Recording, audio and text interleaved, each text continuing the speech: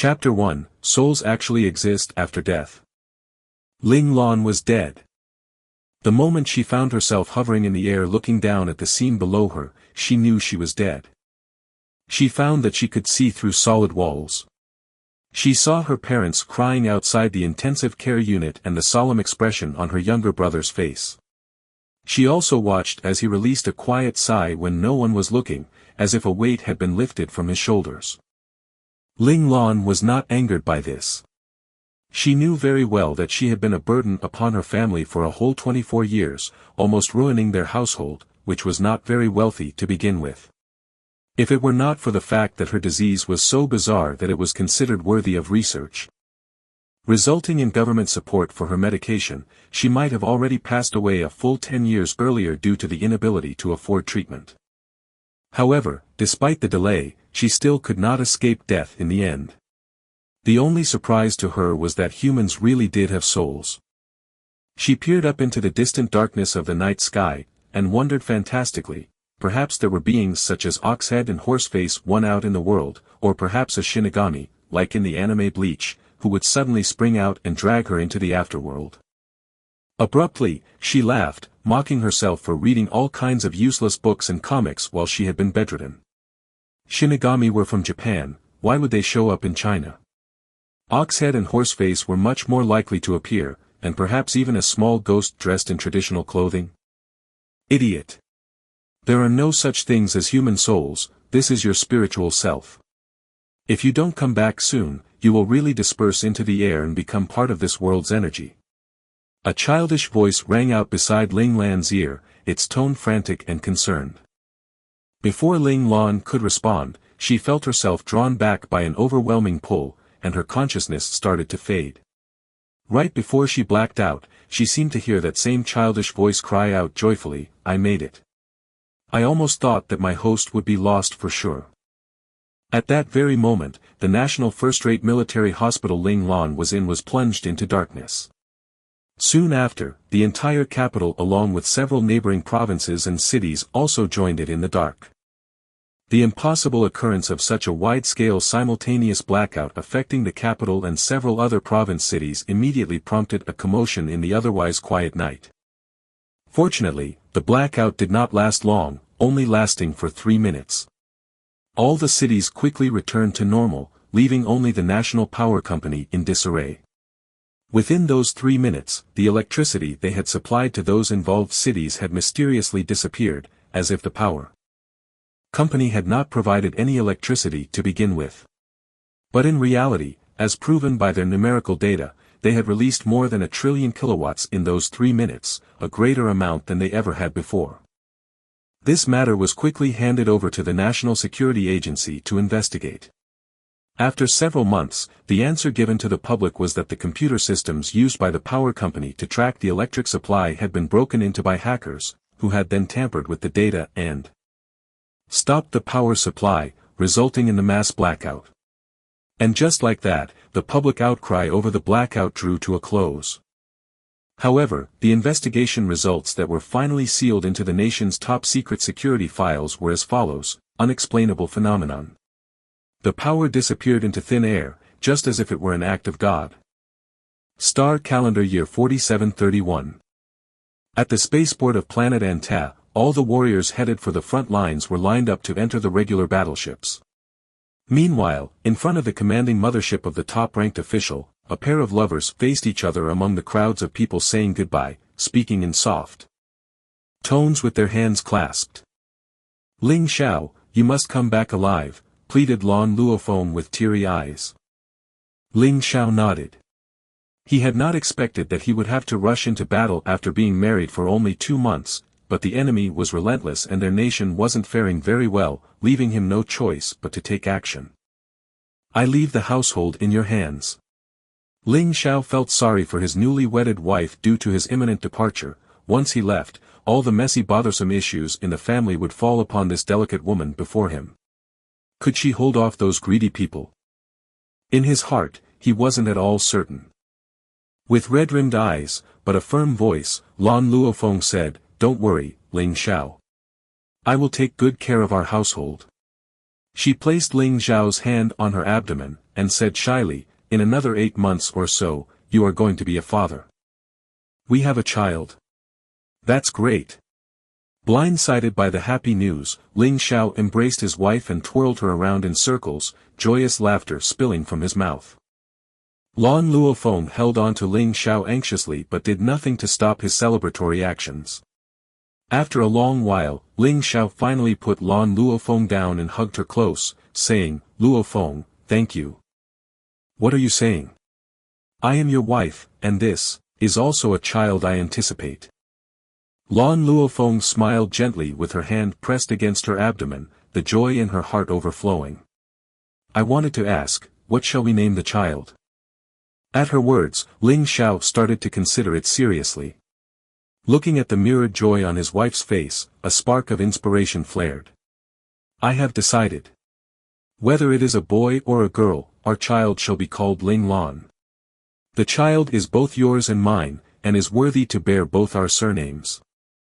Lan Luofeng was also an only child, so perhaps this name would give his wife some happiness. Sure enough, Lan Luofeng was overjoyed, nodding vigorously. "Yes, let's do as you say." The tears in her eyes could no longer be held back, and Ling Xiao could do nothing but frantically help her wipe them away. At this time, the platform announced the call for final boarding. Lan Luofeng hurriedly composed herself, wiped away the rest of her tears, and said with a smile, "Ling Xiao, you must fulfill your promise to me. Ling Lan and I will wait for your return together." Ling Xiao nodded gravely. "I always fulfill my promises." With anticipation for his child in his heart, Ling Xiao left, boarding the commanding mothership under Lan Luofeng's teary gaze. Very quickly, the commanding mothership closed its doors and started up, and under the guidance of air control, it disengaged from the navigation frame of the port. Slowly rose into the air, and pulled away from the star of Anta, leading innumerable battleships into deep space. Meanwhile, unnoticed by the people focused on the departure of the airships, a massive amount of energy was generated by the simultaneous powering up of the countless airships, causing this patch of space to waver and even fold in on itself in some places. An almost microscopic particle suddenly appeared out of thin air and rushed towards the star of Anta at the speed of light. Still mired in sadness, Lan Luofeng suddenly felt her abdomen grow hot and cold and couldn't help but scream out in shock, her hands drifting instinctively to cover her belly. This drew the concern of the chamberlain Ling Qin, who until now had been quietly standing watch like wallpaper in the background. "Young mistress, are you all right?" Lan Luofeng closed her eyes and carefully took stock of herself. Finding nothing wrong, she finally relaxed, and replied, "Uncle Qin, I'm fine. I think I was just a little too emotional." At that, Ling Qin breathed out a sigh of relief. "Young mistress, since the young master has already left Anta, I think we should go home now. It's too chaotic here, I'm afraid it may be harmful to your health." Lan Luofeng was not a stubborn person, and she felt that Ling Qin's concerns had merit, so she nodded and said, "Lead the way, Uncle Qin." In short order, the two of them were seated in a hover car, speeding away from the spaceport towards home. Chapter 2, Young Master Ling Lan is born. Ling Lan once again regained consciousness, but this time there seemed to be something wrong with her eyes, so she could only rely on her sense of feeling. It felt as if she was contained in a sealed vat of warm water, surrounded by liquid on all sides. At times, the vat seemed to be moved by someone, and she would be bumped around. Could it be that she didn't die? Had she been placed into a nutrient solution by the hospital to take care of her body? Before she could figure things out, her consciousness faded, and she was enveloped by darkness once again. After an indeterminate amount of time, she woke up again, still within the warm liquid, and this time she was aware for a little longer than before. This time, she could hear some sounds, although they sounded muffled as if coming from several walls away, so she could not make anything out clearly. She really wanted to know what was happening to her, but being unable to move, she could only work on trying to decipher the sounds. Before she could make any progress, however, she lost consciousness again. Damn it! Couldn't she just have a little more time? As Ling Lan lost awareness, she couldn't help but make this brief protest. As if Ling Lan's protest was heard, the time Ling Lan spent awake grew longer and longer, until one day, she found that she could move. After being trapped for so long, she naturally swung her fists and kicked out with all her might, but after only a few movements, she was entirely tired out and even felt sleepy again. This would not do. She could not keep being weak like this, or else how would she endure the inhuman pain when it came? Speaking of which, she hadn't felt pain in a long time. Could it be that the pain only came while she was unconscious? Ling Lan suddenly felt that being unconscious could also be a good thing. However, Ling Lan was not a girl who liked to avoid her troubles, or else she would not have been able to live every day with excruciating pain for 24 years. She rallied her spirits and began to practice the set of health-bolstering qi cultivation exercises taught to her by an old Chinese doctor who had treated her when she had first entered the military hospital. Even though she still had not felt any qi form after over 10 years of practice, the pain in her body would lessen greatly after each session and become easier to endure. While this may well have been due to self-delusion, or some sort of placebo effect, it had nevertheless provided her with motivation to continue practicing the exercises. She lost consciousness as she practiced, and when she awoke once again, an unknown period of time had passed. She moved her limbs and shifted around for a bit before stopping to get a sense of her own condition and was immediately dumbfounded. She could actually sense something which she had never felt before, something like qi.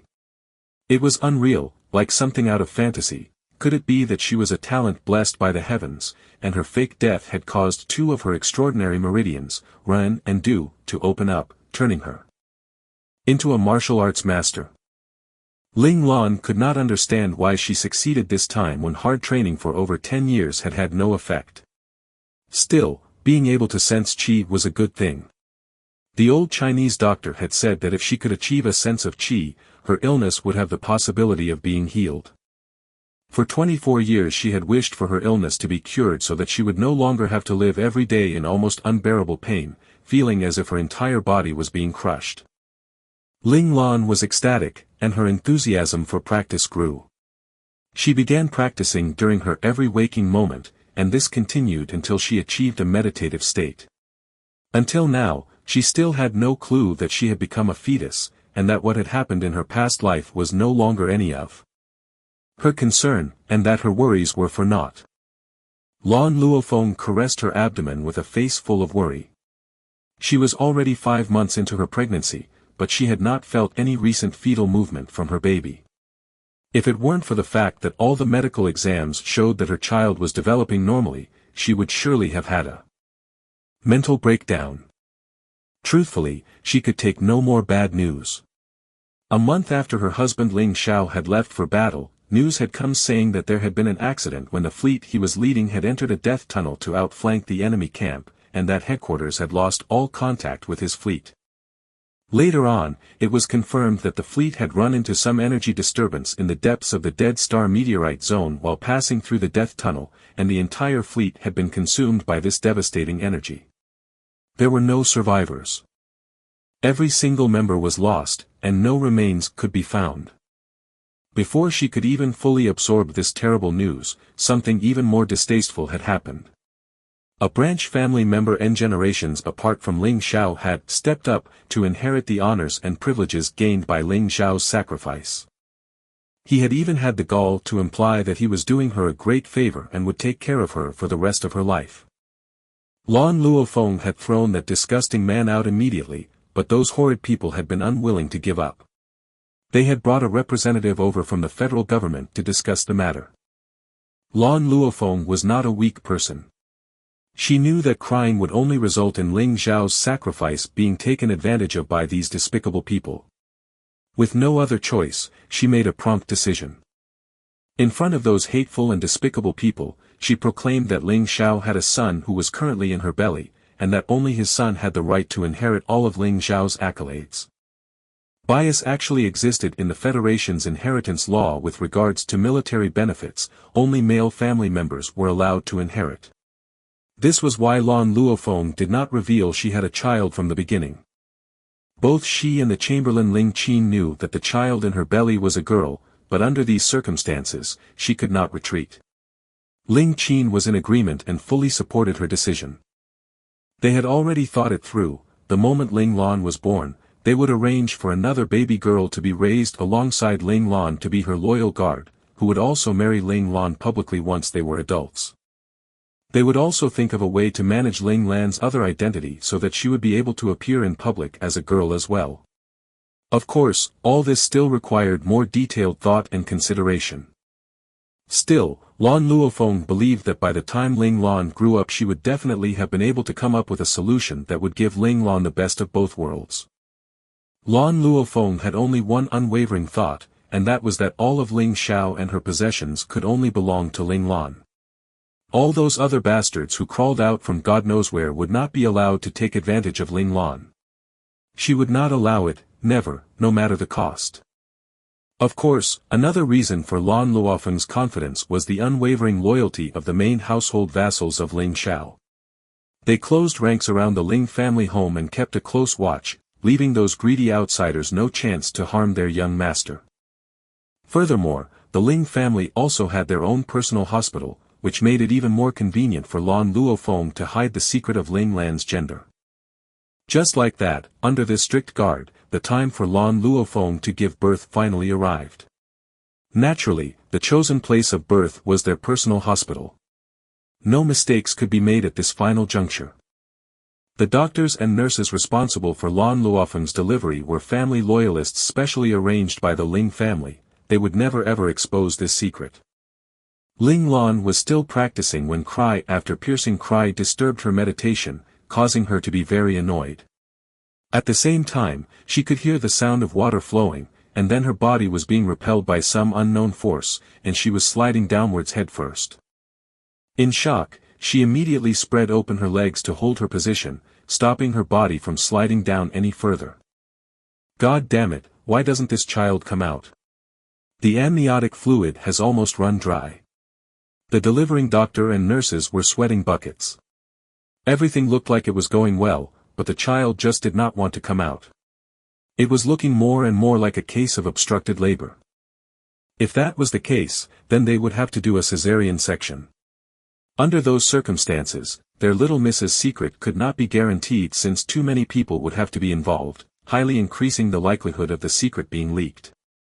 Lan Luofeng gritted her teeth and petted her distended belly, saying, "Dear, stop tormenting Mummy. Come out quickly to meet me. Even if you are angry at Mummy for making you live an abnormal life, you still need to come out to yell at me, right?" Alright, Lan Luofeng's IQ had dropped into the negatives due to the pain, so what she said should not be taken seriously. Which mother wants her child to yell at herself? But Lan Luofeng's words were heard by Ling Lan, and combined with what she just felt, along with her condition a while back, Ling Lan abruptly realized she had become a fetus.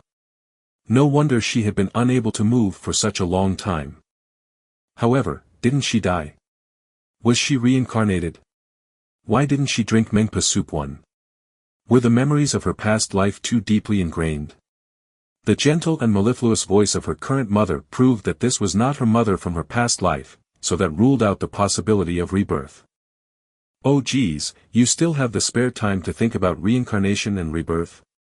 Your mother is about to suffer from obstructed labor because of you, draw back your legs now. A childish voice rang out in her mind in a panicked tone, reminding her of what she was supposed to do right now. Ling Lan listened and drew back her legs. Then she heard a soul-wrenching scream, and a surge of energy pushed her body out. Instantly, she could sense the presence of light. Before she could do anything, she felt fingers digging into her mouth, making her feel like puking. She couldn't help but open her mouth to protest, and then she heard her own screeching calls. That's right, calls. Ling Lan would never admit that those were wails, that would be too embarrassing. Mistress, the young miss is healthy. The Ling family doctor finally gave a sigh of relief. With both mother and child safe, their duty was done. All smiles, she brought the now stubbornly silent Ling Lan over to Lan Luofeng's side. Lan Luofeng opened her tired eyes and caressed her child lovingly. Then her expression tightened. Resolutely, she said, "Tell Uncle Qin both young Master Ling Lan and I are fine." "Yes, mistress." The doctor stifled his smile and donned a similarly serious expression. The birth of the young the young master did not mean the end of the matter. To fully protect the privileges left behind by Major General Ling Xiao, there were still many hard battles to be fought.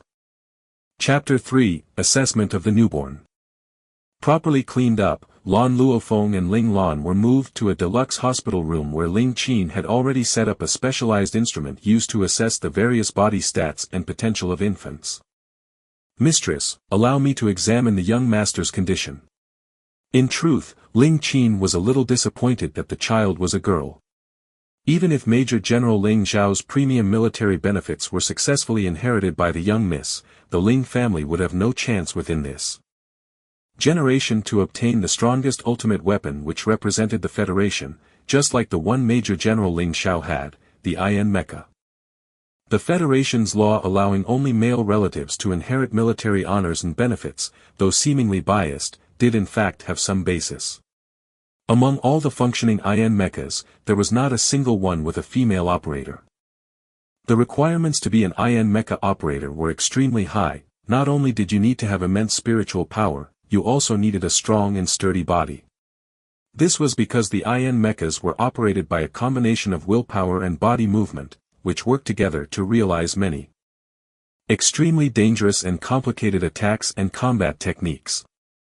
Depending on the power behind these movements, a fraction of the energy was reflected back to the operator. Without a strong body, an operator could be injured just by executing a single basic move. The natural physical difference between men and women may not be noticeable with regular mecha, but it was glaringly obvious when it came to Iron Mecha. There wasn't a single woman who could withstand that sort of recoil, even if she had trained up a muscular body. With regards to operating the Iron Mecha, the natural physical gap between the genders could not be eliminated by hard work. Then let's talk about those inherited military benefits. Those benefits actually referred to valuable resources being cultivated by the nation. The nation would invest vast amounts of money and manpower to nurture the designated inheritors of those military benefits. The grand goal was that these carefully cultivated candidates would be able to operate an Iron Mecha someday and become an ultimate weapon in service of the country. Therefore, women, who could not operate Iron Mecha, had been directly cast aside by the Federation. As those politicians would say, they could not waste taxpayers' money, right? And so this outright biased law which discriminated against women was officially ratified without facing any opposition from the general public. Naturally, the present Ling Lan knew nothing of this. Right after her first 2 grand cries at her birth, she had jumped straight into training, because at the very moment she had entered the world, she had found that her sense of qi had heightened even further, giving her an almost roiling sensation. Even if she had no idea what was happening, she instinctively knew that this was a golden opportunity that should not be missed, and so immediately entered a meditative state without regard to where she was. Of course, Ling Lan was only so bold because she was an infant. Besides sleeping and eating and sleeping, she basically had nothing else to do. Even if she entered a training trance, outside observers would just assume she was sleeping, and would not be particularly worried. More importantly, from the words she had heard her mother speak at her birth, she knew that her mother in this life would make sure she was well protected, which gave her the reassurance to just let go and focus on training. Lan Luofeng carefully passed Ling Lan over into Ling Qin's arms and watched as Ling Qin slowly placed Ling Lan into a transparent elliptical compartment. The moment Ling Qin withdrew his arms, the transparent compartment sealed itself and beams of alternating green and red light swept across Ling Lan's body. Suddenly, the transparent compartment emitted a piercing warning whistle. What's going on?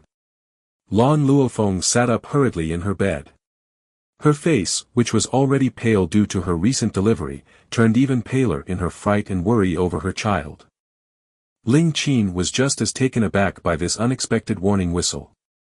However, before Ling Qin could rush over to check, the warning whistle went silent, and the assessment resumed as normal. Everyone was still alarmed and uncertain, but they did not dare to stop the assessment of Ling Lan and so continued to wait patiently. Ling Lan was utterly oblivious to all of this. At that moment a childish voice in her mind was crowing gleefully, luckily I have quick reflexes, or else my host's secret would have been revealed. When I greet the host later, I must get her to praise me well, hee hee. Finally, the assessment device started to report its findings. Assessment data. Physical fitness, S, rank. Spiritual power, Tier 2. Potential, S, rank. Assessment overview, excellent, focused cultivation recommended. Ling Qin was astounded by these results. In disbelief, he rushed over to take a closer look at the copy of the results printed out by the machine. The results were clearly printed out in black and white, proving that he had not misheard. S. Rank physical fitness was rare even among male infants, appearing at a rate of 1 or 2 in 1,000. Of course this wasn't the most extreme case, for Ling Lan's father, Ling Xiao, had been a gifted genius born with a physical fitness of SS rank, which occurred at a rate of 1 in several 10-inch thousand. Ling Qin suspected that Ling Lan's good physical fitness must have been inherited from her father. Even more surprising, Ling Lan possessed natural Tier 2 spiritual power. This meant that Ling Lan would have a natural advantage in mental training, a situation which only occurred at a rate of 1 in several 10,000 individuals.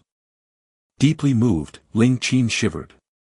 Even Ling Lan's father, the Major General Ling Xiao, had only possessed Tier 1 spiritual power at birth. S. Rank potential, the same basic assessment as Major General Ling Xiao. Major General Ling Xiao was the operator of an iron mecha. Does that mean that their young Miss Ling Lan might also be able to operate an iron mecha? An iron mecha operator. Ling Qin's shivers intensified at the thought, and he almost burst into tears. Could it be that the Ling family would produce the first female iron mecha operator? If that happened, it would truly be a slap in the face to all those Federalists. Although Lan Luofeng was also shocked by the results of Ling Lan's assessment, she was at heart a mother, and her first thought was how she could protect her child. Solemnly, she said, "Uncle Qin, Ling Lan's assessment results must be sealed." If Ling Lan's assessment were to be made public, the nation would certainly suggest taking her in for intensive cultivation. If Ling Lan were a boy, Lan Luofeng would have been fine with that. However, Ling Lan was a girl, and Lan Luofeng would not see her daughter suffer that life. Also, if the nation were to decide to send over specialized trainers instead, the secret of Ling Lan's gender would also be easily exposed. Thus, Lan Luofeng was determined that Ling Lan's assessment be sealed. Actually, even before Ling Lan was born, Lan Luofeng had already decided that she would let Ling Lan live as she pleased. She did not really want Ling Lan to follow in her father's footsteps and become part of the military. Lan Luofeng knew very well that as long as Ling Lan did not commit any major crimes such as treason, she would be able to live off of the premium military benefits earned by Ling Zhao's sacrifice the way she wanted without worry. Even if Ling Lan wanted to live like a rich wastrel, Lan Luofeng would not object. Lan Luofeng looked upon Ling Lan in the device with loving yet remorseful eyes and thought, "Sorry, baby Ling Lan, for making you live an abnormal life. It's because you are Ling Zhao's daughter, and I will not permit anyone other than you to enjoy the privileges your father's sacrifice have gained. But you are also my daughter, and I love you, so I selfishly do not wish for you to bear the burdens of the Ling family. In the future, I won't go out of my way to raise you in any specific way, you will be free to choose whichever path you'd like. Even if you end up being a wastrel, Mummy will always support you." It must be admitted that Lan Luofeng had the makings of an irrationally protective mother. If Ling Lan were to wish for the destruction of the Ling family in the future, Lan Luofeng may even help draw up the plans with full enthusiasm. Chapter 4, The Childish Voice in the Mind. Ling Lan was putting a lot of effort into training this time around. Her whole body felt so comfortable, as if it were soaking in a hot spring, making her unwilling to end her training session. Unfortunately, some unidentified creature would not leave her alone and kept nattering on and on by her ear. She suddenly realized something she could never figure out before, the deeper meaning behind the Monkey King Wukong's words in the grand epic journey to the west. It's as if there's a fly buzzing about every day, sorry, not just one, but a swarm of flies around you, buzzing. It really makes you want to scream for help. Right now, she wished that she could do as Wukong did and grab hold of the fly, squeeze it until its insides burst out, and then use its own intestines to strangle it. Until its entire tongue stuck out. And then she would flip her hand and dump it on the floor. Phew, and the whole world would be peaceful again. Of course, Ling Lan could only fantasize about this because this fly was living in her head, so there was no way for her to bring it to justice. Finally, Ling Lan could not take it anymore and was forced to end her session and wake up. Furious, she yelled at it internally, "Damn it, who the hell are you?" As if frightened by her forceful roar, the childish voice only responded after a long while. Warily, it said, "Mecha learning device number 4444444444 from the mechanical kingdom of the Mandora star system. Also your contracted long-term companion." Ling Lan was stunned. Could it be that every child in this world she was reincarnated into was equipped with a similar learning device? It looked like the technology of this world was very impressive. She wondered if there was a huge difference compared to her original world. As if sensing Ling Lan's question, the childish voice rang out in her mind once again, its tone dismissive.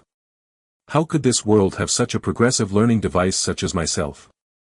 Also, you may have forgotten, but it was I who put you back in one piece when your spiritual self almost dispersed after your physical body died." Ling Lan abruptly remembered the voice she had heard when she had died in her past life.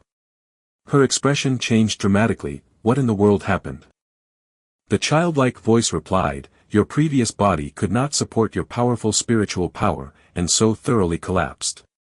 Luckily for you, a once-in-a-blue-moon wormhole happened to open up right then.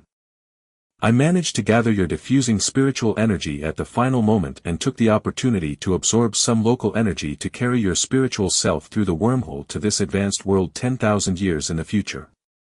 How does that work? Ling Lan was very curious. What did this have to do with her luck? The childlike voice sniffed. "If we had remained in your original world, even if I had taken your spiritual self and let you be reborn there, you would still have died in the end. The weak physical bodies of the babies there would never have been able to support your immense spiritual self." As if sensing that it hadn't explained clearly enough, the childlike voice added, "Even an adult's body wouldn't have worked. The result would have been a replica of your previous body." At that thought, Ling Lan asked worriedly, "And there's no worry of that now?" The childlike voice sounded pleased with itself as it responded. "That's right. 10,000 years later, spiritual power has been successfully uncovered and developed. Now, the bodies of babies are strong even in their mother's wombs, and some may even be able to withstand Tier 3 or Tier 4 spiritual power from birth. So long as you take a little care, you won't die." Hearing this, Ling Lan relaxed. Being able to live on was all she was asking for. However, what the childlike voice said next made Ling Lan's heart leap into her throat once again. "That being said, I still have to help you restrain your spiritual power, or else your current body will still be unable to take it. Then, will there be any danger?" The learning device sounded so young. Was it really reliable? Ling Lan couldn't help but worry. "I can only guarantee you 2 years without worry. If you don't work hard to increase your body's resilience within this time frame, you will still end up dead as a doornail." The childlike voice revealed hints of schadenfreude, causing Ling Lan to feel threatened and angry at the same time. Since they had already traversed through time and space, couldn't this fellow have chosen a better world that would have eliminated this problem completely? The childish voice sounded put out at her thoughts. "No one knows where a wormhole will lead to. I already said that you were lucky. If we had arrived at a world worse than your own, you'd already be dead as a doornail." Ling Lan felt a little sheepish after hearing this. She was only alive because of this fellow after all. She really shouldn't repay its kindness with ingratitude. Wait a minute. Ling Lan recalled that even though she had been physically weak before the age of 3, constantly sick and bedridden, her body had still been far from breaking down. It was only after age 3 that her body's condition suddenly deteriorated drastically. Could it be that? Ling Lan's expression grew cold. "Is there anything else you haven't told me?" The childlike voice sensed that the truth it wanted to hide had been discovered by its host, and so helplessly decided to confess. I'm also not sure. I just know that when I woke up, I was already contracted to you. I have tested your spiritual power before. In your world, your spiritual power was much, much higher than the average person's, registering at tier 2, perhaps that is why I was able to be bound to you. Of course, my awakening caused your spiritual power to directly jump up a level, and the bodies of your world then were incapable of sustaining tier 3 spiritual power. At long last Ling Lan had found the true culprit behind her death. Her emotions were jumbled and she had no idea how she was supposed to react. Seeing this, the childlike voice panicked, saying sadly, I didn't do it on purpose. I'm not sure myself how we met. I thought I could only exist within the Mandora star system.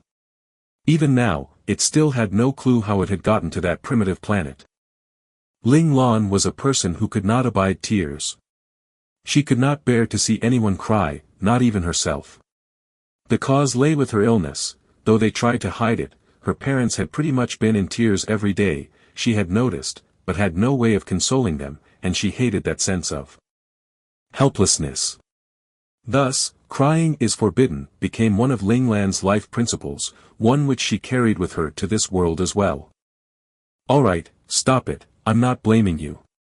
All I can say is that this was all fate. Ling Lan gave up, deciding to let bygones be bygones. Although this self-titled mecha learning device had cost her her life in the past world, it had also given her another life, making them even. Besides that, her parents in her past life would still have her younger brother to take care of them in their old age. Without the burden of caring for her, their lives should be much easier and also much happier. Considering this, Ling Lan decided to let things go.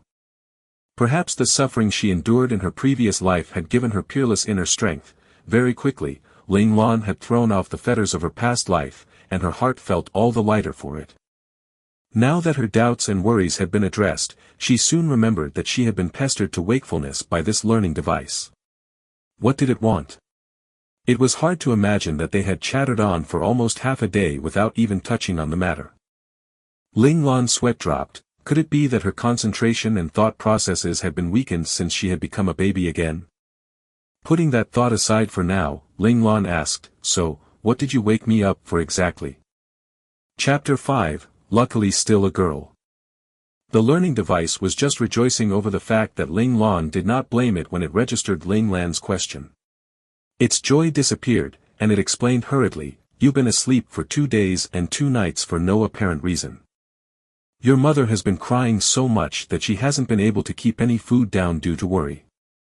They've decided that if you still haven't woken up by tomorrow, they'll send you to the hospital. From what I could gather, admitting you to a hospital will cause them a lot of trouble. I felt that something wasn't right about the situation, so I rushed to wake you up. A jolt ran through Ling Lan. She could not be admitted. Who knew if the technology here would be able to sense this fellow hiding within her mind? If it were discovered, she would most certainly end up as a lab rat.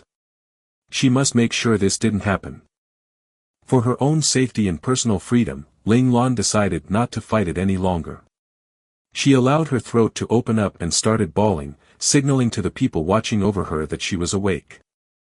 Frankly, Ling Lan had only intended to make a little noise, maybe a gurgle or a soft whine, but the sound that poured out of her throat was alarmingly loud. The childish voice almost shut down in fear. Hesitantly, it asked, was it necessary to cry so tragically? Taken aback herself by the volume and emotion in her own cry, Ling Lan responded sheepishly, can't help it. My body's starving. Losing to her own body's needs, Ling Lan felt that all hope was lost. There went her angelic baby image. Truth be told, she had really wanted to be an angelic baby, well-behaved and adorable, becoming the apple of her new parents' eyes. But it looks like that plan had gone up in smoke.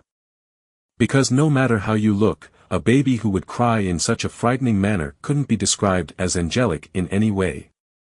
Ling Lan's energetic cries woke the person resting right beside her. Lan Luofeng sprang up and pulled her daughter into her arms, looking her over with joyful, yet shocked and fearful, eyes. Her daughter had finally woken up. But she was crying so piteously, could there be something wrong with her? The doctor on call rushed over from the room next door.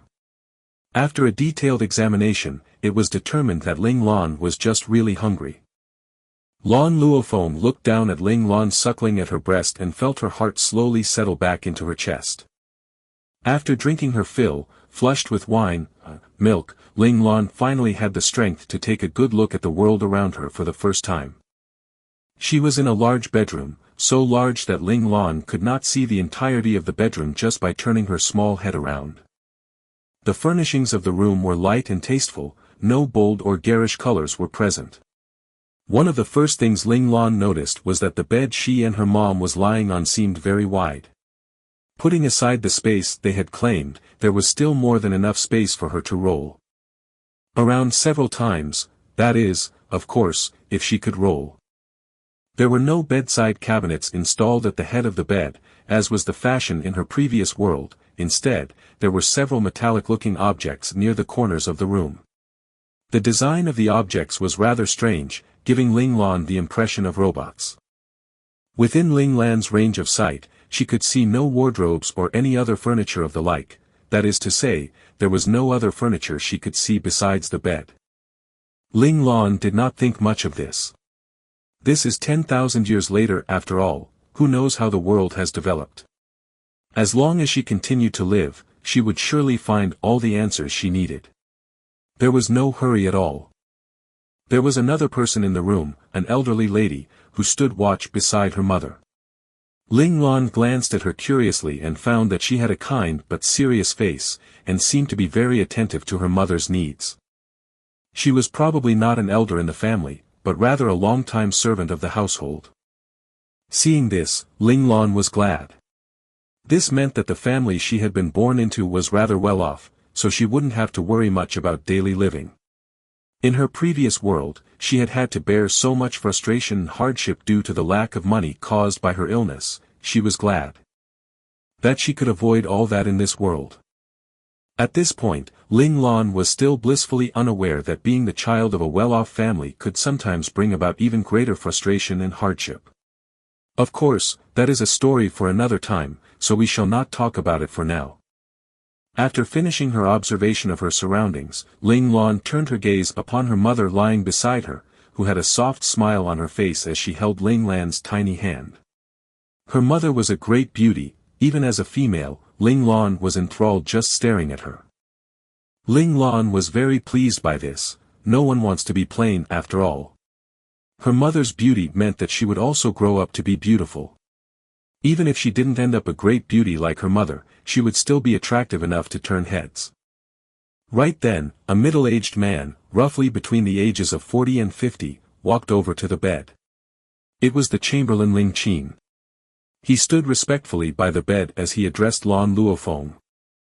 "Mistress, everything has been handled with both the government and the military. In a month, the Federation will officially dispense young Master Ling Lan's right to inherit." Ling Qin's tone was solemn. If it were at all possible, he would rather see his master, the mainstay of the family, alive. To guard the mistress and the young miss. Not this, where the young miss would be forced to lead an abnormal life. Young Master Ling Lan. Ling Lan heard her name, and her spirits perked up in response. So this world had a boy who shared her name. Speaking of which, she still didn't know what her current name was. After hearing what Ling Qin had to say, Lan Luofeng's eyes turned red, and crystalline tears fell. Ling Xiao would definitely be happy about this. Lan Luofeng's reaction sent the old servant beside her into a fluster, and she only managed to calm Lan Luofeng down after some difficulty. Lan Luofeng wiped away her tears. She knew she had to control her sadness. She could not let herself fall. All that remained of Ling Xiao and her baby Ling Lan needed her protection. Even if Ling Lan were to successfully inherit everything of Ling Xiao's, there were still many dangers lying in wait for her as she grew up. Lan Luofeng knew she could not let down her guard. Lan Luofeng bent over to kiss Ling Lan on the cheek. "Ling Lan, my child, Mummy is sorry. From now on, you are the young master of the Ling family. You can only be the young master of the Ling family." The guilt Lan Luofeng felt for forcing this upon her daughter was undeniable, however, the determination in her eyes was also immovable. Lan Luofeng's words sent Ling Lan into a tailspin. Young Master Ling Lan. Me. F***ck. I was reincarnated into this world as a boy. No, I must have heard wrong. Perhaps Lan Luofeng had pushed herself to the limit over the last 2 days fretting over Ling Lan, for she fell asleep soon after she finished speaking. Meanwhile, when the old servant turned away to do some other chores, Ling Lan subtly moved a small hand downwards to explore between her legs. It's flat. Ling Lan's heart calmed immediately. Luckily I'm still a girl, she thought. Without that extra appendage down there, she wouldn't have to live the strange life of being neither man nor woman and worry about her mind being a mess. Of course Ling Lan was also very happy that she could still go by the name Ling Lan. She had been called by that name for over 20 years after all, it would have been a little hard to accept if she had to suddenly change her name. However, her happiness did not last long before it was driven away by a wave of anxiety. If the phrase, young master, had the same meaning as it did in her original world in the past, then she was in some pretty deep trouble. There must be some unavoidable reason why she would have to dress and present herself as a man. The guilt in her mother's eyes was clear. Despite that, her mother still chose this path. This could only mean that the situation was already so bad that Ling Lan had no other choice but to be a man to salvage the situation. Chapter 6, A Shameless Person. Very quickly, a month had gone by, and it was time for the Federation to officially announce the inheritance. During this month, Ling Lan did not do anything besides eat or sleep. Of course, Ling Lan's sleep was actually a training trance. That said, Ling Lan was much smarter about it now. She assigned Little for the task of waking her up whenever it was time to eat. She had no intention of misjudging her training time again.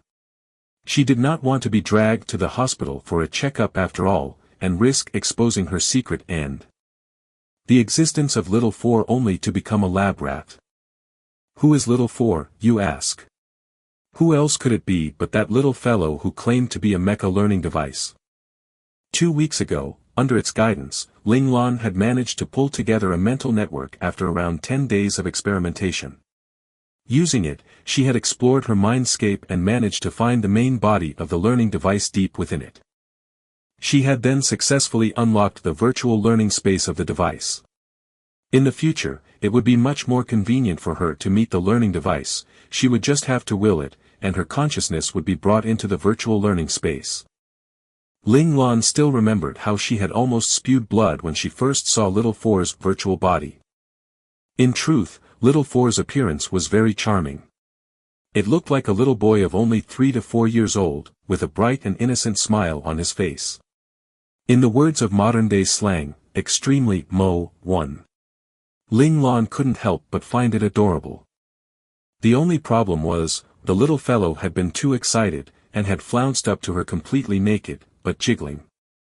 And so tragedy befell poor Little For. He had been immediately scooped up and spanked soundly, until his white and bouncy little behind had been imprinted with the shape of Ling Lan's palms.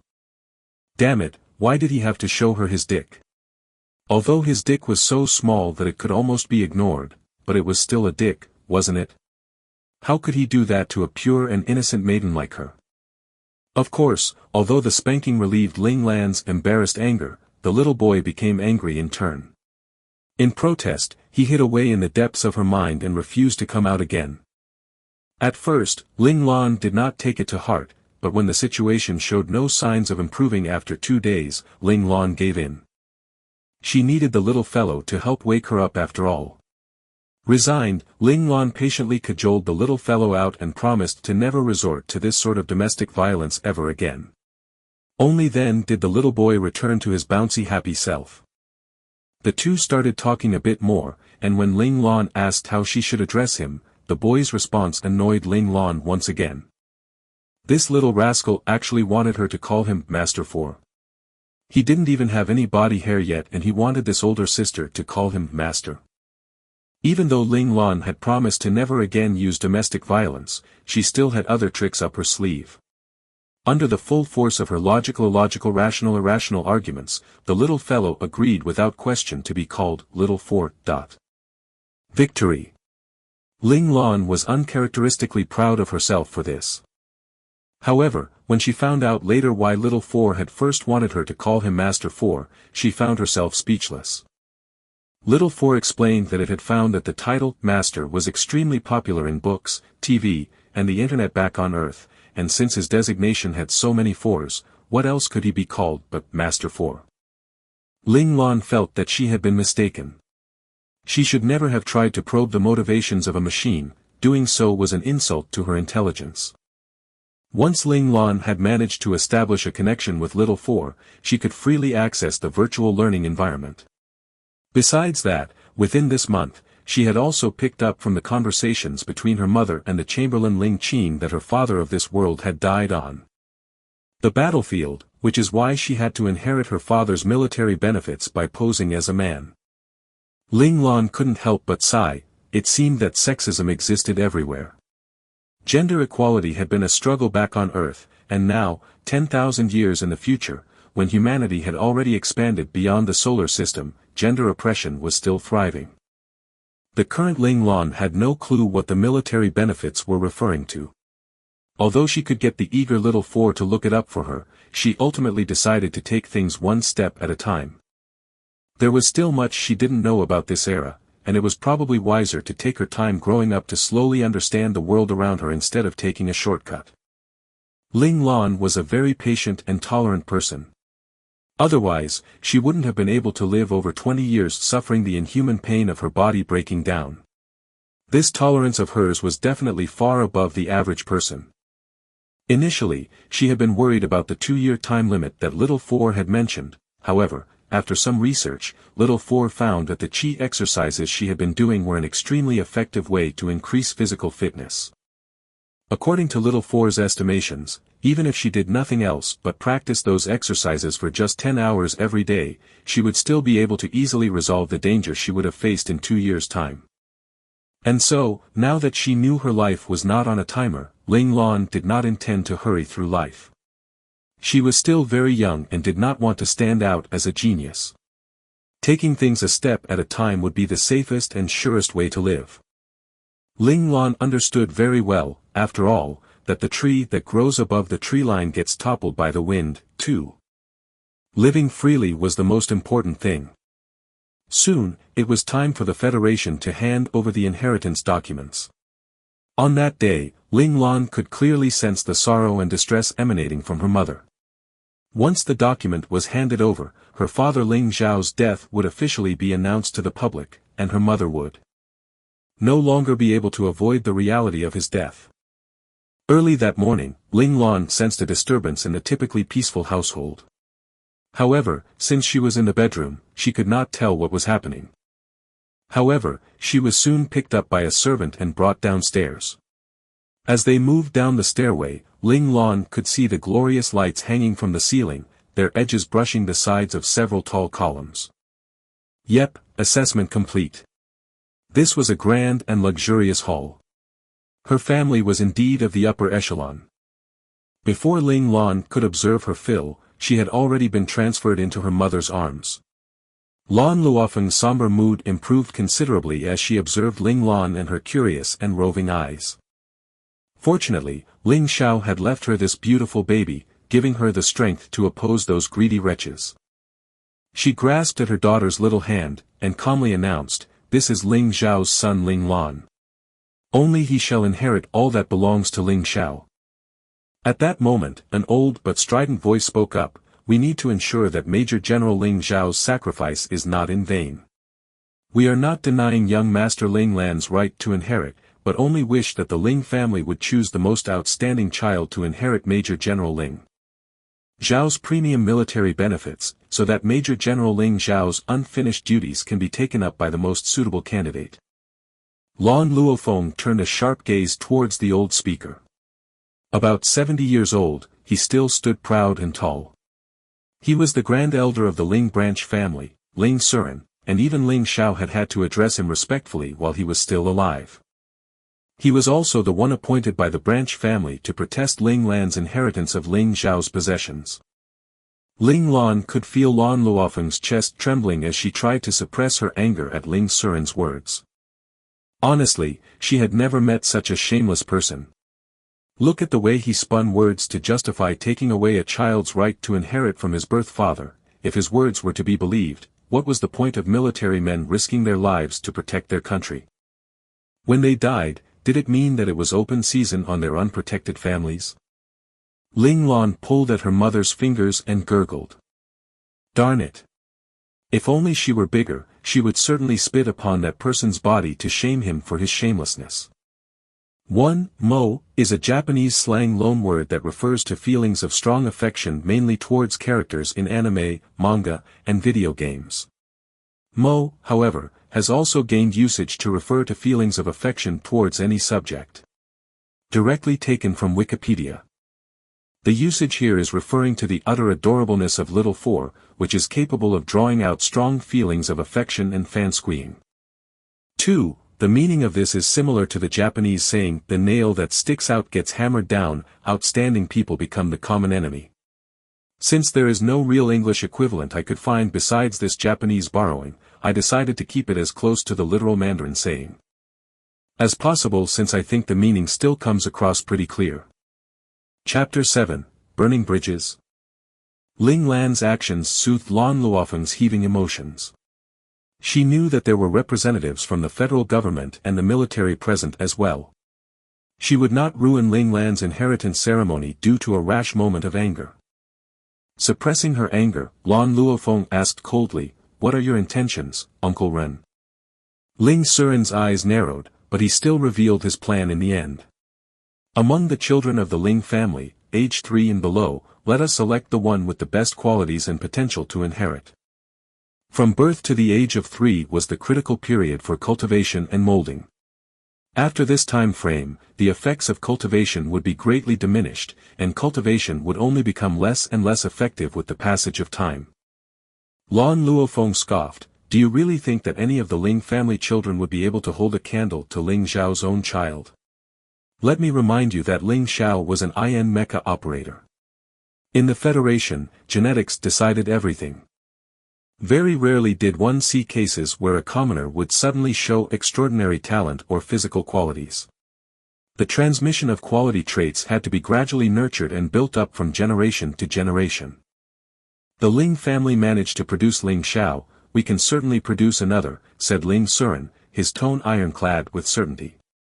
He could speak with such confidence because he already had a child with stats very similar to Ling Xiao within his grasp. This was why he was willing to go so far as to forego civility to obtain Ling Xiao's military benefits. The Ling family must produce another Ling Xiao to maintain their foothold on the planet of Doha. Although the Federation currently touted the ideology of equality on the surface, in truth, there was a distinct social strata working behind the scenes which decided which planet you could live on. The planet of Doha was a premium planet, and was also the capital planet of the Federation. Those who lived on Doha were either high officials with both power and authority, military bigwigs, or those supremely wealthy noble families with long histories and great influence. The Ling family was originally a small family who could only settle on a third-rate planet. However, they had managed to move to Doha due to the efforts of Ling Zhao's father, Ling Suzheng. Ling Suzheng had been an ace pilot, but unfortunately did not manage to become an ultimate weapon of the nation, an IN mecha operator. Still, his abilities were such that no one below the level of an IN mecha operator could rival him. On the battlefield, he had managed to cut down many of the top enemy pilots, accumulating many battle honors in his lifetime. In the end, the military had decided to reward his exploits by allowing Ling Suzheng to bring his family to live on Doha, acknowledging his role as a new war hero. To convince Ling Suzheng to bring the entire Ling family to Doha, and not just his own nuclear family, the Ling family head and elders of that time made a vow, the Ling family would view Ling Suzheng as the legitimate heir, and all the resources of the family would be his to command. On top of that, the position of family head would also be inherited by Ling Suzheng's descendants from then on. On his end, Ling Suzheng had felt that he needed his family's support to establish himself on Doha, and so had agreed to move the entire Ling family.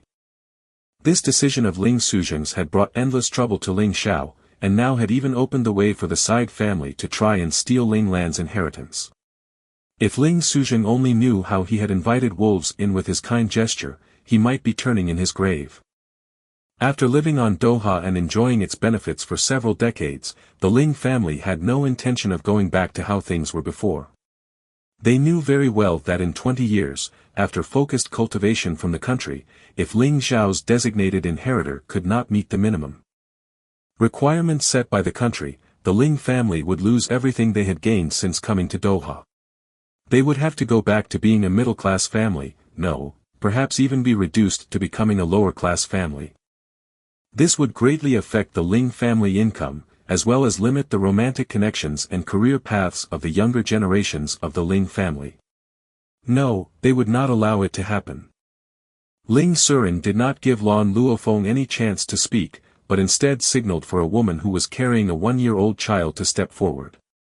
He pointed at the child and said, "This is the candidate that the Ling family has chosen.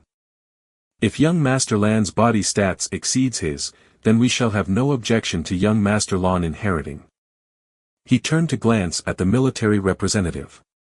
"I'm sure the military also wishes for the best talent for cultivation, and would not want to blindly take someone in based on blood." The military representative just smiled slightly and said nothing, giving no indication of their stance one way or another. Ling Surin had not expected outright vocal support from the military anyway, all he needed was this sort of ambiguous acceptance. He once again turned to Lan Luofeng, this time with a trace of self-satisfaction in his eyes. Lan Luofeng smiled a small mocking smile.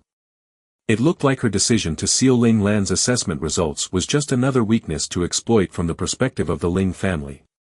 Fortunately, Chamberlain Ling Qin had predicted this move from them and had already made the appropriate arrangements.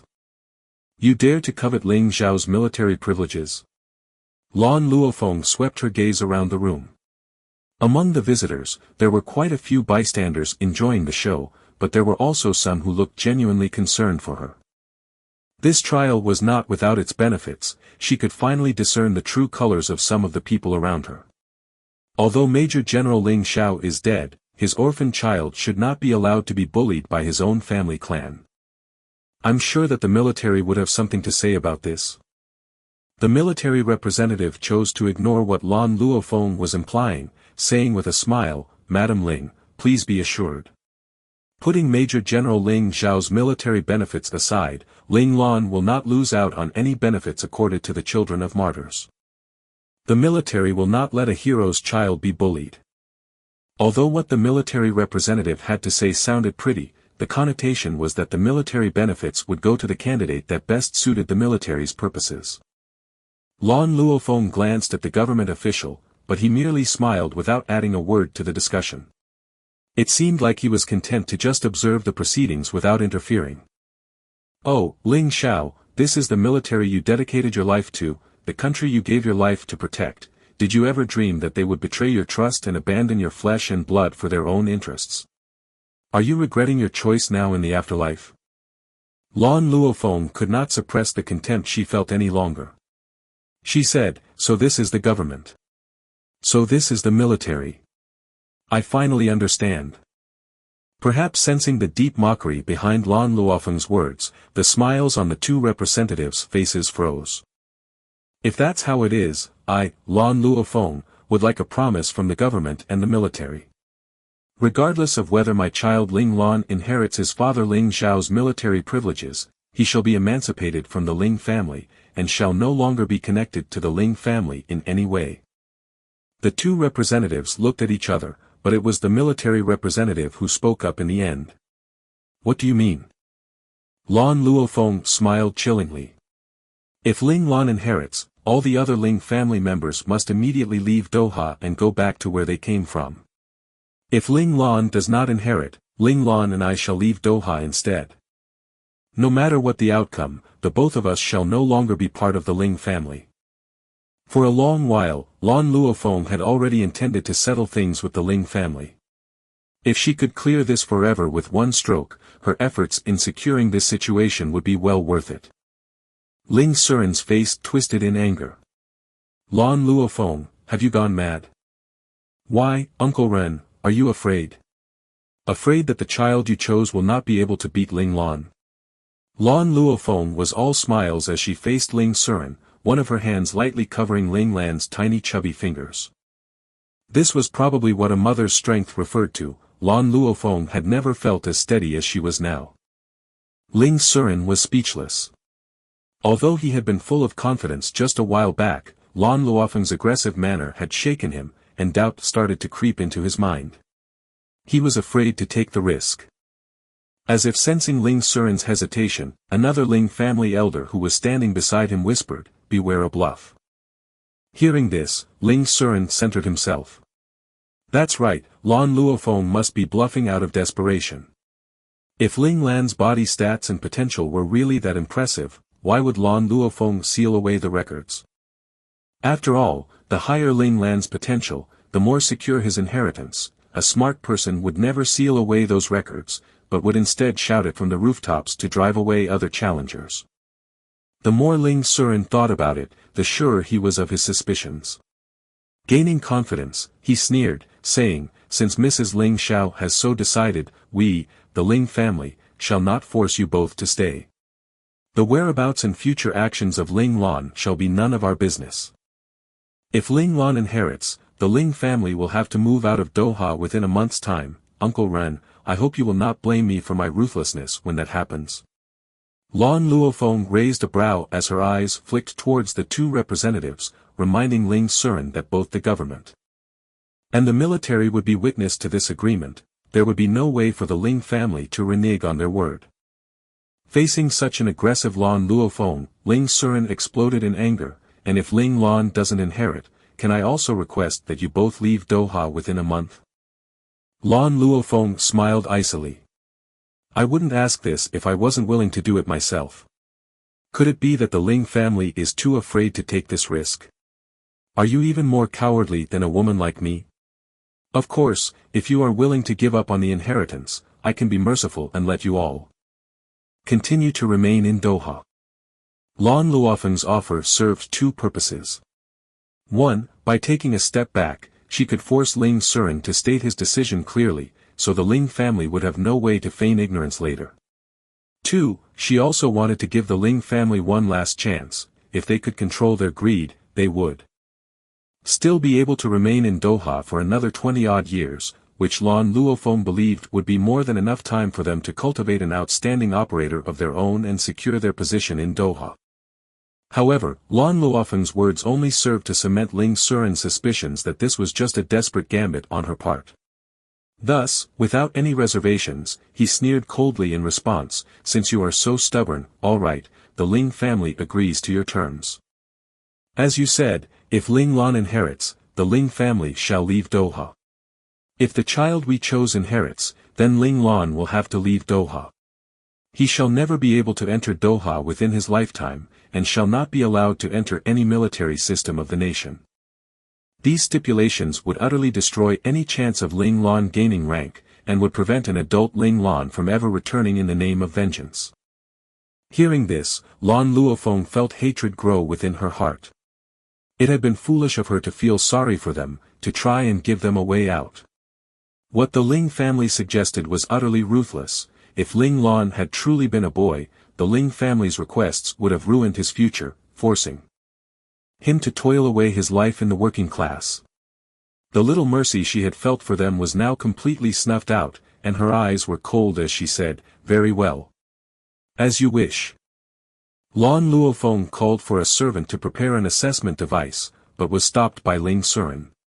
He turned to the military representative. "The military must have brought an assessment device over for this visit." "If you please." Lan Luofeng let him do as he liked. She had no intention of tampering with the device to begin with, and even if she had, she would not be so foolish as to do it in front of the military representative. The military representative did not refuse Ling Suren's request. This fit in nicely with their goals after all. In terms of getting accurate data, the military's assessment devices were naturally much more reliable than the ones available for public use. In short order, a top-of-the-line assessment device had been brought in by military troops. Meanwhile, in her mother's arms, Ling Lan was frantically going over the situation with little Four. "Will they be able to determine my gender? Or discover your existence?" asked Ling Lan anxiously. If either of those secrets were discovered, she would have to leave this place with her mother, and although she did not know what the outside world was like, the impression she got from Ling Suren and Lan Luofeng's conversation was that life outside could not compare to life here. Moreover, although Ling Lan was not afraid of suffering, she felt that she should naturally inherit her father's premium military benefits as her father's child. Why should a wild child who sprang out of nowhere get to inherit what belonged to her by right? That's right, Ling Lan was still thinking based on the logic she had developed on Earth 10,000 years ago. Inheritance by blood was clear-cut back then, so she really could not understand this current situation. As such, she refused to give up. She would definitely be the one to inherit Ling Zhao's premium military benefits. Little Four's tone was full of disdain. As if a device which has yet to develop artificial intelligence would be able to thwart me. Don't worry, even if it could assess gender, I can change the data to reflect that you are male. Ling Lan was struck by Little Four's cocky tone. Little Four, do you have the ability to change the assessment results as you like? Little Four became exceedingly smug. Of course. When you were first assessed, if I hadn't covered for you, your spiritual power would have exploded that assessment device. Exploded? Why did that word sound so ominous to Ling Lan? Before Ling Lan could ponder on it any further, she heard the military representative ask, "Who's first?" Lan Luofeng tightened her arms around Ling Lan, face expressionless as she said, "Let the Ling family's child be tested first." Ling Suren assumed that Lan Luofeng was just intending to delay the inevitable, and did not want to waste words arguing with her. He nodded and motioned for the woman by his side to place the child in her arms into the assessment device. Soon, the child's results were presented. Physical fitness, S, rank. Spiritual power, Tier 1. Potential, A+, rank. Assessment overview, excellent, heavy cultivation recommended. Seeing these results, the military representative's entire bearing changed. This child was definitely worthy of heavy cultivation by the military. A child with A+ rank potential had a certain chance of becoming an IN mecha operator, albeit a small one, but having any degree of probability was better than none. Ling Suren was very satisfied with the military representative's reaction. As he had expected, this child was an undeniable lure for the military. However, he showed none of this satisfaction on his face but turned calmly to face Lan Luofeng and said, "Mrs. Ling Xiao, there is still time. If you take back your words now and surrender the inheritance, the Ling family shall raise Ling Lan with the utmost care." Pretending to be a good Samaritan after going to all this trouble to rob a child of his inheritance. In his dreams, Lan Luofeng said mockingly, "That won't be necessary. I just hope all of you will move speedily when leaving Doha." So saying, she walked over to the assessment device and carefully placed Ling Lan inside it. By this time, Ling Lan and Little Four had come to an agreement to maintain the original assessment results. At first, Little Four had still been a little worried that the other child's results might be better than Ling Lan's, and had struggled over how he could secretly increase Ling Lan's stats. But after seeing these results, Little Four was reassured. Just like that, Ling Lan's sealed results were revealed. Physical fitness, S, rank. Spiritual power, Tier 2. Potential, S, rank. Assessment overview, excellent, all-out cultivation recommended. In the end, Little Four had still not been able to resist tweaking the results a little. The original recommendation of focused cultivation was upgraded to all-out cultivation. Little Four was extremely pleased with himself. Take that. All out was way better than heavy. In reality, even if Little Four had not changed anything, the results would still be the same. The moment these results were presented, the representatives from both the military and the government decided unanimously that Ling Zhao's premium military benefits would be inherited by Ling Lan. The decisiveness of the two representatives was primarily due to the assessment of Ling Lan's potential. Although the other stats were also important, those stats could be improved later on, while potential was innate and had a direct correlation with a child's room for growth. Although the gap between an A+ rank and an S rank seemed negligible, in the long run, the difference would reveal itself to be extremely significant. An S rank had a 5 to 10% higher chance of becoming an IN mecha operator. Based on this point alone, Ling Lan truly deserved all-out cultivation from the military. Lan Luofeng finally let out a sigh of relief. Although she had had confidence in Ling Lan, she still couldn't help but feel a little unsettled before the results were confirmed. By this time, Ling Surin could not help but know that he had fallen into Lan Luofeng's trap. His face flushed with anger, and he sorely wished that he could slice Lan Luofeng up into little pieces. On the other hand, Lan Luofeng faced him fearlessly. The Ling family would never have the guts to make a move with the two official representatives here. Lan Luofeng said shortly, "Ling Surin, you know the way out." Since she had already decided to cut all ties with the Ling family, there was no point in forcing herself to make nice with them anymore. "Humph, let us go." Seeing the disdain on most of the visitors' faces, Ling Surin knew that they had overstayed their welcome. There was no reason to linger, so he took his men and left. Chapter 9, Gene-Stimulating Agent. Another 5 months went by, and like any other infant, the 6-month-old Ling Lan could finally flip over and had started her evolution into a crawling creature. Ling Lan felt that her tongue was still uncooperative though, only allowing her to utter lone syllables. Even so, her mother Lan Luofeng was overjoyed. Compared to other children, Ling Lan was already very articulate, and Lan Luofeng felt as if she could almost understand what Ling Lan wanted to say. Ling Lan was almost moved to tears. She could finally make it known to her mother when she needed to go to the restroom. During this time frame, despite her best efforts, she had had trouble communicating with her mother who was on a different wavelength, resulting in several unfortunate accidents, causing her no end of embarrassment for having wet the bed again after 27 years of life. Well, alright, let's just put aside all those shameful matters that happened in the past 6 months. There were too many to mention, and Ling Lan did not want to think about them anymore. She had decided that she would wipe this period of life from her memories. This day, the moment she woke up, Ling Lan felt something different in the air. Chamberlain Ling Qin's expression was tight, and her mom had dressed her with special care, helping her put on special underpants that would hide her secret from any angle. Ling Lan felt that the underpants were really quite comfortable, well, if she could ignore the 2 soft spherical pseudo-testicles inside.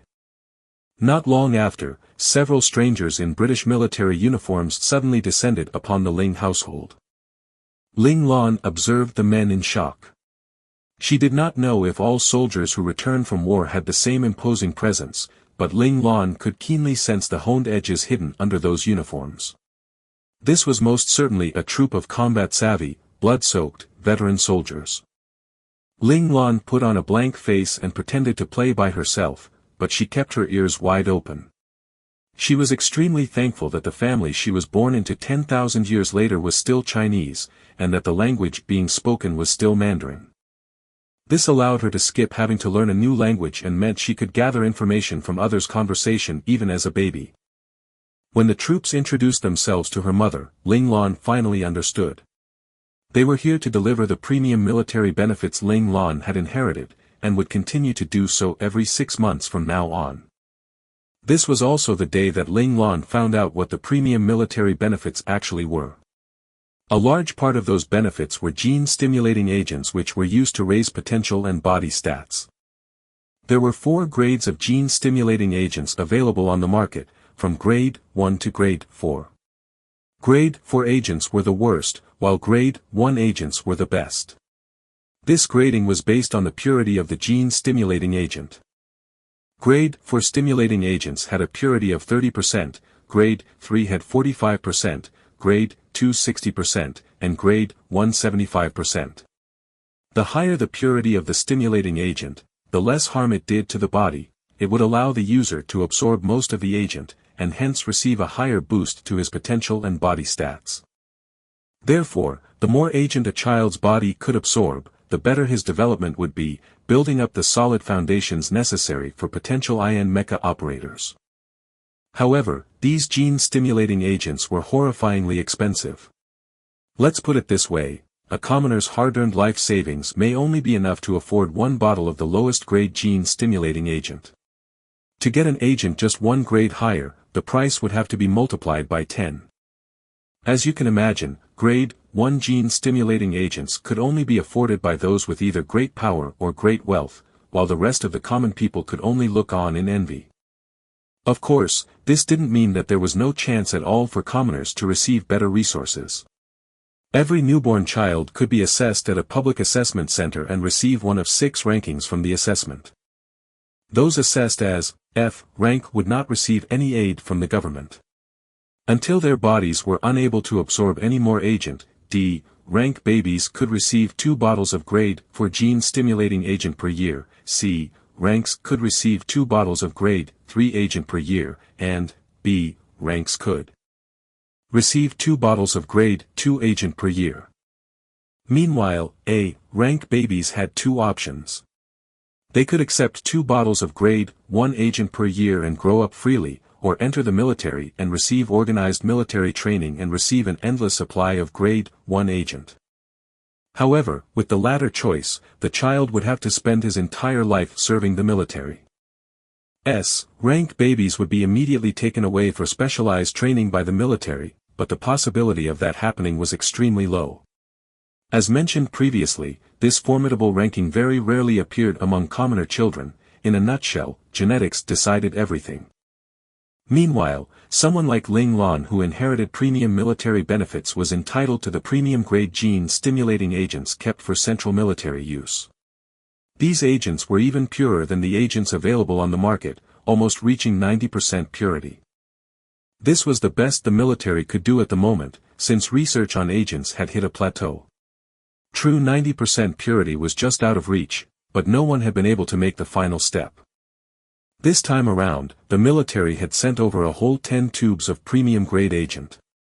Because these 10 tubes were worth cities, the military had no choice but to send out some of their ace mechas as an escort. Very quickly, Ling Lan had been stripped down to her special underpants. One of the men who seemed like a military doctor took out a long syringe with a sharp needle from a box he was carrying, and then used it to draw out the gene-stimulating agent from one of the tubes. Ling Lan turned a blind eye to all of this. That was all she could do, which 6-month-old baby knew to be afraid.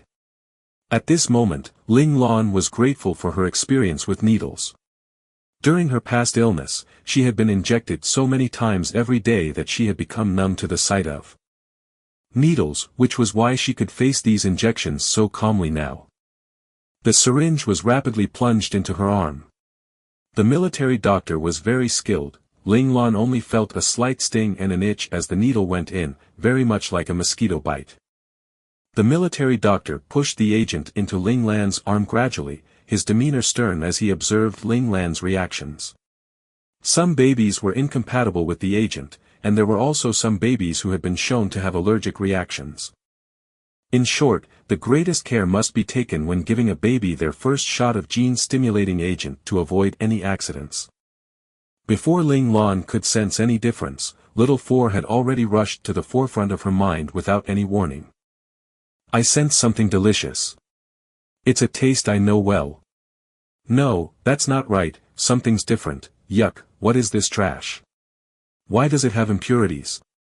This affects the taste too much. Little Four was very unhappy.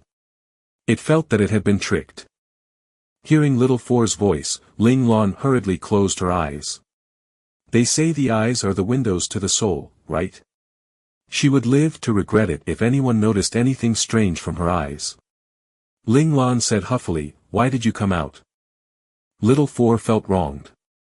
It had thought that the great thing in its memories had appeared, only to be presented with this knockoff. It said sadly, "I thought something great had appeared, but it's just a knockoff. There are so many impurities inside, if left uncleaned, your body will be harmed." Hearing that it was harmful, Ling Lan asked anxiously, "Little Four, can you clean it for me?" Little Four perked up immediately at her words, and said smugly, "Of course I can, who do you think I am? I am the smartest King Mecha learning device from the Mandora star system. I can help my contractor do many things, such as expel any harmful substances from the body." Ling Lan chose to ignore Little Four's self-aggrandizement, asking in confusion, "If this thing is harmful to the body, then why do the people here want to inject it into babies? This is actually a great thing which can improve your body stats and potential. It's just that the technology here seems to be unable to achieve 100% purity, which is why there are impurities remaining which will harm the body. However, even so, the benefits still outweigh the costs. The only thing is that this agent cannot be absorbed indefinitely, because once the impurities have accumulated in the body to a certain degree, the body will lose the ability to absorb any more agent," explained Little Four. Ling Lan was relieved. As long as the outcome was good, and there was no danger to her health, she would still be able to accept it. Besides, Little Four had already promised to clear out those impurities. Very quickly, the first tube of agent had been absorbed by Ling Lan, and the military doctor started injecting the second, and then the third. By the time the military doctor picked up the 8th tube, his forehead was beaded with sweat, and his hands, which had remained steady so far, actually trembled a little. Chapter 10, Absorb Everything. The military doctor could not be faulted for losing his composure. Even the very rare, SS, rank babies could only absorb up to 7 tubes of premium-grade agent. This time around, the military had brought over 10 tubes merely as a show of respect toward Major General Ling Zhao's inheritor. The military had believed that no matter how outstanding Major General Ling Zhao's inheritor was, 6 tubes would have been more than enough, but Ling Lan just had to be an oddball who showed no signs of absorption satiation even at the 8th tube. The 8th tube of agent was injected into Ling Lan, and the process was as smooth as ever. When a body started to become satiated, it could be felt in the injection process. If the process was unhindered, that meant that the body could still continue to absorb more agent, but if the process seemed impeded, this indicated that the body was nearing satiation. If the agent could no longer be injected, then it meant that the body was already satiated and could no longer absorb any additional agent. Watching as Ling Lan successfully absorbed the 8th tube of agent, the military doctor's calm expression finally changed. With his back towards Lan Luofeng and Ling Qin, he threw a meaningful glance at his assistant beside him, signaling him to go contact their superiors. The military doctor felt that he had done it subtly enough, but his actions had unfortunately still been captured by Ling Lan. Of course, the military doctor didn't think to worry about Ling Lan, for how much could a 6-month-old babe understand? What he didn't know was that an oddball such as Ling Lan existed in the world, an oddball who could think like an adult from birth. Seeing the military doctor's actions, Ling Lan knew that something wasn't right. Afraid that her absorption rate may be a little overboard, Ling Lan hurriedly asked Little Four, "Something doesn't seem right. It looks like we may be absorbing too much agent, why don't we stop here?" Having had a taste of the agent, Little Four was unwilling to just stop. He reassured Ling Lan, "Don't worry. Didn't they bring over 10 tubes? Since they brought so many, they must have expected that you would be able to absorb that much." Little Four felt that his logic was impeccable. Ling Lan was still doubtful. "Are you sure? What if they just wanted to be prepared? Maybe only demonic babies can absorb that much. We have just started out, it wouldn't hurt to keep a lower profile." Ling Lan assumed correctly, but what she didn't know was that unfortunately, even if they stopped now, it was already too late. Little Four was still unwilling to just give up. This agent was good stuff. It would help get rid of the hidden danger threatening his host. So after some thought, he decided to focus on the present and think about the other things later, and said, "I will arrange some cover-up during the 10th tube and make it look like your body is getting satiated, so even if your absorption rate is a little out of the ordinary, it still shouldn't arouse any suspicion.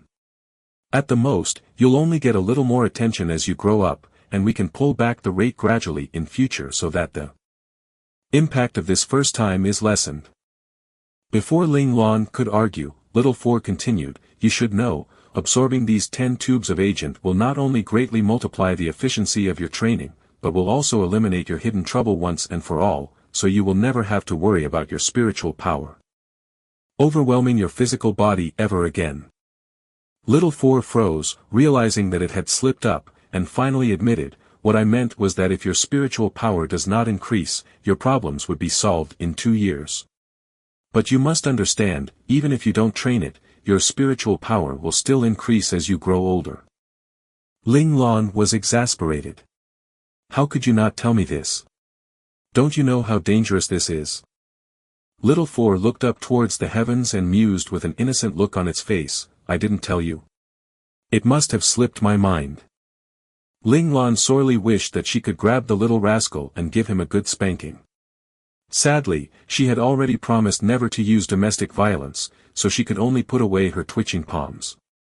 Suspiciously, she wondered, had the little rascal foreseen this day, and so had made her promise from the start to avoid violence? She took several deep breaths to calm herself down before asking, "Tell me honestly, in these 6 months, how much has my spiritual power grown?" Even if she were to die, Ling Lan wanted to know how she died, so she wouldn't end up as a befuddled ghost. "Actually, it's only grown this much." Little Four indicated with his short and stubby fingers how truly little Ling Lan's spiritual power had grown. "Since it's only that much, does that mean there is no danger?" Ling Lan asked with a sneer, now holding very little faith in the deceitful little rascal. Little Four wilted and said uneasily, "If it weren't for the agents this time, you would have fallen greatly ill in 2 years' time. However, as long as you continued your chi exercises, I estimated that you would have completely recovered after 3 more years of practice. But now that we have this agent, all the hidden problems are solved, so there will no longer be any trouble." Having said that, he grinned cheekily, satisfaction plainly written on its face. It did not seem to be concerned about how badly things could have gone if they hadn't received the agent. Seeing this, Ling Lan gave up in resignation. If she tried to argue seriously with the little rascal, she would just drive herself mad. Still, she gave a stern warning to Little Four, no matter what happened from now on, he must tell her everything. She wanted no more of these half-truths. Little Four was quick to agree, but whether he would really live up to his word Ling Lan couldn't tell. Honestly, Ling Lan felt that something was off with Little Four. Even though he claimed to be her contracted long-term companion, she did not have the authority to access the Learning Space's study programs on her own. That is, if Little Four did not allow it, she would not be able to open the mental doors that represented those courses in her mindscape. If Ling Lan were someone else, she might have fretted over this, or may even suspect the learning device of having ulterior motives. However, Ling Lan was very tolerant. If she couldn't open it, then she couldn't open it. There was no need to push. It was nice enough to have someone to shoot the breeze with when she was bored. At heart, Ling Lan did not have any ambitions to lord over other people. All she wanted to do was live, safely, freely, and painlessly. In short order, the assistant had returned from giving his report. He nodded lightly at the military doctor, indicating that he should continue with the injections. Having received approval from the superiors, the military doctor continued injecting without worry. He had honestly been taken aback by Ling Lan's insane absorption rate, but had also been troubled over how he could account for the excess injections used to his superiors. Finally, at the 10th tube, the military doctor finally felt more and more resistance as he continued to push the plunger. In the end, he could no longer inject any more agent when there were only a few drops left in the barrel. Only then did the military doctor pull out the needle, secretly dabbing away the sweat on his forehead. Luckily, this child had been satisfied with this 10th shot, letting them complete their mission successfully. A child who could absorb 10 tubes of agent was not unheard of, but it was definitely very uncommon. The military people did not linger, leaving after a brisk farewell, leaving behind a bewildered Lan Luofeng and a slightly knowing Ling Qin. Ling Lan's gaze tracked the soldiers as they left, and she finally relaxed. And then, she registered a heavy weight in her bladder. She was dismayed.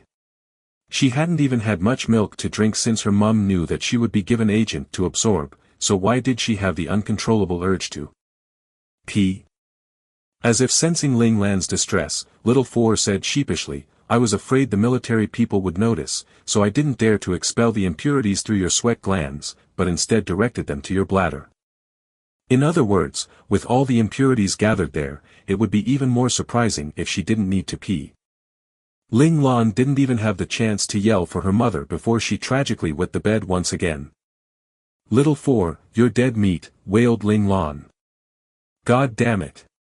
It had taken so long for her to regain some sense of dignity, and appeal to others as a lovable and angelic baby.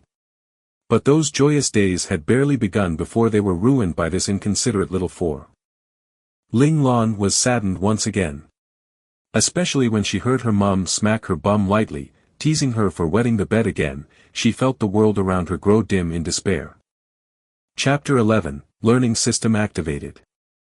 Chapter 11, Learning System Activated. That afternoon, on the planet of Doha, in the chief's office in the logistics headquarters of the 1st Military Regiment of the Federation, a young officer was reporting to the Chief of Central Logistics on the urgent news delivered today. Chief, it has been confirmed that there is nothing wrong with Dr. Mu's report. The reports of the 6 mecha pilot escorts match up with his report perfectly, reported the young officer, flipping through the notes in his hands as he stood respectfully facing his seated superior. Behind the desk flipping through another set of notes sat an energetic middle-aged general. He nodded as he listened, before asking, how many people know about this? The young officer paused for a moment, stunned by the unexpected question, but he quickly recovered and answered, Chief, this matter was handled by me personally. Other than my assistant and I, and those directly involved, no one else in the military is aware of the details. Very good. Designate the information on Major General Ling Zhao's inheritor as S-Class, those below the rank of General are not allowed to access it. Also, put out a gag order for those who already know of the matter. As for the follow-up on that inheritor, let the same group of men be in charge of it. Yes. Chief. The young officer saluted and left the office with his orders. Alone in the now empty office, the middle-aged general sighed softly, Ling Zhao, this is all I can do for your child. Hopefully he doesn't attract the attention of anyone else in the military. Ling Lan was very lucky. Completely unbeknownst to her, a certain someone had taken special care to protect her so that she would not be controlled by the military and be forced to become a fighting machine. What this gave her was time, precious time to grow up and enjoy her childhood. However, at this moment, Ling Lan had no thought to spare for how the military wanted to treat her. Although she had been worried that her unusual absorption rate would attract the military's attention, after 10 peaceful days of nothing happening, she had put it out of her mind and moved on to do other things. She had always been an optimistic girl, which was why she had managed to survive 24 years of unbearable pain with her sanity intact. Of course, another reason why Ling Lan had put away her concerns about the military so quickly was the fact her attention had been drawn away by some wonderful news. Early this morning, Little Four had announced, with great aplomb, that she was now qualified to access the learning mind space. In Little Four's mind space, a spacious circular hall was Ling Lan's entry point. Surrounding her were a circle of tightly sealed doors. Ling Lan had tried to open some of them, but every single one had been shut tight, and would not budge no matter what she did. After Little Four had had his fun watching her make a fool of herself, he had explained that the doors would not open until she met specific learning requirements. As for the details of those requirements, Little Four refused to say and had given her no hint at all. However, Ling Lan still had a good guess that the requirements had to do with her physical fitness, as Little Four had reminded her more than once to work hard on her training. Knowing that this was not up to chance, Ling Lan suppressed her burgeoning curiosity and settled down to focus on her regular training. This would not only aid her in her quest to eliminate the hidden threat to her health, but it might also provide her with the key to accessing the materials hidden behind the doors of Little Four's learning space. In truth, Ling Lan was only approaching this matter with such urgency because she was completely bored out of her mind. Every day she just lay in bed, eating and sleeping and eating, or else she was playing on her own. These days as a baby were just too boring to endure. Even when she had been bedridden in her past life, she had at least been able to go online and surf the net to relieve her boredom, or perhaps even read some novels or whatnot. Of course, the other reason why Ling Lan was feeling suffocated was that her mom was being extra vigilant in fears that her secret would be exposed. Her mom did not even dare to take her outside, much less take her visiting. As a result, Ling Lan had unfortunately spent the 7 months since she had been born in only 3 places, this bedroom, the grand hall, and the balcony, giving her no chance to truly observe this strange new world. Just when Ling Lan thought that she was going to go crazy from boredom, little Four showed up with the good news, making her so happy she could cry. And so Ling Lan was on her best behavior today. After being fed by her mother, she did not fuss to be taken outside as usual, but instead quickly went to sleep, which was in fact entering into the mind space created by little Four. This time, when Ling Lan entered the mind space, she noticed that the space had changed a little since she had last been there. This little change was a great source of joy to Ling Lan. Among the many tightly sealed doors, one door was shining with an eye-catching red light. On the surface of the door, 2 large Chinese words could be seen, physical skills. By her side, little Four explained, I have updated the language system so that it now uses your current writing system and verbal language, so you won't have any trouble understanding it. Ling Lan was so touched by this that she pulled little Four over and gave him a quick kiss on the cheek in gratitude. Little Four blushed, turning completely red, and starting to mumble bashfully, don't think you can win me over by being nice. I, little Four, am an upstanding being, I will never go against my principles no matter what. Oh, little Four. As you're saying this, can you not wriggle your butt around? And while we're at it, the corners of your lips are quirked a little too high, aren't they? His words had no credibility whatsoever. Ling Lan did not notice little Four's mumbling, all her attention had been taken up by the door before her. She slowly walked up to the door and gave it a good shove, and the door swung open. Ling Lan did not hesitate. She walked right in, and the open door slammed shut behind her. Suddenly, the room went dark. Ling Lan was shocked by this sudden turn of events, and shouted out, Little Four, where are you? Little Four's voice did not ring out through the darkness. All was silent around her, and the room was as dark as before. The eerie combination of darkness and silence caused Ling Lan's heart to pound violently, but she fought the instinctual terror and stood still, deciding to wait it out. She had faith that Little Four would never harm her. Ling Lan did not know how long she waited, for in the dark silence, time stretched endlessly, making the wait feel much longer than it really was. After a while, the cloistered darkness made Ling Lan recall her time as a fetus, and her rapid heartbeat started slowing gradually until it returned to normal. She shut her eyes and tried to remember how it felt to be within her mother's body, and was suffused with a tranquil calmness. Her fear and anxiety faded, and she entered a semi-conscious semi-dreamlike state. After an indeterminate amount of time, Ling Lan abruptly sensed that the dark world around her had become awash with light. She squinted at the sudden brightness, and slowly surfaced from the depths of her inner calm. As her eyesight adjusted to the light, Ling Lan found that she was standing in an open square. The area was as large as a football field, no, even larger. Ling Lan felt very small in this wide expanse of space. Right then, a slightly mechanical voice spoke tonelessly from behind her, Psychological Resilience, SSS, rank. Highest level of physical skill training authorized. Apparently, the beginning was just another test. The system had been evaluating her psychological resilience based on her reaction. If she had reacted too badly, the system would have kicked her out and made her try again another time. On the other hand, if she did well enough to pass, the system would assign a ranking based on her score, which would be used to determine what level of training she'd be subjected to. Of course, even if Ling Lan's performance was terrible, the system would still have allowed her to start learning the most basic level of physical skill training eventually, but her training would have been inevitably delayed. It should be noted that the earlier a contractor can learn the skills available in the mind space, the better, which is why the Mandora star system chose to have newborn babes bound to these learning devices. Still, what the child can accomplish in the end is also dependent on his innate qualities. A heaven-blessed genius would be able to achieve much more by completing the courses provided by the learning system, becoming more and more outstanding, while a mediocre talent may just while away in mediocrity. If the learning system is activated too late, the difference in levels would be impossible to bridge. Undeniably, Ling Lan had the great advantage of having 2 lives worth of experience, netting her the highest psychological resilience ranking of SSS from the system at first try. But we should also remember to shed a tear for Ling Lan, true to its name, the highest level of physical skill. Training was not an easy course to master. It looked like Ling Lan would soon be living a miserable life of being tormented by the system. Ling Lan spun her head around to look for the source of the sudden voice and saw a uniformed male soldier standing there, eyes cold as he observed her. Don't ask Ling Lan how she knew the man was a soldier, it was a gut feeling.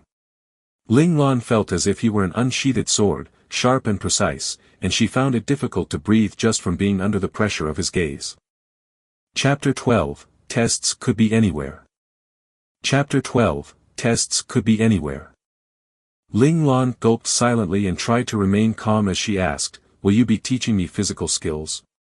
Ling Lan was extremely interested in learning these skills. In her previous life she had been mostly confined to a bed, but now that she had a healthy body, she wanted to learn as much as could so that this great body of hers was not wasted.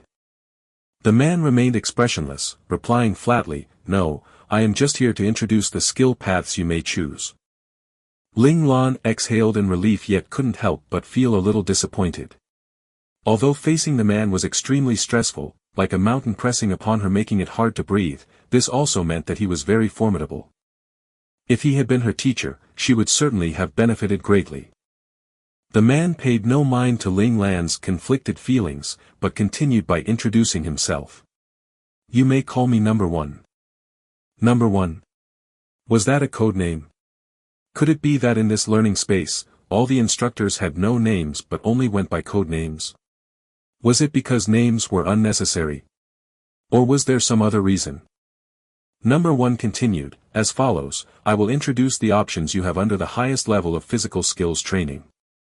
There are 3 sets, the offensive series, the balanced series, and the defensive series."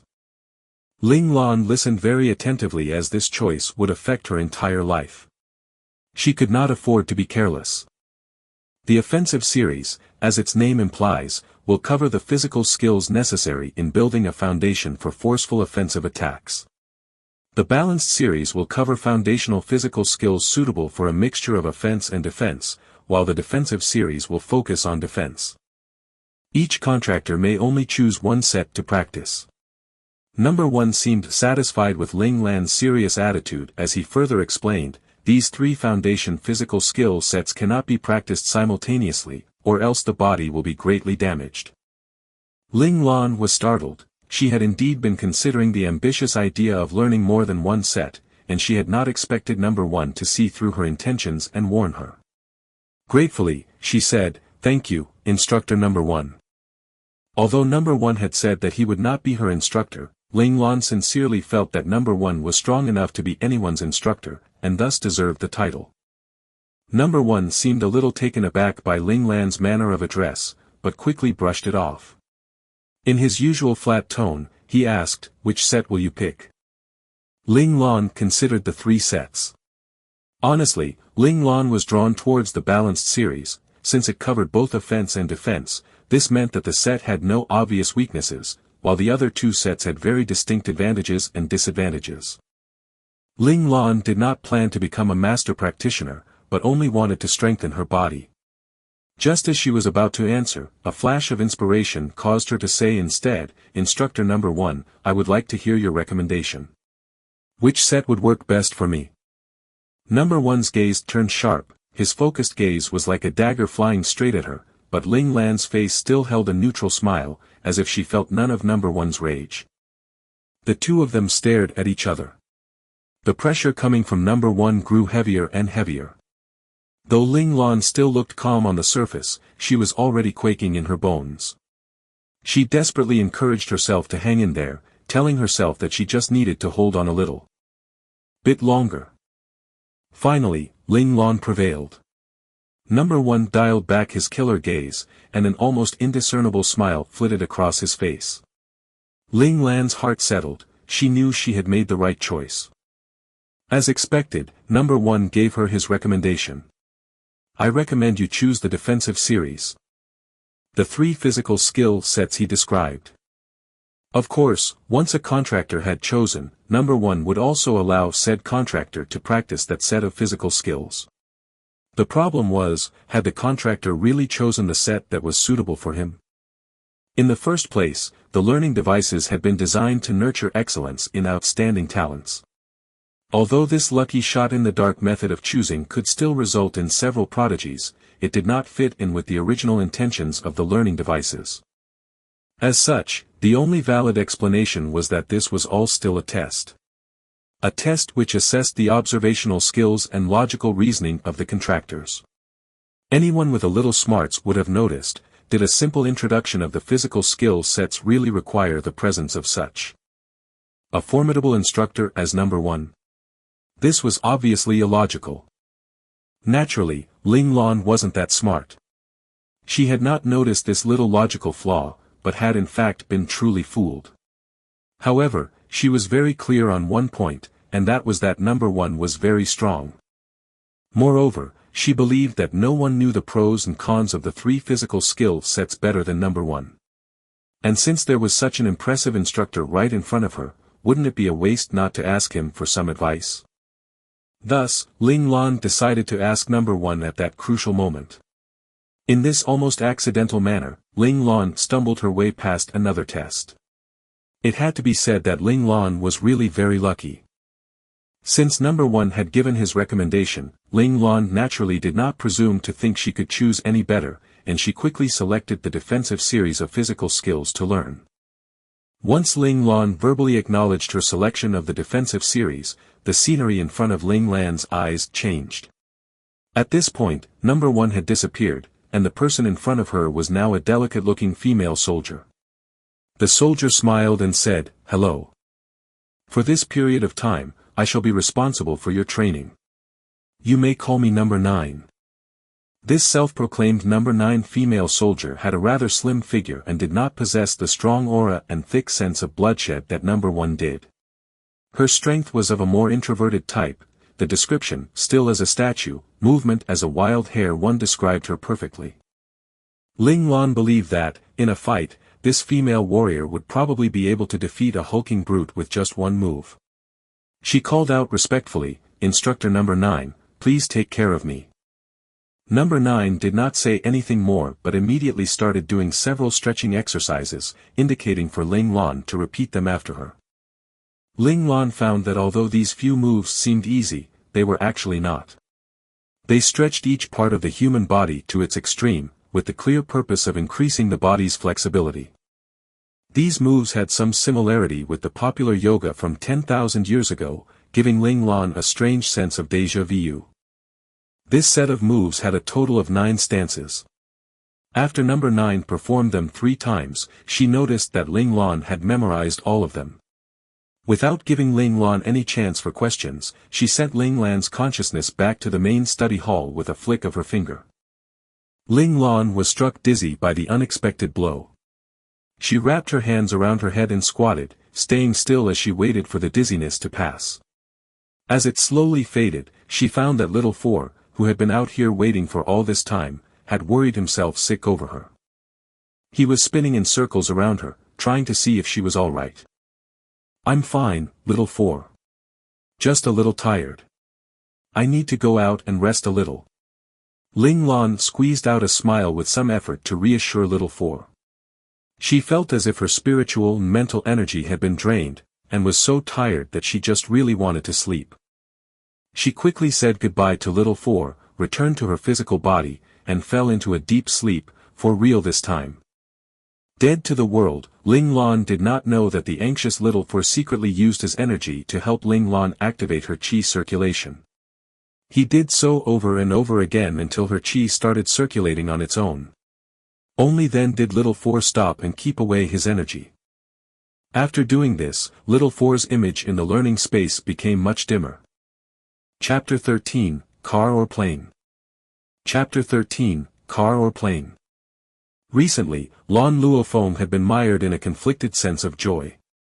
These days, her baby was no longer visiting the Sandman every time she wasn't eating. However, before she could be happy about that for long, her conflict began. Her baby had somehow become fascinated with a strange curled position. Now, there was nothing wrong with the curled position, but whenever she saw her baby's two little feet used as bolsters hugged between her little hands against her little head, Lan Luofeng couldn't help but twitch internally and feel a phantom pain in her bones. This position was definitely not something her old bones could achieve. If it wasn't for the fact that Ling Lan was smiling like an idiot the whole time, so she knew that the position was not difficult at all for babies, she really would have rescued those little feet from those plump little hands. Luckily Ling Lan did not know what Lan Luofeng was thinking about, or else she would have burst out in tears. This position was not as easy as her mum thought it was. Even for a baby's body, getting into this position was not an easy feat. Sadder still, this was just the easiest first stance. The following 8 stances were even more difficult, with each consecutive stance being harder than the stance before it. Right now, Ling Lan really had no idea whether she could really complete learning the 9 stances within a year. She recalled instructor number 9's warning. If she could not master the 9 stances in a year, there would be punishment. Of course, to balance it out, if she finished learning the stances within the time limit, there would be a reward. The earlier she finished before the deadline, the better. The reward. In the mind space, Ling Lan had felt that doing the 9 stances was pretty easy, and so had been surprised when instructor number 9 had given her a 1-year deadline. She had arrogantly believed then that she would be able to accomplish the task within a month. Now, she finally realized that she had underestimated the courses of the learning space. They were truly insane. Actually, the difficulty was not in getting into the position itself, but rather in achieving perfect accuracy. Each and every muscular curvature and angle must be pinpoint precise. These few days, Ling Lan had been practicing the first stance over and over again, but she still hadn't been able to achieve the most accurate position in one move. Rather, she had to slowly tweak her position to get it right. This did not fulfill her instructor's expectations, which was to get into the most accurate position within 1 second. However, Ling Lan was not anxious. She continued her routine of practicing the curled position with her physical body when awake, and practicing with her spiritual self in the mind space when asleep. Although practicing in the mind space had no direct impact on her body, it allowed her to hone her intuition. In other words, it gave her the ability to assess whether she had achieved the ideal position within a split second. Where there's a will, there's a way. After over 2 months, just as she was about to turn 9 months old, she managed to achieve the state where her body would react the second her will moved. Within the blink of an eye, she could get into the ideal position. This officially marked Ling Lan's mastery of the first stance. Just as Ling Lan was about to happily begin practicing the second stance, some wonderful news brought a halt to Ling Lan's practice. Her mother had finally decided to be charitable and take her out for a day of shopping. In reality, rich and noble families with deep foundations like the Ling family would usually have a chamberlain to handle everything within the household. As the mistress, Lan Luofeng had no need whatsoever to go out to purchase anything personally. However, Lan Luofeng felt that since Ling Lan had already started to recognize people and notice objects, it was necessary for her to go out so she could explore more of her surroundings. Although Chamberlain Ling Qin felt that the outing was still a little too premature, he would never go against Lan Luofeng's decisions, and so had quickly made the appropriate arrangements. As a result, Ling Lan stepped out of the house for the first time to see what the world 10,000 years later was like. Over the grand hall and out the door, Ling Lan was immediately greeted by a refreshing scent. A large expanse of grass appeared before her eyes. That's right, outside the front door wasn't a marble staircase as Ling Lan half expected, or even a wide and solid cement road. Instead, there was a whole field of verdant grass stretching out into the distance. Ling Lan actually couldn't see the end of it, which just went to show how large the field really was. How large really was her family home. Ling Lan didn't even have time to get over her awe before a car flew in from a distance. That's right, flew. This thing was like a car yet unlike a car. Its design was very much like the roadsters of Ling Lan's time. There was no one inside the vehicle, and the two seats were such that one was in front of the other. There was no steering wheel, and there were no such things as wheels below it, just a flat surface. Could this be an unmanned car or plane? Please forgive Ling Lan for her uncertain phrasing. She was unsure what to call the vehicle, although she was instinctively leaning towards it being a car. That thing was hovering in the air, about 3 meters off the ground, but as it got closer to Ling Lan's group, the vehicle descended lower and lower. By the time it stopped in front of Ling Lan, its height had dropped to just 50 centimeters above the ground, a convenient height for embarking and disembarking. The car doors opened automatically, greatly surprising an unprepared Ling Lan. Lan Luofeng and Ling Qin's attention was currently not on Ling Lan, however, so they did not notice Ling Lan's strange change of expression. "Mistress, please get into the car," said Ling Qin respectfully. Into the car. Bingo. 10,000 years later, the common transportation vehicle was still the car, so Ling Lan did not have to worry that she would say something wrong by accident in the future. Holding Ling Lan in her arms, Lan Luofeng moved directly to the back seat, while Ling Qin sat in the front seat. Ling Qin ordered, "Ling 071, enter fully sealed mode." A synthesized voice rang out immediately in response, order acknowledged by Ling 07. Following this, the 4 doors swung shut and a transparent cover appeared to close over the previously open top section, turning the vehicle into a fully sealed car. At this very moment, within the mind space, a napping little 4 was jolted awake. It felt like a brother was close by. The synthesized voice soon rang out again, "Please select your destination." This time Ling Qin did not answer, but turned back to look inquiringly at Lan Luofeng. After some thought, for safety reasons, Lan Luofeng decided to go to a classic commercial building which only catered to qualified members. After receiving the destination, the transport vehicle Ling 07 was soon off. Perhaps it was due to the fact that the car was hovering, but there was almost no sense of movement. If it weren't for the fact that the scenery outside was speeding by, Ling Lan would have thought that she was only enclosed in a small room. The car gradually arrived at the busy city center, giving Ling Lan the first glimpse of traffic. Ling Lan saw many other similar cars driving around theirs. At first, she had thought that all the cars drove at the same height, but in reality, this was not the case. On the same vertical axis, Ling Lan saw 4 different cars flying in the same direction at different heights, moving together at the same pace. Ling Lan was awed yet puzzled by this. She wondered how these cars calibrated their heights. Were they not afraid of accidents happening? Her doubt was quickly cleared up, however, when Ling 07 said, "Hover car on a collision course detected. Current distance 3 kilometers. Adjustment signal sent." It looked like the hover cars operated under a central program and also had to possess a certain level of intelligence, enough for them to discover problems preemptively, and to take preventive action to avoid collisions. As expected, Ling 07's next words showed that the 2 cars had arrived at an agreement. Descending 1 meter. Time for descent will be in 3 seconds, please watch out. In 3 seconds, their hover car really descended 1 meter, while the approaching hover car ascended by over a meter. Just like that, the 2 cars brushed by each other, and the distance between the 2 cars when they had shifted tracks. Well.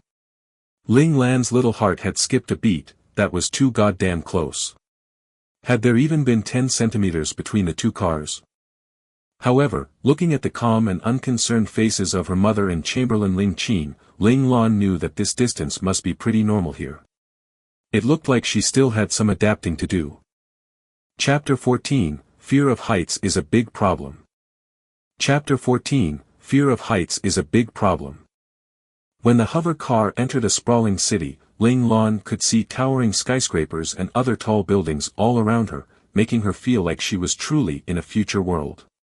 Almost every level of every building had parking spaces, and Ling Lan saw numerous hover cars hanging by the various levels of the tall buildings as they traveled. The sight made her think of Christmas trees, decorated with baubles, uniquely interesting. It couldn't be helped since those hover cars came in all colors of the rainbow, vibrant and eye-catching. Very quickly, Ling Lan had arrived at her destination. Ling-07 paused for a moment in mid-air as it requested landing approval from their target building. The response came quickly, telling them to park at Area B number 77-9. The hover car started circling the building until it arrived at a particular section. Then, it started rising, up and up for an unknown number of levels, before finally touching down on an empty landing spot. After Ling-07 had finished parking properly, the car doors once again swung open on their own.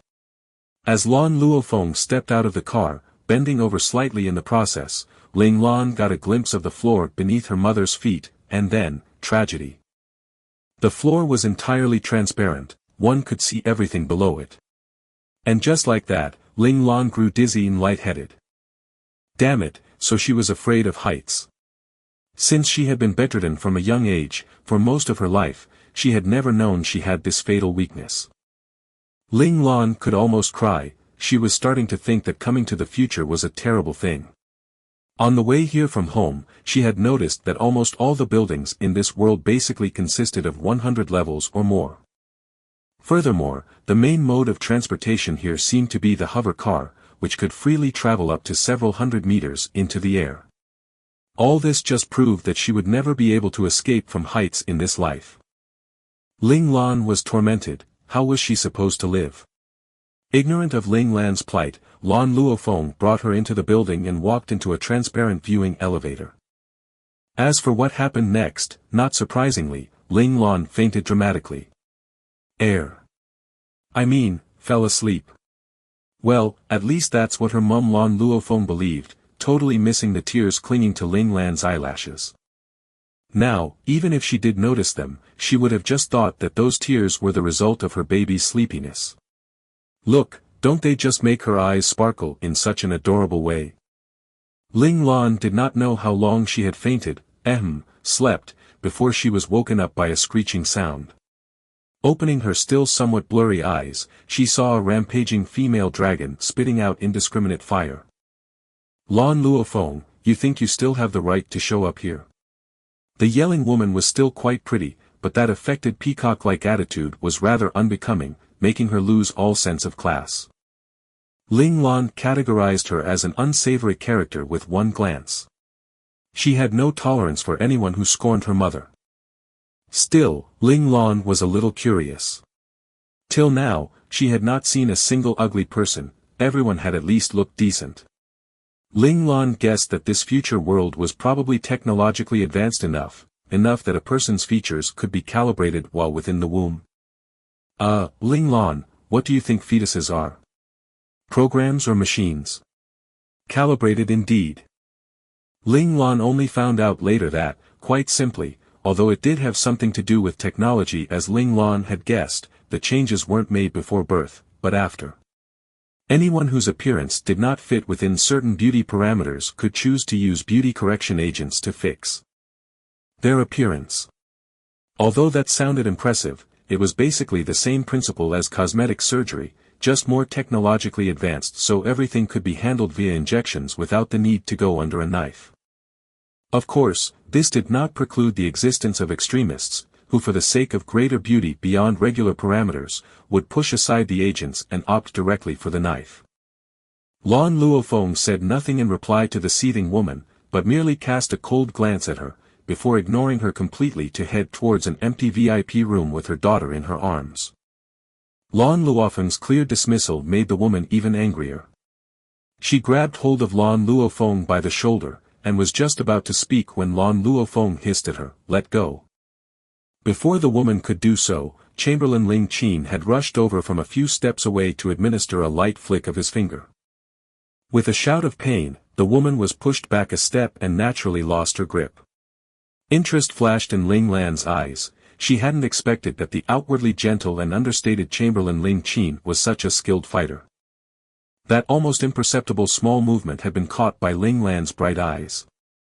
"Mistress, please go ahead into the VIP room with the young master. There are too many riffraff here, they shouldn't disturb you."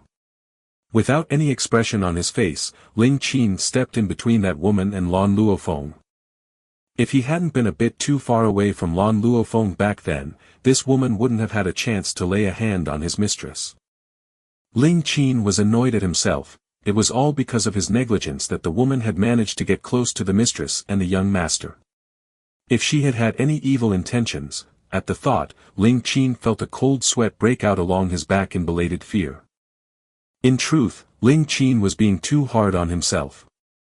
If someone had truly had intentions to harm Lan Luofeng and Ling Lan, an expert of his caliber would definitely have sensed it and taken the appropriate defensive measures. He had only been taken by surprise because he hadn't sensed any killing intent from the surrounding people. Furthermore, this VIP section was specially set aside for women, so the surrounding people were all either noblewomen or women from rich and powerful families, leading Ling Qin to subconsciously slow his steps. "Alright, Uncle Qin." Lan Luofeng had no interest in arguing with the woman and making a public spectacle. Ever since Ling Xiao had died and she had broken ties with the Ling family, Lan Luofeng had known that she would be ostracized by some of the noblewomen circles. Over the years, though the Ling family hadn't conducted much proper business, they had been rather proactive in arranging marriage alliances with the various elite and noble families. While they did not manage to connect with the main descendants of those families, they still managed to build some significant contacts among the lesser branches of those families. That woman who had grabbed Lan Luofeng was one of those Ling family marriage prospects. Her family had agreed to the marriage alliance because they had been interested in the power accumulated by Ling Suzheng and Ling Xiao in the army, and were hoping that the Ling family would be able to help them with that power. However, following Major General Ling Xiao's sudden death, the Ling family had failed in their power struggle with Lan Luofeng and had been forced to leave Doha, leaving her plans in ruins. The main cause of all this was Lan Luofeng's clever trap, which is why her resentment had flared at the sight of Lan Luofeng, causing her to rush up like a mad dog to vent her frustrations. Lan Luofeng was not at all surprised by this turn of events. However, Lan Luofeng didn't care. She had never had any aspirations for power to begin with. If it weren't for the fact that she had wanted to show her baby the world outdoors, she would have just happily stayed home without a thought for the outside world. As such, why would she care if others ostracized her or scorned her?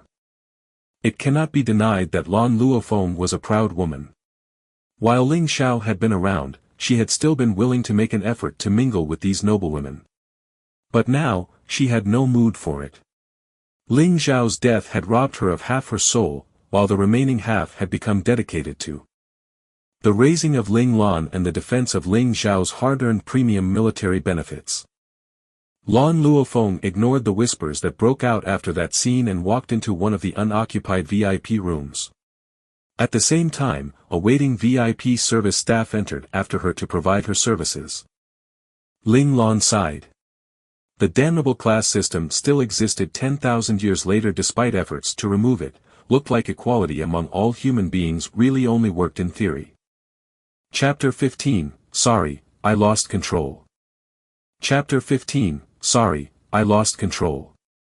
In the VIP room, Ling Lan was having her horizons expanded. She would never have imagined that in this world 10,000 years later, one would no longer have to look for items in a store personally, but could just sit comfortably in a VIP room and select categories of items to look at from an ultra-wide screen in the room. These items would be presented to you in 3D imaging, along with a detailed introduction. If a customer was particularly interested in an item, they could click on it to get even more information. Lan Luofeng perused the items with her full attention. She was basically only looking at items for Ling Lan, and very quickly, item after item had been delivered to the VIP room to await Lan Luofeng's final decision. Infant musical bed, this item is elliptical in shape. There are two freely interchangeable modes, half-sealed transparency mode and fully sealed transparency mode. While the infant is sleeping on the bed, it can automatically select the appropriate music based on the infant's brain waves to encourage sleep. Besides that, this bed comes equipped with its own internet network and can download the latest music in the Federation on its own, saving parents the trouble. Its own internet network? Automatic downloading and updating. The idle Ling Lan had just been about to fall asleep when these words poured into her ears, waking her up immediately. It should be known that she had been pestered half to death by Little Four recently. Every day he would whine and plead with her to find a chance for him to go online.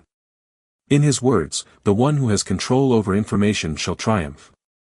Of course, Little Four was just saying it for the sake of saying it. Ling Lan and Little Four had no real enemies on the surface after all. The reason for Little Four's urgency was that he needed to understand more about this world so he could better serve his host, lest he make any serious mistakes out of ignorance. Take the incident of the gene-stimulating agent for example. It was precisely because Little Four had no clue about the absorption rate of infants in this world that the results had been so shocking, almost causing immense trouble for Ling Lan. If a mysterious benefactor hadn't stepped in to seal the information, Ling Lan might have already been snatched away by the military to become a war machine. Of course, the mentally adult Ling Lan would not have been so easily brainwashed and could have chosen to run away and hide. However, that would spell the end of her freedom, unless there came a day when she was strong enough to break free from the shackles of the country. Whenever Little Four and Ling Lan thought back on the incident, they would break out in a cold sweat. Even now they dared not drop their guard. A large part of the reason why Ling Lan took over 2 months to master the first stance was that she hadn't dared to put full effort into her training. She was constantly worried there were spies around, so she didn't want to do anything else out of the ordinary to arouse their suspicion. Today, such great news just happened to fall into her lap.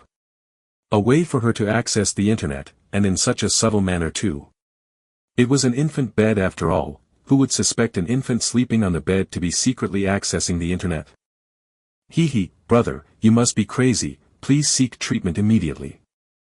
Everyone would look at you as if you were an idiot, a fool, a madman, and then throw down that line and walk away. Ling Lan was overjoyed, this bed was just made for her. Only she could use this infant bed to its full capacity, and not let its functions collect dust. Ling Lan clambered up decisively and started babbling excitedly while pointing at the infant bed. She was telling her mother that this bed was hers. Lan Luophone was on the same wavelength as Ling Lan this time. With some surprise, she said, "Does Ling Lan want this bed? Could it be that Ling Lan likes music? Alright, since Ling Lan likes it, Mummy will buy it." Okay, Lan Luophone was obviously a doting mother, anything her child wanted, she would get. Fortunately, Ling Lan was a mentally mature person on the inside, or else she would certainly be spoiled rotten under Lan Luophone's unreserved affection. Ling Lan got what she wanted, so her mood was great. She went to look for Little Four to gloat. Little Four, Little Four. Little Four seemed to be in a strange mood, for he didn't respond at all to Ling Lan's calls, but was drawing circles on the ground with a sad look on his face. Ling Lan was exasperated and immediately greeted his head with a fist. "You rascal, what are you doing?" Unexpectedly, Little Four remained sullenly silent. Under normal circumstances, Little Four would have jumped up by now and would be loudly complaining about Ling Lan's domestic abuse. Ling Lan was miffed and at a bit of a loss. She proceeded to pinch and pull at Little Four's face with all her might, hoping that Little Four would return to his senses. This time, there was finally some effect. Listlessly, Little Four smacked her hand away, and asked with a long face, "What's up?" Ling Lan asked concernedly, "Did something happen?" Little Four expelled a heavy breath and said, "I have been played by this world." The words had barely left Little Four's mouth when the furious Ling Lan gave him a solid kick in the ass, sending him flying. "Damn it, are you kidding me?" This kick chased away Little Four's strange mood and replaced it with anger. He threw himself at Ling Lan, grabbing hold of her thigh and yelling, "You promised you wouldn't use violence. You're still hitting me, I want to complain." "Complain? Complain my foot. I still need to ask you why you tricked me. Looking like you were gonna die, letting me worry." For some reason, Ling Lan just couldn't control the anger burning within her. She knew very well that Little Four might have just been playing a prank, this was something she would have easily brushed off with a laugh in the past, why couldn't she do that now? Ling Lan didn't know that this was an explosion caused by the buildup of negative emotions in her heart. Although Ling Lan had consoled herself all this time after the gene-stimulating agent incident that everything was fine, Ling Lan had actually been unable to truly be at ease. She had been frightened that her secret would be exposed to the military, that she would become an experiment and end up torn between life and death. These sorts of negative emotions had been hiding deep in Ling Lan's heart all this time. If she didn't have a chance to release them, they would have had a negative impact on Ling Lan someday in the future. It should be said that Ling Lan was very lucky. Ling Lan's mood had brightened considerably due to this outing, a vast difference from her usual calm and forced tolerance. The torments of her previous illness may have given Ling Lan unbelievably strong tolerance and resilience, but that was also where the problem arose. Tolerance was a double-edged sword. Being overly tolerant was harmful to both body and mind. Of course, just this sudden upswing to happiness would not have been enough to set off Ling Lan. However, Ling Lan had become extremely excited by the internet-equipped infant bed, and when she had sought Little Four out to share this news with him, his hopeless demeanor had pushed Ling Lan from the heights of happiness to the lows of anxiety. This sudden and dramatic shift in strongly opposing emotions caused Ling Lan's perfect tolerance to crack. As a result, the deeply hidden negative emotions exploded, leading to Ling Lan's uncharacteristic kick and subsequent rampage. The two of them wrestled in the mind space until they both ran out of energy and flopped to the ground. Ling Lan lay there, panting heavily. She hadn't expected to fight with a little kid, but her heart now felt amazingly light, as if her soul had been cleansed. Ling Lan chuckled, saying, "Little Four, I'm sorry. I lost control." Chapter 16, Little Four Wants to Earn Money. Chapter 16, Little Four Wants to Earn Money. Little Four rolled around the floor once sheepishly, before rolling over to Ling Lan's side. "It's okay. After fighting with you, I feel much better. I was really very unhappy before." "How so?" "When we were in the hover car earlier and Ling 07 spoke, I had thought that this world had someone like me. I was so happy. Since leaving Mandora, I have never met another of my kind. I was so lonely. But, after secretly talking to Ling 07, I found that Ling 07 is not the kin I'm looking for. Although he is very similar, but it's just different, not the same. Do you understand what I'm saying?" Little Four asked, somewhat incoherently, his face full of hope. He couldn't be blamed for his confusion. His mental intelligence was at the level of a 5 to 6-year-old child at the moment. Ling Lan replied jokingly, "Just like a human and a monkey?"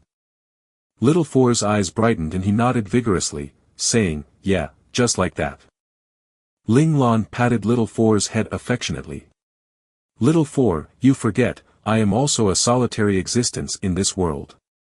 Since you are also alone, and I am also alone, let us continue walking forward as companions." Little Four was puzzled.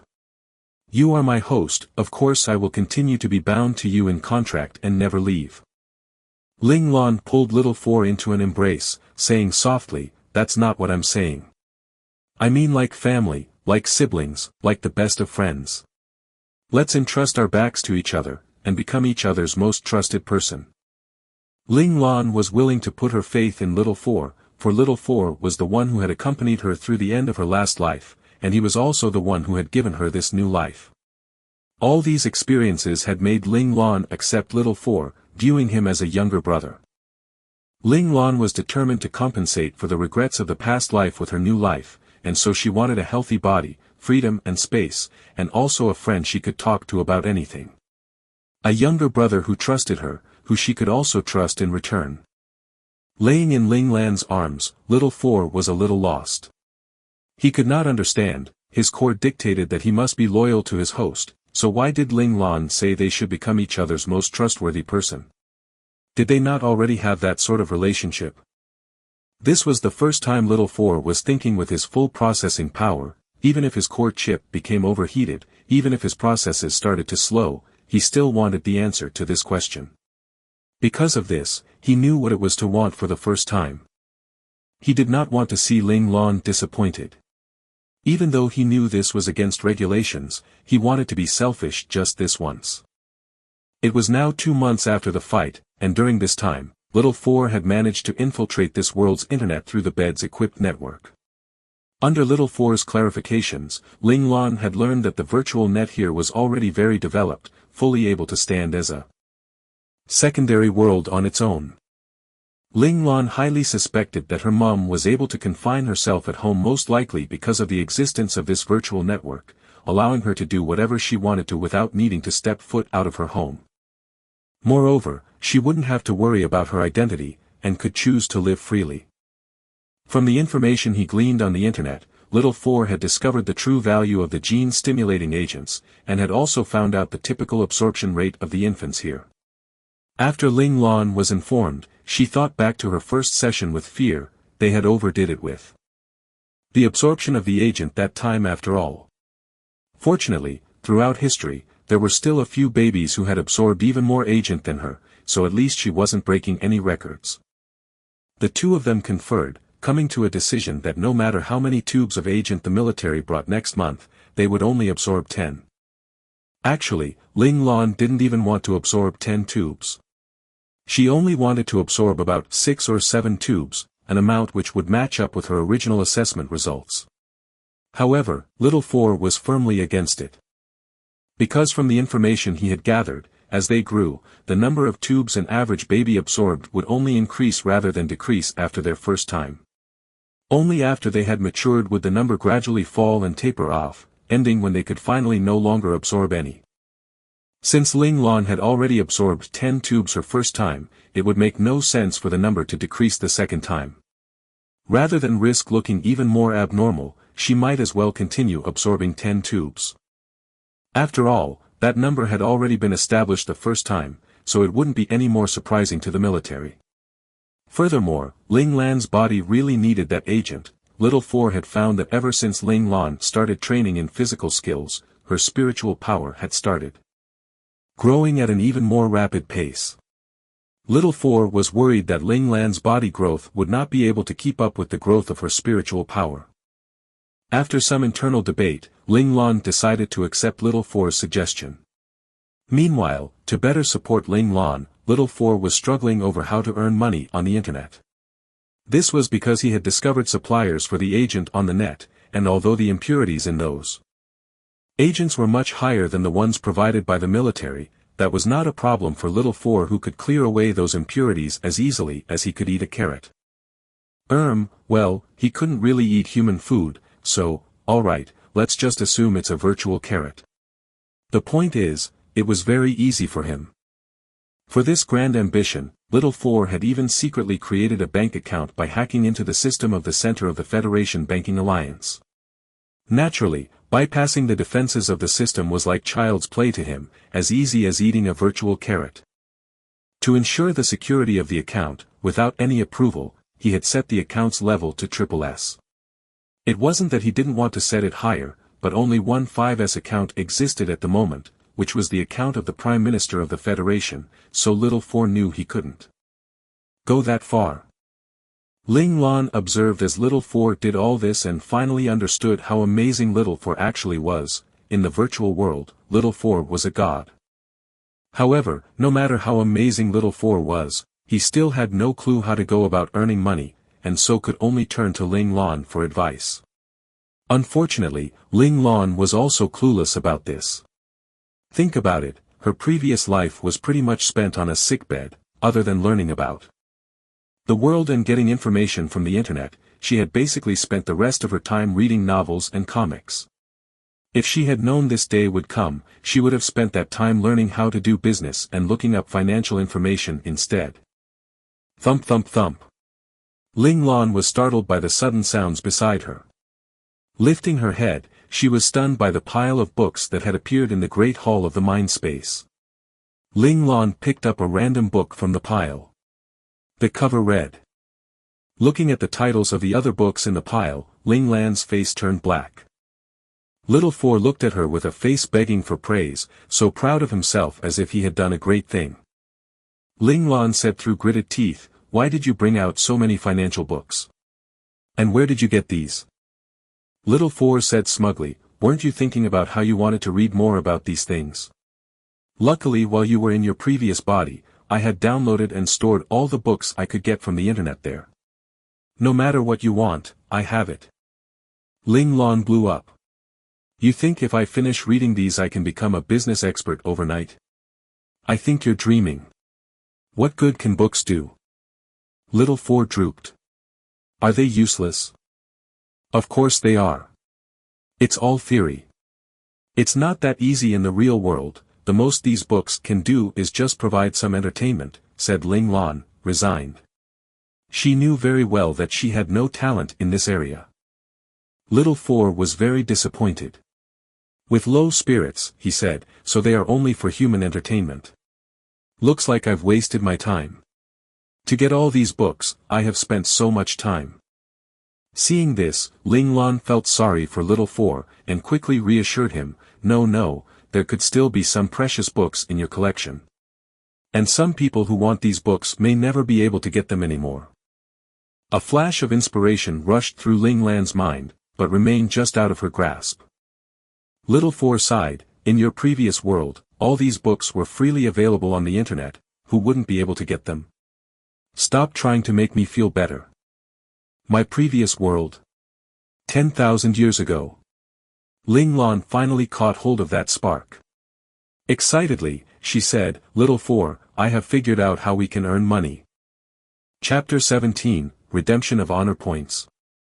Chapter 17, Redemption of Honor Points. Little Four asked excitedly, what is it?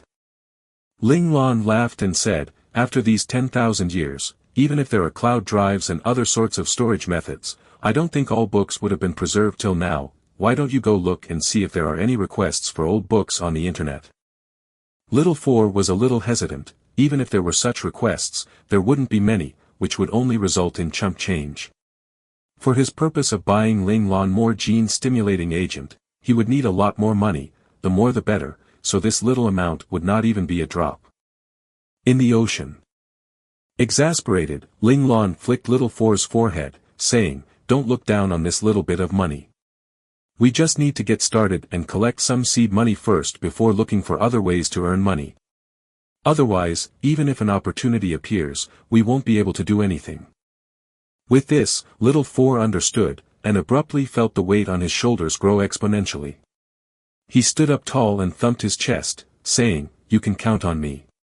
Looking at his seriously adorable, believe in me you will not regret it, face, Ling Lan couldn't help but snicker in her heart. She found herself thankful once again that she had Little Four at her side, who was willing to work hard for her benefit. After some discussion, the two of them decided that Little Four would be fully responsible for all matters on the virtual network. That said, safety was the top priority. They'd rather take things slow and gradually accumulate their seed money, as long as they could keep things as covert as possible. Honestly, they really didn't need to rush. Even if they could buy the gene-stimulating agents right now, who would be able to use them? Little Four was a virtual being, while Ling Lan was still a baby who could not even crawl properly yet. After passing on the follow-up tasks to Little Four, Ling Lan happily went to bed without giving any further thought to the matter. Left alone, a fired-up Little Four rushed into the virtual world and started doing as Ling Lan said, slowly accumulating cash. Ling Lan was someone capable of putting her full trust in others, so she did not pay any further attention to the matter after entrusting Little Four with it, not even asking for a progress report. Little Four was touched by this show of trust. Oh, how much faith did his lord have in him, so he decided he must do his best to serve her until his death. A while back, Little Four had consumed several 100,000 words of the entire romance of the Three Kingdoms when fulfilling the request of a client. After that, he had become obsessed, and this was reflected in his method of addressing Ling Lan. Instead of the original host, he now called her lord. Every time Ling Lan heard that form of address, her head would throb. Why did this silly child love cosplay so much? It had to be said that Little Four was really very innocent. He had no idea that Ling Lan's show of trust was actually just blithe unconcern. In Ling Lan's opinion, while it would be great if they could earn money, it was also fine even if they didn't manage to earn any. After all, Little Four was the one who was gung-ho about it, and it was a zero-cost business, so it really didn't matter whether the results were good or bad. She was just glad to see Little Four in high spirits, no longer looking as lonely as he was before. Alright, to be honest, Ling Lan had assigned this task to Little Four as a way to distract him and cheer him up, and poor Little Four had fallen for it hook, line, and sinker. Time passed by quickly, and Ling Lan finally became a toddler capable of moving about on 2 feet. During this time, she had received one more round of agent injections, and as discussed, they stopped absorbing at the 10th tube like before. As for the military people, it was the same group as before, and they seemed to have come mentally prepared this time, remaining calm throughout the whole procedure. In fact, they were even gaining the mistaken impression that absorbing 10 tubes was a completely natural phenomenon, not deserving of any surprise whatsoever. It had to be said that the military was certainly made up of extraordinarily mentally resilient and adaptable people. One day, during Ling Lan's 16th month of life, she was practicing her bendy poses as usual, diligently going through all 9 stances one at a time. She had actually managed to learn all 9 stances by the time she was just a little over 15 months old, and since then, she had made sure to practice all 9 stances in order every day. Of course, there were still inconsistencies and mistakes, but Ling Lan would correct them as she progressed, gradually converting the 9 stances into basic instinct. This time, when Ling Lan completed the 9th stance, she suddenly felt a surge of heat run through her body. It was so comfortable that she couldn't help but moan in pleasure. This was something that had never happened before, although she would also feel slightly warm and her body would be loose and comfortable after finishing the 9 stances. She had never felt this sort of euphoric floaty feeling before. Ling Lan laid comfortably on her bed, still basking in the echoes of contentment, when she abruptly found that her consciousness had been drawn into the learning mind space. Before this, she had always chosen to enter actively. This passive access was new. Before Ling Lan could protest the learning space's high-handedness, an aloof man had appeared out of thin air right in front of her. Ling Lan jerked in surprise, but immediately straightened up to say, "Hello, Instructor Number 1. She definitely must not let this formidable man notice her annoyance. Ling Lan intuitively knew that if she angered him, she would lose a layer of skin even if she didn't die. Firstly, congratulations on your perfect completion of the foundation chapter of the Advanced Physical Skills course, said Number 1, his face as emotionless and tone as cold as ever. Despite that, for some reason, Ling Lan just felt that Instructor Number 1 was actually in a very good mood. Now you shall receive your reward, continued Number 1. Ling Lan felt excitement stir within her. What kind of reward would Instructor Number 1 give? At this moment, an extremely mechanical voice piped up beside Ling Lan's ear. Reward, first item, time remaining from deadline, 49 days, awards 49 honor points. Second item, assessment results, perfect, awards 100 honor points. Total of all items, 149 honor points. Please confirm receipt. Facing Number 1 this time, Ling Lan finally realized that the mechanical voice she had heard before had not come from Number 1, but seemed to be the voice of the learning spaces system. Ling Lan chuckled dryly. Hindsight is truly 20/20ths. She only noticed now that although Number 1's voice was very cold, it was also crisp and clear, with none of the mechanical inflections of the system's voice. It was a shame that Instructor Number 1 had appeared behind her that first time, causing her to mistakenly attribute the mechanical voice to him. Instructor Number 1's voice rang out once more. Now I shall explain the usage of honor points. Other than the core compulsory courses, the learning space also provides many additional supplementary courses which require honor points to unlock, and of course there are also games and other types of entertainment available.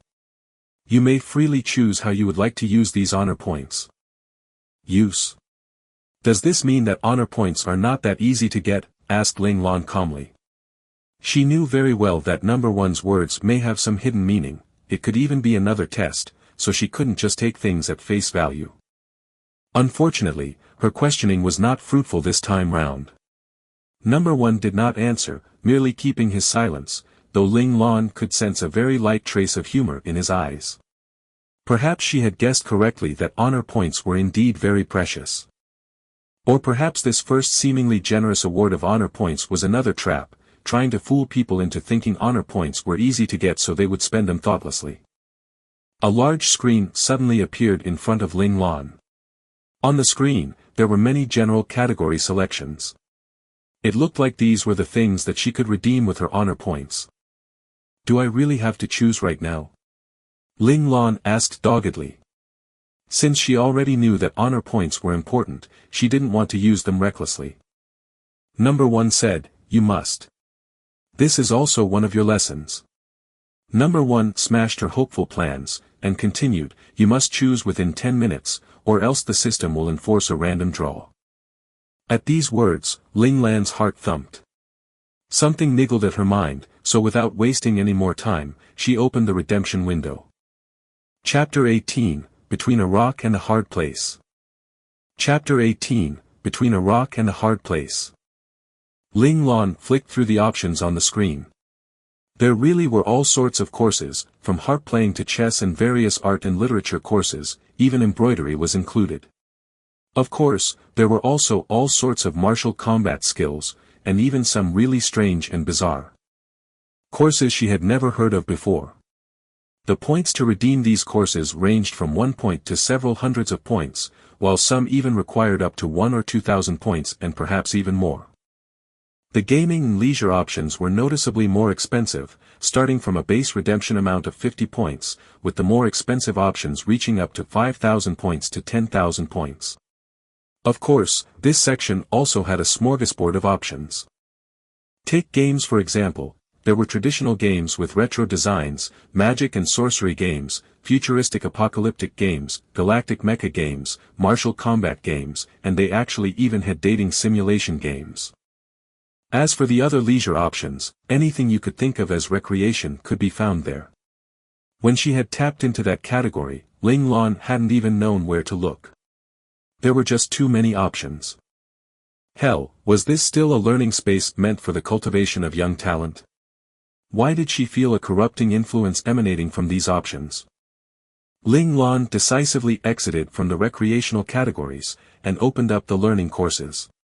Time was counting down, so she did not have a moment to lose. Since she had to redeem something, she might as well use the honor points she had now to redeem something she needed most at present. With a rough idea of what she wanted, Ling Lan clicked open the combat category, and then chose the subcategory of defense. Countless defensive combat techniques and skills immediately popped up on the screen. Ling Lan selected the option to list the skills and techniques according to honor point requirement in ascending order, from the lowest to the highest. The first skill she saw cost only 1 honor point, Iron Skin. The description below it explained that the skill could turn the skin of a person's entire body into iron, capable of withstanding heavy blows. With mastery, the practitioner's skin would become a metallic color. Without any hesitation, Ling Lan immediately sent the option flying. How could a soft and delicate girl like her allow her skin to become metallic in color? It's not like she wanted to become Iron Woman. Next were the skills that required 10 honor points to redeem. There were a few more than those requiring 1 point, but when she counted them, there were only about 10 options. Ling Lan found that interesting. There was 1 skill which cost 1 honor point, and 10 skills which cost 10 honor points. Did that mean that there would be 50 skills which cost 50 honor points? Of course Ling Lan was just thinking about this idly, her full attention was actually upon these 10 options before her. She only had 10 minutes after all, there was no time to waste. Eagle Claw. What, mastery meant having claw-like hands? No can do. Iron Head. She needed to bang her head against hard objects every day. That was just asking for pain and suffering. Dismissed. Golden Finger. Practice by jabbing her fingers at trees every day. Ridiculous. Ignored. Crippling Legs. Mastery meant legs with exposed veins. Dear God, that would be terrifying. No way. Long Ape Arms. What, mastery meant one's arms would become as long as an ape's. Damn it, even though she would have to live this life as a man, she still didn't want to live as an ape man. That would be too tragic, no way in hell. Why did all these skills either change a person's appearance or require self-mutilation to achieve mastery? Ling Lan complained internally. Just as Ling Lan was about to give up on redeeming any of the 10-point skills, she noticed the final skill on the list, Rabbit Sky Leap. Rabbit Sky Leap, a conditional skill. Requires a high degree of body flexibility. Minimum requirement of B rank flexibility, but A rank and above flexibility recommended. This skill does not change one's appearance after mastery, but will increase overall strength by 3 times or more. Precise increments will depend on practitioner's flexibility and intensity of practice. Please observe changes and adjust accordingly. Practice method. This Rabbit Sky Leap skill captured Ling Lan's heart immediately. It seemed like a perfectly normal skill, no torture or mutilation mentioned in its training method. Besides that, the condition seemed tailor-made for her. The basic 9 stances she had been practicing had focused specifically on increasing a body's flexibility. Instructor number 9 had clearly stated that once she mastered the 9 stances, her body flexibility would be at A rank. In general, babies were born with a flexibility of B rank, but if they didn't practice any sort of physical skill such as the 9 stances, their flexibility would decline as they grew older. A regular adult would have a flexibility between D rank to F rank. If one trained in offensive physical skills, flexibility would drop even more, perhaps not even reaching D rank. Meanwhile, a practitioner of the balanced series of physical skills would at most be able to maintain a flexibility of C rank, with exceptional cases being able to achieve B rank. As for the defensive series, there were 2 branches within the set itself, the endurance series and the flexible series. The endurance series focused on increasing a body's toughness, hardening it to increase defensive ability, thus reducing flexibility, which would result in a body flexibility similar to those practicing the balanced series. Only the flexible series, as its name implied, focused on training up a body's flexibility, and would allow practitioners to achieve a flexibility of A rank and above. The basic 9 stances that Ling Lan learned were from the flexible series. The learning space had automatically assigned the flexible series to Ling Lan because she was a girl, and because her natural flexibility had already been very high. It looked like the learning space also had some recognition of gender, and had been unwilling to produce an iron-muscled woman. At this point, Ling Lan had already made her decision, but she still cautiously browsed through the skills which required 50 honor points. The quality of the skills naturally increased as the cost of the skills increased, but the associated restrictions and conditions also got increasingly tougher. Many of the skills required a certain level of body strength, resilience, or flexibility, as well as a certain level of physical skill. Ling Lan knew that even if she redeemed these skills now, she still wouldn't be able to practice them for 3 to 5 years. After all, her body was just not at that level yet, there was still much more training she had to do first. Just then, number 1 reminded, "There is not much time left, have you chosen?" Ling Lan smiled and said, "Yes, I choose the Rabbit Sky Leap." Number 1 warned her, "The Rabbit Sky Leap only requires 10 honor points. You still have 139 points, what else will you choose? Please choose immediately." Ling Lan shook her head. "I only want this one. I don't need anything else right now." Number 1 sniffed. "You still have so many honor points left. Do you really want to waste them?" Ling Lan smirked like a little fox. "Will they really be wasted?" Number 1 just stared at her placidly. His gaze was steady and indifferent, as if telling her that if she really chose only the Rabbit Sky Leap, all her remaining honor points would be cleared away.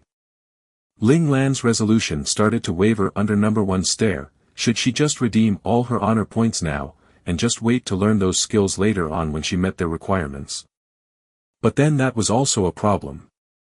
Since she had no idea what the learning space would assign her next, if she redeemed her points now and chose something that was unsuitable for her later on, that would also be a waste. Should she gamble now? Or gamble for the future? Ling Lan struggled over her decision. She lifted her head to look at number 1, hoping to get some sort of hint from him. After all, the reason she wanted to save her honor points to begin with was because of number 1's earlier words. Had she misunderstood what he was saying? Chapter 19, The Powerful Cheat Code. Chapter 19, The Powerful Cheat Code. Translator, Ryuxinji. Editor, MJN0898. So that she could hold on to the free treatment provided by the country in her past life, over her 24 years of illness, Ling Lan had learned how to observe body language and react accordingly. She had learned how to appeal to the doctors and nurses around her, acting cute and being well-behaved.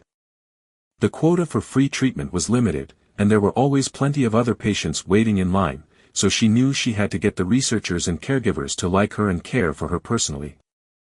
This way, subconsciously, they would want to keep her around and would put in a good word for her when necessary. That it might be better to just redeem all her points now after all. It'd be better than letting them all go to waste. Just as she was about to ask to continue redeeming, the system announced, "Time's up. Exchange 10 honor points for Rabbit Sky Leap, successful." Ling Lan was abruptly jolted into awareness. Unconsciously, it had already been 10 minutes. Knowing that there was nothing else she could do, Ling Lan resolutely pushed aside all her anxiety. Since God had already helped her decide, there was no point having regrets even if she was going to lose. All those honor points. It had to be said that Ling Lan was a very mature and adaptable girl. Perhaps those 24 years of torment due to illness had taught her that there was no point in obsessing over the unobtainable. The system continued to announce, 1 redemption successful. Redemption mission completed, 1 honor point awarded. Remaining honor points, 140 points. Shall be reserved for the next redemption. Ling Lan was ecstatic. She had guessed correctly. As expected, honor points could be saved up. Number 1's words had been a hint after all. The word use had been a subtle hint that honor points were precious, while the following statement that a random draw would be enforced after 10 minutes. Indirectly implied that only 1 exchange was required. This seemingly simple statement was actually rife with meaning. The cost of the items that could be redeemed ranged from 1 point up to several tens of thousands of points, and though Ling Lan only had 149 points, the things she could redeem were numerous. This presented a problem. If the enforced draw by the system randomly selected an item that only cost 1 point or 10 points, or perhaps even 50 points, what would happen to the rest of the unredeemed honor points? Number 1's explanations had not covered any of that. Based on her previous experience, Ling Lan had quickly sensed something strange about the scenario, fearing that this was yet another trick. Perhaps this forced redemption was actually just a way for the system to teach new users how to redeem their honor points, just like how an instructor makes you practice a skill once in front of them right after they finish teaching you. Of course Ling Lan knew that every little action of the learning space was not as simple as it seemed, so the forced redemption must have some deeper meaning beyond that. However, Ling Lan didn't think it was necessary to spend much time and effort to figure it out. So she chose the Rabbit Sky Leap which was most suitable for her. Not only could she practice it immediately, it was also a very subtle skill. Ling Lan was very satisfied with her choice. As for whether it was the best choice, Ling Lan was not overly concerned about that. She didn't expect the best things to just appear in her path randomly, as if she were the main character in a story, but was content to just take things as they came. Instructor number 1 was extremely pleased with Ling Lan's performance this time as well. Without further ado, he switched places with instructor number 9, who proceeded to instruct Ling Lan in the Rabbit Sky Leap as well as the next chapter of her physical skills training, the body refining. 9 stances.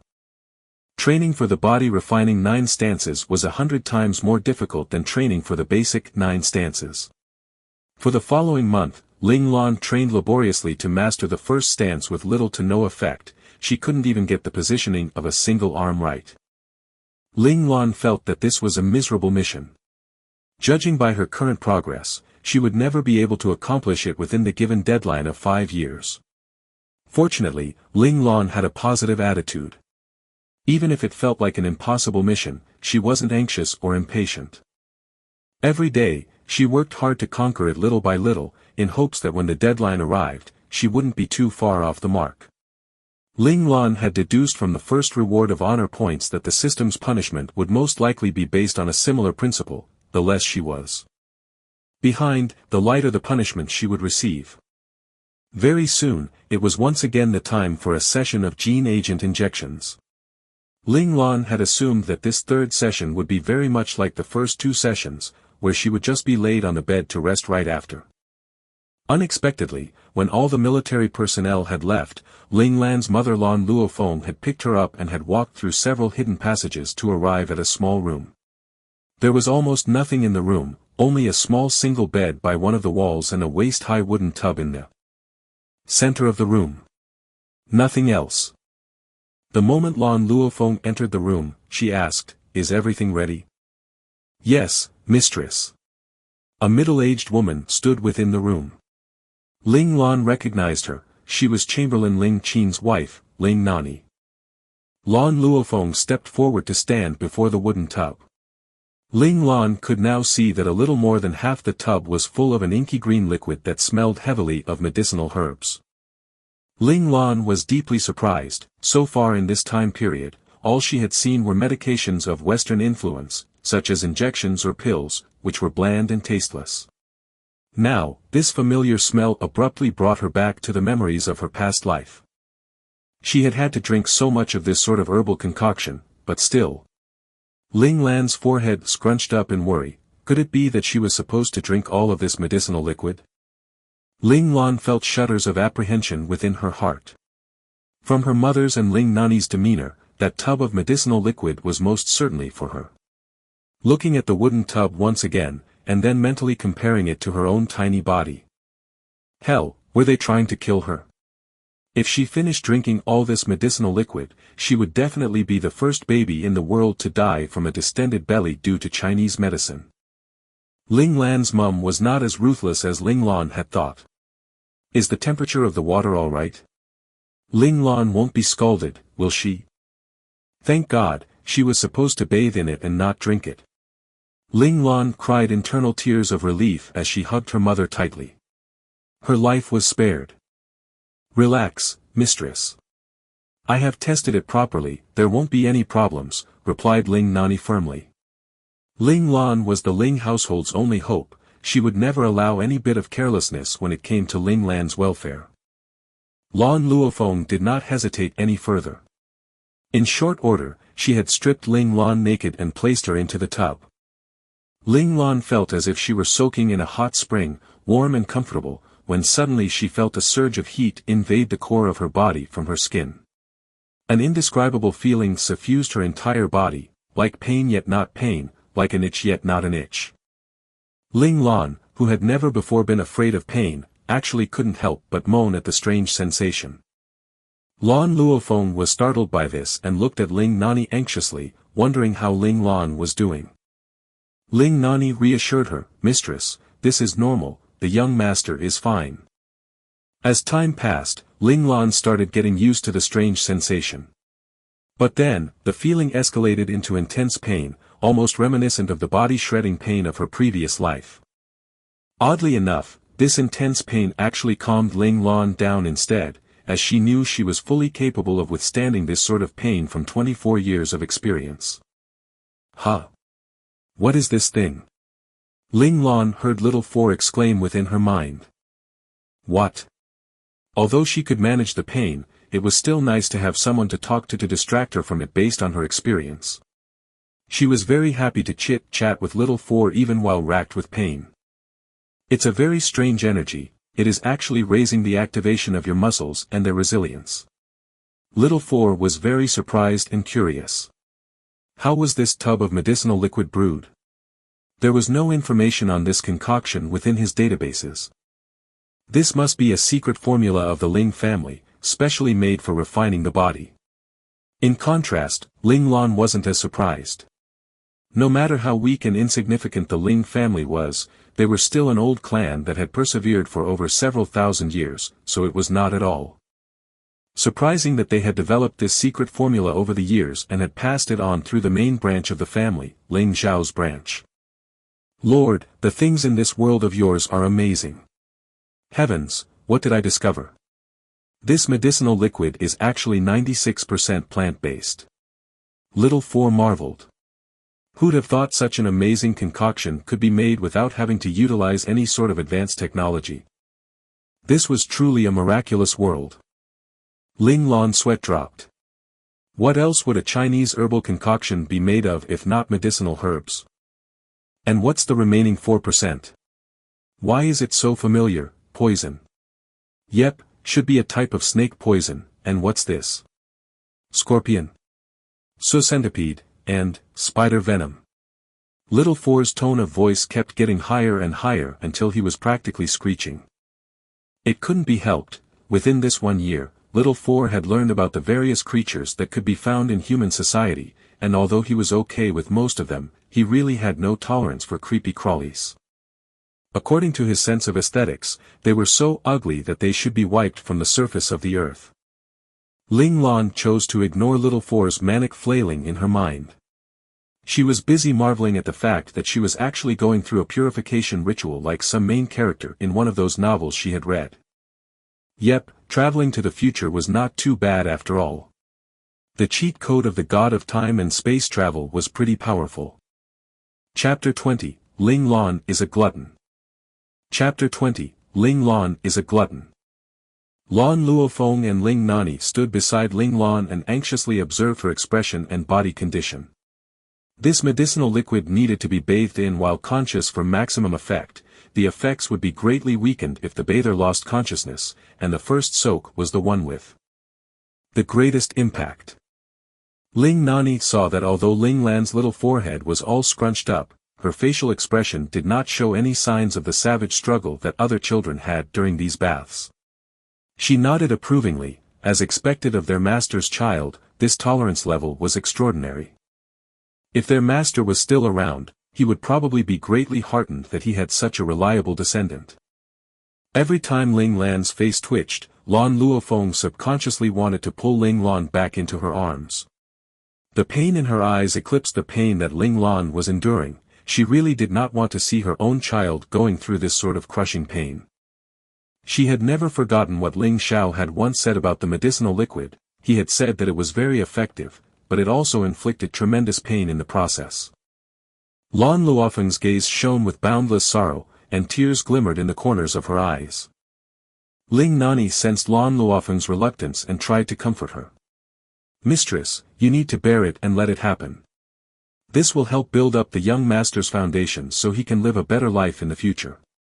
In the end, this world is still a world where the strong triumph. Without true strength, we will not be able to protect what the master left behind." Lan Luofeng nodded. "I know. It's all right, I can bear this. I believe that Ling Lan can continue holding on too." Ling Nani was right. A strong foundation was necessary for her child to be able to live freely in the future. Meanwhile, I need to go research this formula. It's too miraculous. If I can understand the medicinal properties and how they work together, perhaps I may be able to develop a new agent. Lord, I'll be going now, take your time soaking. Without any remorse whatsoever, Little Four abandoned Ling Lan and ran off to his research lab to pursue his next great invention. Hells, this heartless bastard. Ling Lan, who had been hoping that Little Four would continue talking with her to share her pain, was full of contempt for his selfish actions. Later, she would definitely teach Little Four a lesson and would make sure he understood that nothing was more important than his lord. The intense pain caused Ling Lan's body to spasm uncontrollably, low moans spilling in an endless stream from her mouth. Suddenly, she recalled that her qi exercises could somewhat alleviate this sort of pain, and quickly began practicing them. It actually worked. The pain was greatly dampened and became bearable again. The violent spasms of Ling Lan's body just now made Lan Luofeng and Ling Nani even more anxious, but while Lan Luofeng was purely heartsick over Ling Lan's suffering, Ling Nani was concerned over what would come next. She knew that the next half hour would be the most critical period of the medicinal bath, and it was also the part that was most difficult to bear. Most of the children would faint then. Even their master had become comatose, though still aware, for half a day back when he had endured this coming half hour. Perhaps the qi exercises Ling Lan practiced had been deeply ingrained into her body memory since she had been practicing them since she was in the womb, for Ling Lan entered into a deep meditative state very quickly. She could no longer feel the pain racking her body, but merely felt as if she was submerged in a miasma of heat. Seeing Ling Lan's slack face, Lan Luofeng relaxed in turn. It looked like Ling Lan had managed to overcome yet another hurdle. On the other hand, Ling Nani was confused since she knew the true properties of the medicinal liquid. Could it be that the herbal contents had been absorbed entirely? She peered at the inky green water. The saturation of the color indicated that there was still plenty of herbal content left. If so, then the pain should still be present and should have even intensified at this point. It seemed like their young master Ling Lan was either a child with abnormally high pain tolerance, or else had deficient pain receptors, being less sensitive than the average child. Ling Nani was leaning more toward the latter possibility, since it was rather inconceivable that a 1.5-year-old child would have such a high pain tolerance. This misconception of Ling Nani would bring even greater suffering to Ling Lan in her future training, as the Ling family tried to compensate for her deficient pain receptors by intensifying their training, so that she could know what true pain was like. After an indeterminate amount of time, still groggy from her trance, Ling Lan sensed that she had been picked up from the tub and placed on the bed. Someone started massaging her gently, and Ling Lan felt so comfortable that she could stand it no longer, and fell asleep. After sending away the military personnel, Ling Qin had been standing guard outside the room all this while. Seeing them come out of the room, he asked intently, "How was the effect?" Ling Nani could not contain her elation. She nodded vigorously as she reported, "The effect was much better than expected, all areas have been improved by 30 to 80%. Ling Qin almost broke down at these words. Really? It should be known that throughout the history of administering these medicinal baths, Master Ling Xiao had recorded the best effects so far. That year, the recorded improvements had only been between 10 to 50%. Seeing Ling Nani nod decisively in confirmation, Ling Qin couldn't stop his tears from falling as he muttered fervently, "God bless our Ling family, God bless our Ling family." Ling Nani surreptitiously grabbed hold of her old companion's hand. She knew how much this news meant to her husband. Although Master Ling Xiao had been the master of the Ling family, he had been raised at the knee of her husband. Ling Qin had loved Ling Xiao like a son, and his passing had been as hard on her husband as it had been on the mistress. Looks like the young master has inherited the physical qualities of Master Ling Xiao. Being able to absorb 10 tubes of gene-stimulating agent, and even being able to get a better effect from the medicinal bath. Ling Nani said, wondering. Ling Qin was still overwhelmed by his emotions, and could only nod emphatically in agreement with tears in his eyes. The old Ling couple could only interpret it this way, they could not know that effects of the bath were so remarkable because of the qi exercises. The shifting of the body's energies during the exercise had greatly increased its absorption ability, allowing the medicine to permeate even deeper into the body, hence resulting in improvements like never before. Just like that, Ling Lan began her life of medicinal baths. That aside, she continued to contort herself into bizarre poses that stretched the limits of the human body every day. Of course, she practiced those poses in secret, lest her mum grow frantic with concern. 1 year passed after another as Ling Lan slowly grew up. Before she knew it, she had become a bona fide glutton, able to eat her mum's full day of meals in one sitting. Heavens, she was only 4 years old. Was she destined to grow sideways? That won't do. Today, she must diet. After all, she had a dream to be a child with 4 greats, great ideals, great morals, great discipline, and great goals. She must not lose to her own stomach. Ling Lan was just cheering herself on when she noticed that the large serving of fried noodles before her had vanished. With a constipated expression, she muttered to herself at the insufficiency of the noodles. They hadn't satisfied her hunger much at all. Rubbing her flat tummy, she mentally cautioned herself not to eat any more. A sudden shift in facial expressions, and Ling Lan slapped a sure hand onto the table, shouting, "Give this young master an extra-large serving of beef steak." Damn it, hunger pangs were the worst. Ling Lan would much rather suffer pain than hunger pangs. Oh well. She was already planning to live as a man this life after all. If she ended up becoming a cool and stylish, elegant and poised, unparalleled handsome gentleman, and caused the women of the world to fall for her and fight over her, that would be a catastrophe. So, for the sake of those clueless women and to minimize her sin, and also so that other men will be able to wed and graduate from bachelorhood, she should just go ahead and become a little fatter. Ahem, she was such a soft-hearted person.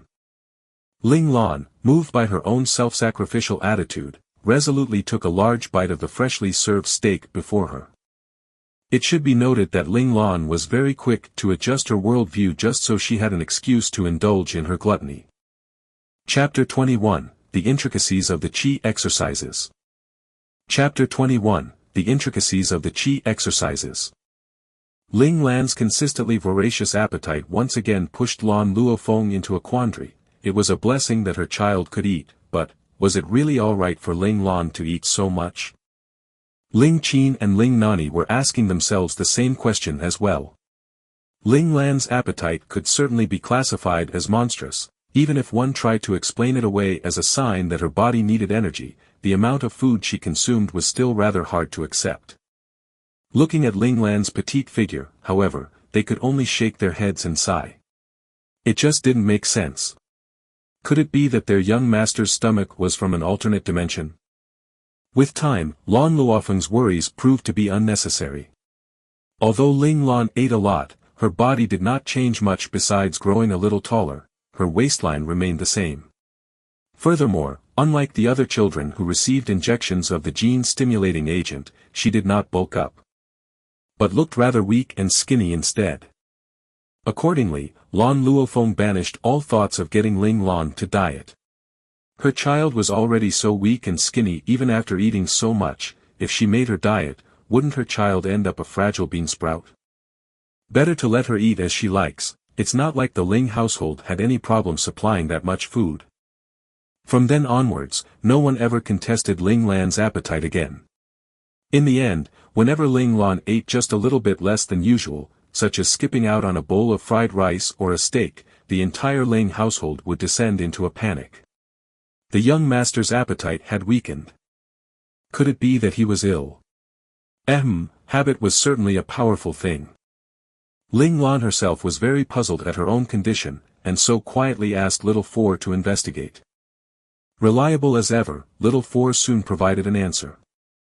The reason Ling Lan was so trim and skinny compared to the other children who received agent injections was that the bulk put on by those children was actually a physical symptom of the accumulation of impurities within their bodies.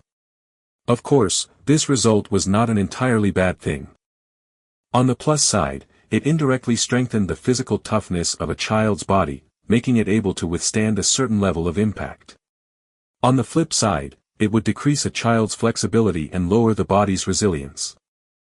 Meanwhile, the agent Ling Lan was absorbing contained no impurities due to Little Four's interference, so there was no buildup of impurities within her body, and consequently no physical bulk. As for Ling Lan's large appetite, it was due to Ling Lan's training in advanced physical skills within her mind space. The training sapped a lot of energy, so Ling Lan had no choice but to increase her intake of food to replenish the energy used.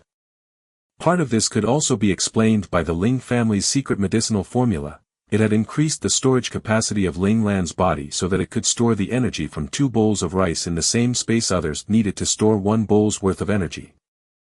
Naturally, the more energy stored up by the body, the greater the energy potential. The long and short of it was that it was advantageous for Ling Lan.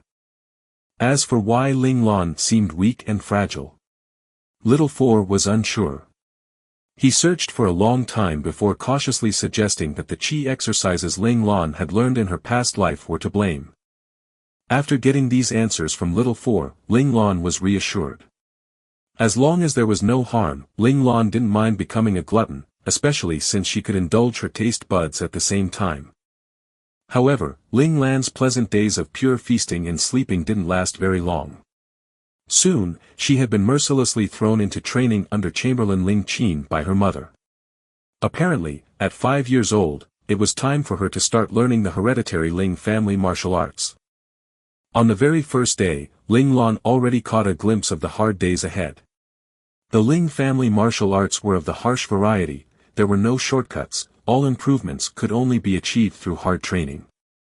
A quota of punches and kicks had to be completed every day, or else no rest was allowed. When Ling Lan finally finished her last kick for the day, she immediately dropped to the ground, immobile. Ling Nani, who had been standing watch by her side, picked her up tenderly and brought her directly to the hidden room for her medicinal bath, in hopes that it would soothe Ling Lan's exhausted muscles. The moment Ling Lan entered the medicinal bath, she knew that something was different with today's bath. There was no pain at all, only a tingling warmth which was so comfortable that she was almost lulled to sleep. Little Four chose to pipe up at this moment, saying derisively, "This physical skill set is no match for the learning spaces, it can easily cause problems for the body. If it weren't for this medicinal bath, any child who practiced it would be damaged beyond repair." Ling Lan chuckled bitterly. "It's not like I can choose not to practice it. I have no choice but to continue. I really don't want to see the disappointed faces of the old couple." In her past life, Ling Lan had seen disappointment too many times on her parents' faces. So now, whenever she was on the verge of giving up, the disappointment that would appear in Ling Qin and Ling Nani's eyes would change her mind, giving her another boost of determination to hang on. This was truly self-inflicted. Even though Ling Lan knew this was one of her personal demons, she just couldn't throw off the influence of her past life so easily. After the bath, Little Four found that the damage caused by the training to Ling Lan's body had not been completely repaired by the medicinal concoction. Although the problem was relatively minor right now, it was a seed that would grow into a serious affliction if things continued as they were. Thus, Little Four planned to convince Ling Lan to find a way to skip tomorrow's training. However, early the next day, to his immense shock, he found that all the remaining damage he had sensed the day before had disappeared without a trace. In fact, Ling Lan's body was in a better condition than it had been even before the damage was inflicted. In disbelief, Little Four scrambled to ask Ling Lan what she had done the night before. Ling Lan was befuddled, unsure what Little Four was asking for. Little Four frantically clarified that he needed to know what Ling Lan had done the night before besides sleep. This was indeed relatively important. If he could find out the cause, it would be a revolutionary discovery. Even in the technologically advanced world he came from, it was impossible to fully repair damage to the body with just medicinal solutions. Full repair required some sort of equivalent sacrifice, such as a reduction of life force or cell energy. Although these sort of sacrifices had no discernible negative effect in the short term, they would cause endless trouble in the long run. Ling Lan's situation was entirely different, however. Somehow, she had managed to achieve a full recovery without any sort of sacrifice. Her life force had not been weakened but had instead grown even stronger, while the stored energy within her body was even richer than before. All of this was proof that Ling Lan did not draw on any of her body's resources to repair the damage. Ling Lan thought the matter over seriously before hesitantly telling Little Four that she might have practiced her qi exercises right before bed. At her response, Little Four insisted that Ling Lan continue to attend today's training, and to follow it up with the qi exercises at night. The results proved that Little Four's suspicions were correct. As expected, the circulation of energy prompted by the qi exercises once again repaired the body to its optimum condition, just as it did the first day. Little Four watched the entire process in awe. Who'd have thought that a primitive planet with fledgling technology would have such a miraculous thing? The qi exercises not only had the ability to nourish the body's life force, but could also incorporate a portion of the body's energy into its active circuit to improve and maintain the body in such a way that would go undetected by technological means. Little Four could only see it now because Ling Lan was his host, so they were sharing spiritual energy. Otherwise, he would never have believed that such a hidden wonder actually existed in the world. Little Four felt a smidgen of regret. If only he had known that primitive world had such wondrous things, he would have paid more attention and started gathering them from the very beginning. Unfortunately, it was all too late now. Chapter 22, A Life Free from Debt. Chapter 22, A Life Free from Debt. A year's time went by quickly, and Ling Lan was soon about to turn 6. Ling Lan, who had always complained that time moved too slowly, was now singing a different tune, complaining that time was moving too fast instead. Since she had officially started learning the Ling family martial arts at the age of 5, Ling Lan had been able to freely practice the body refining 9 stances. In this 1 year's time, she had managed to achieve 3 times more than what she had managed in the previous 3.5 years. Before the age of 5, she had only barely mastered the 4th stance, but she had mastered the following 3 stances after that within this past year. It should be noted that the body refining 9 stances only got harder the further you progressed, each stance requiring even more time and effort to master than the stance before it. Unfortunately, Ling Lan did not have any room to relax despite that. In fact, her stress levels only increased from that point onwards.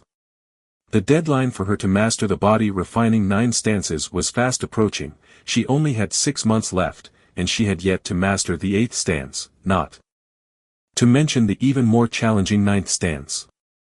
She desperately wished that she could squeeze every second of her day into training, even holding combat poses during meal times and inhaling her food at top speed so she could get back to training sooner. This greatly dismayed her mother Lan Luofeng, who began to tearfully repent before a photo of Ling Lan's father. She felt that she had failed her husband by not raising their child right. Ling Lan had none of the decorum and grace of an established family clan member. Amidst this chaos, the final deadline arrived. Although Ling Lan had successfully mastered the 8th stance, the 9th stance was still incomplete despite her best efforts. Ling Lan really did not want to face instructor number 1. Unfortunately, the learning space was merciless and would not allow Ling Lan to escape.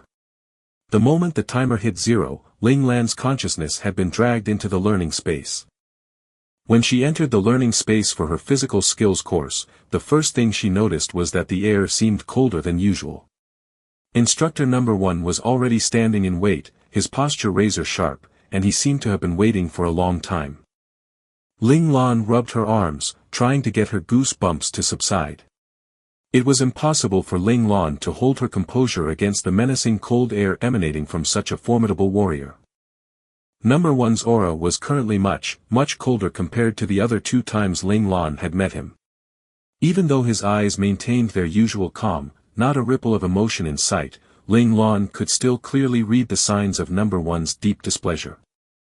Crap, Number 1 must be very unhappy with her performance this time. Ling Lan's sense of danger was very healthy. She immediately adopted a serious manner, head bowed and eyes lowered as she said, "Instructor number 1, I'm sorry, I've disappointed you." Number 1 replied coolly, "There's no need for that. We are only here to guide and instruct. Whether or not you appreciate it means nothing to us. You are apologizing to the wrong person." Although Number 1 said all this with his usual indifference and aloofness, Ling Lan could feel the underlying dissatisfaction running through his response. Ling Lan felt like crying. "Oh, Instructor number 1, what do you really mean? What do you want me to do?" Although Ling Lan was complaining internally, her face showed none of this as she kept her head bowed in respectful silence. Ultimately, Ling Lan was actually feeling somewhat guilty. She had really wasted a lot of time in the first 3 years of the given timeline. She had not practiced seriously back then, although a large part of it could be blamed on her wariness of her watchful guardians in the Ling household. During that time, she would only practice in the depths of the night while her mother was sleeping, thus only managing about 5 to 6 hours of training each day. This greatly hobbled the speed of her progress. Although she had been free to train as much as she wanted after she started her training in the Ling family martial arts, she had not been able to make up for the time she had wasted in those first 3 years. Training in the body refining 9 stances.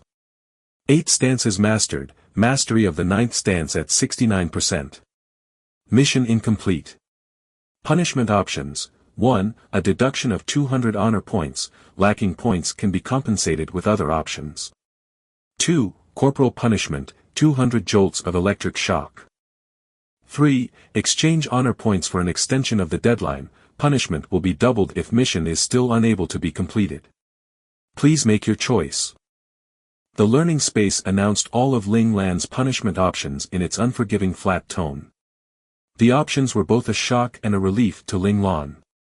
What shocked her was the harshness of the punishments, between the large deduction of honor points, and the shocking corporal punishment. She did not want to choose either unless she had no other choice. Honor points had proven to be supremely precious, so she was unwilling to lose them this way, while the corporal punishment was, she really had no masochistic tendencies. On the other hand, Ling Lan was relieved that the system provided a chance for her to fix the situation. The only catch was the possible doubling of the current punishment. Just thinking about it made Ling Lan's little heart shudder in terror, and she could feel a chill creeping up her spine. Tone icy, number 1 asked, "Speak. Which do you choose?" Ling Lan asked carefully, "Instructor number 1, could you please explain the third option to me?" If she did not have to spend much honor points in exchange, she was willing to try it. Number 1 gave her a cool look as he said in clipped tones, "You can use 10 honor points to extend your deadline by 30 days. In those 30 days, you may continue to practice the body refining 9 stances. If you can master it in that time frame, the punishment will be cancelled. If you fail, the punishment will be doubled." Ling Lan's heart leapt. 10 honor points were an acceptable loss in her opinion, although it was a little harder to decide whether she could really master the final 9th stance within 30 days. Truthfully, Ling Lan was not at all confident of her chances. She may really only need 1 more month to master the stance, but she could just as easily require 2 months or 3 months, or perhaps even 1 more year. Ling Lan remembered very well that instructor number 9 had told her that mastering the 9th stance required a certain degree of chance and enlightenment. Mastery would be impossible without one or the other. Should she take the risk and try? Ling Lan hesitated, but in the end, she just could not sacrifice the precious honor points she had earned, nor could she convince herself to take the corporal punishment, so she decided to take the plunge and chose the third option. The moment Ling Lan stated her choice, she felt the temperature of the room rise to a more comfortable degree. Number 1 decisively processed her choice for her, and before Ling Lan could ask any more questions, she had been summarily kicked out of the physical skills learning area. All Ling Lan could remember was a final cold stare, full of threat, a clear warning that she had better complete her mission properly this time. Back at the general learning space, Ling Lan did not even spare the time to greet Little Four before hurrying back out to the real world to train. Although Ling Lan had no idea what number 1's final threat-filled gaze was meant to convey, she knew down to her very bones that if she did not manage to master the body refining 9 stances by this new deadline, she would die a very gruesome death. And so, Ling Lan trained like a demon possessed in the subsequent month. Every day, she would train until she only had enough energy left to keep breathing before she dared to stop.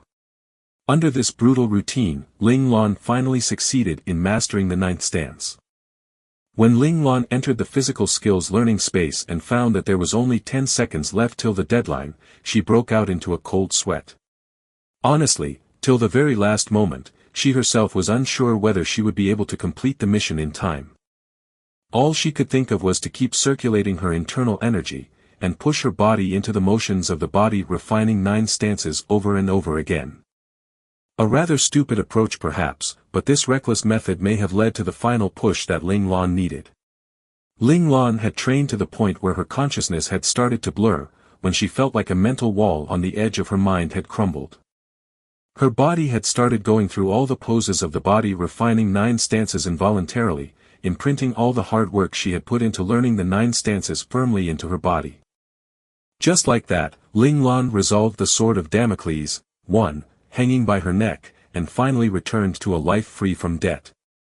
1. Having a sword of Damocles over you means you're facing an imminent threat, usually one involving great peril. Chapter 23, The Scout Academy's Test. Chapter 23, The Scout Academy's Test. Little young master, are you ready? Standing before the room where the strength test was taking place, Ling Qin's expression was even more nervous than Ling Lan's, who was about to be tested. Ling Lan's lips twitched. This Grandpa Chamberlain had completely lost his usual calm ever since they had entered the Scout Academy. Did he really have such little faith in her? Well, of course there were things that were out of her control, like, who knew that the test of intelligence would be so incomprehensible? Recalling her shame in that part of the test, Ling Lan's face darkened. Still, to reassure her Grandpa Chamberlain who truly loved her from the depths of his heart, she said, "Relax, Grandpa Chin.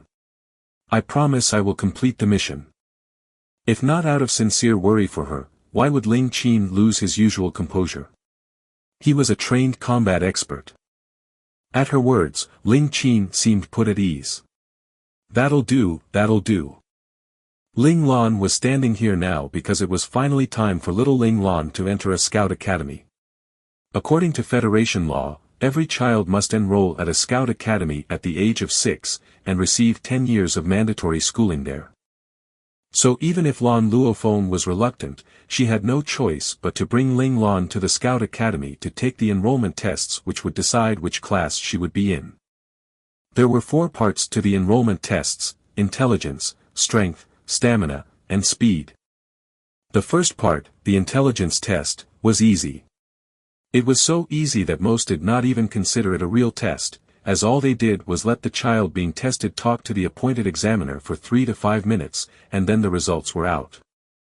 Ling Lan only scored 80 marks in this test. Placed among the sea of 90 marks scored by the other children, this score was humiliating, leaving Ling Lan speechless.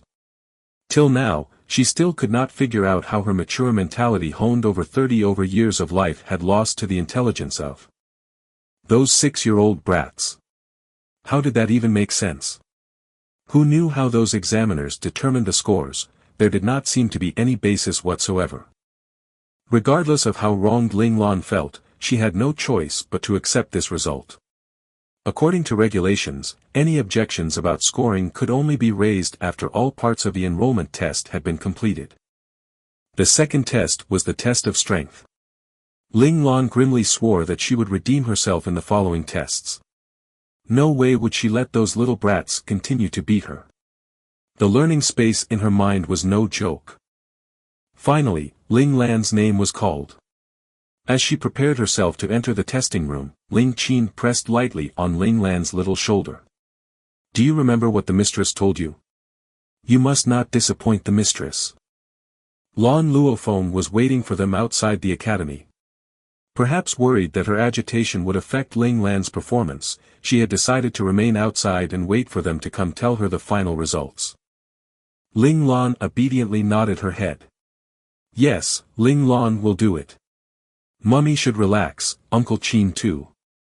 Acting cute was rather embarrassing, but this was the only way to reassure these people who loved and cared for her, so Ling Lan had learned to ignore her shame and just do it. Under Ling Chin's fond gaze, Ling Lan stepped into the examination room. In the area set aside for the strength test, 2 soldiers in military uniforms were seated in one of the rooms. One of the officers was flipping through Ling Lan's intelligence test results and its accompanying examiner comments. The shockingly low 80 marks stood out starkly, causing him to frown, but he could not help but exclaim in surprise when he saw the examiner comments written below it. Curious at his partner's reaction, the other officer asked, "What's up?" Calm and collected, no sign of leaps of logic, lacking imagination, "We've been in charge of testing children for almost 3 years, but I don't think we've seen these sort of comments before." After listening to these comments, the other officer said with some dissatisfaction, "I'm not going to comment on the rest, but what's wrong with calm and collected? In battle, only the calm survive. Isn't this scoring a bit ridiculous? Who do you think is in charge of intelligence testing? They would never let this sort of child who's hard to brainwash and hard to win over into the special classes and waste their resources." The officer who had read out the comments curled his lips, full of scorn for the examiners of the intelligence testing. Hee, that's true. Those great clans are only concerned with recruiting talent for their clans for their own profit, having long forgotten about the good of the Federation. Quite a few promising talents have been shunted into the regular classes because of them, losing the chance to be cultivated.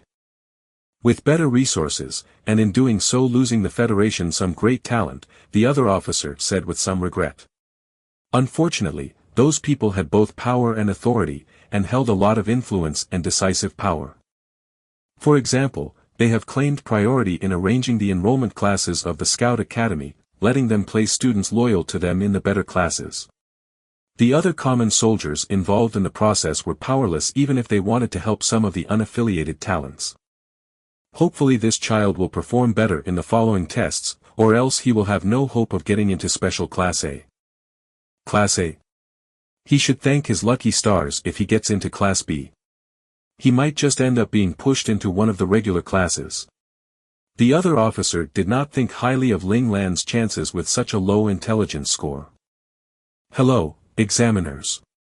Ling Lan is here for testing," said Ling Lan loudly.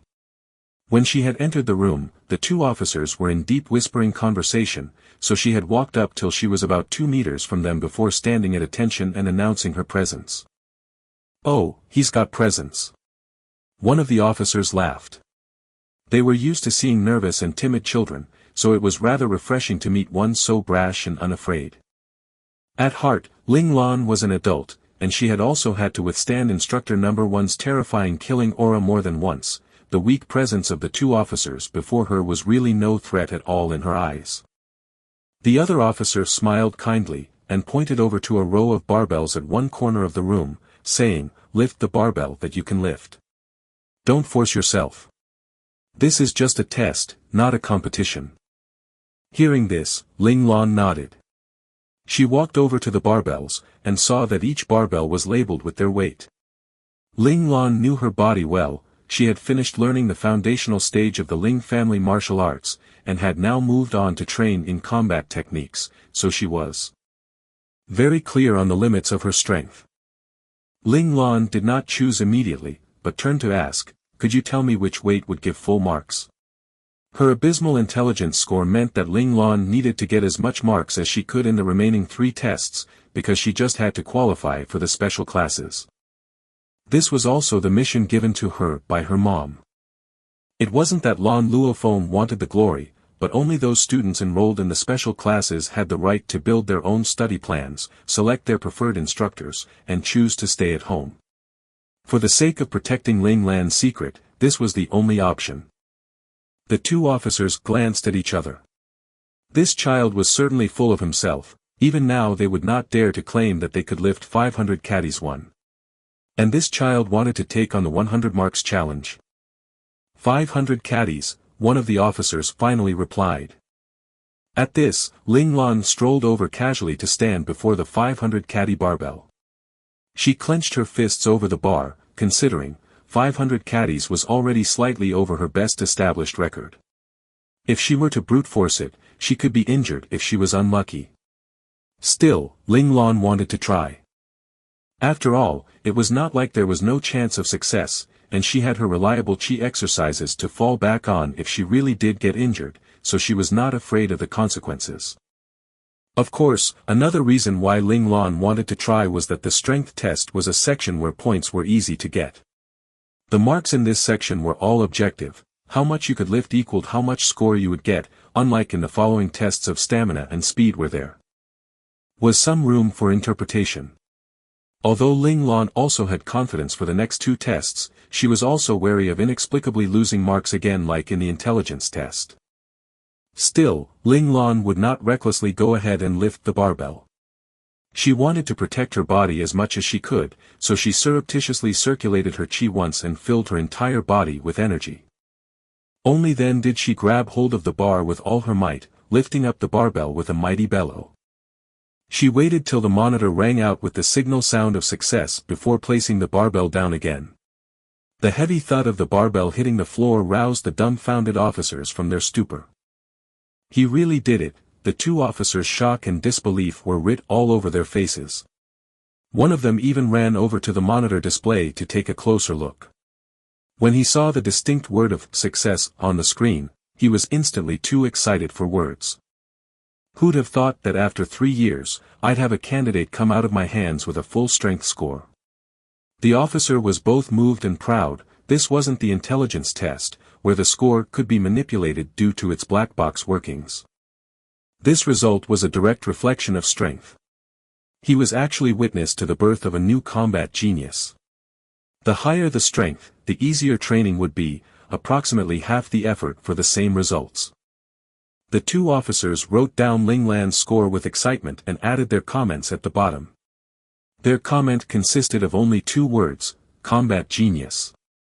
Only these 2 words could represent what they felt at this very moment. In their excitement, they did not notice Ling Lan's strange pensive expression when she put down the barbell. Of course Ling Lan was puzzled, she actually still had strength to spare when she lifted the barbell. She had initially thought that 500 caddies would be a little beyond her limits, but when she actually lifted the weight, it was rather easy. Gee, could it be that she had eaten some sort of strength-enhancing pill without her knowledge? Unable to figure it out, Ling Lan could only let it go for now as she walked out of the room and got ready for the next test. Chapter 24, The Overly Friendly Little Boy. Chapter 24, The Overly Friendly Little Boy.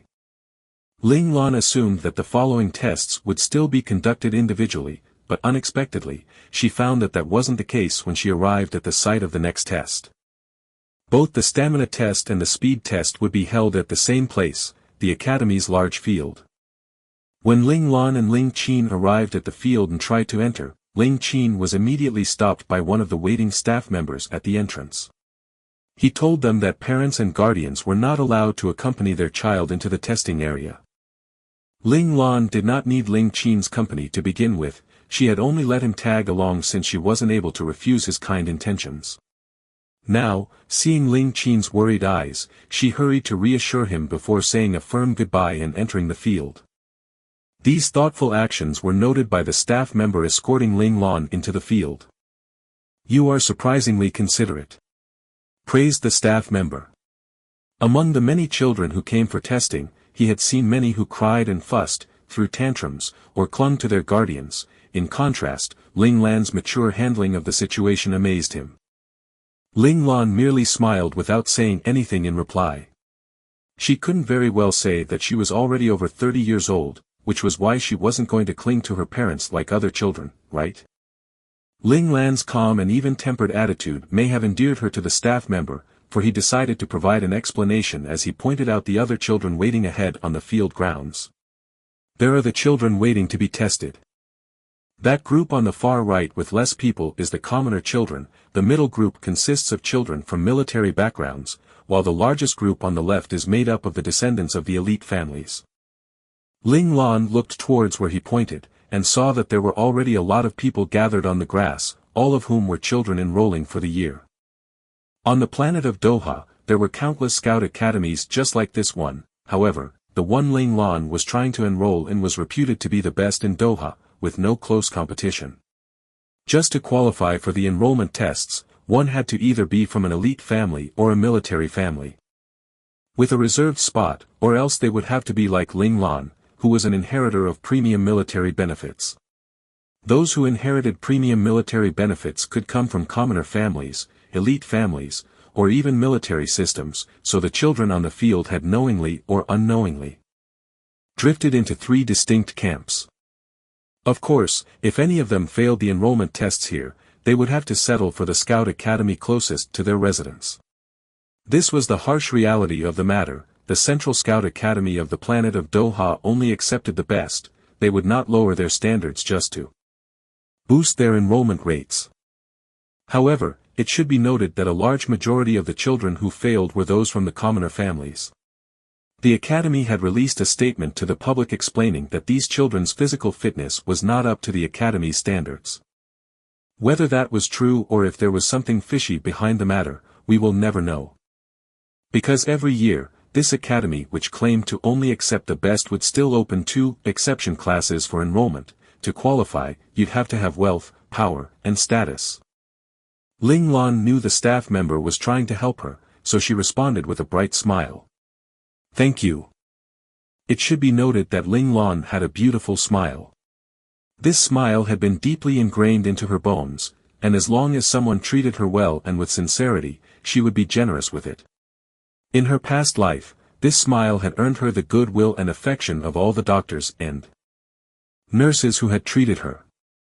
And now, combined with the attractive face born from her good genes in this life, the sweetness of her smile had only intensified. The staff member stared for a long moment, besotted. And then, he rubbed his nose lightly, peering around to the left and right. When he saw that no one else was paying attention, he said to her, "Little boy, don't smile like that in the future. It's for your own good." If this child did not have enough social and political clout, it was better if he was more careful with his smile. Perhaps it wasn't as dangerous now due to his young age, but in another 5 or 10 years, this smile of his could very well be a problem.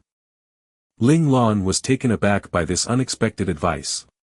But before she could ask about it, they had arrived at the fringes of the crowd and it was no longer safe to ask. Ling Lan could only wave goodbye under the staff member's fond and worried gaze. "Little Four, what do you think that person wanted to say?" asked Ling Lan with a slight frown on her face. Little Four said nothing, but played a recording of Ling Lan's previous smile within her mind. Till now, Ling Lan had never seen her current smile, though she knew that her original smile had been sweet enough to make people lower their guard and ease their spirits. However, looking at her smile now, she finally understood why that staff member had tried to warn her. Damn it, looks like beauty is also a burden. In the past, she could only be considered pretty at most, with a sweet smile that could warm people's hearts. But now, her androgynous appearance and her very attractive face somehow made that same sweet smile even sweeter, adding an almost seductive quality to it. And this was still as a 6-year-old, if she were a little older. Ling Lan was not so naive as to believe that gay relationships did not exist in this era. Although she was a girl in reality, she still did not want a gay man to confess feelings for her. Right then and there, Ling Lan decided that she could never smile like that again. As Ling Lan neared the 3 groups, the children in all the groups started looking over at her curiously. As mentioned earlier, Ling Lan was a really good-looking child. Even among the multitude of handsome men and beautiful women in this world, she would still be considered a top-notch beauty. With the honesty of youth, the children directly expressed their appreciation of her beauty with their focused attention. A pretty child was always popular. In this manner, before Ling Lan could decide which group she should join, a well-built boy from the middle military group had started waving enthusiastically at her, shouting, "Here, here. Come quick." Ling Lan was nonplussed. Who the hell was this passionate fellow? He didn't look familiar to her at all. Still, his greeting helped her solve one of her worries, so she started walking slowly in his direction. Her slow pace was intentional. What if she had mistaken his greeting when he had actually meant it for someone else behind her? She wanted to avoid that embarrassment if possible. However, it was soon proven that Ling Lan's caution was unnecessary. That boy really had been calling out to her, because he had already run over to grab her hand in impatience before she had covered half the distance. Ling Lan stared at the hand that covered her own with some consternation. Who the hell was he? How could he just grab her hand without asking, as if they were familiar friends? Don't judge Ling Lan for her reaction. In the history of both of her lives, this was the first time a strange man, little boy, had held her hand. Our intrepid little student Ling Lan was actually feeling shy. They entered the group to the place the boy had run out from, but before the boy could say anything, a sulky voice could be heard saying, "Qi Long, who's he?" Ling Lan looked towards the voice and saw that it was a plump little girl who had spoken. The girl glared at her fiercely, as if she had taken away her favorite possession. Ling Lan was rendered speechless once again. Did all children in this time go through puberty so early? This girl had already learned how to be jealous. That aside, shouldn't she take a closer look before getting jealous? Couldn't she see that he was a little boy right now?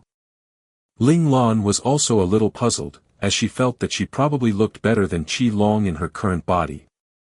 Why did the plump little girl not seem to notice this, but had chosen without question to be jealous of her instead of wanting to get close to her? Could it be that she was just not the girl's type? What Ling Lan did not know was that this world was no longer like her previous world where leanness was considered attractive. Here, the children were all raised with the understanding that stoutness, bulk, and health were beautiful, so Ling Lan's weak and fragile beansprout look was not going to appeal to most of the female population, no matter how attractive her features were. Qi Long had no idea that his little follower was jealous, focusing instead on introducing Ling Lan to his friends. He was the one who was being tested before me in the strength test. Don't look down on him, 'cause he's skinny, he's really strong. Qi Long liked to befriend those who he felt were stronger than him, as he felt that he could become stronger by mingling with them. Ling Lan blinked. So that's how Qi Long knew her. Chapter 25, Companions in the Same Group. Chapter 25, Companions in the Same Group. Ling Lan couldn't suppress her curiosity. How did you find out? The results were supposed to be confidential, only known by the examiners. Also, those examiners had been enlisted from various military regions, and so knew how to keep their mouths shut. With some embarrassment, Qi Long replied, actually, when I went in for my test, the two examiners were talking about you, saying that you were a rare genius with unparalleled strength. I figured that if even the examiners said so, your strength must be ginormous. Fine, looks like the examiners got carried away in their excitement and accidentally revealed some hints. But this gregarious fellow was also surprisingly observant, having managed to grab hold of the most important information immediately. Oh right. What's your name? I'm Qi Long, he's Han Jijian. We grew up together, and he's the bestest of my best friends. Qi Long had no sense of the typical first-time reservations when meeting strangers. He had jumped straight into an enthusiastic introduction of the little boy standing beside. The plump little girl. His expression as he spoke seemed as if he were showing off, causing Ling Lan to throw a curious glance at this boy who Qi Long seemed proud to know. The little boy seemed very serious, giving no outward reaction to Qi Long's enthusiasm other than to slightly nod at Ling Lan, although his eyes held an unmistakable trace of appraisal. Of course, this was due to his young age. If he had been just a bit older, he might have been able to do so more subtly. However, his assessing gaze did not make Ling Lan uncomfortable, because Ling Lan knew that he meant no harm by it, and that he was only trying to decide if Ling Lan was someone worthy of being befriended by his good friend Qi Long. Thus, Ling Lan was instead touched by this act of concern, proof of the deep friendship between the two boys. Looking at the beaming Qi Long standing at her side, Ling Lan recalled the novels she had read in the past. So it was true that every happy-go-lucky boy would have a cautious and thoughtful bro by his side. Even now, she could see the strong bromance between the two little boys. God was indeed fair and kind, and would protect those who were pure of heart. As her impression of Qi Long and Han Jijian rose, Ling Lan's demeanor softened considerably. She greeted Han Jijian amicably, "Hello, I'm Ling Lan. It's nice to meet you." Ling Lan, she is Jijian's younger cousin Han Shuya. She always likes to hang out with us, don't take her words too seriously. Qi Long did not wait for Jijian to respond, interrupting to introduce the plump little girl. Qi Long did not notice that his words had irritated the plump little girl so much that she was gnashing her teeth, while Han Jijian threw a somewhat apologetic look at Ling Lan. Looks like he was used to playing the mediator for his best friend and his cousin sister. Ling Lan smiled but did not respond in any way to Qi Long's words. This somewhat placated the angry little girl, who felt that Ling Lan at least knew his place, and as such didn't find him as annoying as before. The emotions of girls were truly a fickle thing, regardless of their age. And so the group of children conversed like they were little adults, but they hadn't conversed for long before they heard one of the other children yell out, "The exam is starting." It turned out that the examiner for this test had appeared on the field, and the staff members had begun separating the children into smaller groups. The way they grouped the children was simple. According to their registration number, every 10 numbers became one group. Ling Lan looked at her number, 7253, and then turned to look at the numbers of the children in Qi Long's group, and was immediately struck dumb. Damn it, wasn't this too coincidental?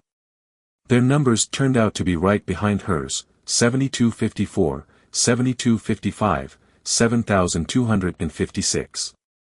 Ignoring Qi Long's excitement, Han Jijian's surprise, and Han Shuya's mild discomfort, Ling Lan could do nothing but look up at the sky, the corners of her mouth twitching. Was this the rumored laws of dimension travel? Would anyone fated to connect with her be naturally drawn to gather around her? Just like how Qi Long had just bulldozed his way into her life. Besides the 4 of them, the 6 other people who belonged in their group had also gathered around them. This was only natural as their group had the most people to begin with, so the others who were scattered had automatically come to join up with the largest party. The newcomers consisted of 5 boys and 1 girl, and one of the boys looked very similar to the girl, so they were probably twins. Although there were hardly any ugly people left at this time, the twins were still extremely good-looking by current standards. They were like porcelain dolls, with clear skins glowing with health. The boy looked dignified and confident, while the girl looked shy and adorable. 2 almost identical faces with 2 distinctly different dispositions. Ling Lan couldn't help but steal a few extra looks. Ling Lan's gaze was perhaps a bit too intent, for the twins seemed to sense it and looked over. The princess-like girl smiled at Ling Lan bashfully, which Ling Lan returned on reflex. When the boy saw this, he glared at Ling Lan, as if warning her not to even think about flirting with his sister. Ling Lan rubbed at her nose, speechless.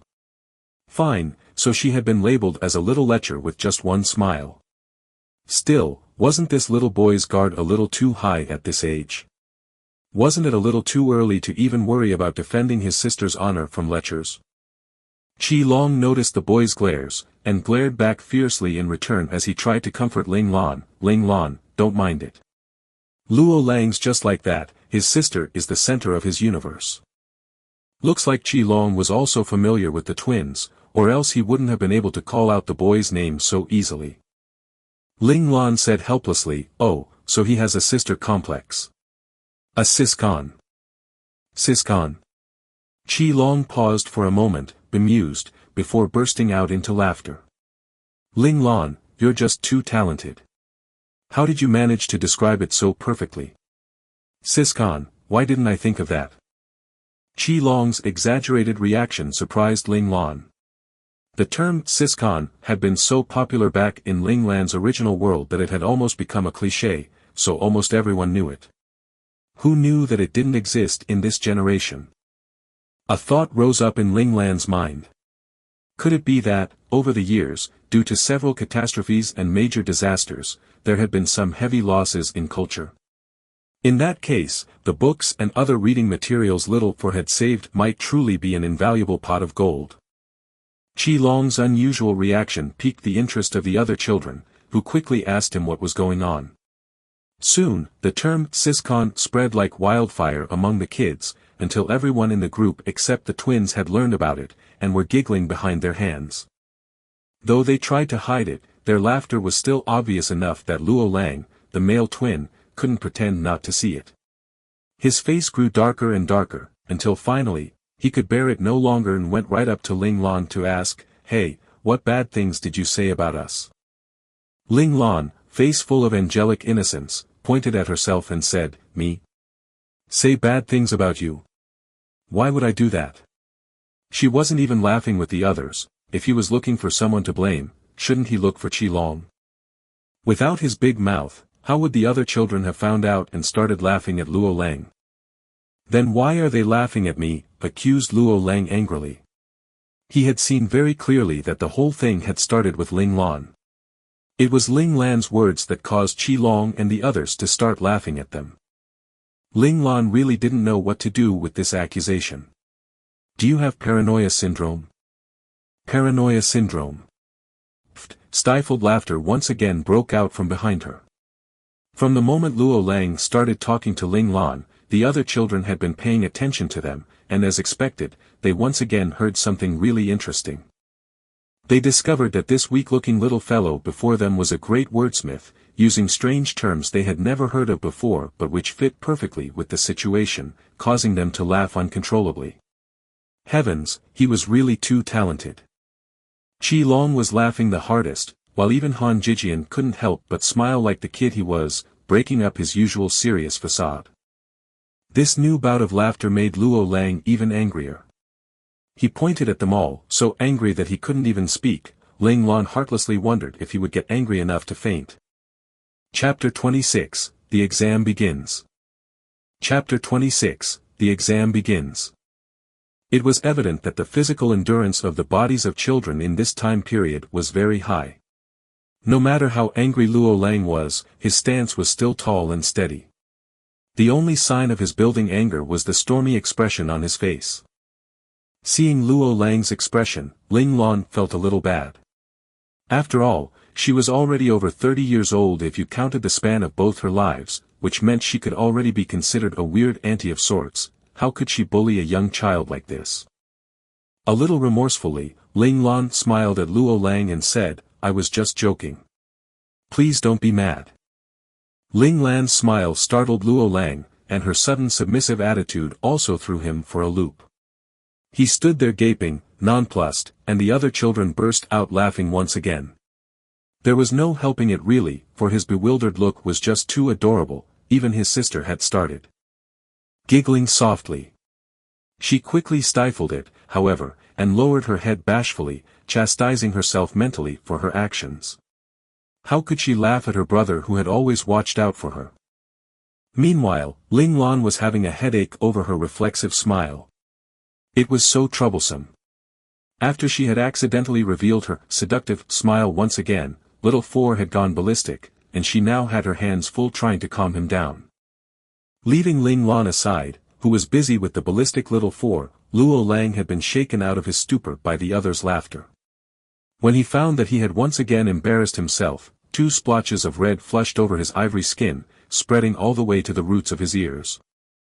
Then, he channeled his embarrassment into anger and lunged at Ling Lan's side where Qi Long was standing, and pushed him to the ground. Just like that, the two of them began to wrestle as they rolled around on the field. Qi Long and Luo Lang were all tangled up with one another. Qi Long's friend Han Jijian did not try to help, only pulling Ling Lan and Han Shuya aside to watch as they fought. Meanwhile, Luo Lang's sister had also silently retreated a few steps out of the way, but she continued to watch her brother with worried eyes. With some difficulty, Ling Lan finally managed to calm little Four, only to return to awareness to find that no one was trying to stop the fight. This baffled Ling Lan. In her past world, if any children started to fight, they would be pulled apart as soon as possible to resolve their problems peacefully. But here, although there were staff members on the field not far from them, they just continued with what they were doing as if nothing was happening. What exactly was going on? Ling Lan felt that her world view was being challenged by this new world's order. Ling Lan was not someone who could suppress her curiosity. She immediately turned to ask Han Jijian about the situation, earning yet another appraising gaze from him. However, when he saw that Ling Lan really did not understand what was going on, he was rather stunned. This was pretty basic general knowledge that should have been taught by a father. Had Ling Lan's father not told him about it? Even though Han Jijian had his doubts, he still explained to Ling Lan, "This is a habit we've learned since we were little. If we need to resolve a problem with someone, fighting is permitted. However, no matter who wins or loses, the matter is considered closed after the fight." What a strange way of educating their children. Are they not afraid of encouraging violence? Once again Ling Lan was struck by how different the values and principles of her previous education were compared to the survival of the fittest mentality of this world. For example, no matter the origins of a child, whether he was a commoner, an elite, or a noble, the first ambition of all the children here was to join the military. The second ambition was also to join the military, and the third ambition was still to join the military. Because strength was might, and military men were the strongest, especially if they managed to become a mecha operator. Only those whose bodies did not meet the requirements would give up on this dream of the military and reluctantly choose another profession. Since young, the education Ling Lan received was geared towards preparing her to become a mecha operator, the strongest of the strong. Everything she learned worked towards this goal, while her mum and Chamberlain Ling Qin had never even thought to ask her whether she wanted to be one. Honestly, she was rather apathetic towards the idea of becoming a mecha operator. She was a girl, after all, with very little interest in fighting. She could never have guessed that she would travel to this warring world where the people were militarized, and, even more unexpectedly, that she would have a mecha learning device as a contracted follower. Ling Lan couldn't help but rub her jaw thoughtfully. Could it be that this was fate? Was everything that had happened trying to tell her that she was destined to walk the path of a mecha operator? Qi Long and Luo Lang were still fighting neck and neck, although Qi Long was actually slightly better in terms of fighting power, Luo Lang had stubborn determination on his side. So, although Luo Lang was slightly disadvantaged, he was still managing to hold his own against Qi Long. Ling Lan really wanted to know the outcome of their fight, but when she saw that the staff member in charge of calling out the test groups was getting closer and closer to their numbers, she knew that there was no chance the fight would end in time. With some regret, she called out, "It looks like it'll be our turn soon. Are you guys sure it's alright to continue fighting like this?" The two boys froze at the same time, but Luo Lang reacted faster than Qi Long. He shoved Qi Long aside and scrambled off the ground, and started to fix his clothing and appearance. Although he could no longer revert to his initial pristine princely presence no matter how hard he tried, his proper upbringing would not allow him to face the examiner in such a disheveled state. Qi Long was caught unprepared and was sent tumbling twice over by Luo Lang's push.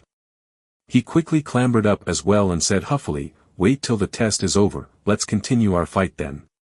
He was utterly unconcerned with his mussed-up appearance, only swiping at his forehead twice to get rid of some sweat before letting it be. Naturally, Luo Lang refused to back down as well, so the two agreed that they would determine the true winner after the testing ended. Oh, such spirited and competitive young children. Ling Lan felt old, for she could not find any sense in their random fight. By this time, Ling Lan had forgotten that she was actually the culprit who instigated Luo Lang's fight with Qi Long. The testing proceeded rapidly. Qi Long and Luo Lang had barely caught their breath when their group was already being called up by the staff member. The 10 people in Ling Lan's party dared not dawdle and quickly ran over. The 10 of them stood on the racetrack and made their final preparations. Then, an examiner walked over to explain how the testing would go. He asked them to get ready to run from the start line, and explained that they would have to safely arrive at the end line to complete this test. As for scoring, that would depend on how much time they took to complete the course. As Ling Lan got ready, she did not forget to keep an eye on the group of testees before them. This was a habit she had developed after multiple encounters with number 1, every time number 1 appeared, his every action could be a test, so Ling Lan always had to be on her toes, making sure she caught every little hint in his actions and his words. This strict caution had become a part of her basic instincts. Ling Lan saw the previous group speed off at the examiner's command, and soon she could no longer see their silhouettes. Even though the sun is shining brightly in the sky, there is fog on the track. Ling Lan pointed out the problem, which explained why the group before them had disappeared so quickly before their eyes. Looks like the track here is under some area of effect illusion technology. This test is not as straightforward as it seems. Han Jijian was an intelligent boy who had a deep understanding of advanced technology which other kids, like Ling Lan, may not have. Han Jijian's warning made Ling Lan secretly raise her guard. Very soon, the examiner at the starting line called Ling Lan's group over. Once he had confirmed they were ready, he gave the command, and they were off. Qi Long immediately rushed forward at the head of the group, with Luo Lang close on his heels. It seemed like the two of them were determined to make a competition out of this as well. Ling Lan was third, and Han Jijian was right behind Ling Lan. This strategic child had the same idea as Ling Lan. They were planning to follow behind Qi Long for now as they observed their surroundings. Meanwhile, the other kids were all following at various paces behind Han Jijian. Chapter 27, The True Intention of the Test. Chapter 27, The True Intention of the Test. They hadn't run for long when the sunny skies above them turned dark and foreboding. Storm clouds gathered, and thunder rumbled ominously. Right at the front, Qi Long cursed, "Damn our luck. Why did it only start to rain when it's our turn? Hurry up, everyone, or else it'll be even harder to run once it really starts raining, and our results will definitely be affected." After he finished speaking, Qi Long was just about to speed up when Han Jijian called out from behind, "Long, don't speed up. Just keep your current pace." Qi Long was confused. He didn't understand why Han Jijian wanted to stop him from speeding up. If it really started to rain, they would have to expend much more energy running through the rain, and the rain would affect their speed as well. Their score in this test was based on how quickly they could arrive at the end point, so shouldn't they try to cover more ground now before it rained? Although Qi Long's mind was full of doubts, one of his strengths was self-awareness. He knew that his blood-sworn brother Han Jijian was much smarter than him, so much smarter that he could only look on in envy. Since his sworn brother had said so, there must be something that he missed. It had been proven enough times in the past that it was never wrong to listen to Han Jijian, so he would put his faith in his brother. And so Qi Long decisively dismissed his worries, and kept running at his original pace. It had to be said that none of the children in Ling Lan's group were particularly competitive in nature, other than Luo Lang. And although Luo Lang was prideful, he was also an intelligent boy, so when he heard Han Jijian's advice to Qi Long, he also decided not to speed up, merely keeping pace behind Qi Long. Among their peers, Han Jijian's intelligence was publicly acknowledged. Even Luo Lang admired Han Jijian for his intelligence, but unfortunately, Han Jijian had befriended that idiot Qi Long before he could get to know him. He was full of regret that he had moved too slowly and felt that it was such a waste. If he had managed to get to Han Jijian first, Qi Long would never have had a chance.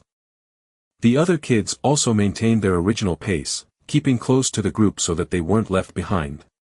Anyone who could attend the enrollment tests of the Central Scout Academy of Doha was no idiot. Qi Long and Luo Lang's fight had shown them that the two were much stronger than them, so if the two of them weren't afraid of wasting time, why should they be afraid?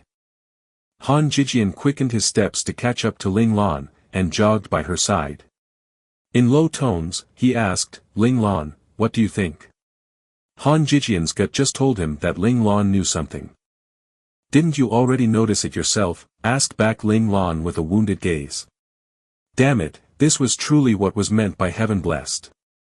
Han Jijian was only 6 years old, but he was already observant enough to discover something wrong with the situation. She felt pitiful in comparison. She had only noticed the problem thanks to her experience of 2 lifetimes, as well as the intensive training and trials provided the learning mind space. This year especially, Ling Lan had been free of any specific training menu or missions, but had been tormented by number 1 via all sorts of methods, causing her to view everything with suspicion now. Looking deeper into everything by at least several layers had become her default reaction. Han Jijian was oblivious of Ling Lan's hurt little soul, continuing in a stern manner, "HN, it won't matter whether we speed up or not, what will come will come. Perhaps they want to see how we react under pressure. The examiner did not set a clear path for us. I suspect that this test might not have a typical finish line," admitted Ling Lan. Han Jijian's intelligence allowed Ling Lan to speak freely without worry. She could finally throw off her sheepskin of a child. Hanging out with such a talented child meant that her own talents would seem less freakish as well. Ling Lan was so happy she could cry. These 6 years of playing a kid hadn't been easy. Han Jijian turned thoughtful at Ling Lan's words. After a while, he responded, "Possibly, the test had already begun the moment we stepped onto the field." "What do you mean? Is this really a field?" Han Jijian's words jolted Ling Lan into awareness. She thought back to when she first entered the field. That entrance had not at all been like a regular entrance to a field. "Wait and watch," said Ling Lan and Han Jijian in almost perfect unison as their eyes met.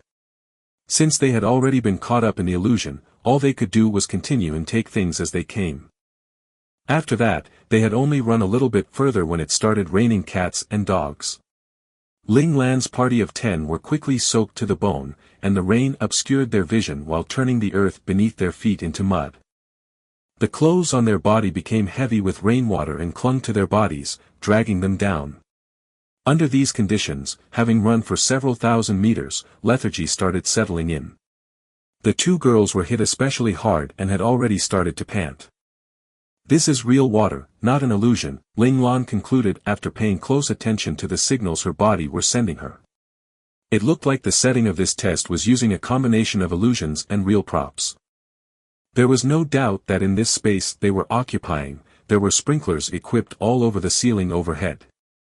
Since they already knew that they were walking within a virtual environment within a room, Ling Lan decided to ignore what she could see as she tried to construct an image of the underlying room in her mind.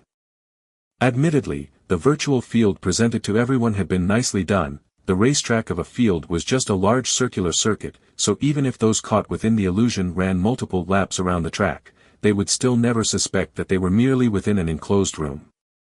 Ling Lan's group ran another few thousand meters. Although it felt like they had run countless circles around the track, not a single examiner came to inform them about how many laps they had left. This seemingly endless test began to cause the hearts of some of the weaker children to waver. In particular, the two girls' speed had dropped considerably, and they had fallen behind till they were at the very tail end of the group. The two boys who were related to the girls, Luo Lang and Han Jijian, merely turned a blind eye to this, however, continuing to run forward at a steady pace. Seeing this, Ling Lan frowned. Shouldn't they try to help the girls? Han Jijian seemed to notice Ling Lan's hesitation, and quickly explained, to become a proper soldier, one has to rely on one's own strength. Helping her would be harming her instead. On the battlefield, you can't rely on others to survive. Han Jijian's words made a lot of sense, and Ling Lan was not a saint who would insist on helping. She was just about to ignore the girls when a thought flashed through her mind, causing her to pause in consideration. Was this truly just a test of stamina and speed? If that was the case, the objective could just as easily be achieved on a regular field. Was it really necessary to use such precious illusion technology to create this virtual environment? Furthermore, why split them into so many groups?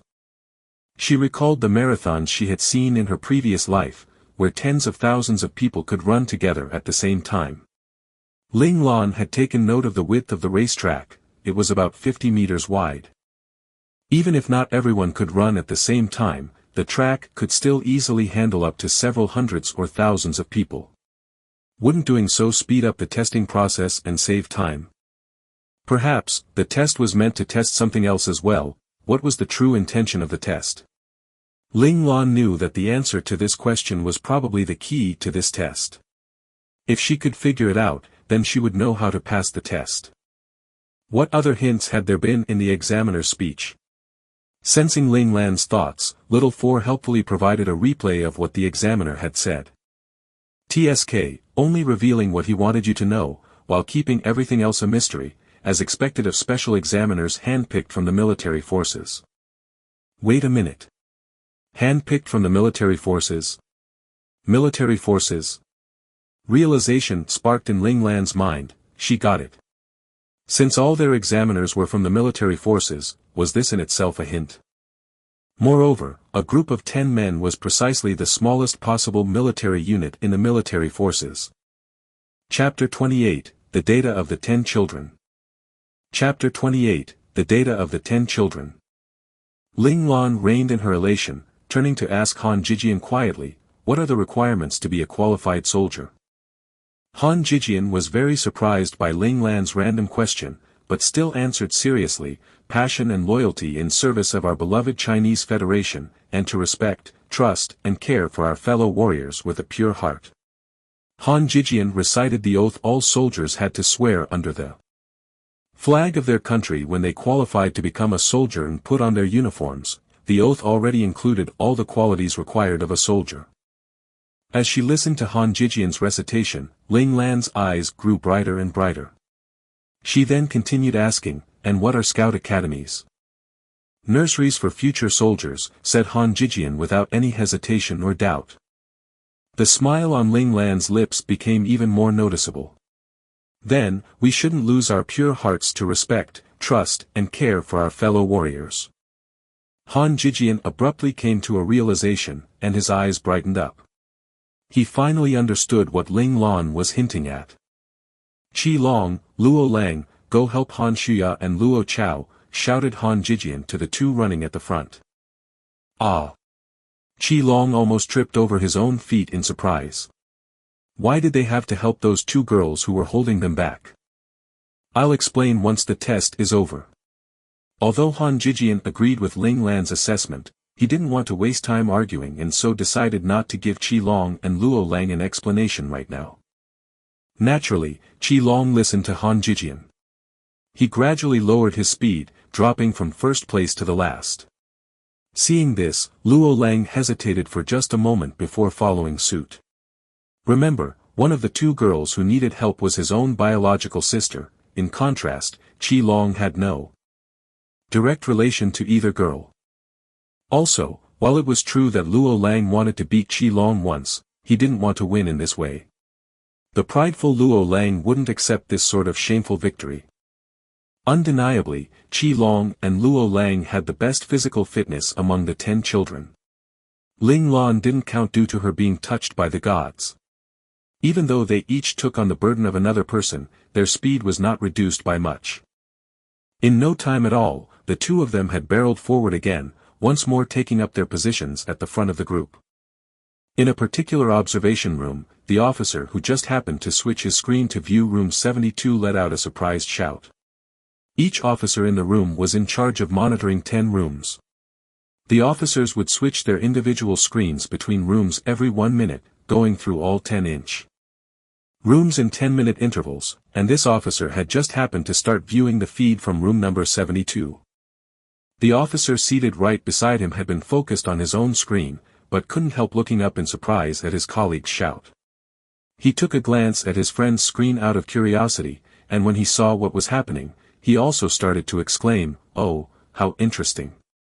Their cries attracted the attention of the superintendent, who walked over with a frigid expression on his face. "What's going on? Why did you both break the command to maintain silence?" "Sir. We've noticed some promising recruits," hurriedly reported the two officers, saluting the superintendent. There was no chagrin at all in their voices, instead, their tone was matter-of-fact. They knew that they were in the right because there was an overriding command in the military: the discovery of any promising recruits was to be reported immediately, and that was precisely what they were doing now. Upon hearing this, the superintendent's expression thawed. He looked at the screen, and with just one glance, his demeanor changed. What he saw on the screen had truly shocked him. The two officers glanced at each other feeling proud of themselves, but also relieved that the children were still performing brilliantly at this bloody important moment. Sadly, the screen wasn't cooperative. The superintendent had only observed for a few seconds when the feed switched over to that of another room. "Wu, switch the feedback to the previous room," ordered the superintendent. "Yes, sir." Officer Wu was the one who was in charge of monitoring Ling Lan's group. He quickly adjusted the feed so that the screen was fixed on the room Ling Lan's group was in. From the screen, they could see that the two girls, Han Shuya and Luo Chao, who were originally being dragged around by Qi Long and Luo Lang's brutal pace, had now been piggybacked by the two boys. From the looks of it, the two girls had completely depleted their energy and could no longer run on their own. Meanwhile, behind them, the 6 remaining children, including Ling Lan, had started running in a rotation, making sure to assist the two children with the weakest stamina. Of course, they also helped each other, giving each other a push or a supporting shoulder when necessary as they ran, so nobody had been left behind. This current situation was a direct result of Ling Lan and Han Jijian's decisive actions. If they hadn't reached out first to help the weakest two of their teammates, there would have probably been a few less people in the group by now. Their actions had sparked some realization in the other teammates, whom they didn't know as well, so when those teammates saw that they were growing tired, they had actually stepped up and offered to take over and help. Thus, the current situation came to be as seen on the screen. "Give me the data of these 10 children." Even as he marveled at the sight, the superintendent's brows furrowed. A seed of doubt grew in his heart. This team was altogether too coordinated, causing him to suspect that someone may have abused their authority to manipulate things so that these children had been put into one group on purpose.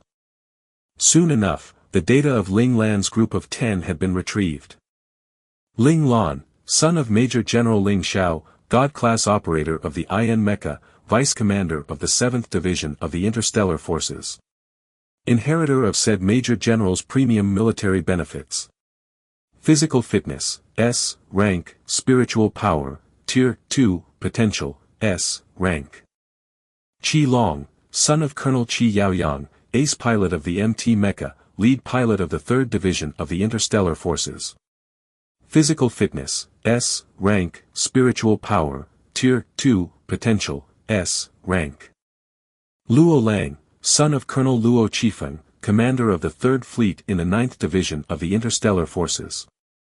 Physical fitness, S, rank, spiritual power, tier 2, potential, S, rank. Han Jijian, son of Colonel Han Rong, deputy director of the Federal Central Military Intelligence Agency. Physical fitness, A+, rank, spiritual power, tier 3, potential, S, rank. Luo Chao, daughter of Colonel Luo Chifeng, commander of the 3rd Fleet in the 9th Division of the Interstellar Forces. Physical fitness, B, rank, spiritual power, tier 2, potential, A, rank. Han Shuya, daughter of Major Han Yushao, acting head of the Federal Logistics Base on the planet of Chiyuan. Physical fitness, B, rank, spiritual power, tier 2, potential, A, rank. Luo Xiaoyun, commoner. Nephew of Captain Luo Jiguang, commander of the 3rd Company of the Mecha Protective Task Force for Mecha Operators of the 13th Division of the Interstellar Forces. Inheritor of said captain's premium military benefits. Physical fitness, A, rank, spiritual power, tier 1, potential, A, rank. Yuan Yuyun, descendant of the Yuan family of the planet of Zhongxing. Physical fitness, A, rank, spiritual power, tier 1, potential, A, rank. Li Jinghong, descendant of the Li family of the planet of Doha. Physical fitness, B, rank, spiritual power, tier 1, potential, B+, rank. He Chaoyang, commoner. Adopted son of Captain He Xiaoji, deputy captain of the 9th Fleet Assault Forces of the 17th Division of the Interstellar Forces. Inheritor of said captain's premium military benefits. Physical fitness, B, rank, spiritual power, tier 1, potential, B+, rank. Taking in this data, the superintendent could clearly see that all the children came from different star systems, and had backgrounds from all walks of life, though over half came from traditional military families. Most importantly, however, even the weakest potential among the children was at B+ rank. Even if that ranking might not qualify for the special classes, it was more than enough to ensure a spot in the regular classes. The superintendent looked once more at the first line. Ling Lan's data, in particular, made a surge of emotion rise up within him.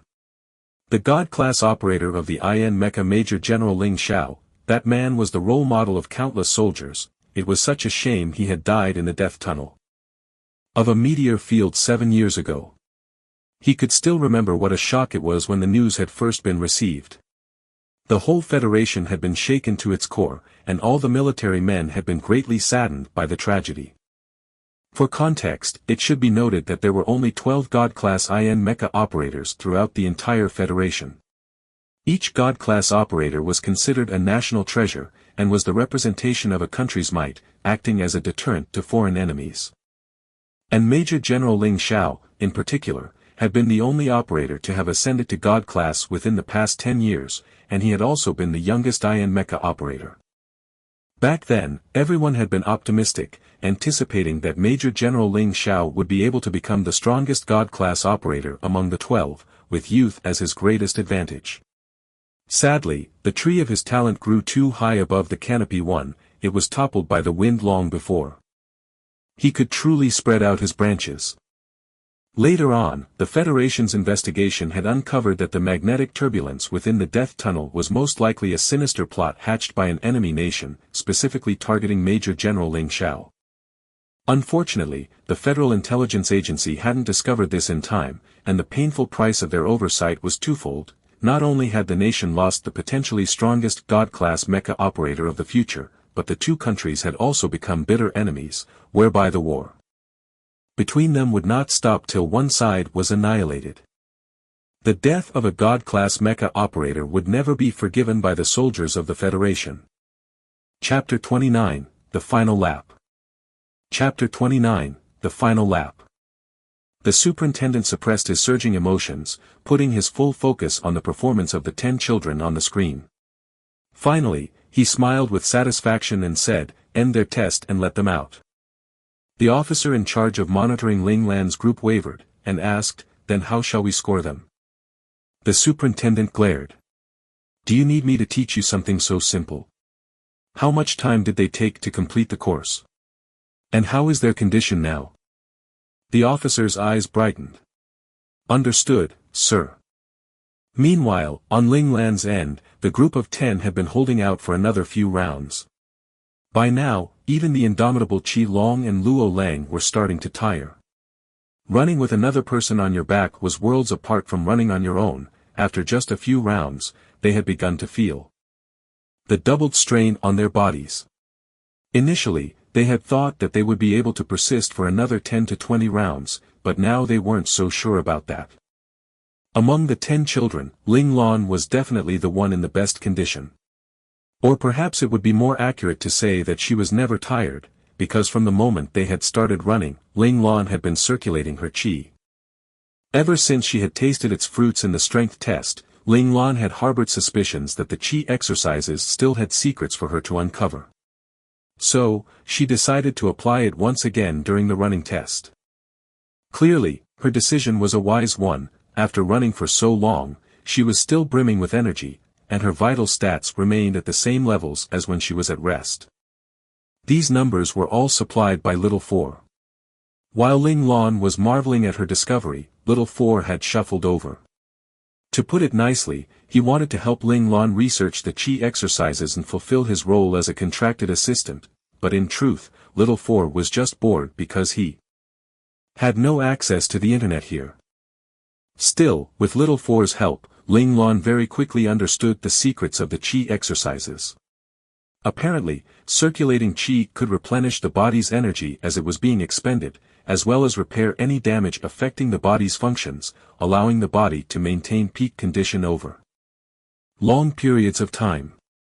Of course, Little Four also noted that the current situation, where her body was maintaining a stasis between expenditure and recovery, was only possible because Ling Lan was not using much energy right now. If Ling Lan were to carry someone and run, like Qi Long or Luo Lang, full equilibrium would probably be impossible. Some energy would still be expended.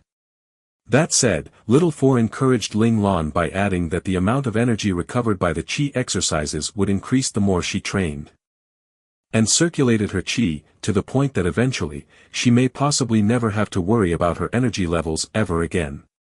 Of course, this was only a possibility after several decades of training, but Little Four decided that Ling Lan didn't really need to know that. Ling Lan, who was still as sprightly as ever, looked at the sweat streaming from Qi Long and Luo Lang's foreheads as their steps started to slow. She could tell that their stamina was starting to fail, and that they might soon be unable to go on. Ling Lan was unsure whether she should offer to take over and help them. She wanted to, but she was also afraid that she would stand out too much by doing that. If only there was a way for her to help without being noticed. Currently, under Little Four's regulation, Ling Lan's outward condition appeared to be similar to that of Han Jijian's. Both of them were panting hard, and the backs of their shirts were drenched with sweat. After all, she had been helping the weakest boy in their group all this time. Although she wasn't piggybacking the boy like Qi Long, carrying part of another's weight was still naturally more tiring than running solo. A devil and an angel were fighting in Ling Lan's mind as she pondered this dilemma. But before one of them could overpower the other, the outside world had already made Ling Lan's decision for her. Luo Lang cheered as he pointed towards one side. "I see a sign. One more lap left." Luo Lang's words were like a shot of adrenaline to the heart. Some of the children who were on the brink of giving up rallied themselves for a final push. Ling Lan looked towards where Luo Lang was pointing at, and saw an examiner lifting a display screen, which only had a number 1 written on it in Arabic numerals. This clearly indicated that they only had one more lap left to go. Seeing this, Han Jijian encouraged the group onwards. "Just one more lap left. We need to hold on no matter what. Make sure no one is left behind." "Okay," all the other 9 members of the group shouted in response, Ling Lan included. They would get through this final round no matter what. Han Shuya suddenly inhaled sharply, and yelled, "Qi Long, put me down." "What's wrong?" asked Qi Long in surprise. "The last round. I can do it. It was impossible for Han Shuya not to have noticed Qi Long's fatigue, and she didn't want Qi Long's results to be affected because of her. Qi Long was meant for the special A class. For this final round, she would run on her own, even if she fainted before she could finish. She didn't want to burden Qi Long any longer. On the other side, Luo Chao was also trying to convince Luo Lang to put her down for mostly the same reason. She didn't want her brother's results to be dragged down because of her. The two girls wanted Qi Long and Luo Lang to run at full speed for this final lap so that they could battle it out for the best time. Han Jijian stepped in to dissuade them. It's already the final lap. If we don't all make it to the end, then what we've been doing so far will all be for nothing. Besides, you all should know what true soldiers do, they never leave a comrade behind. Han Jijian's words were like a ray of light. Several of the quick-witted children had immediately figured out what he was saying.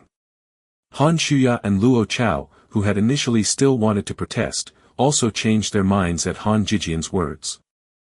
Instead, Han Shuya urged, Qi Long, pull me quickly, let's move faster.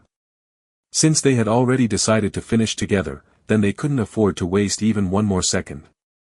And so, the strong pulled the weak in Ling Lan's group, and just like that, they supported each other as they hastened towards the finish line.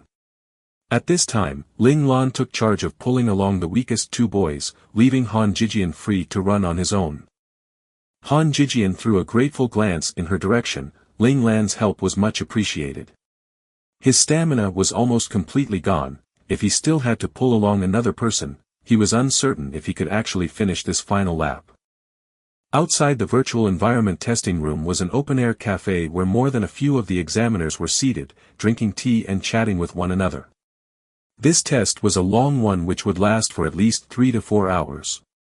Naturally, the examiners would not just sit outside the testing room and wait the whole time. Most of them would typically order a cup of tea or coffee here to pass the time, and perhaps find a few familiar friends to chat with.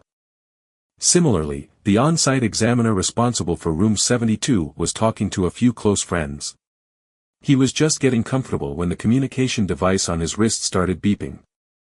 He tapped the accept button on the device, and with a silver flash, a holographic screen appeared before him. Simultaneously, the image of the officer in charge of monitoring room 72 appeared on the screen. Notice, the testees in room 72 are about to complete the test. Please make the necessary preparations. The examiner was bewildered. Complete the test. In less than 2 hours. Really? He really could not be blamed for his disbelief, for there had never been a record of this test being completed in less than 2 hours in all the history of the Scout Academy tests.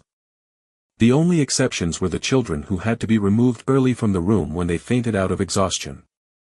However, there was no such notification from his communication device, which was tracking the status of the 10 children he was responsible for. None of the dots representing the 10 children were red, which indicated unconsciousness, or even yellow, which meant their body had given out on them. All the dots were still green, indicating that they were all still conscious and that their bodies were still capable of going on. The invigilator of room 72 observed the incredulous face of the on-site examiner, and couldn't help but laugh. He kindly reminded him, "You should hurry, otherwise you won't make it in time. Also, the kids in that group are great kids. You won't be disappointed." Without giving the examiner any chance to ask any further questions, the invigilator of room 72 ended the video call. He grinned to himself as he recalled the shocked face of the examiner. Coming here to monitor these kids had not been so boring after all. The examiner stared blankly at the dark screen before him, speechless. This blasted invigilator, couldn't he have explained more clearly? The rest of the on-site examiners had also heard their conversation, all of whom were now looking at him in shock. Of course, there were also those who were burning with curiosity, and were just waiting to find out more so they could gossip. "I've got it. Let me find out what's going on, then I'll come back and tell you guys. I need to go work now." Pensively, the examiner stood up, calmly grabbing his military cap from the table and putting it on before slowly ambling over to room 72. Damn it, those children in there had better not disappoint him. The examiner tried to suppress his anticipation. His previous calm had actually been completely faked. Chapter 30, I order you all to attack me. Chapter 30, I order you all to attack me. The cafe was connected by just one tunnel to a pearly white, awe-inspiring building of epic proportions right across from it. Its walls, which stretched on endlessly, appeared to be seamless, but they actually contained countless electronic doors hidden from the naked eye. The main door to this virtual reality construct was accessible from this tunnel, and it was open to the professional soldiers of the Federation for virtual simulation training and sparring.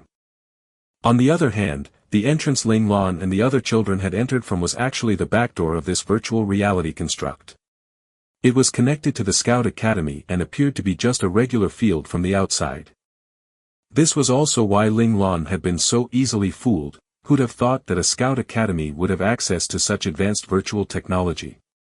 From this, one could see how much importance the Federation placed on cultivating talent among the young. Of course, the convenient access bestowed upon the Scout Academy was not purely for testing purposes. In the future, the assistance of virtual technology would be invaluable in elevating all the stats of the children. The examiner walked along the pearly white wall for a distance. Frankly speaking, without using the signal he had preset with his communication device, the examiner himself wouldn't have a clue where room 72 was. Once these electronic doors merged into this endless wall, they could no longer be seen from the surface, as if they had become one with the wall. The examiner was walking down yet another length of the wall when suddenly, the communication device on his wrist vibrated. He immediately stopped, a smile appearing on his face. It looked like he had found the room. Almost randomly, he brushed his fingers over the section of wall right in front of where he stood, though it was really with focused intent. Soon enough, his fingertips told him that he had found the correct spot, and he pressed down lightly 3 times. The wall reacted rapidly, the spot where the examiner had pressed lit up, and a palm-sized screen emerged from the wall. The screen displayed a password page, with an input keyboard consisting only of the 10 Arabic numerals, 0 to 9. The examiner smiled as his fingers flew across the keyboard. His speed was astounding, his fingers moved so quickly that they appeared to leave blurry trails in the air. It was impossible for any observer to see which numbers he was pressing, and then there was a loud click, like the sound of a sealed door unlocking. Within the blink of an eye, a doorway had appeared to the left of the examiner. The examiner strode in, and the door closed behind him, silently blending into the pearly white wall once again. The moment the examiner entered room 72, a wide virtual racetrack came into view. Behind him, neither the door nor the wall could be seen anymore, only a racetrack, which extended as far as the eye could see, remained. The illusion was so realistic that it was hard to believe that a door and a wall had existed right there just moments ago. The examiner did not wait for long before 10 figures appeared on the distant horizon. Some were running while some were pulled along, some were dragging down others down while some supported others, but still they staggered forward at a run, no, walk would be more accurate. It looked like the 10 children were at the end of their ropes. In the past tests, the children would usually appear one at a time, unlike this group that still appeared organized and managed to arrive at the finish line without losing a single member. The examiner found himself slightly impressed. Perhaps this was what the monitoring officer had been trying to tell him, they were truly great kids. When the children saw him, they suddenly perked up and then, as if they had been injected with stimulants, they rapidly stormed towards the examiner like ferocious tigers. The examiner smiled. The fact that the promise of victory could prompt such a reaction from these kids was a good sign, truly, they had potential. The examiner was very pleased, and his impression of Ling Lan's group improved yet again. I see the examiner. The exhausted Qi Long caught sight of the examiner when he lifted his head, and a welcome sight made him call out in exhilaration. Hearing his call, the other 9 children rallied, eyes turning bloodshot, their appearances just like rabid wolves. Ah woo! Eerily in sync, the 10 children let out a ravenous howl and then, just as if they had seen a gourmet dish cross over into their territory, they abruptly exploded with energy, rushing toward the examiner standing in the distance. They barreled over the finish line but didn't slow down at all, instead, they actually sped up as they pounced on the waiting examiner. The charge of the 10 children was so aggressive that the examiner was taken aback, but who did they think he was? The examiner was a professional soldier who had lived through large-scale galactic battles. He regained his composure within a split second. These little rascals. Facing this sudden attack, the on-site examiner was rather speechless. With a stony expression, without even moving a single step, he slightly twisted his body to the side. And just like that, he completely evaded the children's desperate final attack. Darn it, we missed. Qi Long stumbled face first into the ground and punched the ground in frustration. Luo Lang, who was not far away from Qi Long, also slumped to the ground with a face full of dissatisfaction. The thing was, just as they were about to give up, Qi Long had suggested a plot that had boosted their waning energy. What Qi Long said was that they must take revenge upon the examiner by turning him into a human cushion. That's right, they would push him to the ground and stack themselves on top of him. This would show the examiners that they were not to be easily bullied. Alright, so this plot had fanned the festering hatred of the 10 children to the max, actually managing to draw out unknown wells of energy from within them, which had allowed them to continue running all the way till the end. Hatred truly was a formidable force. As for Ling Lan, she hadn't cooperated mainly out of hatred. Instead, her mind had drifted to strange places, just thinking about a group of bratty kids pushing down a mature and handsome examiner. Wasn't this just like some trashy group student-teacher romance? Wasn't it? Wasn't it? Fine, so Ling Lan was a corrupted soul. It was all the fault of her previous life, during which she had read all sorts of lowbrow novels without shame. The examiner stood watching them with his arms folded before him. With a cold smile, he said, "Oh ho, I see you still have energy left. Not bad." The frigid look on his face was like ice, but he was actually ecstatic inside. Hell, this group was just too much like those batches of new soldiers he trained. They had spirit, they had guts, and they could think for themselves. And yet they were only 6 years old. How extraordinary. The examiner felt the itch to just grab these 10 children straight into his boot camp for special training. They were sure to become great soldiers someday.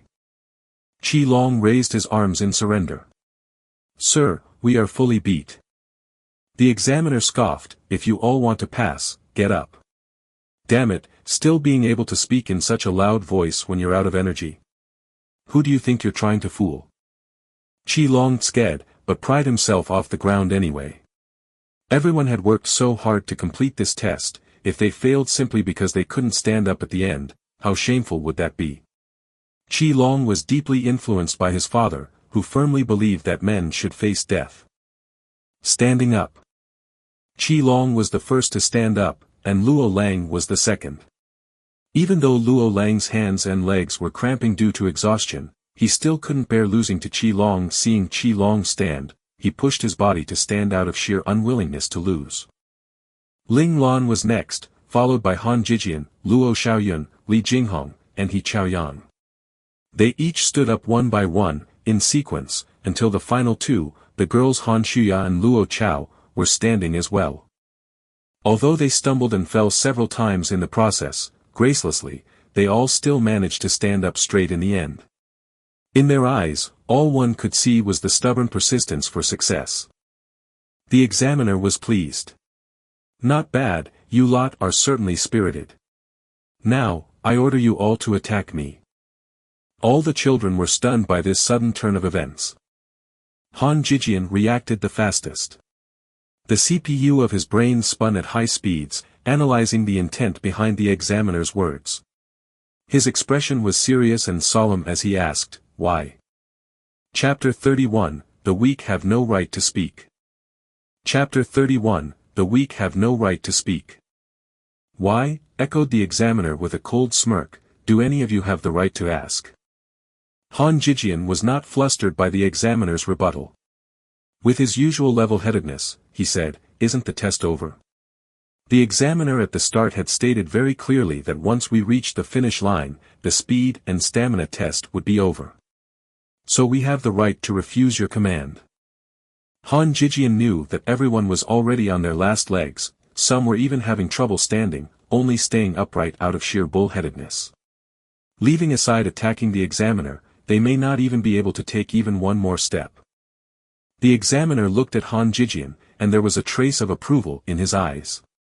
This child was calm and analytical, not easily swayed by an opponent's show of force.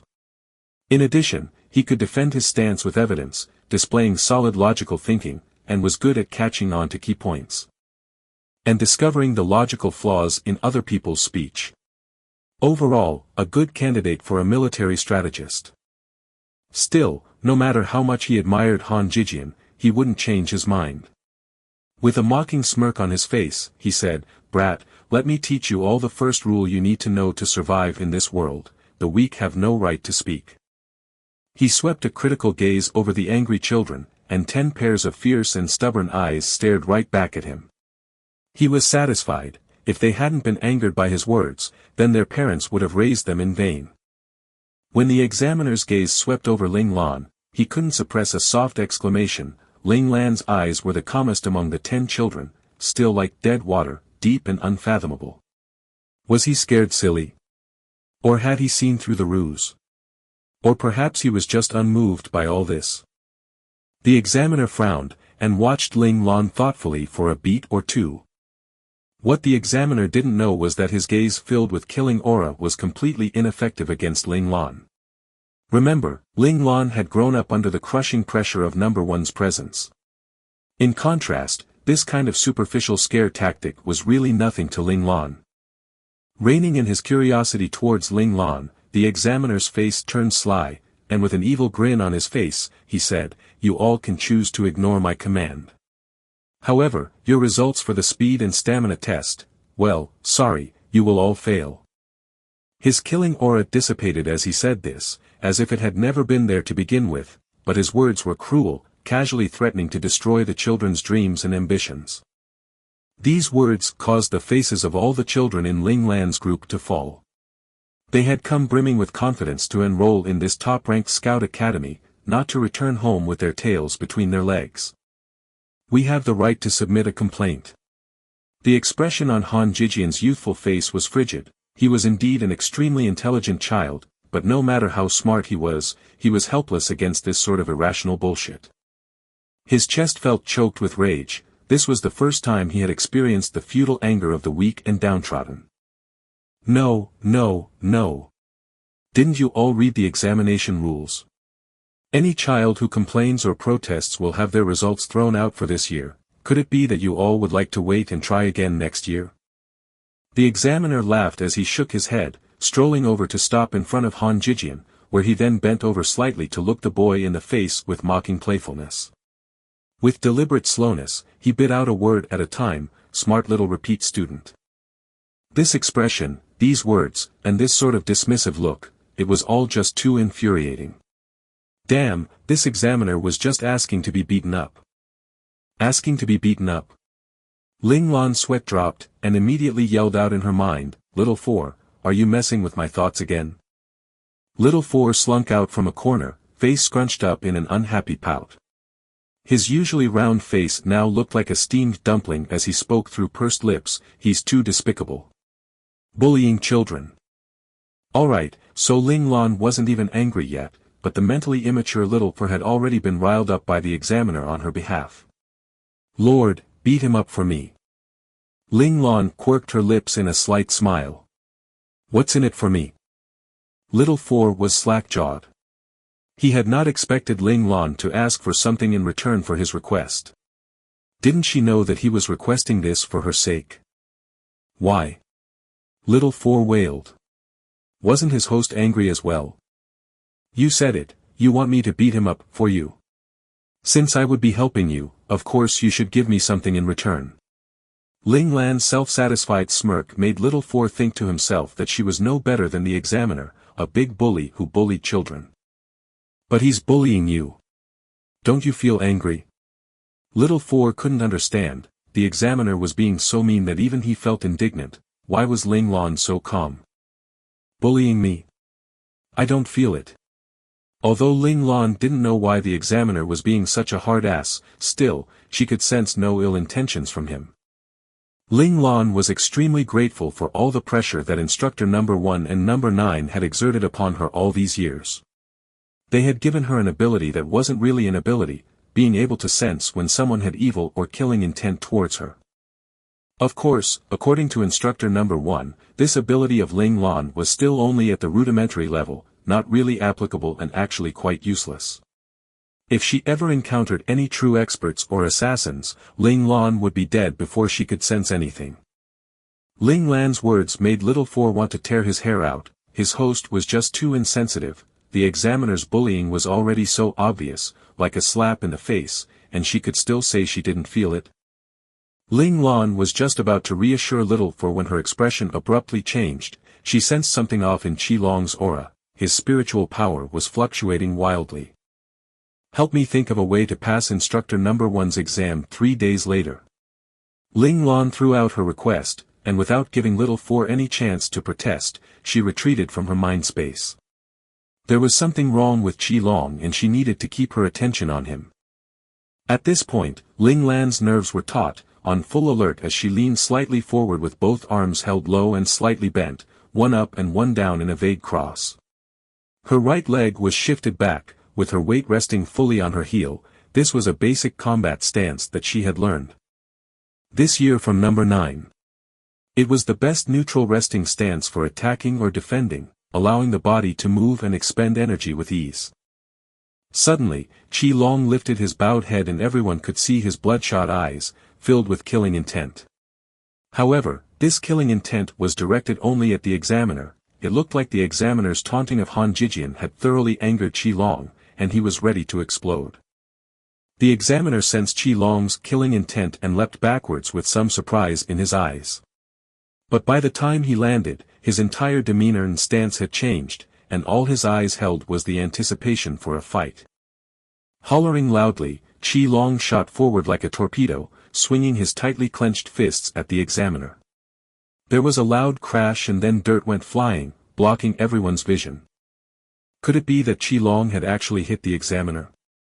Did he throw the examiner to the ground? The other children couldn't see anything clearly and could only look at one another helplessly. Only Ling Lan had a solemn expression on her face, her brows slightly raised. Though the others couldn't see what had happened due to the dust, Ling Lan had seen everything. Little Four had displayed everything that had occurred between Qi Long and the examiner in her mind, bypassing the problem of the dirt and dust entirely. Chapter 32, Ling Lan makes a move. Chapter 32, Ling Lan makes a move. Qi Long's punch had missed. The examiner had evaded Qi Long's blow with a tilt of his body, causing it to strike the ground, sending dirt flying into the air. Even so, the gouge left on the ground from Qi Long's strike, roughly 3 inches deep and 1 meter wide, revealed that the power behind it was definitely no less than the 500 caddies Ling Lan had lifted during the previous test. It was impressive that Qi Long could achieve 500 caddies worth of strength with just his own power. This was obviously a purer and more direct reflection of strength as opposed to Ling Lan's performance due to the circulation of qi. A flash of pleasant surprise passed through the examiner's eyes. Perhaps even he hadn't expected that Qi Long would have such great strength. Even though this level of strength was nothing to the examiner, it had to be noted that Qi Long was still only 6 years old. There was no question that once Qi Long grew up, his strength would further grow to become even more impressive. Qi Long didn't stop attacking just because his first attempt struck air. As the others watched, he once again leapt into the air and pounced at the examiner. Unfortunately, despite all his speed and strength, Qi Long's attacks were full of holes due to his undeveloped combat skills. As such, the examiner was under no pressure whatsoever. If Qi Long were an enemy on the battlefield, the examiner could have killed him with one strike. As the dust and dirt drifting through the air finally dissipated, the group could finally see the battle between Qi Long and the examiner. They looked on as the examiner blocked all of Qi Long's attacks using just a single hand. Luo Lang lowered his voice and said to Ling Lan, "I'll go and help Qi Long. We'll count on you to hit the examiner." With that said, he jumped into the fray without waiting for a reply from Ling Lan, using all his might to send a punch flying towards the examiner's face. Luo Lang's attack forced the examiner to bring out his other arm, and his previously stationary body also begun to move. For a while, the three fought to a stalemate. Although Luo Lang had spoken very softly, all the surrounding children had still heard what he said. All of a sudden, the trembling in their bodies diminished as they all turned toward Ling Lan with expectation in their eyes, hoping that she could do as Luo Lang said and hit the examiner. Fine, so the examiner's taunts had thoroughly roused the children's hatred, drawing it onto himself, and the level of this hatred wasn't low, which was why they collectively wished for him to get hit several times so they could vent their anger. Thanks to Qi Long's attack, Han Jijian had regained his usual composure, and he now noticed that Ling Lan was the only one among them that was standing steadily. Although his stance was a little strange, it was oddly pleasing to the eye, making one feel that it was natural to stand that way. Though Han Jijian didn't know what that stance was, he could still tell that it was definitely some sort of amazing combat art. The children's expectant gazes made Ling Lan feel the pressure even more keenly, as if it was pressing down upon her like a mountain. She couldn't take their heated gazes and so turned to face the spot where the three combatants were. Her face twitched minutely as she thought sullenly to herself. Why did they all think she could hit the examiner? Could it be that they all knew that she had a learning space in her mind? Of course Ling Lan knew that this was impossible. These kids had entrusted their hopes to her solely because she was the only one among them who could still move. Naturally, if she could really hit the examiner then that would be the best, but even if she failed, well alright, they didn't really have high hopes to begin with anyway. This whole attempt was just a shot in the dark. To succeed, they would really have to have the devil's own luck. On the other end, the examiner had figured Luo Lang out after fighting him for some time. Although his strength wasn't as much as Qi Long's, it was still decent, probably around 100 catties. However, his physical fitness was clearly worse. Fighting up till now, Qi Long's attacks only became fiercer and fiercer, while Luo Lang's breathing was showing signs of becoming irregular just after several attacks. Still, the examiner also knew that Qi Long's current condition was rare. He had pushed past his limits to bring out his latent reserves of energy. In all these years, the examiner had never seen a child who could break past his own limits without outside stimulation from agents, it had to be said.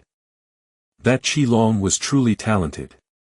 Suddenly, he felt a chill seep out from his bones. His battle experience warned him of danger and without even having to think, his body jerked to a stop on the balls of his feet, and he used the energy generated from his momentum to change directions and leapt back 2 steps. But it was too late. Before his eyes, a small, delicate white fist appeared, on the verge of hitting his face in the next second. In the end, the examiner was still the examiner. He crossed his arms within this split second, successfully blocking this seemingly sweet and harmless little fist, which was actually filled with killing intent.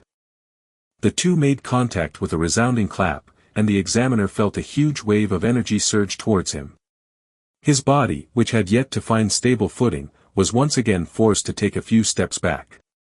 Meanwhile, borrowing the energy from the rebound, Ling Lan somersaulted through the air and landed securely between Qi Long and Luo Lang. She was still holding that odd basic combat stance, ready to launch her next attack. The examiner's demeanor turned serious, all traces of his earlier playfulness gone. He looked at Ling Lan standing there in the middle, and he could actually feel cold sweat breaking out along his back. Who'd have thought that such a skilled fellow was hiding among this bunch of kids? He even knew how to hide his killing intent until the final second before revealing his fangs. If it weren't for the fact that he had spent many years on the battlefield, gaining much experience and honing his reflexes, he would have certainly been hit by that last move. And although he wouldn't have taken much damage from it, losing face would have been unavoidable. He cursed silently. Where did such a freakish talent come from? The boy looked so soft and fragile on the outside, with his delicate face and clueless expression. No matter how you looked, he simply looked like a cute, naive, and innocent little boy who couldn't hurt a fly. And yes, although he had felt that there was something strange about the boy from the start, Qi Long's sudden attack and subsequent performance had grabbed all his attention, leaving the boy to fade into the background. He would never have thought that this kind of unassuming child would almost make him crash and burn. Ling Lan's unexpectedly strong display thrilled the surprised children. They would never have guessed that Ling Lan would be able to push the examiner back several steps with just one punch. Could it be that their hopes would really be realized? Han Shuya was an outgoing and passionate girl. Her emotions ran high upon seeing the current situation, driving away her fatigue and making her shout out loudly, "Ling Lan, beat him! Beat him!" On the other hand, Luo Chao was a shy and reserved girl. She merely smiled bashfully in surprise, eyes shining with just a touch of admiration as she stared at that skinny figure standing beside her brother. Although he wasn't as well built as her brother and the other boy, in her eyes, he was no lesser than them and was in fact even more reliable. Ling Lan didn't know that she had unknowingly caught the budding heart of a pure young girl, romantic feelings twining around her in mistaken adoration. Oh, what a mess. In the invigilation room, the invigilator responsible for room 72 switched his feed to Ling Lan's room once again out of boredom. Immediately, what he saw was a clear standoff between the invigilator and the kids, and the atmosphere didn't seem friendly. Aghast, he thought to himself, what the hell was going on? His curiosity piqued, he fixed his screen once again on room 72, leaving only a small window at a lower corner of the screen to rotate through the other 9 rooms he was monitoring. Ling Lan signaled with her eyes for Qi Long and Luo Lang to start their attack. She knew that if she was the one to lead the charge, they would definitely not be able to handle the examiner. Although Ling Lan had learned basic combat skills from number 9 and had also sparred constantly with number 9, it was all just mental practice in the end. There was still a significant difference when it came to real battles in the physical realm. During her last attack, Ling Lan had already noticed that her physical body couldn't keep up with her intentions. The examiner would never have had the chance to dodge her attack otherwise. Chapter 33, Savage Little Wolf Cubs. Chapter 33, Savage Little Wolf Cubs. Qi Long and Luo Lang, having received Ling Lan's signal, shared a quick glance before they sprung out to attack. Qi Long's speed was just a tad faster than Luo Lang's. He got to the examiner first and threw out a furious fist. This fist had both power and speed behind it, cleaving through the air with an audible sound. This caused the examiner's face to change, and he immediately raised his arm to block it. And then a fiery sensation spread along his arm from the spot he had used to block. The brat's strength and speed had actually increased yet again. The examiner discovered that Qi Long was clearly the berserker type. Seeing the little fellow's impressive performance, the examiner was getting more and more excited. Before the examiner could counterattack to push Qi Long back, Luo Lang's attack had arrived from his other side, a whipping kick.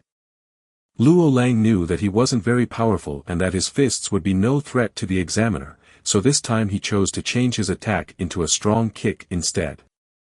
Luo Lang's decision was unquestionably correct. Seeing this aggressive kick, the examiner had to admit that he had miscalculated. Luo Lang, who he had initially considered as the weakest and relatively harmless, had also found a way to contribute effectively, forcing him to spare some attention to deal with the boy's attacks. The examiner felt rather peevish. Why couldn't these kids act like regular 6-year-olds and just come at him recklessly? Why did they have to be so smart and even think of changing tactics? He had no choice but to reach out with his other hand in a grab, catching hold of Luo Lang's foot as it reached him. But just as he was about to throw Luo Lang away from him. Oh no! The examiner sensed the danger approaching him from below and quickly let go of Luo Lang's ankle to retreat. He moved just in the nick of time as Ling Lan's attack brushed past where he was moments earlier, a crotch kick. Without his noticing, Ling Lan had positioned herself below him where she had then crouched, both hands flat on the ground, and launched her right leg directly upwards. In that direction, was the place that men were most afraid of being injured. The examiner, fortunately, noticed in time, managing to dodge Ling Lan's terrifying attack by a hair's breadth. Damn, that was savage. As the examiner landed, a shudder passed through his heart as his crotch tightened reflexively. Ling Lan straightened up, face cool and expressionless, as his gaze swept across the examiner's lower half with some trace of regret for the near miss.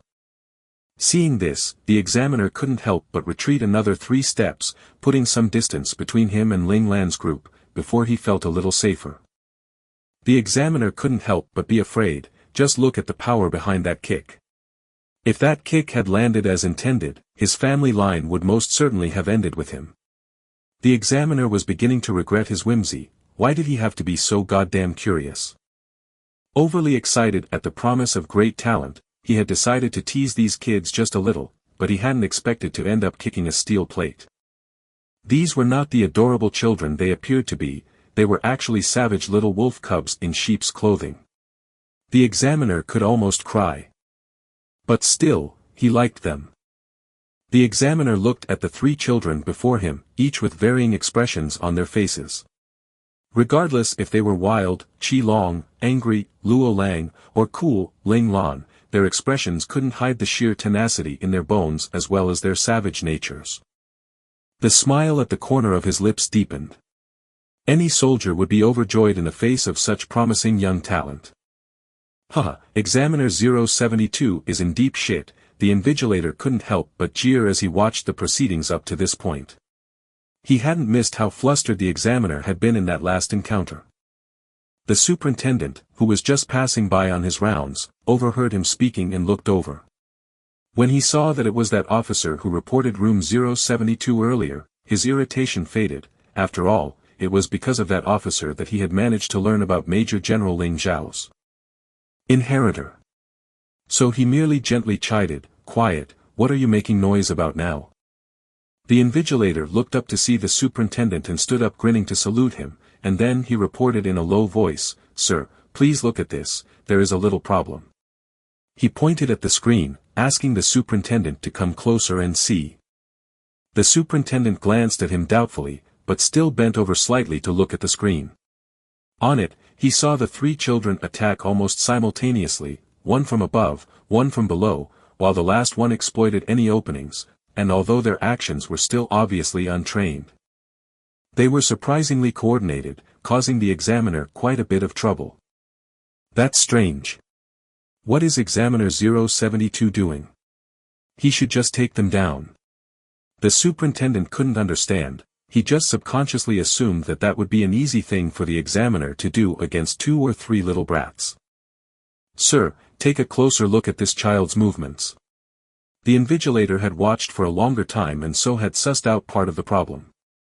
The superintendent knew that the invigilator wouldn't mention something for no reason, and so continued to peer at the screen intently. In room 072, Ling Lan was finding it easier and easier to move as the fight progressed. Initially, there was still some disconnection between her body and her intent. A few times, she was already there in her mind, but her body was a beat slower, making her miss out on several opportunities to hit the examiner.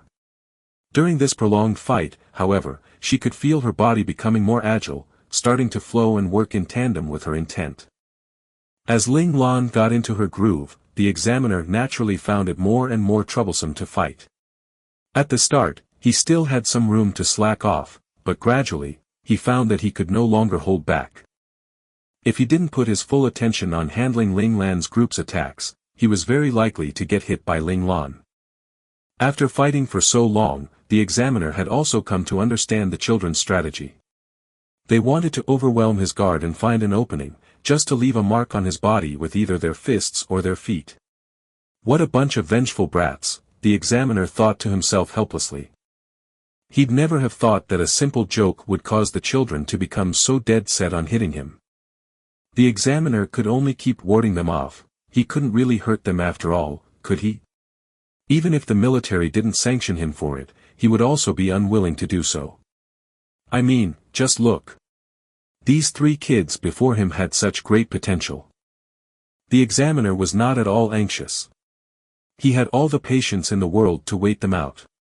A veteran soldier would never lack for patience, otherwise, they would never have survived the battlefield. These kids were already on their last legs to begin with. He believed that it wouldn't take long for them to run out of energy completely. At that time, they wouldn't be able to do anything even if they had more tricks up their sleeve. Sure enough, just as the examiner predicted, the children couldn't fight on for much longer. Luo Lang was the first to run out of energy and was grabbed by the examiner, and thrown back into the middle of the other students where he remained slump, unmoving. Of course, the examiner did this skillfully so that Luo Lang's body wasn't injured in the process, he was only immobile due to fatigue. And so only Ling Lan and Qi Long were left to fight against the examiner. Without Luo Lang's cover, Ling Lan's sneak attacks could no longer work, so Ling Lan decided that she might as well pull out all the basic combat moves she had learned in her mind space and fight directly. Ling Lan didn't forget what number 1 said, what you learned must be applied, and it was even better if you could apply it in a real battle. Although fighting with the examiner was not really a real battle, it was still a chance for her to apply what she had learned in a combat setting, so of course Ling Lan wouldn't let the chance pass her by. Besides, after fighting for so long, Ling Lan understood that the examiner would never hurt them, which meant that she could go all out without fear. Since the examiner was only going to be on the defensive, if she didn't take the chance to practice all her moves now, then when should she do it? As Ling Lan's moves grew bolder, Qi Long's moves also became increasingly aggressive. Qi Long was a quirky child, he didn't like to think very much, being of a bold and brash character, but this didn't stop him from being strong.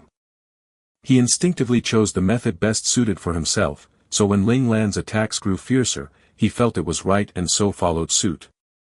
The two fought ferociously to the point where the examiner was actually disadvantaged, where he looked like he was only able to focus on blocking. The observing children on the side all cheered on Qi Long and Ling Lan, with the exception of Han Jijian and the recuperating Luo Lang. The two boys had serious looks on their faces, they didn't think that Qi Long and Ling Lan's current style of attack would be of any use against the examiner. Chapter 34, A Sure Hit. Chapter 34, A Sure Hit. Sure enough, after a flurry of rapid attacks Qi Long was the first to slow down, as the explosion of energy brought on by his berserk state came close to ending. His aura began to fluctuate unsteadily, and his breathing became labored. Ling Lan knew that Qi Long was likely at the end of his rope. If Qi Long dropped out, she would not be able to hold up against the battle-experienced examiner on her own, much less look for a chance to hit the examiner. Ling Lan's brows furrowed as she considered her options. Deep down, she was actually rather annoyed. If she had known that she would have to fight in this random battle, she would have brought some weapons with her, such as some type of hidden weapon. Even if she could not hit the examiner with them, they would still have served as a good distraction. Unfortunately, all she had on her were some consumable energy fluids to replenish physical energy, which she had brought as supplies for the exam. She only had 3 tubes, so even if she wanted to use them like hidden weapons, they wouldn't be very effective. She might have been able to fool the examiner for a while with a great number of items to throw, but with just these 2 or 3 things, the examiner would never fall for it. What should she do? Let Qi Long eat one of the tubes to replenish his energy. An idea sparked in Ling Lan's mind, and she immediately hatched a plan. So, she started to match her speed to Qi Long's, slowing down as she made her aura waver as well, breathing hard, and sweating freely from her forehead. All outward signs broadcasted the fact that she was about to collapse any second now. Ling Lan and Qi Long's obviously deteriorating condition put a damper on their comrades' cheers, which slowly weakened and finally faded away. Disappointment and resentment was visible on all their faces, it looked like their dream of landing a hit on the examiner would not be realized. Han Jijian and Luo Lang exchanged a look, and saw each other's bitter smiles. Honestly, this result was within their expectations, however, somehow, it just didn't sit right with them. They had really hoped that Qi Long and Ling Lan could have brought them a miracle. Was there really no hope left? At that moment, Qi Long traded yet another blow with the examiner. This time, due to a lack of energy, Qi Long was thrown backwards by the examiner's block, stumbling back several steps. These few steps back sapped away Qi Long's confidence, and the strength that had supported him in the fight all this time seemed about to disperse. His stance started to falter, and he looked as if he was about to crash. Seeing this, Ling Lan rushed over to hold him up, and with a few light steps, she rapidly whisked him away from the examiner, putting some distance between them. "Are you alright?" With her back to the examiner, Ling Lan asked Qi Long frantically as she gripped his hand. Qi Long's expression jerked and his spirits rallied, as if Ling Lan's concern had given him confidence and courage once more. He said nothing, but nodded firmly to show that he was fine. Ling Lan turned around to look at the examiner, and then said resolutely, "Then let us fight this one last time." The condition of the two clearly showed that they were incapable of fighting any longer than that. Qi Long clenched his fists, gazed determined as he said, "Okay." That said, he swiped his right hand over his face, as if he were wiping away sweat, but also as if he were wiping away his fatigue to boost his confidence. The fighting spirit in his eyes was ignited once again, and it seemed like it burned brighter than before. Even if he knew he was about to lose, he would not back down. Because this was their final chance, it was make it or break it. Qi Long and Ling Lan's performance pleased the examiner greatly. The care and concern for a teammate, the courage to fight till the end against a strong opponent, these were all qualities necessary to become an exceptional soldier, and these two kids had them. This was very rare. He was glad that he had been able to find such excellent young talent. Qi Long attacked first. Although his combination of punches still had speed and strength behind them, the examiner still managed to dodge them easily. There was no helping it, Qi Long only knew these few combat moves. After seeing them used repetitively, even if the examiner could not remember them, his body was already familiar enough with Qi Long's attacks that handling them was a breeze. The examiner had just dodged Qi Long's attack when, on his other side, Ling Lan was already rushing in. However, the examiner's attention had been on Ling Lan all this time, because, compared to Qi Long, Ling Lan was much harder to deal with. Although Ling Lan's combat moves were not that varied as well, she had only learned one basic set of combat skills, she was much smarter than Qi Long. She moved in unpredictable ways, and would modify her attacks according to the situation during battle. All this required the examiner to spend more thought when handling her. The examiner saw Ling Lan's punch coming, and just like the attacks before it, it came from a spot that was the trickiest and most annoying to handle. These spots were basically defensive blind spots, very difficult to defend against. It was either dodge or substitute offense for defense.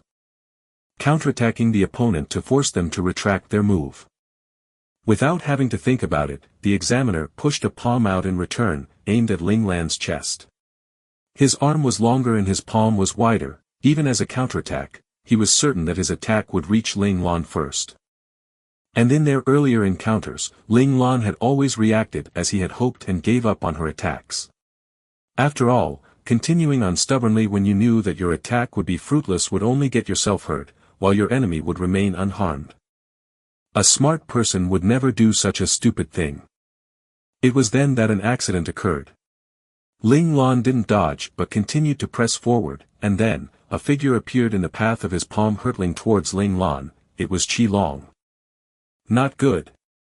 The examiner was alarmed, but because everything happened so quickly, he could no longer stop his attack. He rushed to pull back the force in his arm as he felt his palm connect solidly with Qi Long's chest. "Ah!" screamed Qi Long, his entire body thrown into the air by the force of the blow.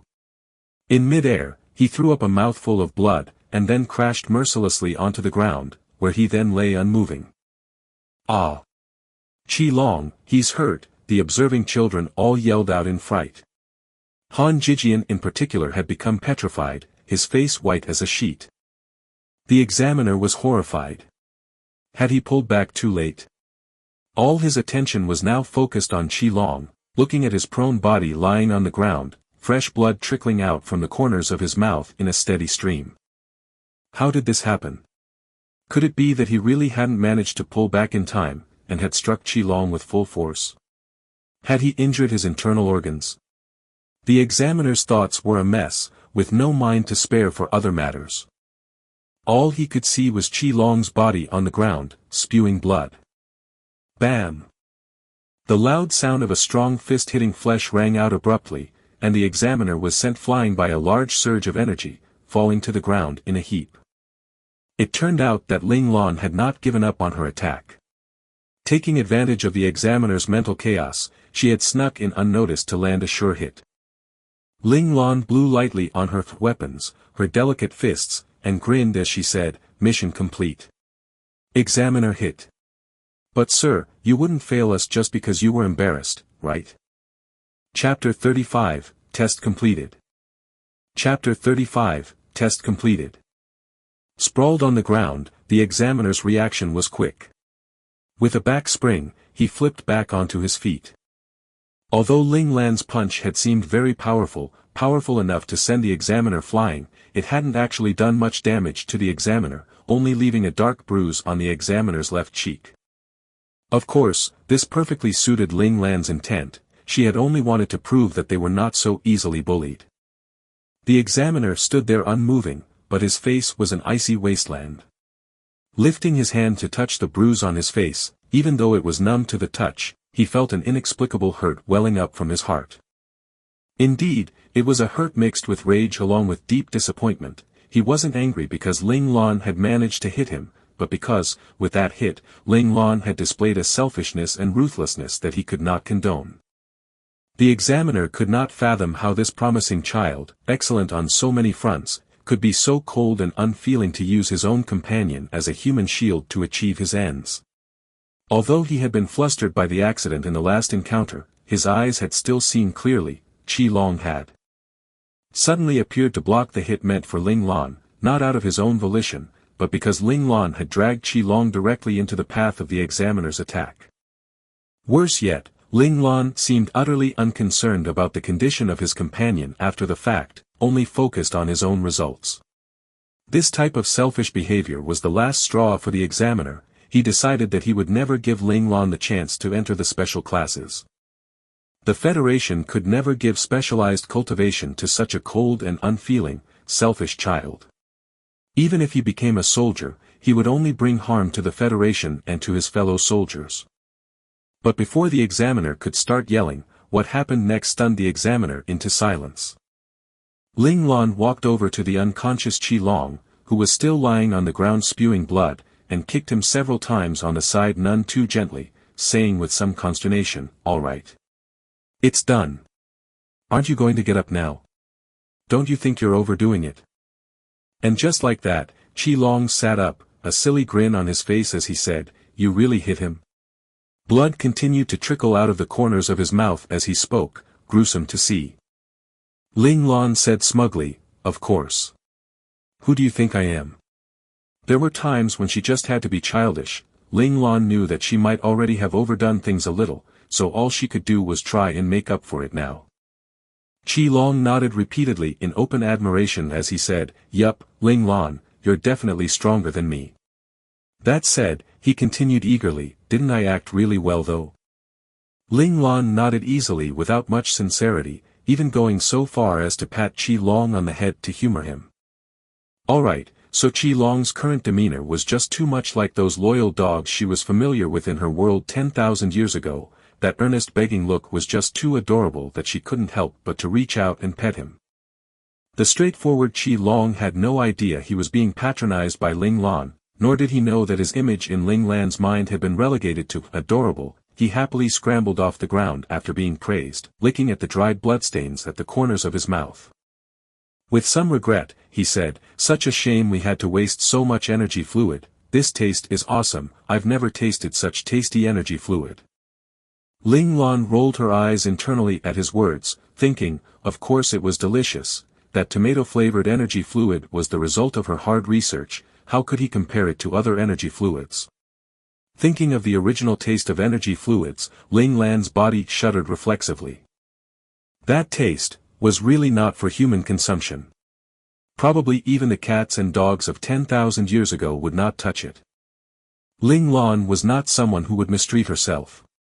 Since she couldn't stomach the taste of it, she decided that she would change it herself. With the help of Little Four, they finally managed to develop energy fluids in several fruit and vegetable flavors, and tomato was just one of those flavors.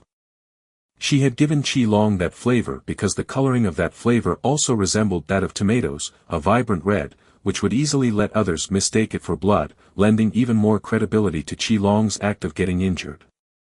Looking at the lively and spirited Qi Long bouncing around, Han Jijian's face finally returned to its usual color. He asked with some confusion, "What did you all do exactly?" When he had thought that Qi Long was seriously injured, he had been too overwhelmed with panic to see what was going on. Han Jijian's question echoed the question the examiner had in his mind. Although he was still uncertain about the details, by now, he had figured out that he must have fallen into some trap set by the two brats before him. How unexpected that a battle-experienced soldier like him would fall prey to the schemes of two children. He wasn't at all angry, however. Instead, joy was coursing through him. The child that he had found most promising, with such impressive abilities, was really not as terrible as he had thought. Qi Long heard Han Jijian's question and hurried to explain. When I was thrown back by the examiner, Ling Lan came to drag me away. It was then that he gave me energy fluid, and when his back was to the examiner, he hinted at me to pretend to be injured using the fluid. Still grinning widely, Qi Long scratched the back of his head, sheepish at causing everyone to worry. So, when the examiner hit me later on, I pretended to get hurt and faked being unconscious. The examiner looked at Ling Lan pensively, then suddenly barked out, "Were you not afraid of making an error? What if I hadn't been able to pull back in time? Your plan could have easily caused Qi Long to get injured, even destroy his future." Ling Lan looked puzzled. "Would you, sir, have made a mistake like that?" Implied was her utmost trust in the examiner's ability to control himself. Qi Long just continued to grin, face still full of trust. Thinking of something, Han Jijian looked at Ling Lan with an obscure gaze, which contained some hint of admiration but also a trace of anger, but he very quickly returned to his usual stoicism. Ling Lan's words made the examiner splutter, but he really couldn't refute what he had said. He found that he had no idea how to handle this brat before him, but he had to admit that Ling Lan wasn't wrong. He definitely wouldn't have made such a mistake. If it weren't for the fact that Qi Long's act had been too realistic, spewing blood and all, he would never have doubted himself. In the end, he was the one who had been lacking in self-confidence. The examiner chuckled dryly. To think that Ling Lan had shown him his own weakness, what a remarkable child. This boy was really too extraordinary, bold as brass, yet attentive to details, and vicious in a fight. Scarier still, he had charisma, being able to convince others to join him easily. Qi Long and previously Luo Lang, though both strong themselves, had put their trust in Ling Lan unequivocally, letting him decide everything. And lastly, the boy had used strategy to expose the weakness in his heart. The boy had understood that he would never hurt them, so if someone got injured during the fight, he would certainly be disturbed, thus revealing an opening in his defense. The examiner sighed and shook his head. Children these days were certainly not easy to fool. Rather huffily, he said, "This time, you all pass." The examiner's words caused all the children to jump up in happy excitement. This meant that they had qualified to become students at this scout academy. Of course, whether or not they could attend the special classes was still to be decided. That would depend on the final score given by the examiner. Once the scores of the 4 exams had been totaled up, the first 100 students would be taken into the special classes. The examiner ignored the students celebrating before him, focusing instead on turning on his communication device to press the button marking the completion of the test. Chapter 36, Becoming a Boss. Chapter 36, Becoming a Boss. The originally overcast sky cleared up in an instant as Ling Lan saw the surroundings blur around her. Once she could see clearly again, she found that she was now standing on a sandy plot of land while the original racetrack was nowhere in sight. This sudden change shocked all the children, who could only stand there gaping in surprise. Where they stood now was no longer the outdoor field they had been seeing. It was actually a 700 to 800 square meter enclosed room. There was nothing in the room except a wide expanse of space covered in sand and dirt. Due to the simulation of rain in their test and their running all over the room, the ground was now a disgusting muddy mess. Meanwhile, the roof above had numerous sprinklers equipped, packed tightly across the ceiling and spread out to every corner. They were most likely the source of rain during the test. In contrast to the children's shock and surprise, Ling Lan and Han Jijian merely shared a knowing glance and smiled. The changes to their environment proved that their hypothesis had been correct. They truly had been led unknowingly into a virtual environment training room. The examiner didn't lead the children back through the door he had come from. Instead, he brought them to the door they had entered from at the beginning. Opening it, he signaled for them to leave. The moment Ling Lan stepped out of the door, she saw that familiar field where the children had sat down at the beginning, where they had first been gathered before being split up into groups. Ling Lan understood now. She looked back to see the examiner standing on an empty racetrack, nodding at them in farewell. At this moment, his expression was no longer strict and foreboding, but instead contained some trace of humor. Finally, he turned to leave, walking further and further away until he disappeared at the end of the racetrack. Apparently, the virtual environment mode of these rooms had already been activated while they were outside. When the staff members had brought the different groups of children one by one to the track to prepare for their test, they were actually bringing them into separate rooms. When the 10 children appeared without warning out of the virtual racetrack, the surrounding staff members on the outside couldn't help but reveal shocked expressions. After all, it had only been less than 3 hours since the tests began, which was an hour earlier than the typical end time for this test. Could it be that these children had all failed and were prematurely ejected from the testing room? Just as they were wondering what to do, they noticed the digital number plates by the students' sides. All of them were lit up with the soft green light which indicated the successful completion of the test.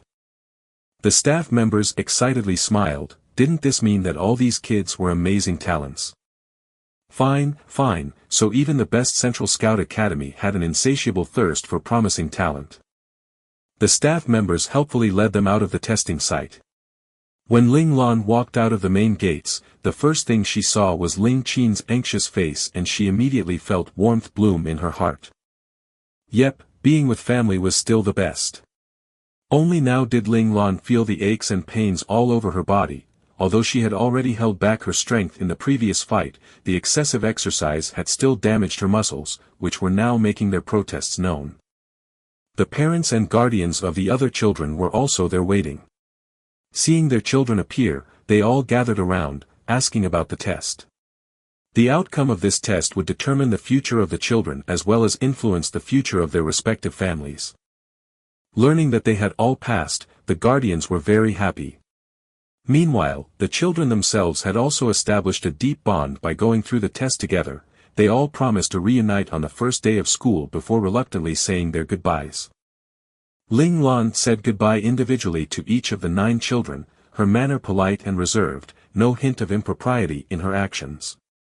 This greatly pleased Chamberlain Ling Qin, who took pride in the fact that his young master was such a gentleman, as expected of Major General Ling Zhao's child.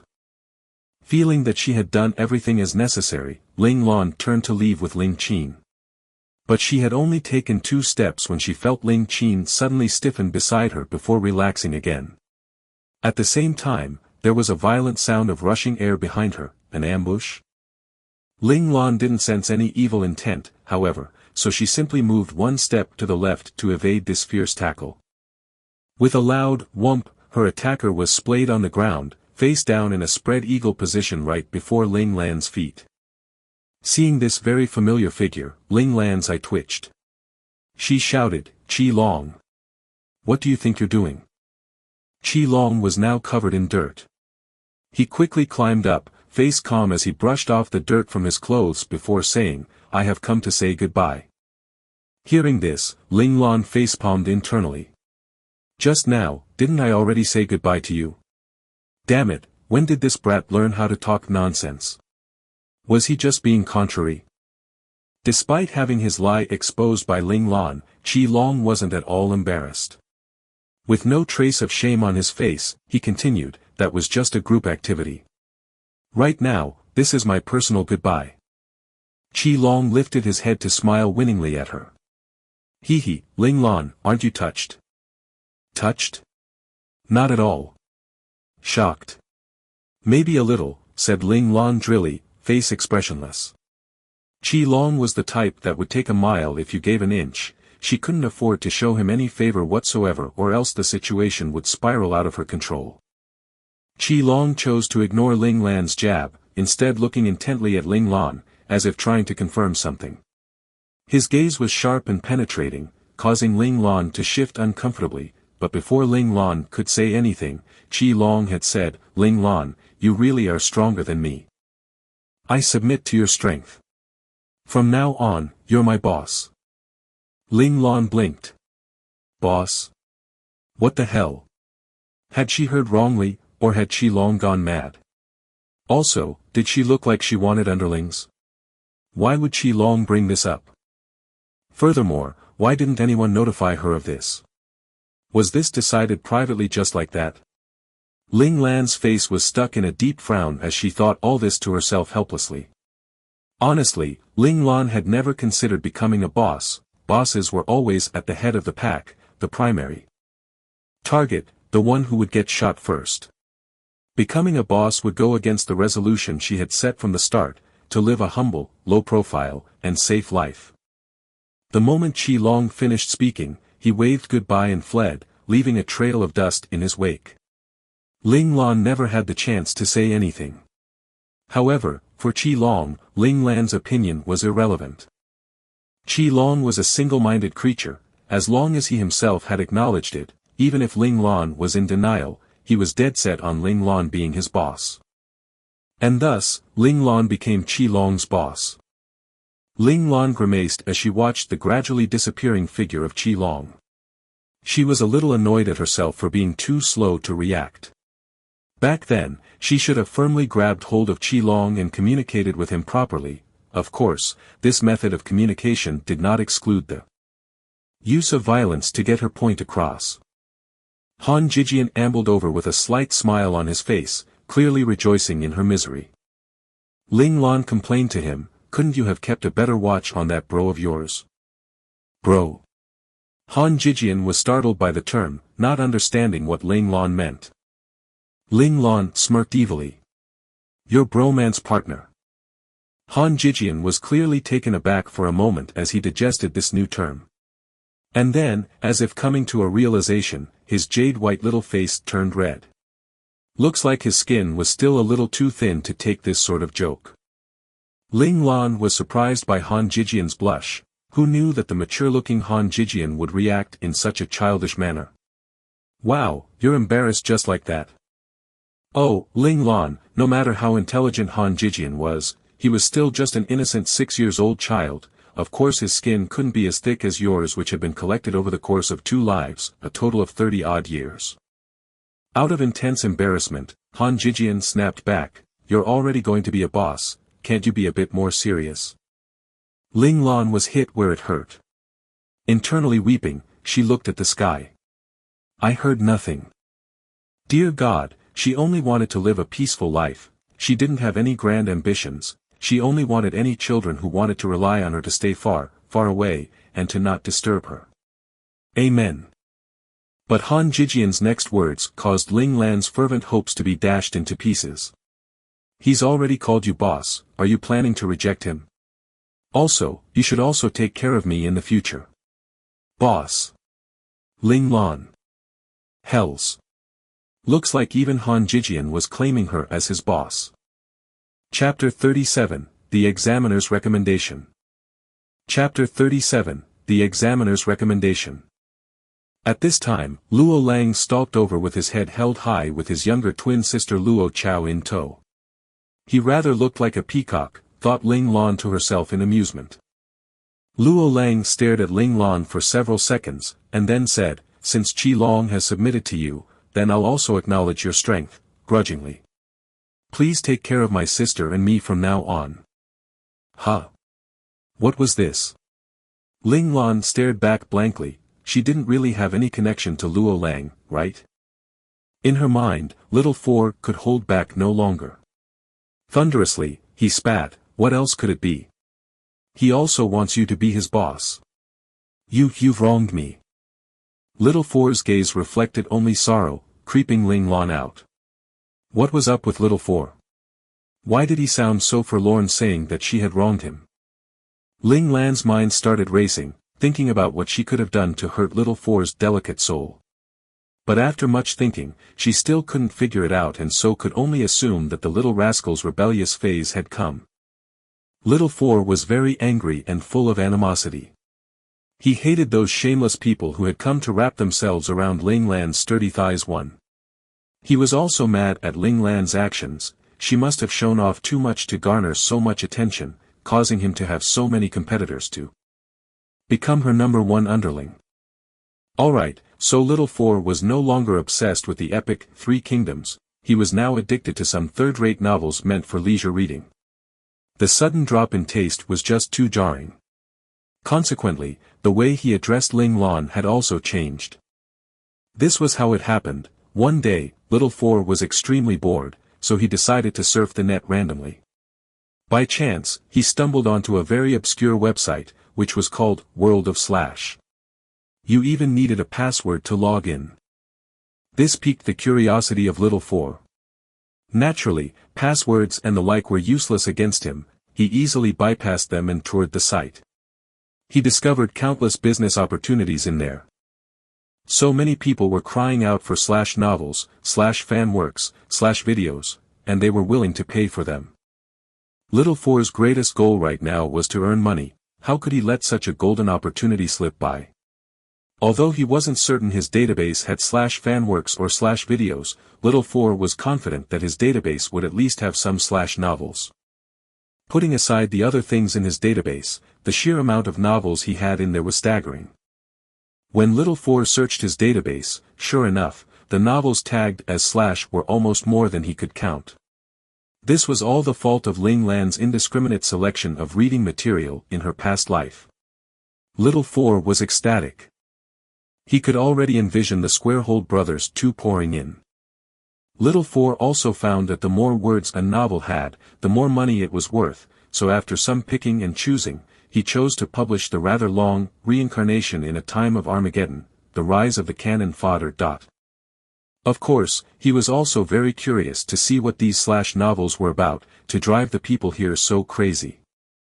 Little Four read as he published, and very soon, he found himself transfixed by the deep brotherly bond between the novel's boss and his underling. He then recalled what Ling Lan had said to him, about wanting him to be her younger brother. Little Four was immediately moved to tears. Sweat, Little Four was still clueless about what Slash truly meant at this point. He had only read up till around chapter 150, where the sexual tones were still very subtle, and so remained as innocent as before. However, Little Four's joy didn't last for long before competition appeared, and two at once at that. At this very moment, Little Four could fully understand the depressed mood of Little Ling in the novel. The more competition there was, the greater the pressure. Should he treat his boss better in the future so that his number one position wouldn't be taken away? Little Four started to think hard about the issue, unaware that his internal core chip was starting to heat up unnaturally once again. Let's leave aside Little Four's wild imaginings and meaningless jealousy, as well as Ling Lan's concerned amusement about it for now. After the examiner for room 072 escorted the children out, he immediately contacted the invigilation room. In the invigilation room, the superintendent had been watching when the examiner hurt Qi Long by mistake, and his brows had locked tight in a frown, and it only got tighter as he saw Ling Lan send the examiner flying. Only when Qi Long stood up at the end, apparently unharmed, did his brows relax. Seeing the examiner's contact request, he accepted without waiting for the invigilating officer to do so. Not allowing any room for the other to speak, he bellowed, "Number 413, once we're done, report back to the training camp." The examiner for room 072 gaped. "Sir. Why are you there? Damn it.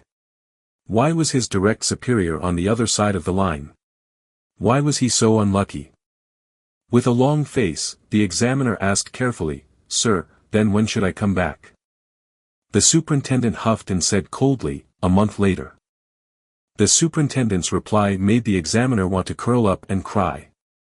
Heavens, a month in the training camp, even if it wouldn't kill him, he would still shed a layer of skin. He'd never have expected that he would have to go back to that terrifying place again after 5 years, to relive the painful and horrible time when he had been a recruit. "What? You have something to say about that?" asked the superintendent, tone silky with an undertone of threat. "No, sir, not at all. I have nothing to say." The examiner immediately stood up straight and answered loudly. He knew his superior officer well. If he displayed any hint of hesitation, his punishment would be doubled right away. He had no intention of letting a month's worth of punishment become 2 or even 3 months within the blink of an eye. "Good. Was there anything else? The superintendent was satisfied by the examiner's attitude, and so prompted him to explain why he had called to begin with. The examiner collected himself and stated formally, "I would like to recommend several children for the special classes." Oh. The superintendent's lips quirked up in a small smile as he waited for the examiner to elaborate. "Yes. In my opinion, those children are all very promising," said the examiner after some thought, "but I'm especially taken by 0723, 0724, 0725, and 0729. How so?" 0723, good foundations, with extraordinary strength for a child. His reflexes are also excellent, and better yet, he can think on his feet in battle to the extent that he could be considered a cunning tactician. If we cultivate him intensively, he will definitely become an intelligent strategic-type warrior. The examiner's eyes sparkled as he described his observations of Ling Lan, clearly showing how much Ling Lan's performance had captured his heart. 0724, his physical fitness is definitely on a non-human level.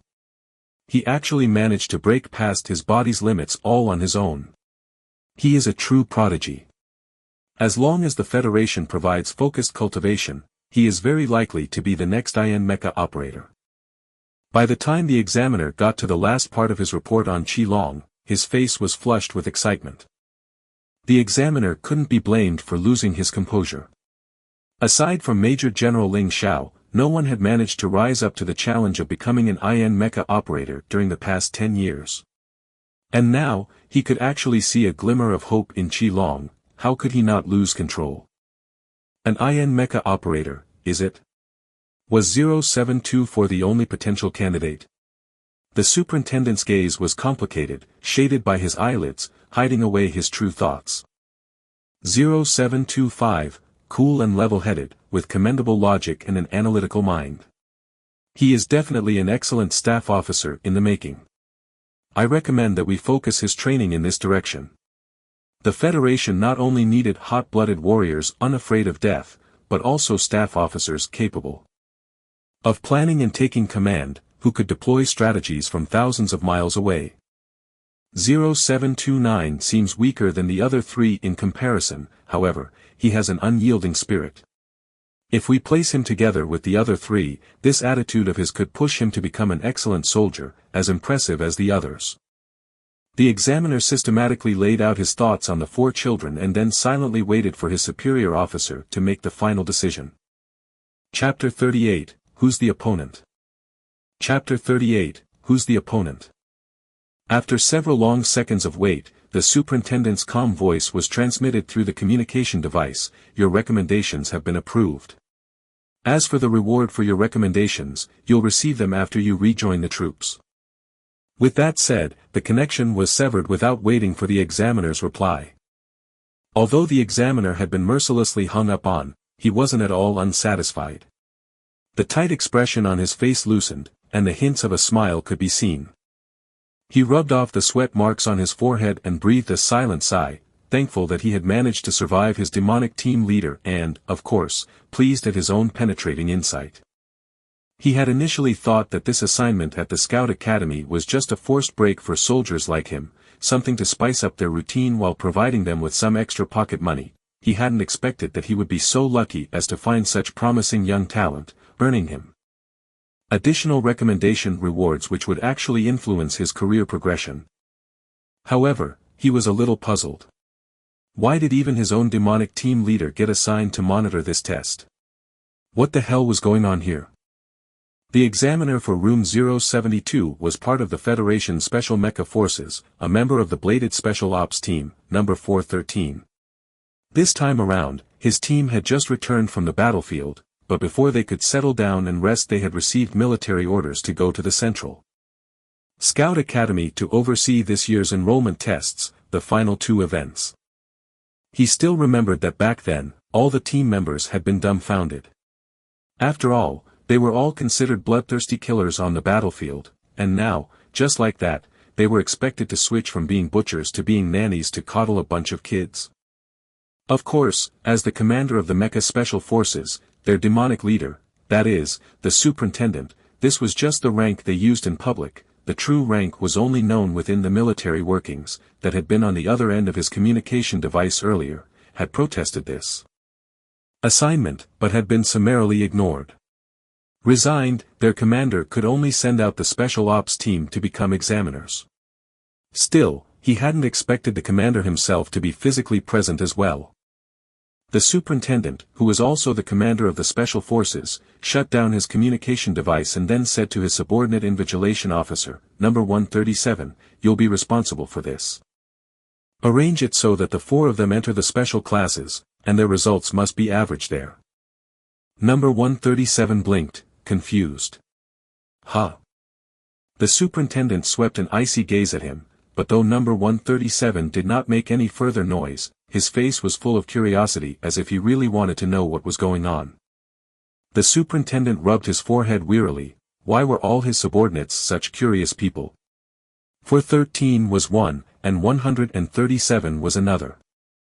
The tree that grows above the tree line, if their results are too good, it'll do more harm than good, explained the superintendent simply. 137 was a hacker. If he didn't give him an acceptable answer, he'd go looking for one himself and may cause all sorts of trouble that way. 137's curiosity was appeased after receiving an answer, so he grinned and said, "Roger that, sir. Leave everything to me." "Oh, so now he's satisfied he'll call me sir." The superintendent rolled his eyes and threw a pointed glare at the offbeat 137 before walking away from him to continue supervising his other subordinates as they worked.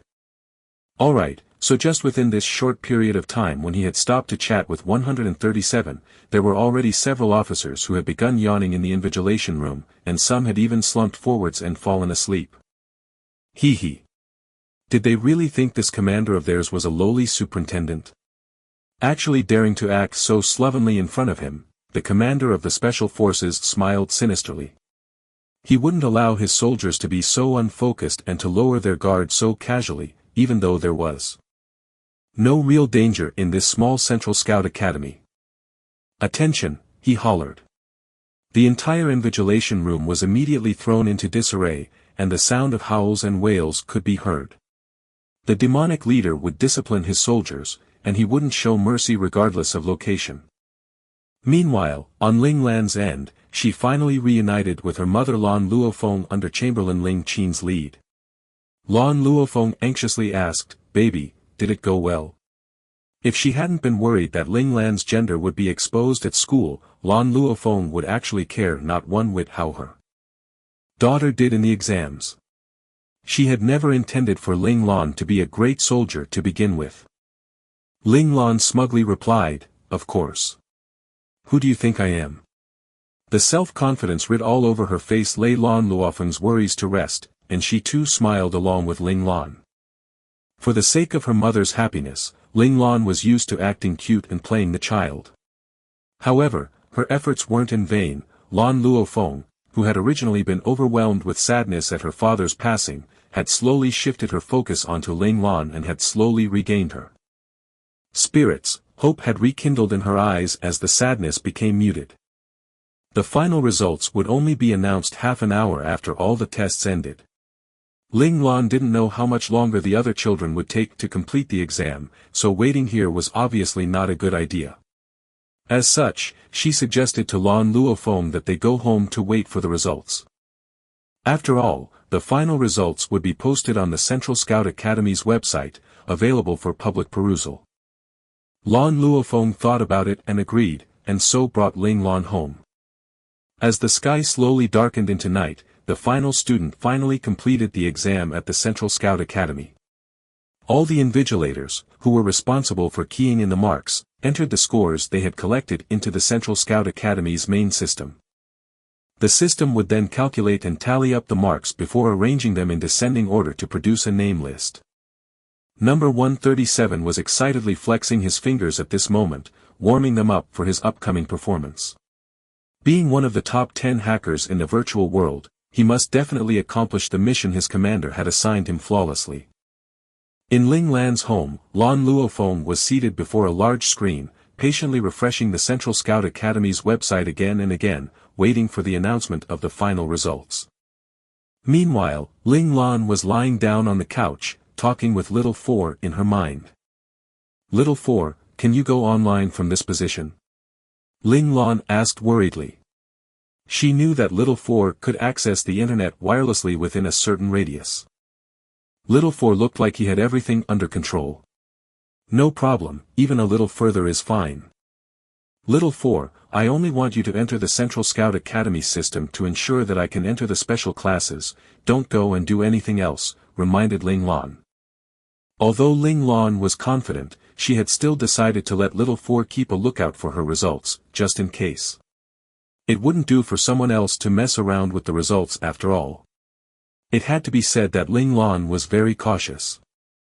137 managed to infiltrate the Central Scout Academy's main system successfully, however, his entry didn't go unnoticed by the watchful Little Four. Someone really did show up, he's gonna die.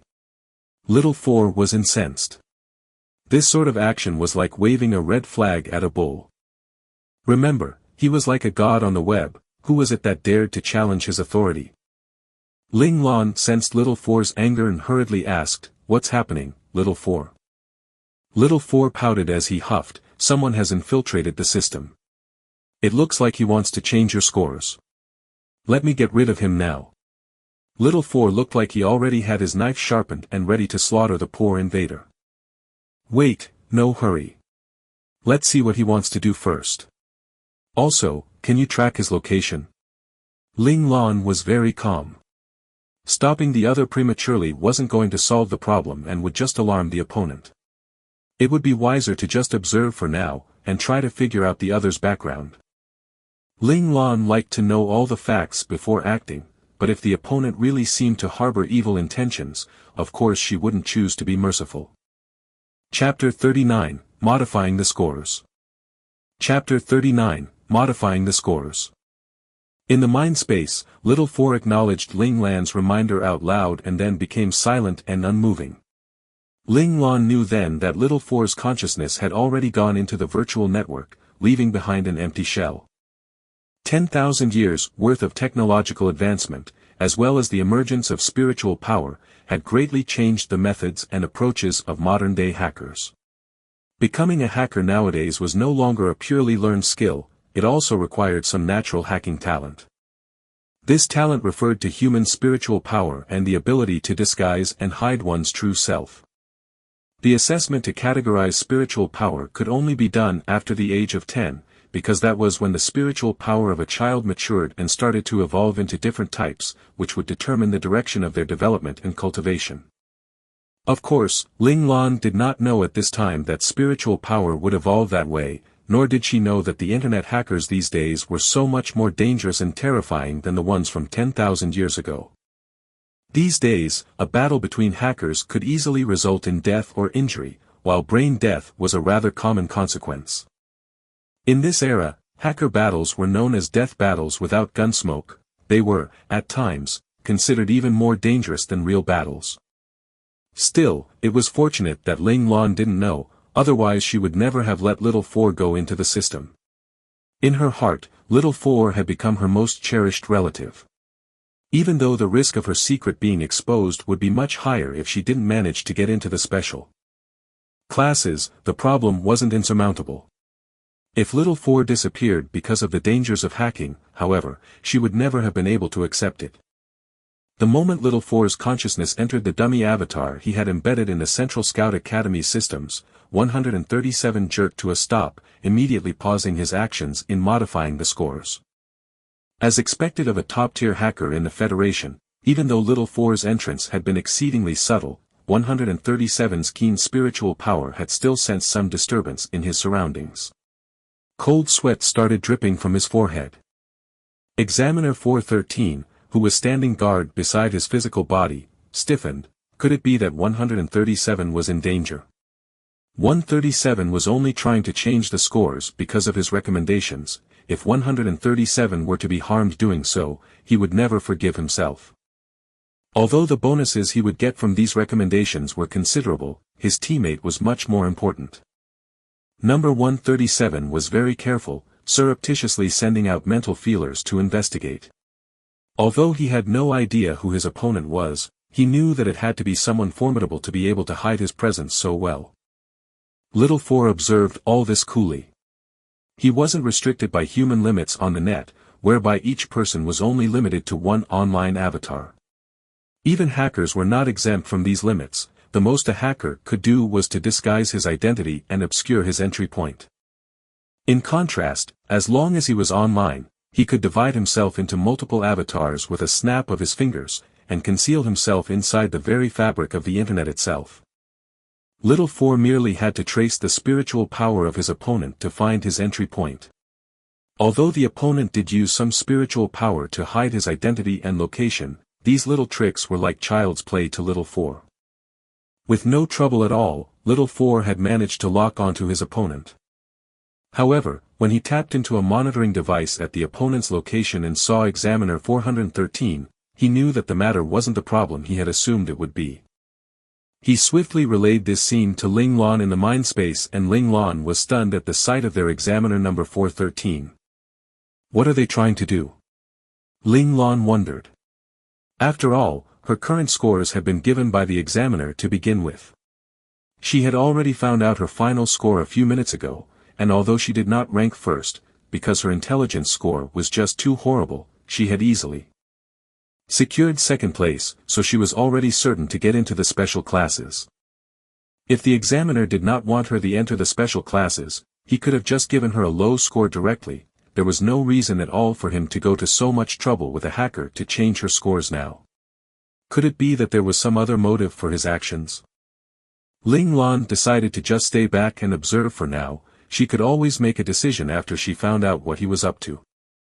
Of course, Ling Lan could afford to be so daring because she had Little Four's guarantee that, no matter what the other did, he could reverse it with minimal effort. Meanwhile, number 137 had spread out his spiritual power to explore the surroundings several times, but still did not manage to catch even a glimpse of the other person in the system.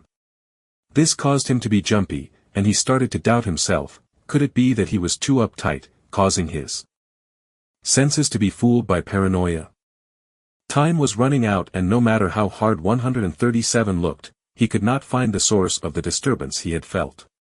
137 felt helpless as he saw that there wasn't much time left, and recalling that he still hadn't completed the mission his commander had assigned him, he decided that he would just try to modify Ling Lan's score first. He had already thought it through. The moment he sensed anything off about the situation, he would turn tail and run. 137 wasn't so arrogant as to believe that he would be able to handle a professional whose presence he could not even confirm. Therefore, for safety reasons, running away was the best solution. His decision made, 137 carefully began to modify Ling Lan's score.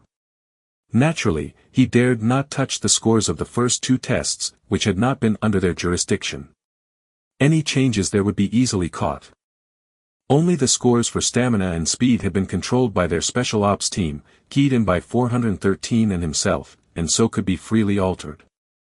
If any problem really occurred, their commander would be there to vouch for them, so he wasn't afraid.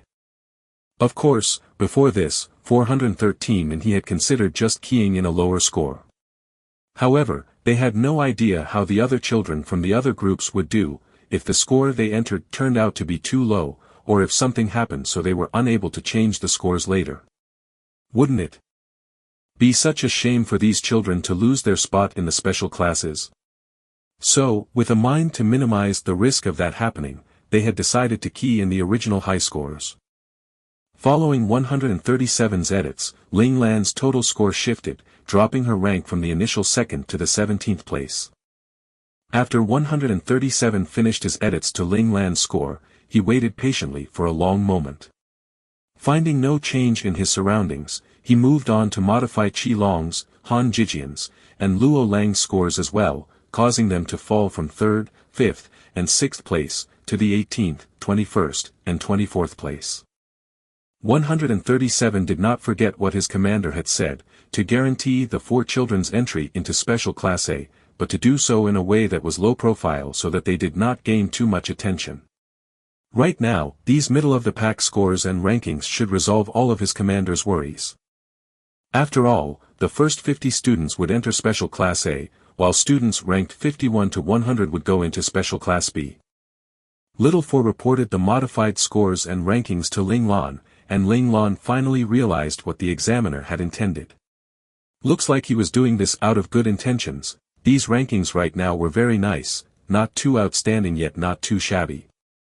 She had originally been worried whether or not her second-place ranking was too eye-catching, since Ling Lan did not want to become the center of attention, which would further increase the risk of her secret being exposed. The only problem was, she had not dared to change her score herself. After all, there were way too many people who were involved with these scores. Any changes would likely be discovered instantly, so Ling Lan did not dare to move hastily. And now, the examiner had solved the problem for her, so she was free to enjoy the results without having to do anything. Still, Ling Lan was puzzled. Who is this examiner really? The other children may not know, but Ling Lan could tell. The inconcealable taint of blood on the examiner's aura was something that could only be found on veterans who had fought and struggled through war and cruel battles. He was completely different from the officers who had been in charge of the intelligence and strength tests. Ling Lan would never forget the satisfaction shining from the examiner's eyes as he sent them off. Perhaps the faction within the Federation that he represented had their eye on the 4 of them and so were willing to go the extra mile to protect them as they grew. Whatever the case, this was a good thing. Ling Lan quickly put this matter to rest at the back of her mind. Chapter 40, Down by a Glass of Wine. Chapter 40, Down by a Glass of Wine. Although 137 had successfully completed his mission, he still felt restless and unsettled. Something just didn't feel right. For that reason, after leaving the virtual network, he immediately reported to his commander on the strange disturbance he had sensed in the Central Scout Academy's system. After hearing 137's report, the commander's expression became stern. Could it really be as the general suspected? Were the culprits behind Major General Ling Zhao's death on the move again? He indicated to 137 to leave things as they were, and reminded him about the code of silence before letting him go back and rest. He then turned on his communication device and entered a number he rarely ever contacted. It wasn't long before a middle-aged general appeared on the holographic screen, a serious expression on his face. "Yo, Sir General, long time no see." At odds with his usual cold persona in front of his troops, the commander was now casually flippant. "Oh, it's you, you little brat. Aren't you back on mandatory leave? Why are you free to contact me?" The familiar voice of the commander caused the general's face to soften. "Wasn't it the military who sent us to the Central Scout Academy to take charge of the tests?" complained the commander casually. The general's face stiffened and he said in a rush, "Being with kids is also a way of relaxing." The commander laughed. "True." And the matter ended there. It had been implicit in the general's words that their assignment to the school had something to do with him. "So what do you want, brat?" The general knew that this son of his old friend, who he had watched grow up from a little kid, would not contact him for no reason. Usually, he wouldn't see hide nor hair of him, the brat would scurry away faster than any mouse. Reminded of his purpose in calling, the commander's expression turned grim. He faithfully reported what had happened to Ling Lan, as well as the disturbance 137 had felt on the virtual network. Since their presence at the Scout Academy had been by the general's design, then it was very likely related to the matter of Ling Zhao's son. "Duly noted," said the general calmly, "let someone else handle things after this, don't get any further involved." The commander replied lowly, "Understood," and then asked, "Will there be any danger to Major General Ling Zhao's son?" From the general's words, he could somehow guess what the general was planning. The general did not answer his question, only saying, "Enjoy your vacation. Don't worry about anything else." With those parting words, he ended the call. The commander stared vacantly at the dark screen, and a shadow passed over his face. The general's words had indirectly told him the answer. The general himself couldn't guarantee that there would be no mishaps in his current arrangements. The commander knew very well that, for the future of the Federation, some sacrifices were necessary. The moles hidden in the higher ranks of the federal military had to be dug out, otherwise another incident like Ling Zhao's would happen again, and the Federation couldn't afford to lose any more God-class operators. Still, he felt a little indignant. In service of the Federation, his idol Major General Ling Xiao had already been sacrificed. Did his child have to be sacrificed too? He stood for a long moment, staring blindly into the distance, and after much thought, decided that he had to be true to his heart. Just this once. He dialed a contact number and was quickly connected. 413, I'm sorry to inform you that your vacation has been cancelled. After coming to a decision, the initial melancholy of the commander had been swept away and he was even jovial enough to joke around with 413 now. 413's wails of despair came over from the other end of the communicator, but the commander's heart was like steel and he blithely ignored 413's mournful eyes. He continued to order, please accept your new assignment. Hearing this, number 413 straightened out his long face and stood at attention. Number 413, reporting for duty. Starting now, for the next month, you and your squad are to protect Ling Lan of the Central Scout Academy in secret. The commander hoped that his arrangements would be able to ensure the safety of Major General Ling Xiao's child, as a personal tribute to his departed idol. Ling Lan. Who's that? Asked 413, bewildered.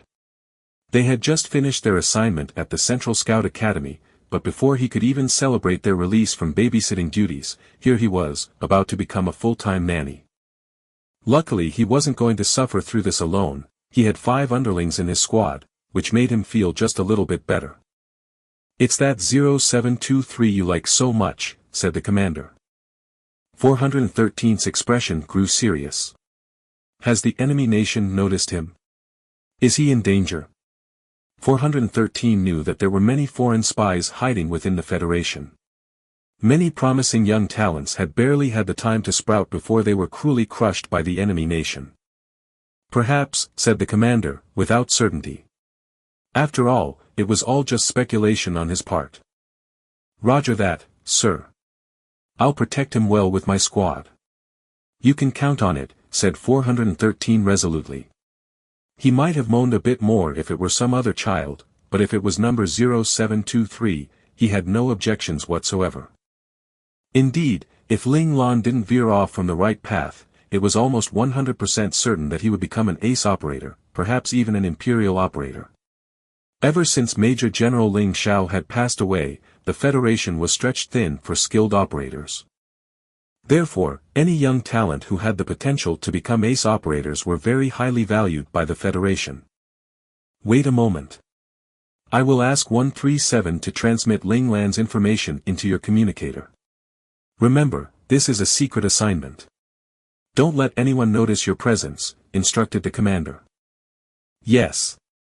One day later, the official notification letter from the Central Scout Academy arrived on the Ling family's general notification device, informing them about Ling Lan's acceptance into the Academy's special class. The news made the long-silent Ling family rejoice. Looking at the information contained in the letter, Lan Luofeng's mood was exceptionally light.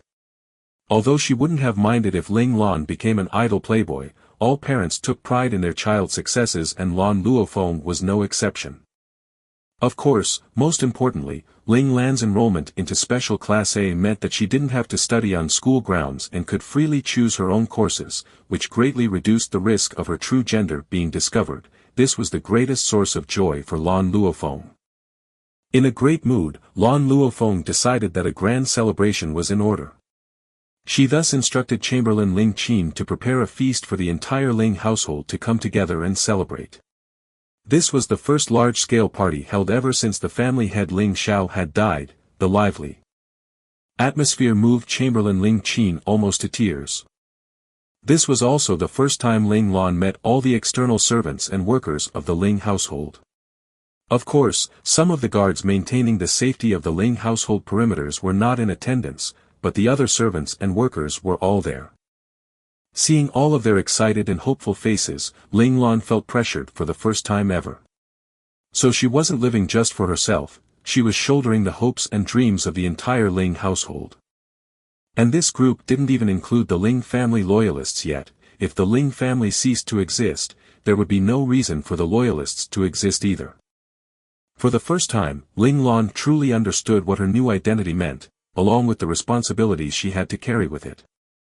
Although the total age of her two lives was already over 30 years old, making her a mature adult, she was still just used to being an average person, only responsible for her own well-being. But now, all of a sudden, she had so many people's hopes and livelihoods resting upon her shoulders. She panicked.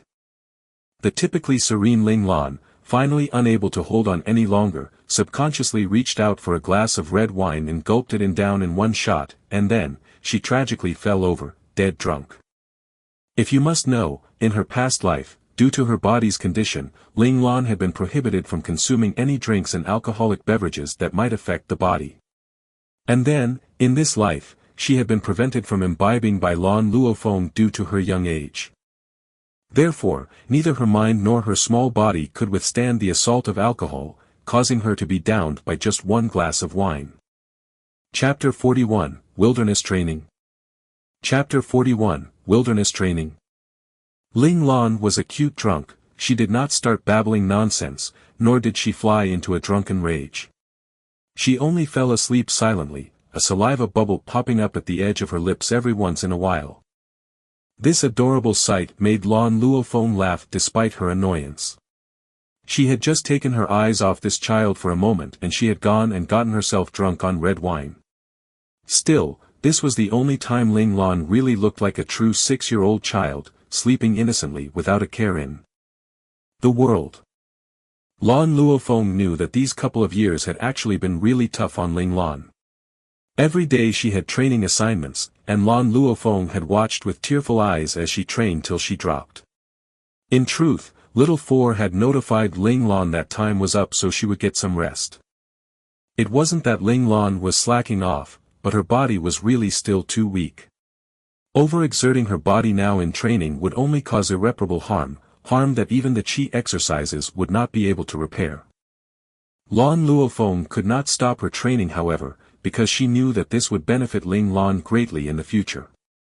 The Federation was a world where the fittest survived, an extra measure of strength meant an extra measure of safety. For Ling Lan's future, she had to harden her heart. Lan Luofeng quickly bundled Ling Lan up and carried her to her room. Ever since Ling Lan could clearly communicate what she wanted, she had demanded a personal room of her own. Lan Luofeng was an overindulgent mother with no bottom line when it came to her child, so she had caved with minimal fuss and provided a lone room for Ling Lan. Carefully placing Ling Lan on her bed, Lan Luofeng dropped a light kiss on Ling Lan's adorable round face and then shut the door behind her as she left. What she didn't know was that, though Ling Lan looked as if she was sound asleep, her consciousness had actually been dragged ruthlessly into the mind space by instructor number 1. Ling Lan felt extremely wobbly, finding it rather difficult to stay on her feet, and the things she looked at seemed to waver in her sight. She felt a little nauseous and so quickly squatted down, gripping her head. Ling Lan just had to squat, lest she fall over the very next second from losing her balance. Humph! How dare you drink? Number 1's expression darkened further at the sight, and with a flick of his finger, a basinful of cold water splashed down upon Ling Lan from above. The sudden shock caused Ling Lan to shiver uncontrollably and her muddled senses abruptly came into focus. Instructor number 1, you look well. Ling Lan smiled awkwardly as she lifted her head, her expression pleading for mercy. I am very not well. Instructor number 1 paid no mind to Ling Lan's pleading, giving her no face as he told her in no uncertain terms that he was angry. Instructor number 1's words made Ling Lan break out into cold sweat. Without even having to ask, she knew that the not well instructor number 1 was talking about had something to do with her. Could it be that she had somehow irritated this fearsome demon instructor without even knowing it? Looking at Ling Lan's bewildered face, instructor number 1 raged, in today's fight, what were you doing? Is that how you were meant to use what number 9 had taught you? Ling Lan was indignant, I managed to hit the examiner. Well, you could have hit him directly without having to resort to trickery. If you do this again, don't blame me for punishing you. Instructor number 1 firmly believed that honest strength was the true path, any sort of underhanded tricks were all dishonest methods, which should not be relied upon. Ling Lan paid no mind to the mention of punishment, but asked in surprise, "You mean that, I can actually hit the examiner with my own strength right now?" If that was the case, then why had she felt so overpowered? That the opponent's strength was so much higher than her own? Was it all an illusion? But then, all three of them had already used up all their strength and skills to fight the examiner for so long, it was only when they were running out of strength that they had thought up that trick to hit the examiner. Of course, Ling Lan didn't think that using tricks was wrong or unfair. On the battlefield, survival was the only principle. That's right. In today's battle, you missed 3 opportunities. That said, number 1 flicked yet another finger and the scene of today's battle appeared before Ling Lan's eyes. The first sneak attack was done well at the beginning. You remembered what number 9 had told you, and kept your killing intent hidden, but when you were just about to succeed, your heart wavered. Number 1 pointed at the scene, showing how when Ling Lan's punch was just about to hit the examiner, there was a fluctuation in her aura. This little fluctuation had let the examiner sense her attack, which was how he had managed to block her attack in that final second. For the second sneak attack, you made the exact same mistake, losing your attention at the critical moment. Number 1's voice grew colder and colder, and he looked as if he wished he could drag Ling Lan over to give her a good beating right now. She had obviously learned everything properly, why was she making such stupid mistakes in a real fight? If Ling Lan had only fought as she had trained, the examiner would have been hit by that very first move. What angers me the most is that you don't even know how to change your own attack approach. Using the same moves over and over again, after failing in a sneak attack twice, even an idiot would know to watch out for your sneak attacks, and still you persisted with sneak attacks. Is your head filled with the brain of a pig? Instructor number 1's rage was incandescent as he observed Ling Lan's third attempt at a sneak attack playing out before them. After being discovered, it's alright to just fight directly with the opponent, but what were you thinking using all your might for every single move? What will you use then to defend yourself? Also, don't you know how to mix in some feints among your real moves? Here, when your right elbow was blocked, and you continued to use your left elbow, both the opponent's arms had been used for defense, and because of your friend's attack on his waist, his only usable leg had been neutralized. Why didn't you take the chance to attack his lower body? Didn't you learn the scorpion tail swipe? This was clearly a great chance for you to score a hit. What disappoints me the most is that you did not notice any of the errors you made during your fight, or even the missed chances. You are literally a combat idiot. Many prodigies would often notice their own weaknesses during battle, but unfortunately, Ling Lan did not notice anything at all in her fight up till the very end. Even now, she had still been pleased with herself over her successful trick, which was why instructor number 1 was so angry. If it wasn't the fact that the opponent wanted to know how much you all could do, you would have already been killed at this point. Instructor number 1 rolled back the scene to when she had started facing the examiner directly, pointing out how the examiner had stopped many of his moves halfway through so as to avoid injuring Ling Lan. Under instructor number 1's detailed analysis, Ling Lan grew more and more ashamed. She had really thought she had performed pretty well in that battle, but who knew that she had actually done so badly, making mistake after mistake. Her elation at having hit the examiner today disappeared without a trace, leaving behind a cold ball of shame in her gut and her back drenched with sweat. Looks like we need to have a round of wilderness training. We'll see what to do next after you learn how to hunt. Instructor number 1 coolly announced Ling Lan's fate. Before Ling Lan could ask any questions or beg for mercy, instructor number 1 had flicked his finger once again. Ling Lan saw the scenery change around her, and then she was standing in a primordial forest with number 1. She could hear the sound of a flowing stream in the distance, as well as the fearsome calls of some unknown wild beasts. Ling Lan's little heart felt like it was beating out of her chest. Although she had never spent much time in a forest before, she knew that this type of place was rife with danger. Not only were there wild beasts wandering around, nature itself was an intimidating thing, and there were also other unknown terrors lurking within. Ling Lan's face fell rapidly, however, she knew that this hunting mission was definitely unavoidable. This year had taught her that once instructor number 1 had made up his mind, nothing was going to change it. Still, she intended to try and plead with instructor number 1 for just a little more preparation time, so she could go back and ask little 4 for some wilderness survival tips. Unfortunately, instructor number 1 saw through her plans, and without giving her the chance to speak he said, "Please enjoy yourself," and promptly disappeared in a flash of light from this endlessly verdant world. Damn it. Number 1, you are truly vicious. Ling Lan savagely directed her middle finger towards the direction where number 1 had been standing in a display of futile anger. Chapter 42, Hunting and Being Hunted. Chapter 42, Hunting and Being Hunted. Dawn. When the first ray of sunlight penetrated the dense foliage of the forest, slowly lending it its warmth, the originally quiescent green world began to wake up once again. Various creatures started crawling out of their nests, beginning a new cycle of their daily routine, hunting and being hunted. On the ground, an unnamed little creature with wrinkled skin was stealthily making its way over to its destination. It was very small, only roughly the size of 2 human fists, but it dragged a wide flat tail behind it that was twice the length of its body. It had no choice but to be careful. In this forest, 80% of the animals could kill it easily, and unfortunately, its meat was tender, so even though it was small and had very little meat, many of the larger creatures still wouldn't mind hunting it as an appetizer. Its intended destination was an area full of shallow water depressions up ahead.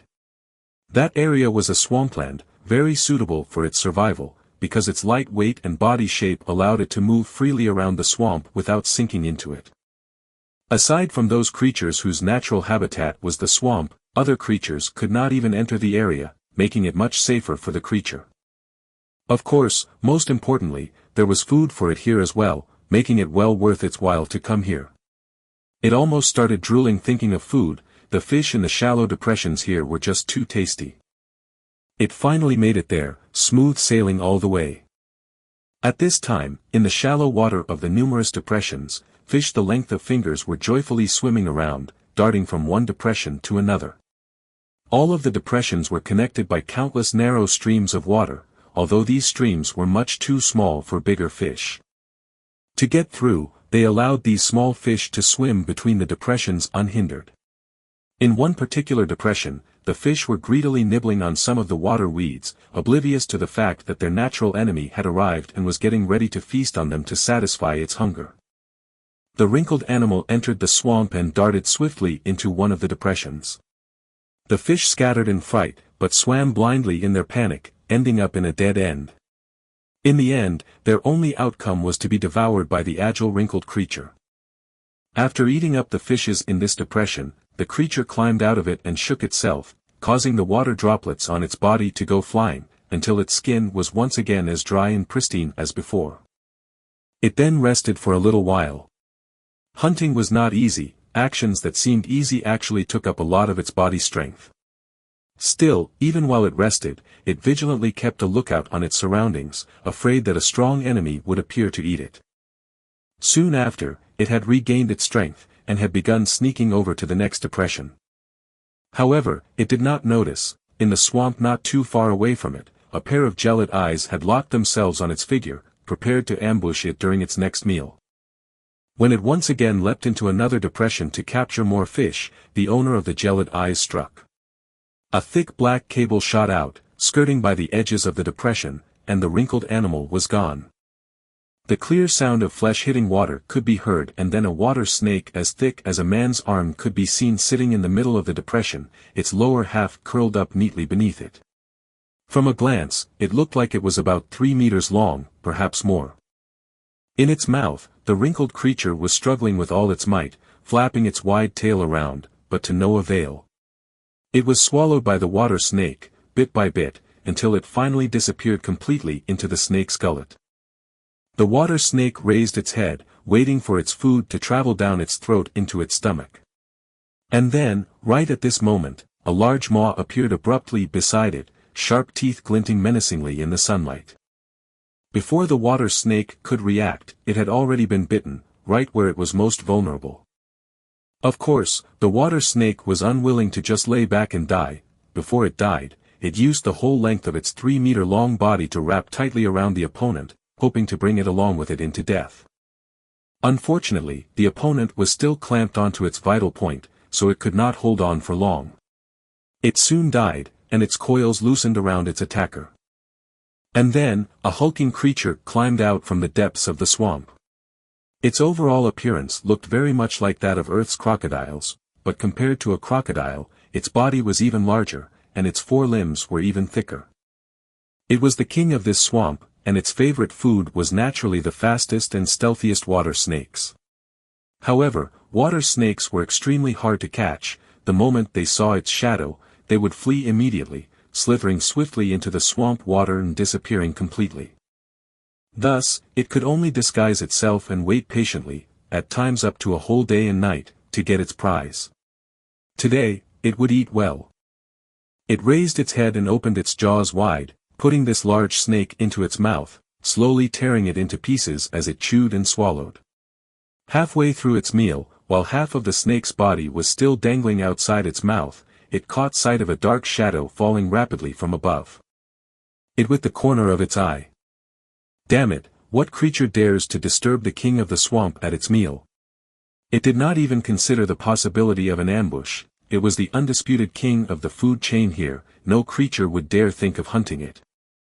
Before it could take a closer look, it felt a bone-deep piercing pain starting from its mouth go through its entire body. It let out a furious roar, a sign of its rage and disbelief that a creature would dare to harm it. It wanted to tear that creature apart with its sharp teeth, but found that it could not close its mouth anymore. No, it wasn't that it couldn't close it. Somehow, sometime, a wooden staff had made its way into its mouth. It tried to dislodge the staff, but then found that it couldn't move its body either. Indeed, it was like it had been pinned to the ground. Aside from flinging its limbs around uselessly, it could not move at all. It had no idea what was going on, and as rage continued to build within it, it tried to roar again, but now found that it couldn't even do that anymore. And then the pain hit, coursing through every part of its body, so intense that it couldn't handle it. What the heck was going on? So troublesome. Along with this voice, an extremely fragile-looking thing appeared by its head. And then, the creature's final memory was of the strange creature lifting its scrawny foot above its head and stomping down viciously. Without any change in her expression, Ling Lan pulled her foot out from the skull of this king of the swamp. She had no interest in watching the death struggle of the creature and so had kindly put it out of its misery by stomping through its skull. Looking at the white brain matter all over her shoes, Ling Lan no longer felt the disgust she had felt at the beginning. The current Ling Lan was enveloped by an aura of honed aggression. Just like a king of the jungle, she was no longer the weak and timid person she was before. Of course, with Ling Lan's current strength, fighting this creature in the swamp head-on was not impossible. However, this fellow's skin was as strong as steel and Ling Lan had no weapons which could pierce through it. This skin it had was exactly why it could withstand the water snake's desperate counterattack at the end.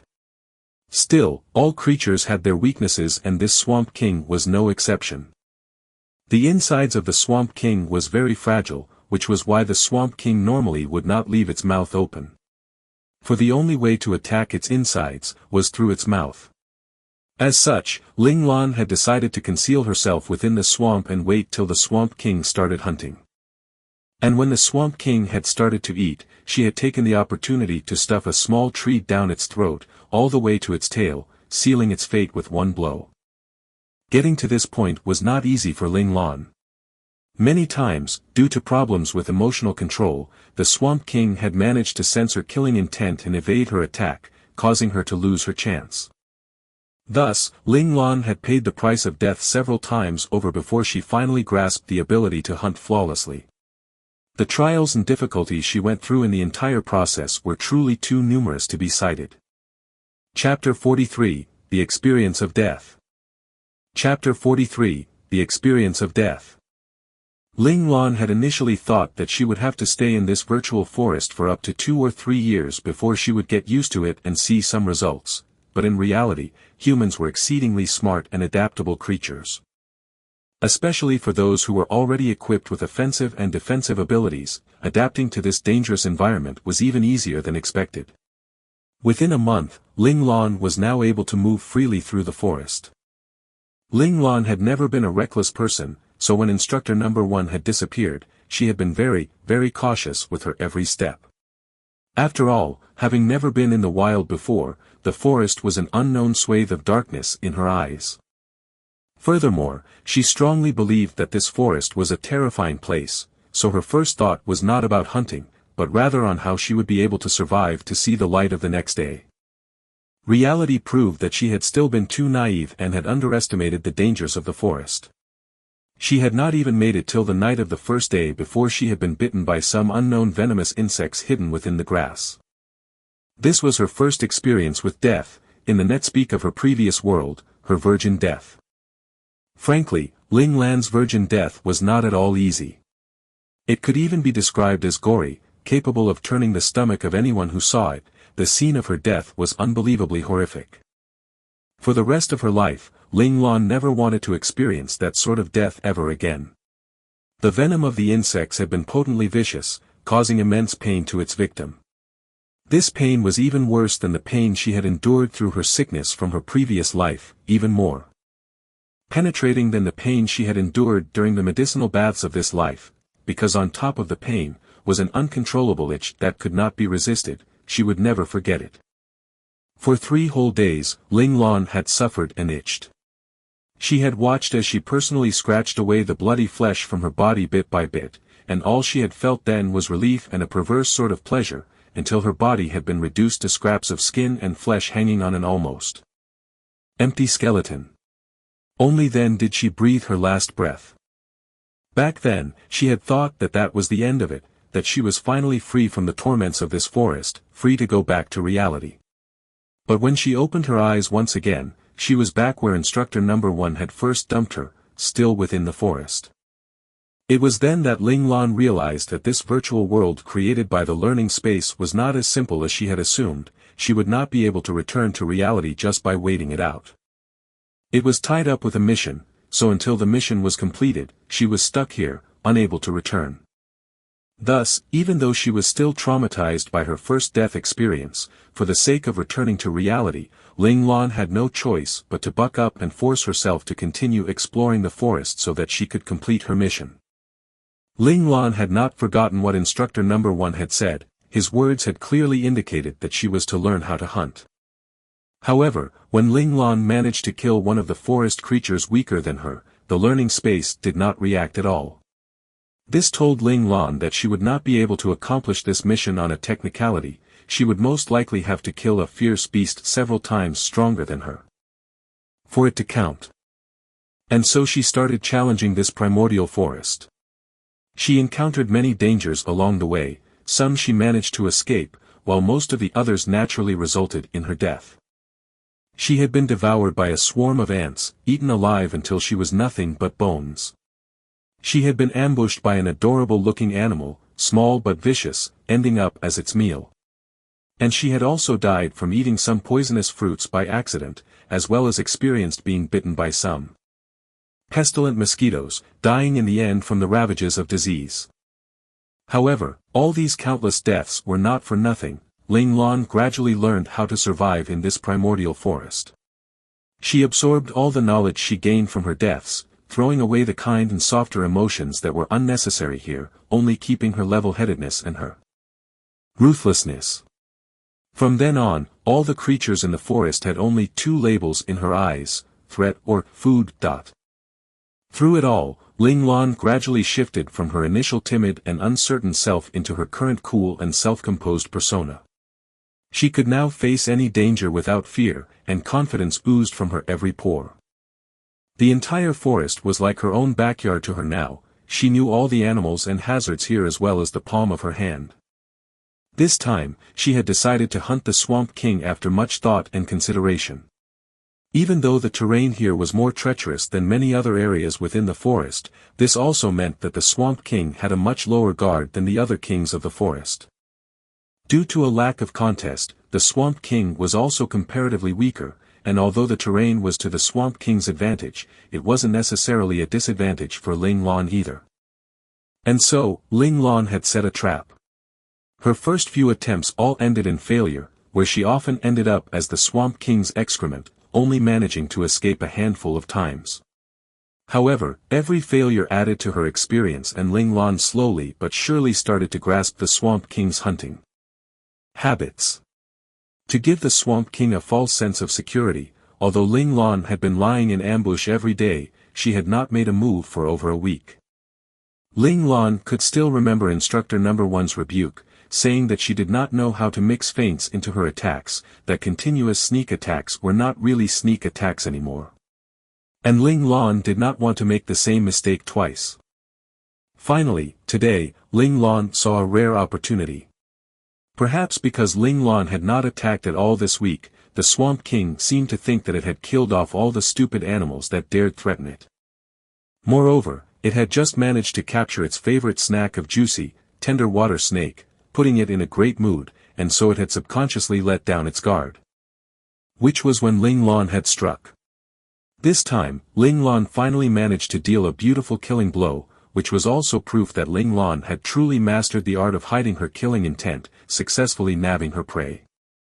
As the Swamp King fell dead before her, Ling Lan closed her eyes and reflected on how she had felt back when she had dealt the killing blow.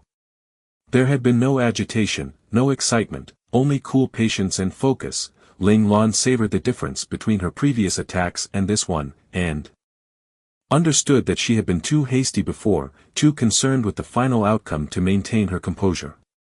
The moment the still pool of her emotions had rippled, her killing intent had seeped out. Ling Lan laughed as her hands tightened into fists. Perhaps she could go back now and leave this godforsaken place behind. Although Ling Lan was no longer afraid of the primordial forest, it didn't mean she liked it here. It was too lonely here, there was no one to talk to, no one to spare her any bit of warmth. She was just about to have a breakdown over the imposed solitude. It was just fortunate that she had great mental fortitude, otherwise she'd have already been driven insane by now. Just then, Ling Lan sensed a change in her surroundings, coming from right behind her.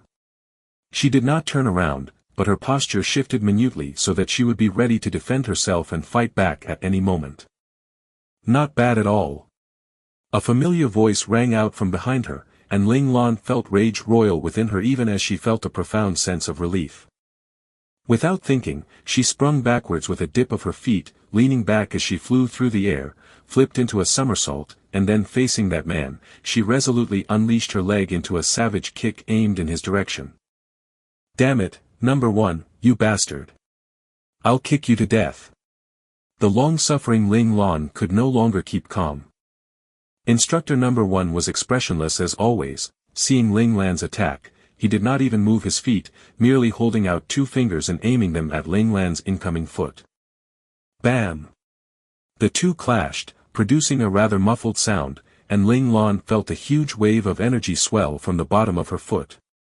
Her entire body was thrown backwards, and that delicate foot that was capable of crushing the Swamp King's skull actually felt a little numb, losing all combat ability in a moment. Ling Lan took control of her body in mid-air with a twist of her waist, allowing her to land on her feet right back where she had started, on top of the dead Swamp King's head. Chapter 44, Resolving a Potential Problem. Chapter 44, Resolving a Potential Problem. Still able to unleash your anger, I see. Looks like you've adapted well. Number One stood in the air before Ling Lan, an almost imperceptible trace of mirth in his eyes as he acknowledged Ling Lan's achievements for the first time. Ling Lan couldn't help the little surge of happiness she felt at Instructor Number One's words, feeling as if she had been praised by an elder. However, Ling Lan was not so easily placated. Her face stony, she asked huffily, "Instructor Number One, weren't you afraid that I would be driven insane by this cruel environment?" Ling Lan knew very well that if she hadn't been so mentally resilient, this primordial forest was totally capable of driving a regular adult out of his or her mind, much less an apparent 6-year-old child like her. No matter how talented the child was, he or she would not be able to survive for long in this fearsome forest. Although one could revive countless times in here, the various horrific ways of dying and their realistic rendering upon one's body was more than enough to devastate a child's growing mind, mission notwithstanding. Ling Lan was very doubtful, was this learning space truly meant to cultivate children, or was it actually meant to destroy a child's future? Thus, she spilled her doubts to number one. Number one's expression remained impassive, as he asked in return, "Are you insane?" Implied was the fact that Ling Lan's apparent sanity made her protests moot. If Ling Lan had truly become insane, then she wouldn't have been able to protest anyway. Ling Lan stared up at the sky, speechless, weeping internally. Hells, she knew better now. As hosts, they had no true power whatsoever. As they grew up, they were subject to the cruel bullying of the learning space, with no room at all to fight back. Satisfied with Ling Lan's acquiescence, number one said, "Since you have completed the mission, the learning space will not skimp on your reward." That said, Ling Lan immediately heard the notification from the learning space's system. Hunting mission completed, 50 honor points awarded. Hells, this learning space was so goddamn stingy. Ling Lan spat in her heart. This proved that her original hypothesis had not been wrong. Honor points were indeed difficult to obtain. This extreme mission which had almost driven her insane was only worth 50 points. She couldn't help but rejoice that she had not carelessly wasted those honor points she had received in the beginning. After the system had rewarded her, number one did not say anything, only flicking a finger. The environment around them twisted once again, and the endless greenery, the swamp, and the skeletons all faded away, to be replaced by an empty field. They had once again returned to the learning space where she had learned physical skills from instructor number 9. Looking at the familiar grounds, Ling Lan was struck by how beautiful this scenery before her was for the first time, even though there really was nothing in front of her. "Time is almost up, you should go back. Remember to contain your malevolent aura." Without clarifying further, instructor number 1 summarily kicked Ling Lan out of the learning grounds, and in the very next second, Ling Lan had appeared within the great hall of the mind space. In a corner, Little Four was seated in a thinking pose. As if sensing something, he lifted his head suddenly, and his eyes filled with joy as he saw Ling Lan. Just as he was about to pounce on her, he suddenly leapt back instead, scurrying to hide behind a large pillar in panic. From there, he peeked out warily, and said, "Boss." Little Four's shiftiness irritated Ling Lan. With a flying leap, she had grabbed hold of Little Four's earlobe before he could react.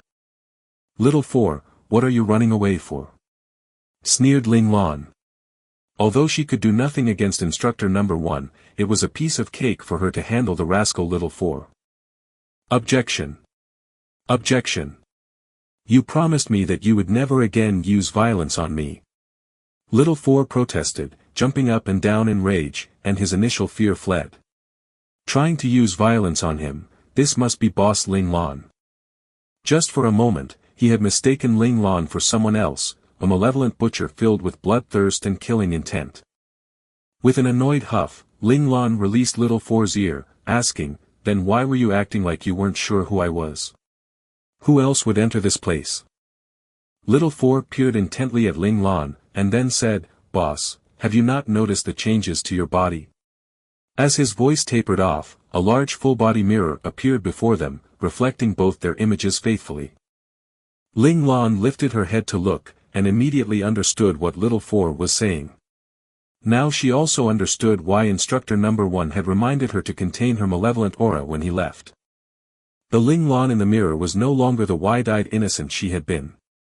Ferocious eyes, killing intent lingering in her gaze, and a faint air of blood-tinged malevolence around her, all indications that this child was a savage wild beast, fully capable of attacking you the very next second.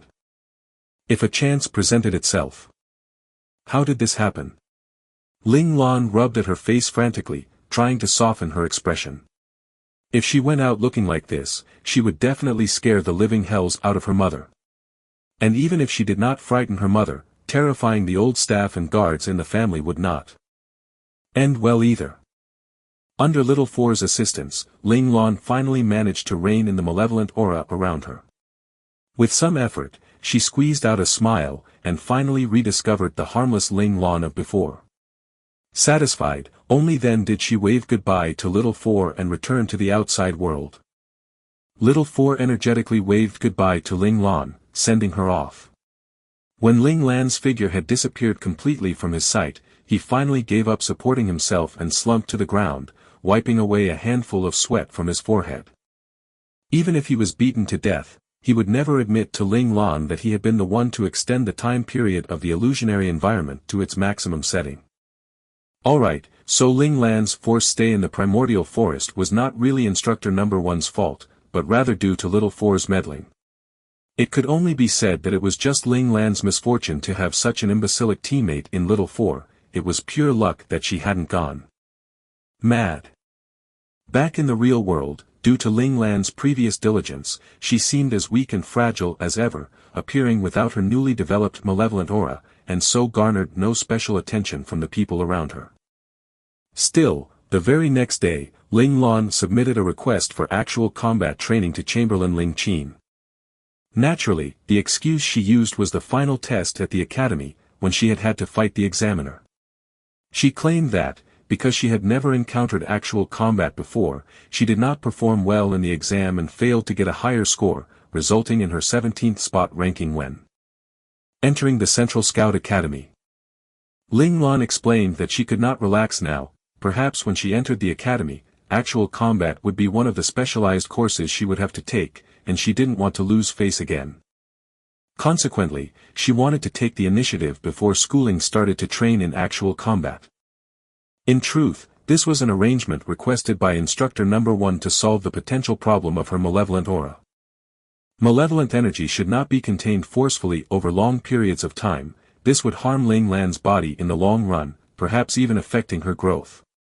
Only when she could control her malevolent aura freely, just like her instructors or other battle-experienced veterans, would the problem be resolved. Ling Lan's request moved Ling Qin immensely. What elders loved most was to see their beloved juniors show ambition, aiming for success. Without any hesitation, he summoned the best warriors in the Ling household, and charged them as sparring partners for the young master. In this manner, Ling Lan began her self-torture program in this 1 month before school started.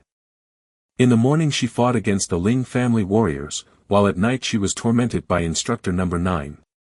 At her current level, Ling Lan still hadn't earned the right to be tormented by Number 1. With this continuous cycle of combat every day and night, Ling Lan's tightly contained malevolent aura began to seep out slowly, until she managed to rein it in again, little by little, until it finally disappeared without a trace. In the end, only when Ling Lan had the intent to kill, would her malevolent aura reveal itself. Due to Number 1's timely arrangements, Ling Lan safely passed the time when her secret could be discovered. Meanwhile, only 2 days were left till the start of school. Chapter 45, Who Wants to Kill Ling Lan? Chapter 45, Who Wants to Kill Ling Lan? On the official first day of school, Ling Lan refused Lan Luofeng's attempts to send her to school, only allowing Chamberlain Ling Qin alone to go with her and register. It couldn't be helped. Ling Lan's eyelid had been twitching ever since she woke up early in the morning, and although she tried to convince herself not to be superstitious, just in case, for safety reasons, Ling Lan was determined to leave her defenseless mother at home. Of course, once Ling Lan was seated in the hover car, she began discussing the causes of this physiological response with Little Four, trying to dispel her worry. However, the two of them were like half-empty cans rattling baselessly, neither being able to state anything for certain, and so the discussion could only devolve into confusion. Looking at the dizzy spirals of confusion that used to be Little Four's eyes, the chagrined Ling Lan decisively ended their fruitless discussion. She summarily concluded that the phenomenon was an unsolvable mystery, which somehow earned her the gullible Little Four's awestruck gaze. Even as Ling Lan basked in that gaze, she turned away so that Little Four was out of her sight. Hells, it was never her intention to dazzle an underage child with lies. Just as Ling Lan was trying to dispel the guilt she felt at her deceit, her gaze narrowed and she lifted her head to look out the car window.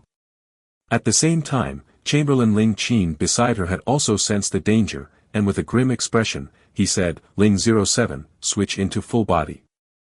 Emergency defense mode, and send out a distress signal." Yes, orders acknowledged by Ling 07. As the master's designated vehicle, Ling 07 was no ordinary hover car. As Ling 07's voice faded, Ling Lan saw that the transparent areas of the inner car were abruptly covered by another equally transparent defensive layer. Meanwhile, she and Chamberlain Ling Qin had been securely buckled into their seats by safety belts which had sprung out from the seats. Then, Ling 07's speed kicked up a notch and it flew forward rapidly. Still, despite Ling 07's new accelerated speed, they still did not manage to dodge the opponent's attack.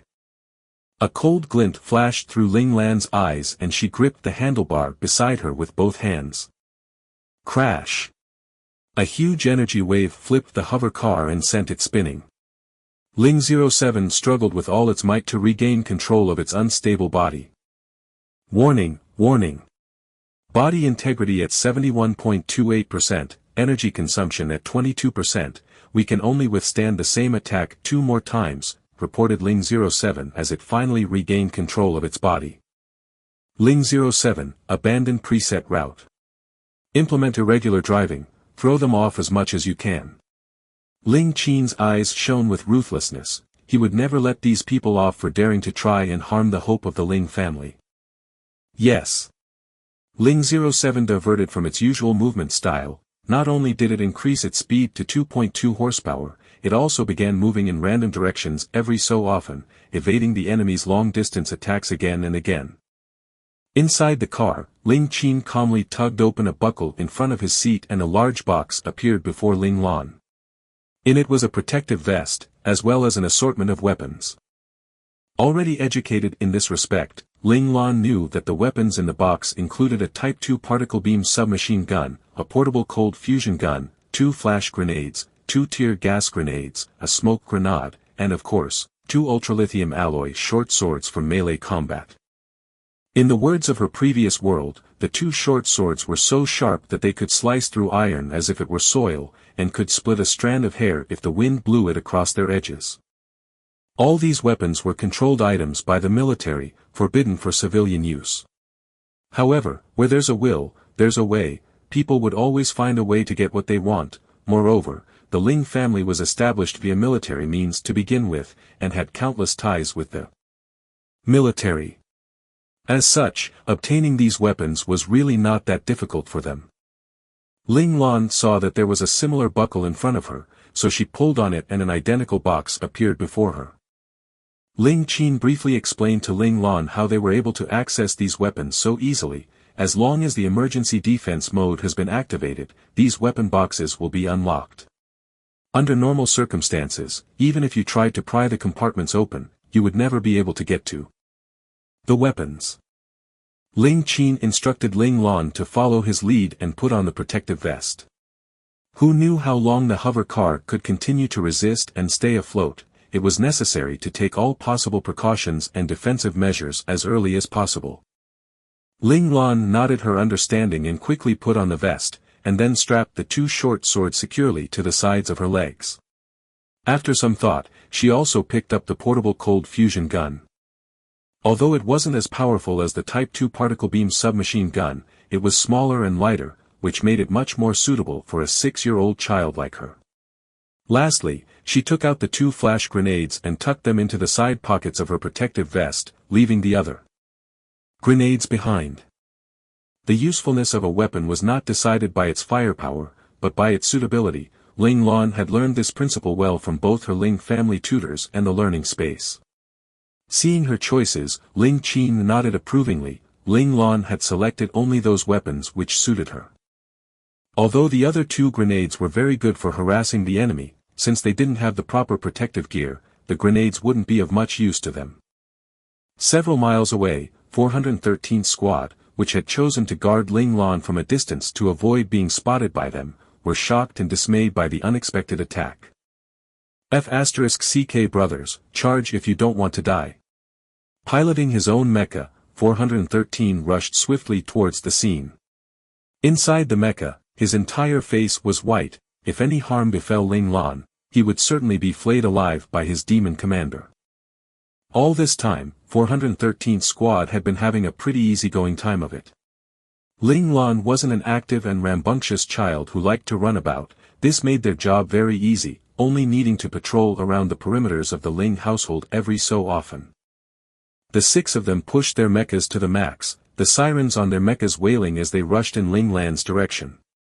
As they got closer and closer to the scene. "Watch out! Scatter!" 413, who was in the lead, felt his hairs stand up, and he rolled to one side with a loud bellow. 6 figures scattered apart as a powerful beam of cold light shot through their original path. Number 2, unharmed. Number 3 mecha, right foot frozen. Number 4, everything's normal. Number 5, lost control of left hand. Number 6, no damage.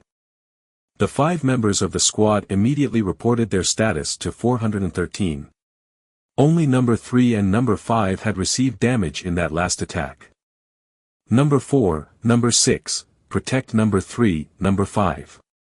Number 2, with me against the enemy, ordered 413. Yes, sir. Just then, a team of mecha troopers flew in from various angles to convene in front of 413. Their neat standardized mecha, equipped to the teeth with weaponry, betrayed the savage nature of the enemy, causing 413's face to become as dark as a thundercloud. 413 turned on his communication button. "What unit are you from? What is your intention?" This type of standardized mecha and its full set of arms were only available within military channels. The military would never allow this sort of weaponry to fall into civilian hands, meaning that, these people had to have come from the military. And to be able to send out a squad of mecha troopers without alerting anyone, it had to be someone from the upper levels of the military. So, who in the upper ranks of the military wanted Ling Lan dead? Could it really be the mole concealed within the military? Still, just for the sake of one small promising seedling, was all this firepower really necessary? Were they not afraid of exposing themselves? At this point, 413 was still unaware that Ling Lan was Ling Zhao's child. If he knew, then perhaps he would understand why someone would put so much effort into killing Ling Lan. Chapter 46, Scared. Chapter 46, Scared. 413's questions met only silence, and then a wave of fire and artillery attacks was headed straight for him and his squad. "Damn! Activate beam shield," bellowed 413. The opponent was clearly trying to kill them all to silence them. It looked like there was no more room for diplomacy.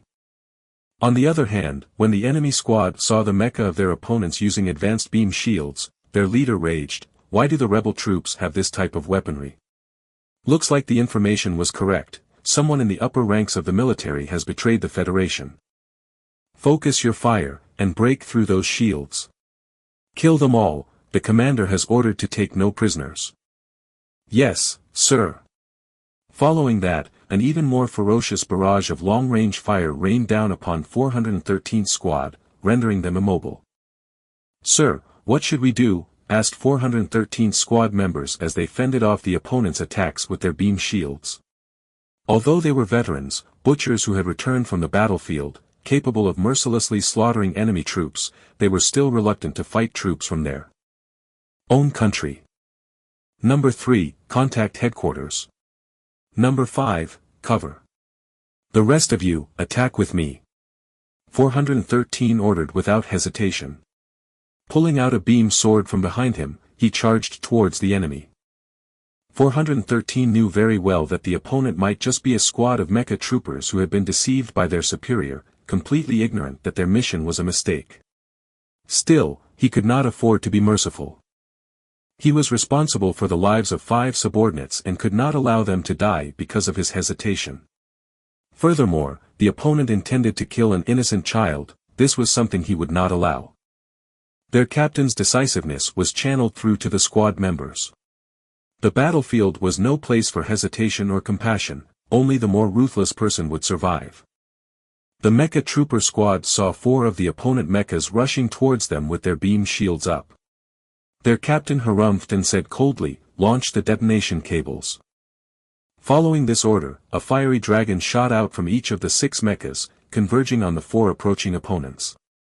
Suddenly, there was the crisp sound of several gunshots and the 6 dragons exploded instantly. A series of explosions followed soon after as the numerous bombs on the detonating cable were set off. There was a tremendous blast, sending tremors through the earth, as well as cloaking the entire scene in smoke. Apparently, number 5, who had been charged with providing cover fire, had deftly used the particle beam gun on his functional right arm to shoot 6 clean shots, striking those detonation cables and setting them off, protecting 413 and the others in the process. His view clouded by smoke, the captain of the opponent mecha squad hesitated.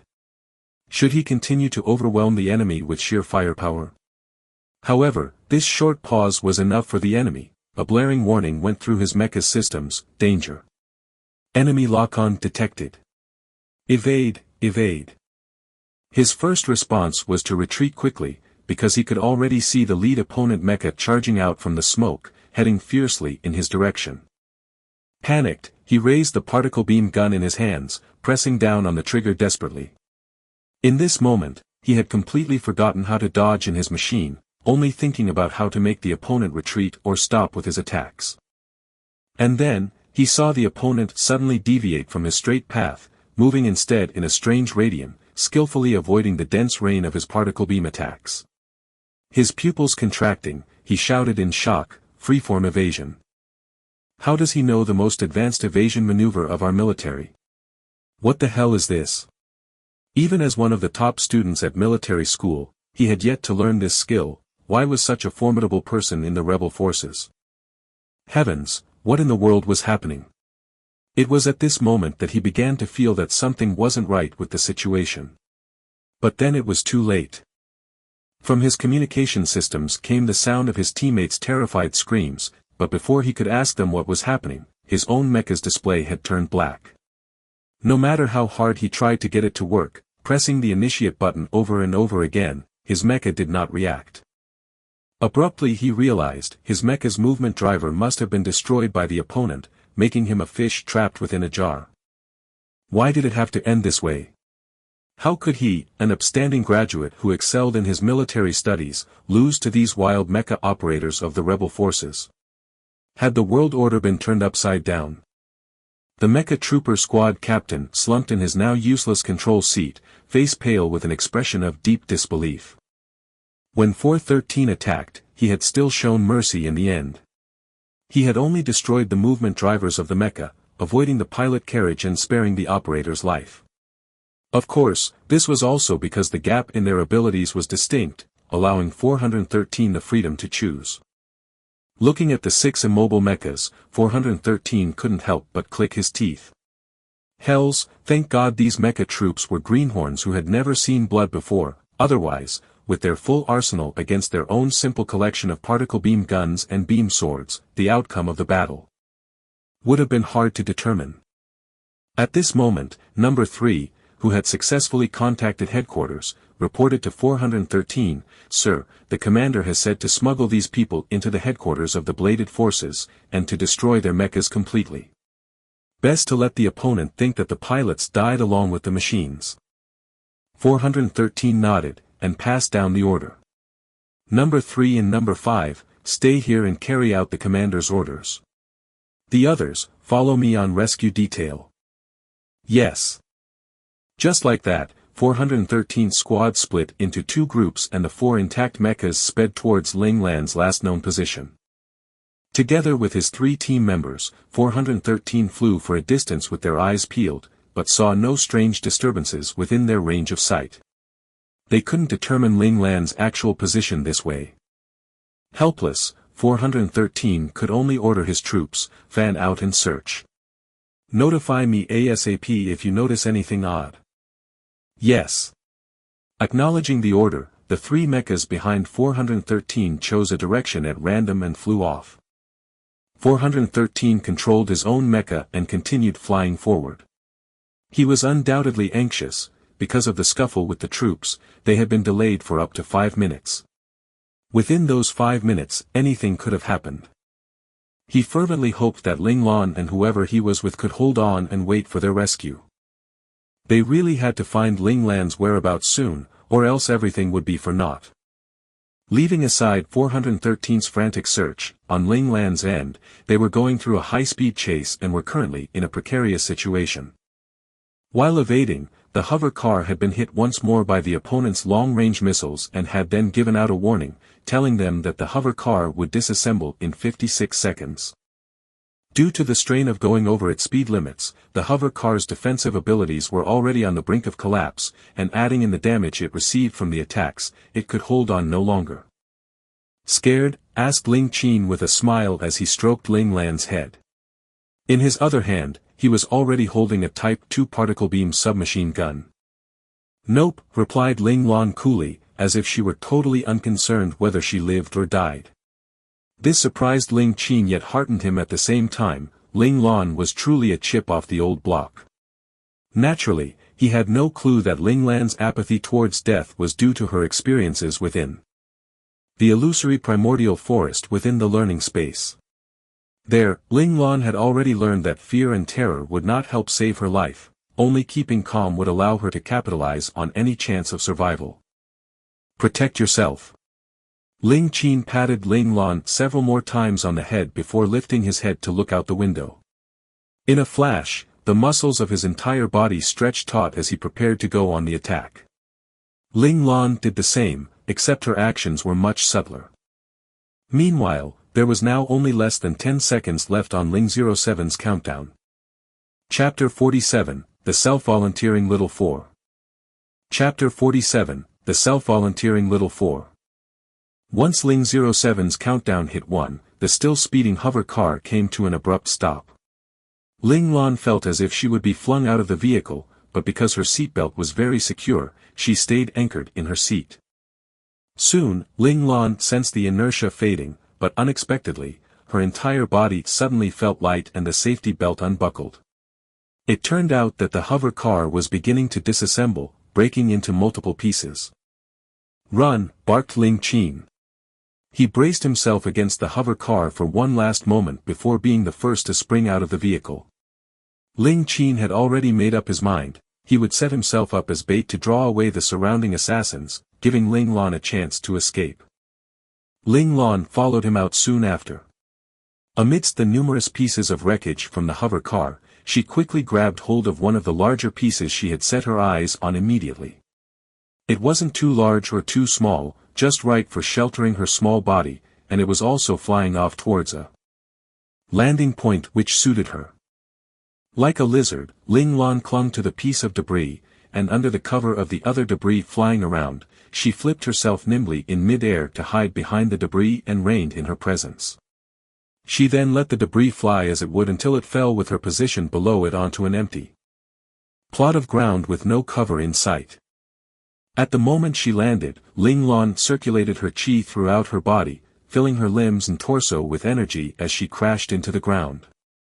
Unknown to outside observers, a large ditch had been carved into the ground under the piece of debris she was holding onto, with Ling Lan fully ensconced within it. Naturally, the piece of debris was flat against the ground above her. No one would suspect a person could be hiding under that debris. Ling Lan chose to hide in this manner because it took advantage of people's general assumptions and blind spots. In this flat open ground with no place to hide, her hiding place would be easily overlooked, since the natural tendency was to focus on the surrounding shrubs and tufts of wild grass, where people were more likely to hide. Of course, Ling Lan wasn't hiding here for safety reasons. She intended to counterattack. Once everyone's attention was further ahead, her position would be right behind the attackers, where she would have a chance to deal a killing blow from their neglected backs. Ling Lan had no choice but to take this risk. The opponent had chosen their ambush spot too well, where the protection from the cities were the thinnest. From the Ling household to the Central Scout Academy, Ling Lan's group had always traveled through bustling cities, and it was only during this particular half-hour stretch that they would pass through uninhabited land. In this stretch, there were only woods or deserted plains, with hardly any people about, the only living creatures being wild beasts and fowl. By setting up their ambush here, the opponents ensured that by the time the cities on both ends received their distress signal and sent out rescue forces, the earliest possible time for reinforcements to arrive would be 15 minutes. Ling Lan believed that these people were fully capable of killing her multiple times over within these 15 minutes. She also believed that if the opponent couldn't find any trace of her in the surroundings, they would take a scorched earth approach and do a thorough sweep, perhaps even digging 3 feet into the ground. When that time came, even if she was hiding in a blind spot, she would still be forced out from her hiding place. She could not take this gamble. Most importantly, she could not be sure that Chamberlain Ling Qin could hold on for 15 minutes under these circumstances. If she didn't make a move, it was likely that she would see a loved one die for the first time since coming to this future world, which was something she really didn't want to gamble on. Soon enough, 3 hover cars flew over. However, the opponent was very cautious, not driving right up to the main site. Instead, they landed about 30 meters away from where Ling Lan was hiding. 2 of the hover cars opened up and 8 stout men walked out. The 8 of them were fully armored, with protective helmets on their heads and protective suits on their bodies, and particle beam submachine guns in their hands. These were all standard equipment, common in both the military and even private personal armories. Looks like the opponent was cautious in this aspect as well, anything that could reveal their identity had been excluded. The 8 men crept closer, carefully, leaving behind that lone hover car with its doors shut. That car had 2 plasma cannons raised high above it, covering the men's approach, ready to fire at any sign of resistance. Obviously, these 3 hover cars had been privately modified to become combat-suited hover cars, and Ling Lan noticed that there was no Federation-mandated registration number on any of the cars. The opponent was certainly well prepared. Ling Lan did not raise her head at all, yet she knew the current situation as well as the back of her hand. Having little 4 meant that she could be aware of what was happening within the radius of 1,000 meters even with her eyes closed. In this way, she knew that much farther away from the hover cars here, at a location not visible from this position, there were 2 humanoid mechas aiming long-range sniper rifles in this direction. The opponent was really determined to kill them. Calmly, Ling Lan calculated the success rate of several possible attacks within her mind. However, all the scenarios that she had considered in her mind up till now had a success rate of 0. Still, Ling Lan wasn't discouraged. Her time in the primordial forest and her survival training there had engraved this lesson into her: be calm even if you were about to die, for a chance would often appear at the most improbable moment. For just the possibility of survival, she would have to first solve the problem of the predatory hover car. The 2 plasma cannons were just too great a threat, although the 2 humanoid mechas in the distance were also a huge headache. Ling Lan decided to just focus on the problem right before her for now. That said, the weapons she had on her now were just not enough for her to get rid of that armored hover car, not to mention the professional assassins contained within it. With Ling Lan's current small frame, it might still be possible for her to handle 1 person, but if she had to fight 2, then she would pretty much be like a lamb to the slaughter. What should she do? TCH, at this crucial moment, why did you forget me? In her mind, Little Four, who had been waiting for Ling Lan to call for help all this time, suddenly made his protest heard. Huh? How many people can you handle? Ling Lan was startled and rather confused. She herself could not take on 2 at one time. What could Little Four do as a mental presence without a body? Well, I can't do anything about the humans, but I can handle cars, said Little Four resentfully. Why was his boss so stupid? Humans weren't computers which he could hack. Little Four's words enlightened Ling Lan. She had indeed got caught up in thinking within a box. Modern hover cars were all controlled by artificial intelligences, while Little Four was the natural enemy of anything digital. As long as he was given a chance, Little Four could definitely wrest control of the hover cars, which would prevent the car's weapons from firing. From this distance, can you do it? Ling Lan couldn't help asking once out of worry. Even 10 meters further would be fine. If your spiritual power were just a bit higher, I'd be able to do it from even further away, replied Little Four with some disdain in his tone, as if looking down on Ling Lan for limiting his range. Ling Lan bit out in annoyance, just do it. If I kick the bucket here, you'll also die. Little Four shuddered. How did he forget that? He did not dare to kid around anymore, immediately borrowing some of Ling Lan's spiritual power to start infiltrating the hover car. By this time, the 8 men had already passed by Ling Lan's hiding place. After all, there was nothing on this plot of land other than several pieces of debris of varying sizes lying flat against the ground, no place at all for someone to hide. Very naturally, they eliminated this area from their consideration, moving steadily towards the surrounding shrubs up ahead. Clearly, that was a much more likely hiding place. As the men got closer and closer to the shrubs, Ling Lan's heart started thumping anxiously, because that was exactly where Chamberlain Ling Qin was hiding. Chapter 48, The Psychotic Grandpa Chamberlain. Chapter 48, The Psychotic Grandpa Chamberlain. A soft pop was heard and a smoke grenade flew out from among the shrubs. Triggered, the 8 men shot wildly at the grenade. Their marksmanship was excellent, almost every single shot hit the grenade. However, smoke grenades were unlike other grenades which would explode or become ineffective when struck. It continued to release smoke, and the more it was hit, the faster it released smoke, and soon the entire area surrounding the shrubs was shrouded in a thick cloud of smoke. Although the protective helmets of the men were able to insulate against the smoke to a certain extent, their vision was still affected. Still, the 8 men were professional killers after all. They did not panic, firing their particle beam submachine guns instead without hesitation. Countless particle beams shot out, turning the short shrubs into a pile of ash. Ling Lan was not at all worried however, as she had seen Chamberlain Ling Qin rush into the bushes on his right at the same time he had thrown out the smoke grenade. But Ling Qin's next actions thoroughly stunned Ling Lan. He untied a thin rope which was coiled around his wrist, and with a quick pinch on one end, the initially solid rope split into countless strands which were as thin as hair. Holding onto one end, Ling Qin swiftly tied it onto the trigger of the Type 2 particle beam gun, and then set up the gun within the bushes. Under the sound of gunfire, he snuck away once again to a new hiding place. Ling Lan could clearly see that he still held the almost invisible thin strands of the decomposed rope in his hands.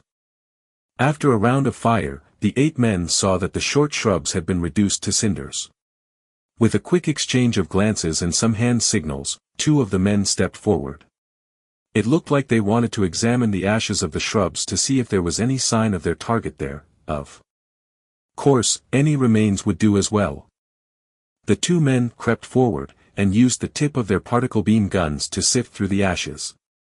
And right then, gunfire rang out from the right and a wave of particle beams cascaded out. The hidden Ling Qin had pulled on the strands within his hands, setting off the Type 2 gun within the bushes. The Type 2 gun ruthlessly expelled particle beams with an intensity that was way stronger than the opponent's own particle beam guns, as expected of the newest version of the particle beam submachine gun.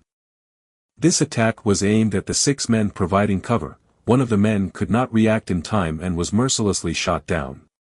The others, including the 2 checking the burnt shrubs, were quick to react, directing all their gunfire at the bushes from where the shots originated. They shot unrestrainedly, and one of them finally managed to hit the Type 2 gun lodged within the bushes, detonating it and turning the bushes into a sea of fire. Seeing this, the 7 men stopped their attack, and their tightly strung nerves relaxed. They were certain that since the Type 2 gun had exploded, then the shooter holding it would certainly have been caught in the blast. Besides, with this huge fire, even if the shooter didn't die in the blast, he would still be roasted alive and turned into ash. But right at this moment, something unexpected occurred. Ling Qin flew towards them from one side as he launched a Ling family signal flare into the sky. It was alright if he died, but Ling Lan must survive. Ling Qin's purpose in attacking was primarily to draw all their attention, including the attention of the hover car in the background. He hoped Ling Lan would take the chance to escape while they were preoccupied with him. Moreover, he believed that the Ling family loyalists were already on the way to meet up with them. With the Ling family's strength, handling these killers would be no big deal. The blazing signal flare hung high in the sky, surprising several groups of people who were frantically searching for Ling Lan. Exhilarated, they turned towards the direction of the flare and started rushing there at full speed. Ling Qin's attack was too sudden and unexpected. Only the man in the lead had enough time to react, shooting particle beams desperately to try and fend off Ling Qin's attack, while the other 6 just stood there dumbly. Quicker than words could say, Ling Qin's sprinting figure suddenly wavered, and then the leader's particle beams were behind him. The leader exclaimed in shock, irregular flicker. This was a high-level evasive move that was extremely hard to apply well in combat. Typically, anyone who could use this move in combat was certain to be a master fighter. A cold smile hung on Ling Qin's lips. At this moment, he had already gotten close to the assassin closest to him. Quickly fire the plasma cannons. The team leader's gaze was fierce, holding a vicious determination within it. He shouted loudly through the communicator, retreating swiftly at the same time. In truth, the men had disembarked mainly as bait to tempt the opponent to attack. The true killing blow was always meant to be the hover car behind them. Of course, for these people who were used to operating from the shadows, sacrificing a few subordinates was perfectly normal, which was why the team leader had given up on his subordinate who was being attacked by Ling Qin without any hesitation whatsoever. The team leader had already readied himself to dodge, but the hover car behind them did not react as expected and fire its cannons. Instead, it just maintained its original position, along with radio silence. Before he could turn back to face the front, he heard a pained scream. The subordinate whom he had ruthlessly abandoned had already been pierced through the throat with a dagger by Ling Qin, and had emitted one final chilling cry. The cry seemed to reverberate with rage and despair. After all, he had seen with his own eyes how his team leader had abandoned him right before he died. Ling Qin's expression was one of aloof disinterest. His face had been spattered with bright crimson drops of blood, and the cloying scent of blood filled the air, thick enough to cause an average person to vomit. However, Ling Qin seemed perfectly at ease, going so far as to even daintily lick at the blood on the corner of his lips. What a psychotic Grandpa Chamberlain. Ling Lan couldn't help but wail in her heart at the sight. What was up with all these people around her? At the taste of blood, Ling Qin's expression turned obsessed, almost intoxicated. He hadn't experienced this bloody taste in so long. 2 orbs of nameless fire ignited within his eyes. In his youth, he had been the one to crawl through piles of corpses on the battlefield with Ling Zhao's father. This sort of carnage was normal for him then. Sadly, after Ling Xiao had been promoted to God class, their bloody reign of terror was thoroughly shoved into the past. It wasn't that Ling Qin wanted to wash his hands of killing, but God-class operators were the symbol of ultimate strength within the Federation, so no one wanted to risk the wrath of a God-class operator. Ling Qin had thought that the many years of meditation and easy living had caused him to forget his initial savage nature. Unexpectedly, facing battle once again today, his blood still boiled and killing came back to him as easy as breathing.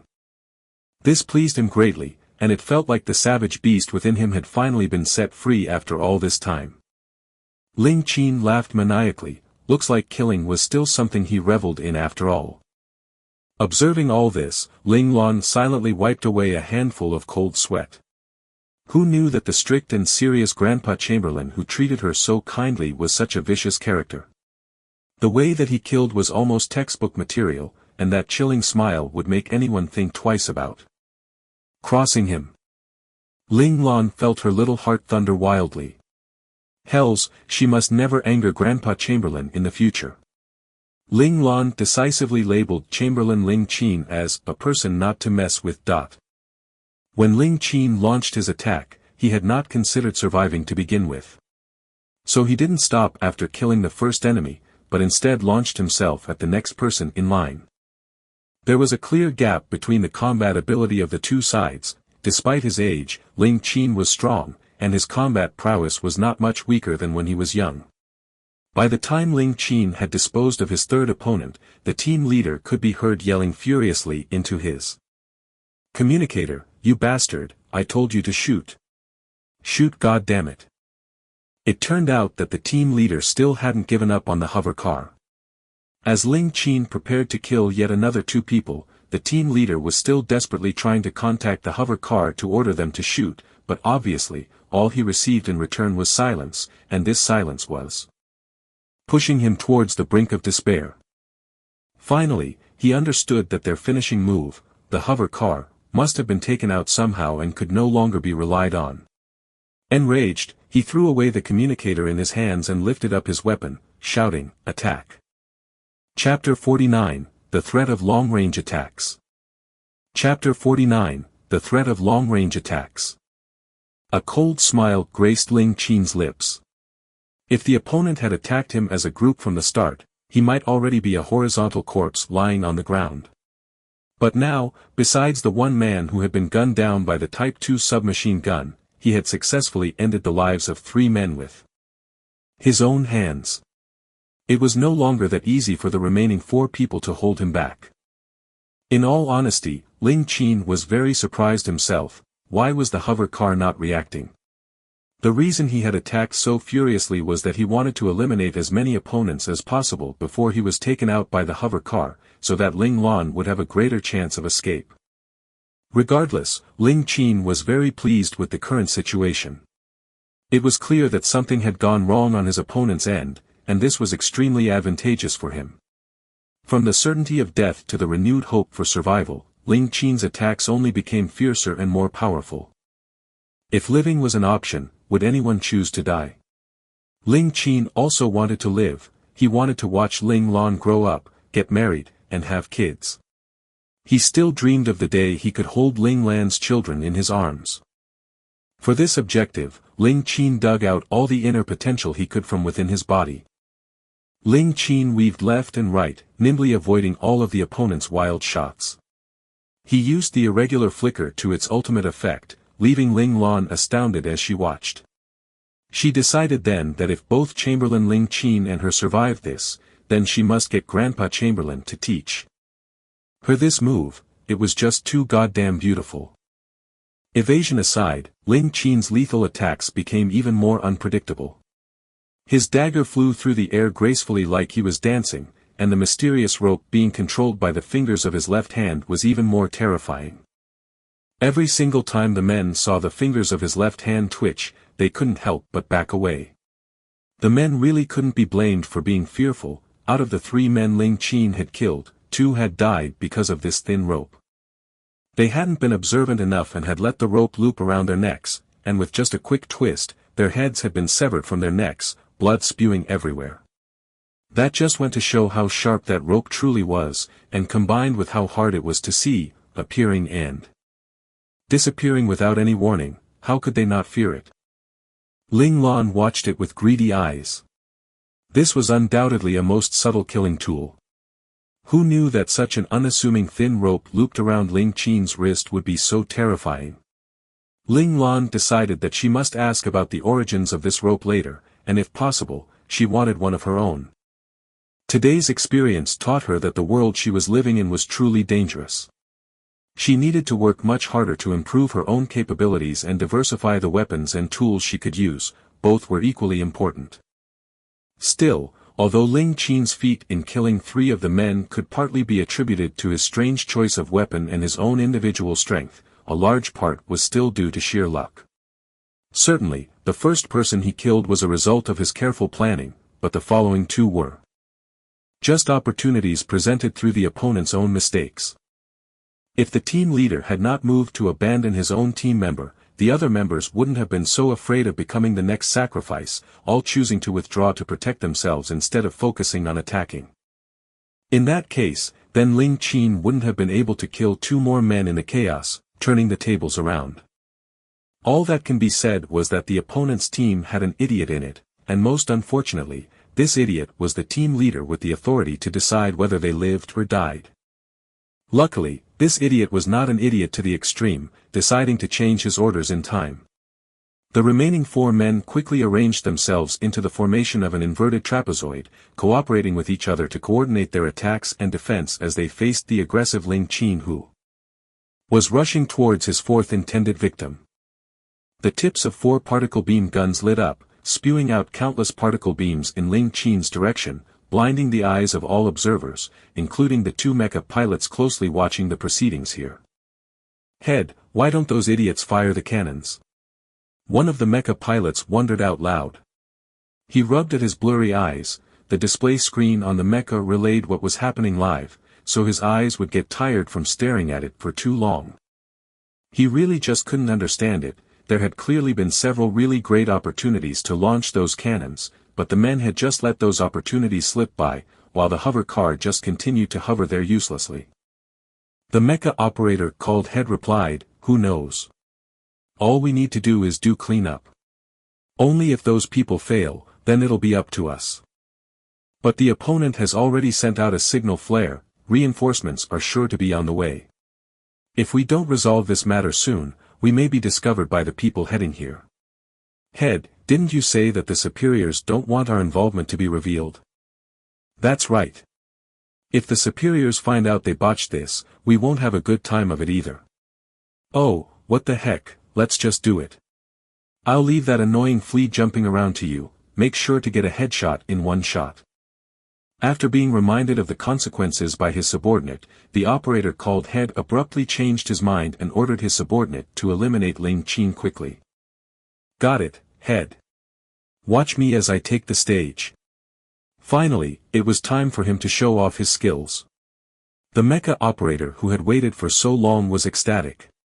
He controlled his mecha to swing about the huge long-range sniper rifle on its right shoulder, and then the 4-meter-high mecha bent into a half-kneeling position. Its metal left arm steadied the rifle, which had its sight aimed at the busily evading Ling Qin. The mecha's movements did not escape Ling Lan's notice. Ever since Chamberlain Ling Qin had begun fighting head-on with those men, Ling Lan had been keeping an eye on the two mechas, wary of a sudden attack.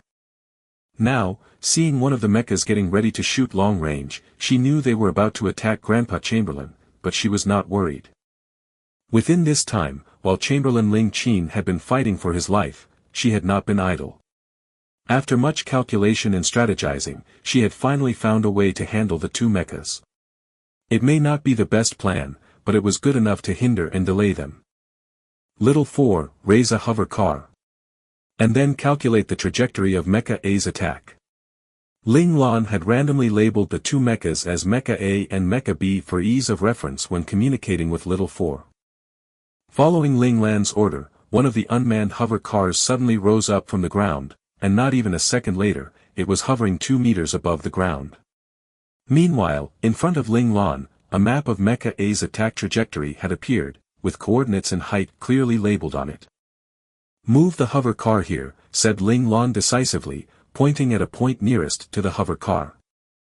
Before her words had faded, the hover car had already shifted into position under Little 4's control. F***CK, what the hell? Actually blocking my line of attack. Resentfully, Mecha A put down his sniper rifle. The operator was extremely displeased. That had been a prime opportunity to shoot, but it had been ruined by that errant hover car. That was probably unintentional, it just happened to move there. Mecha B also didn't know what was going on, but he still didn't hesitate to console Mecha A, saying, "Don't mind it. Let me try this time." That said, Mecha B started adjusting his own rifle's angle, aiming at Ling Qin, who was still deep in battle with the 4 men. As for whether his shot would hit any of the men on the ground in the process, that was none of his concern. Chapter 50, Fighting for Time. Chapter 50, Fighting for Time. Little 4, Mecha B's attack trajectories, requested Ling Lan calmly, and raised the second hover car. The more dangerous the situation, the more she needed to stay calm. Chamberlain Ling Qin's life depended on her.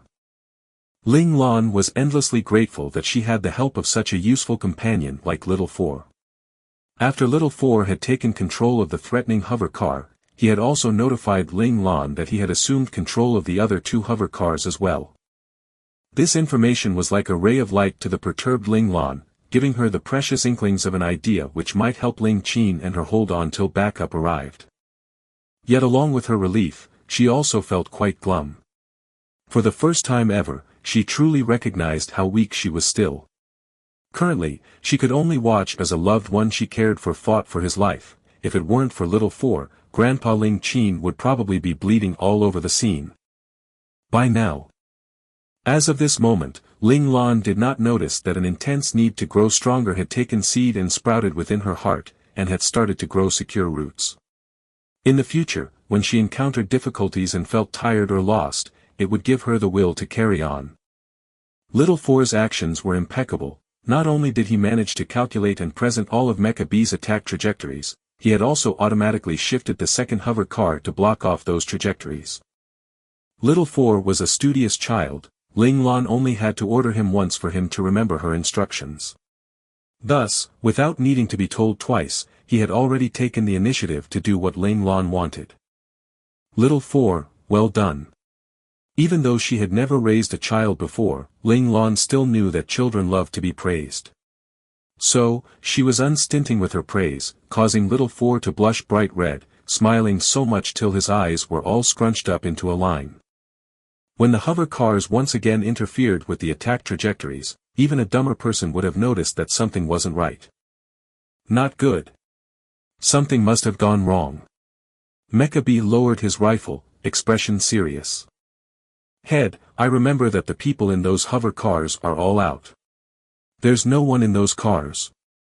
Mecha A had also figured out the truth, remembering that the people who had initially been in those cars were now embroiled in battle with the opponent.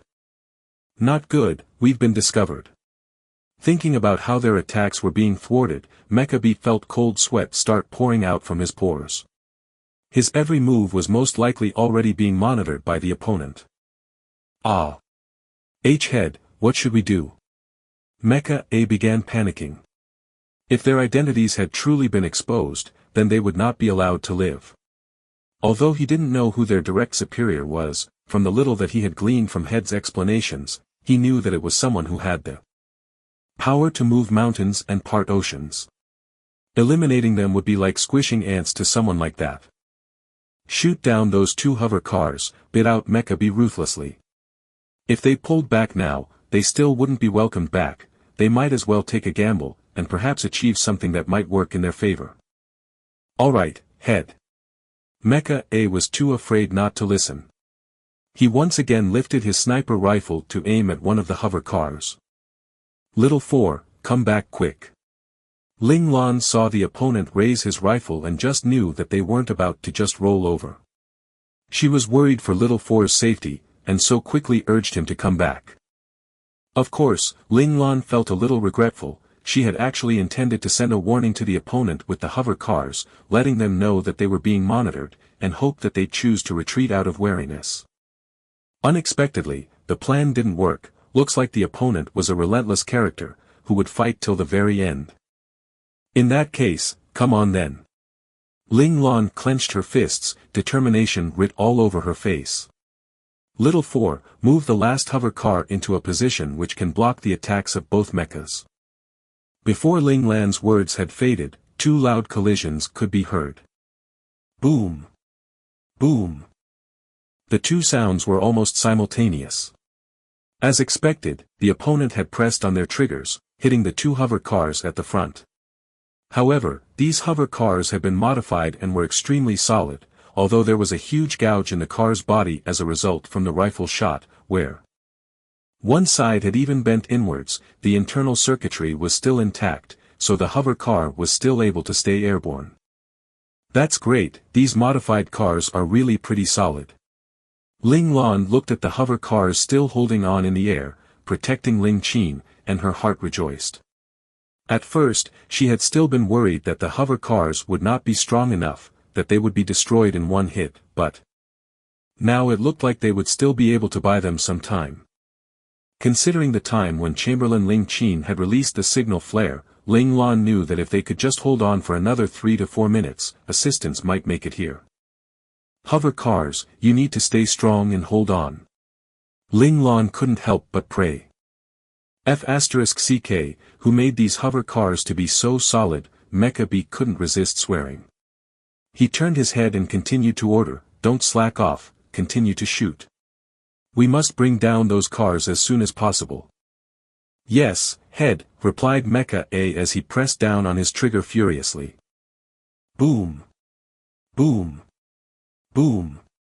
The sniper rifles shot round after round, and on one particular round, a crack finally appeared on one of the hover cars, and continued to spread until the car was a broken mess. Boom!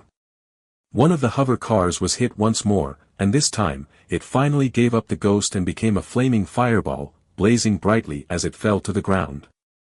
In swift succession, the other hover car took another couple of hits and exploded as well, joining its partner in a fiery death on the ground below. Hells, why is there another car? When did it move there? Mecha B finally managed to eliminate the hover cars blocking his line of sight, but just as he was about to relax and start aiming for Ling Qin, he found that he could no longer see Ling Qin once more. And the reason was another hover car that had appeared near Ling Qin.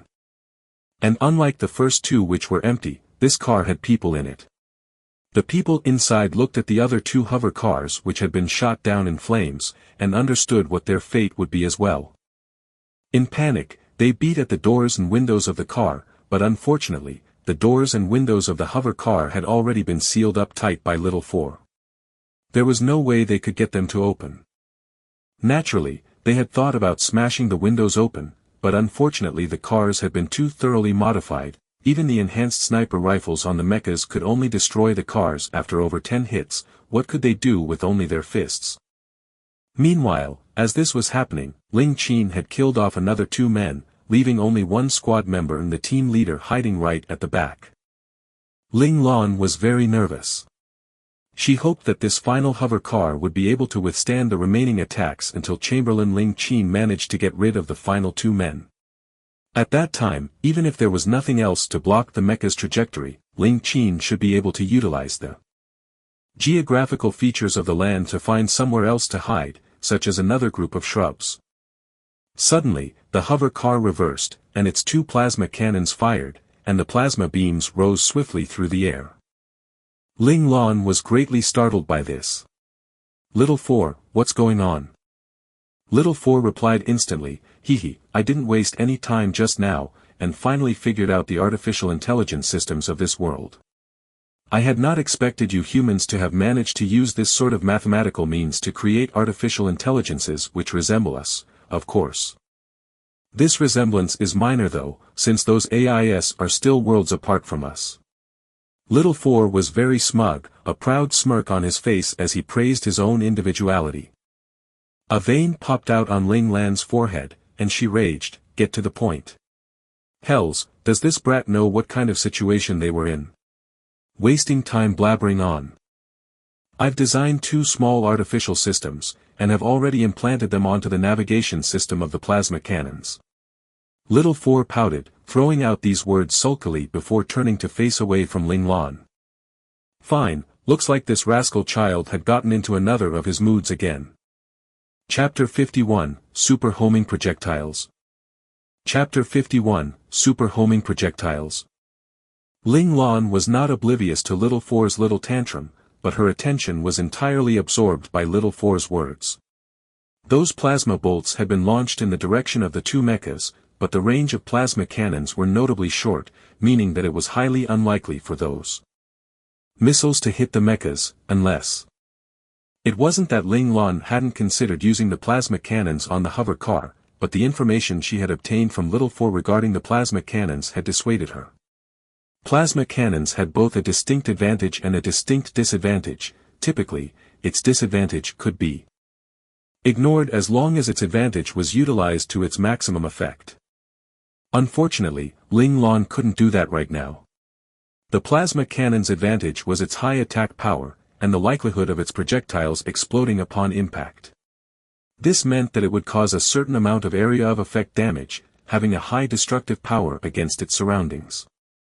Ling Lan didn't dare to fire the plasma cannons to help Chamberlain Ling Qin kill the assassins because she was afraid that any mistake may end up in tragedy, where she accidentally killed Ling Qin instead of the assassins.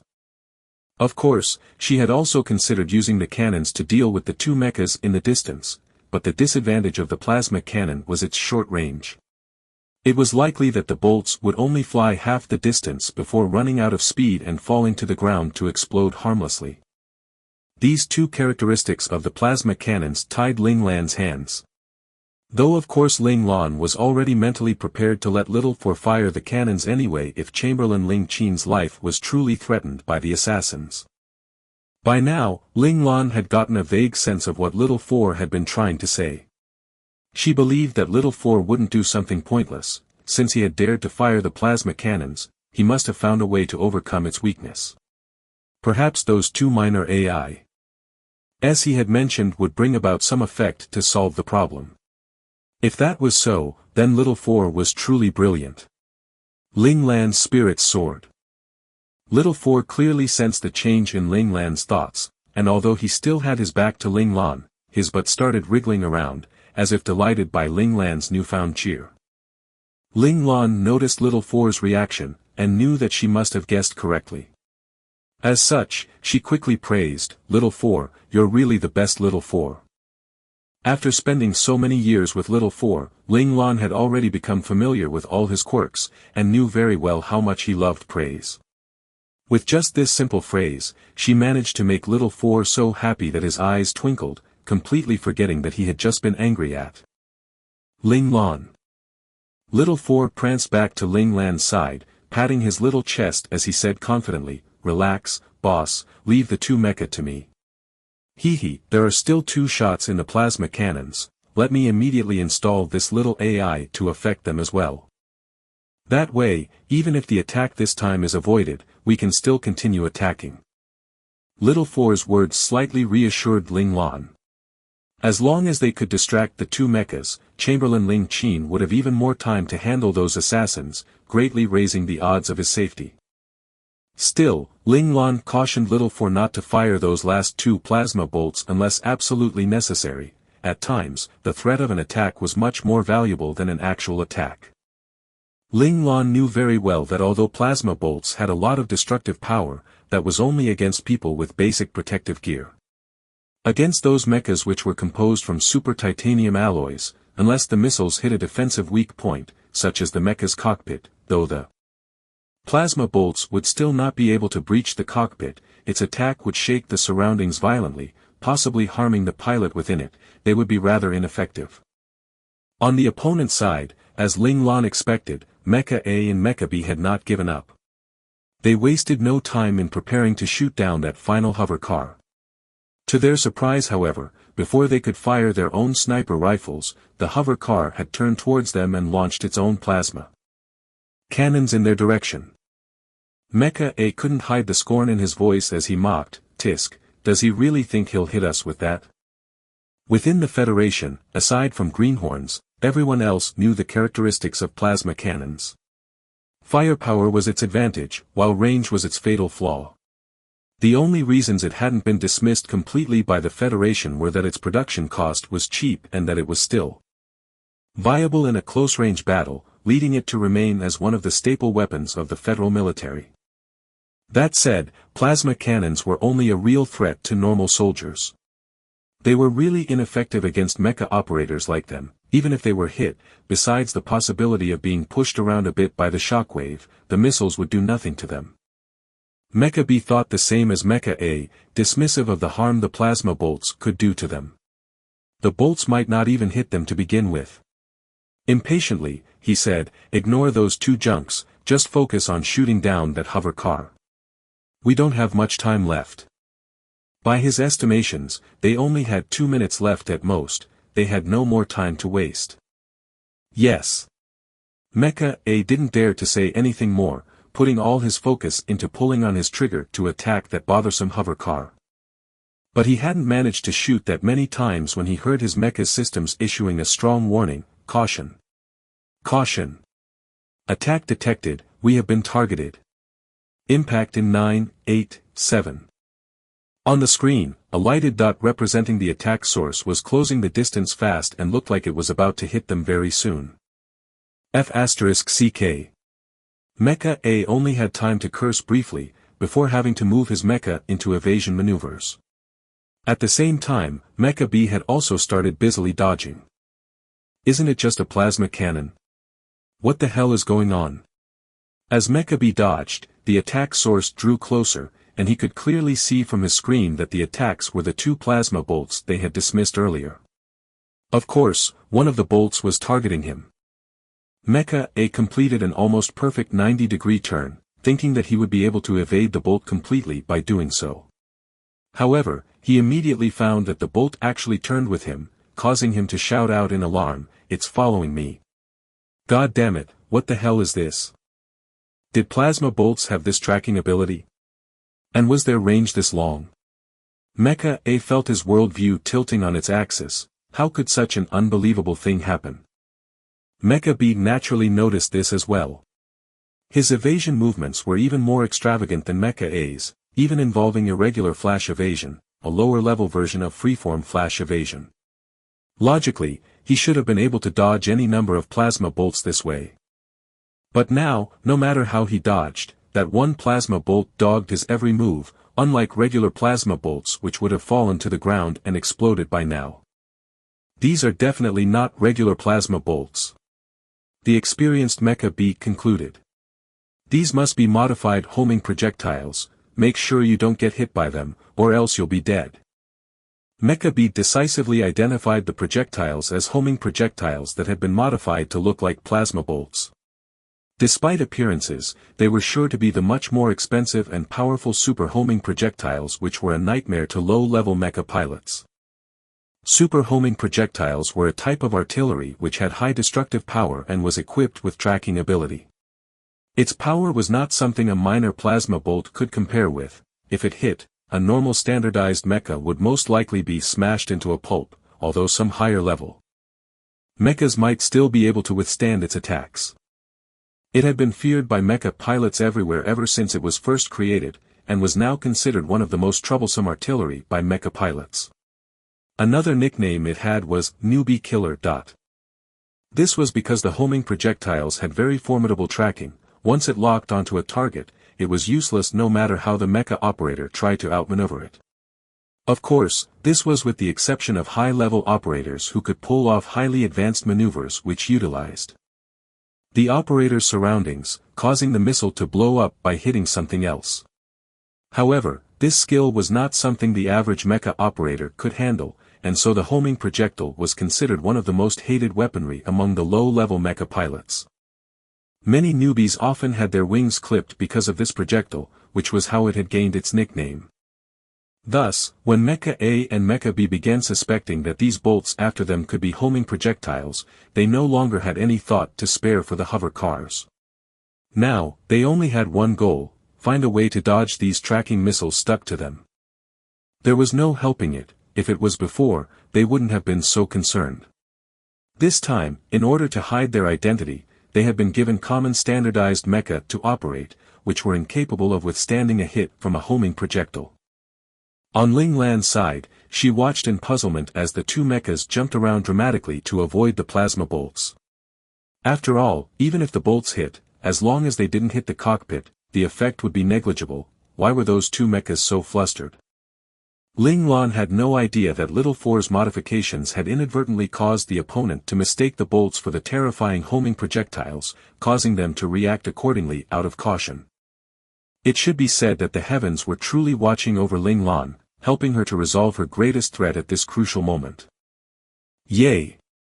Watching how his modified plasma bolts were forcing the two mechas to run around in circles, Little Four raised his hand up in a victory pose.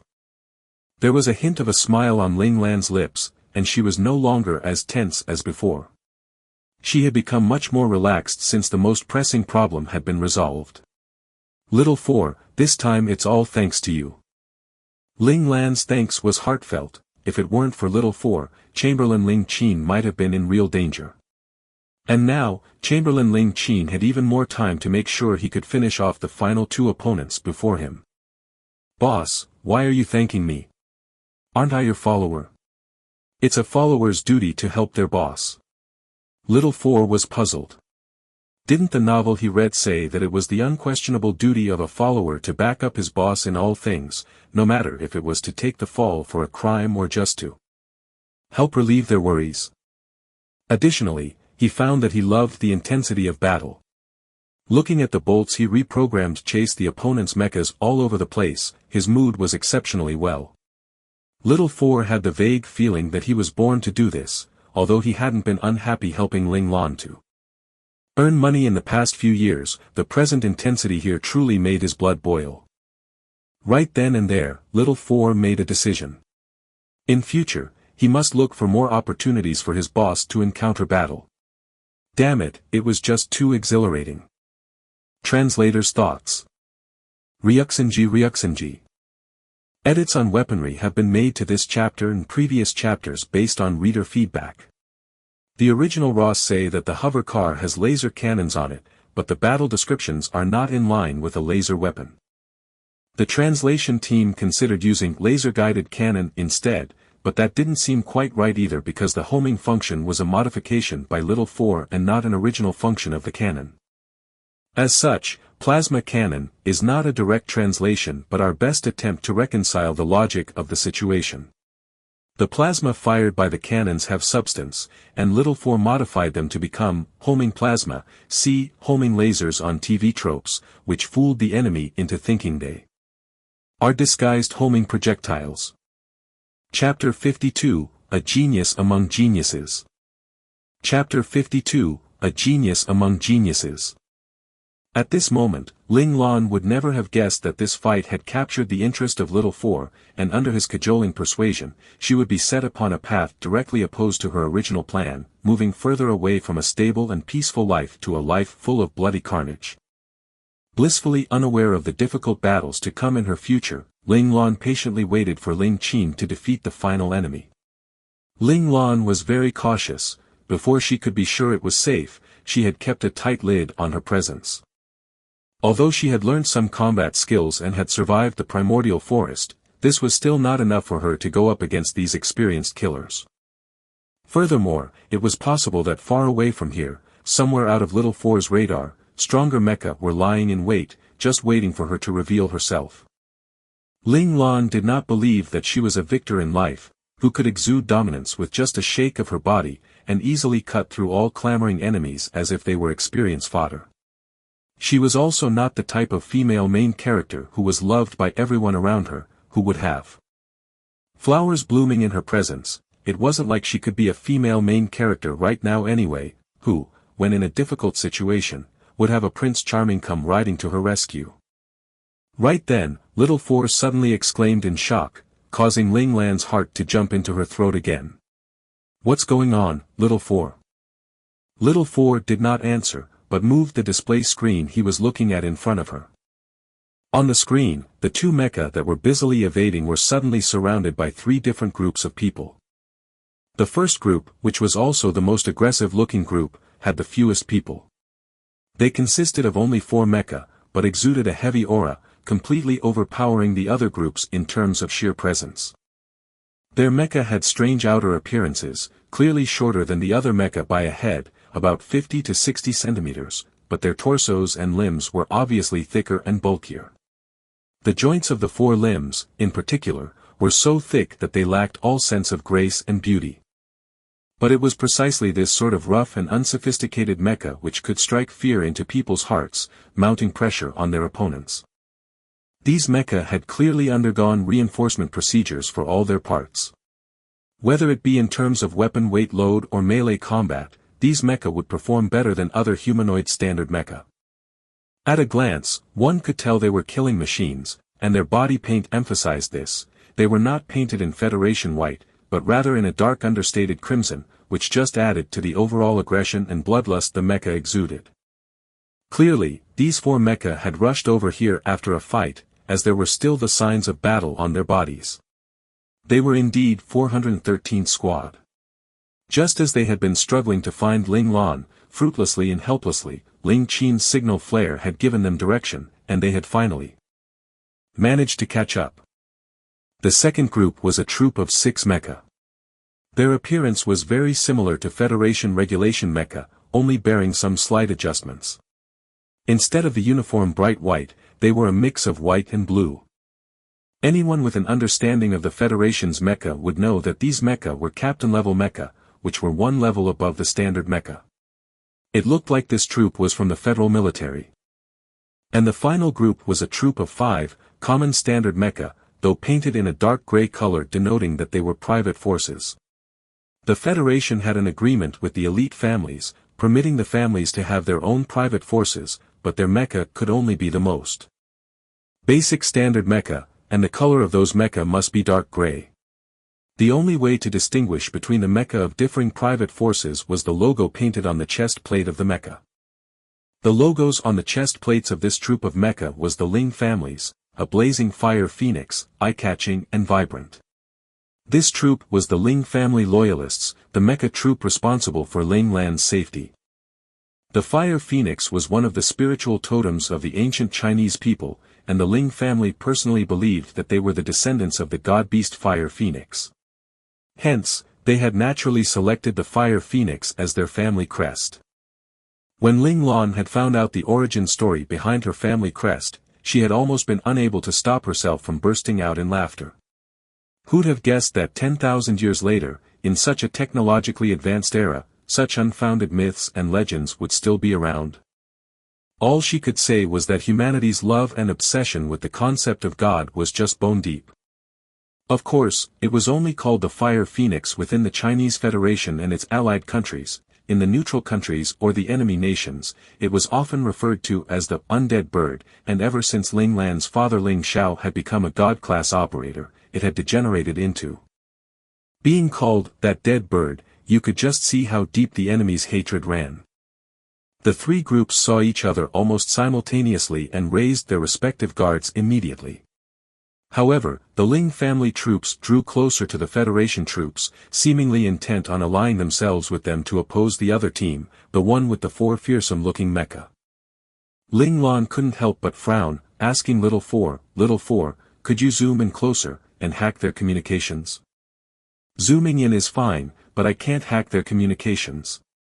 Your current spiritual power cannot support such long-distance hacking. Little Four's words contained a tinge of contempt, and combined with the stink eye Little Four was giving her, there was only one conclusion: she was being looked down upon by Little Four. Ever since Ling Lan had found out that her body may be ravaged by her spiritual power if it was too much for her body to handle, Ling Lan had been very wary of her spiritual power. She had not forgotten the daily suffering she had gone through in her previous life because of it.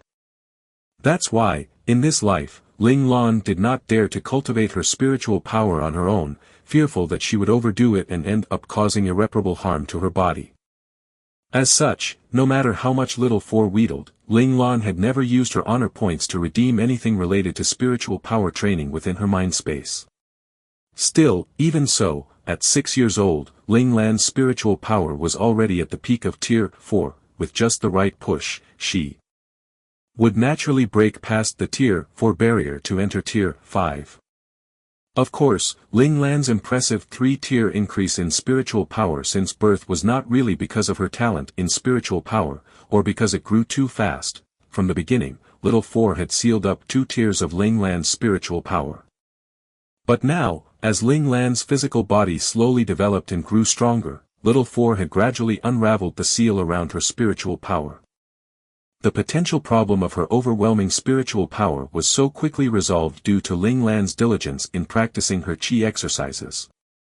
In truth, Ling Lan's spiritual power at birth was actually Tier 4. The information Lan Luofeng, Ling Qin, and the military had received was actually fake, a result of manipulation by Little Four. It was for this reason that, back during Ling Lan's newborn assessment, the assessment device had started screeching in warning. The assessment devices for public use were only able to withstand up to Tier 3 spiritual power, military use assessment devices excluded. Why did the public use assessment devices have such a setting? That was because without special care, any child with Tier 4 spiritual power would certainly die within the womb, body collapsing under the weight of its spiritual power. It was impossible for a child with Tier 4 spiritual power to be born naturally without advanced technological support. Of course, Ling Lan was able to grow well enough in Lan Luofeng's body, primarily due to Little Four's assistance. As mentioned, Little Four had sealed away the excess spiritual power. However, both success and failure were two sides of the same coin. When Little Four discovered the capabilities of the assessment device to measure spiritual power, he had released all of Ling Lan's spiritual power out of curiosity, wanting to know how high Ling Lan's spiritual power was.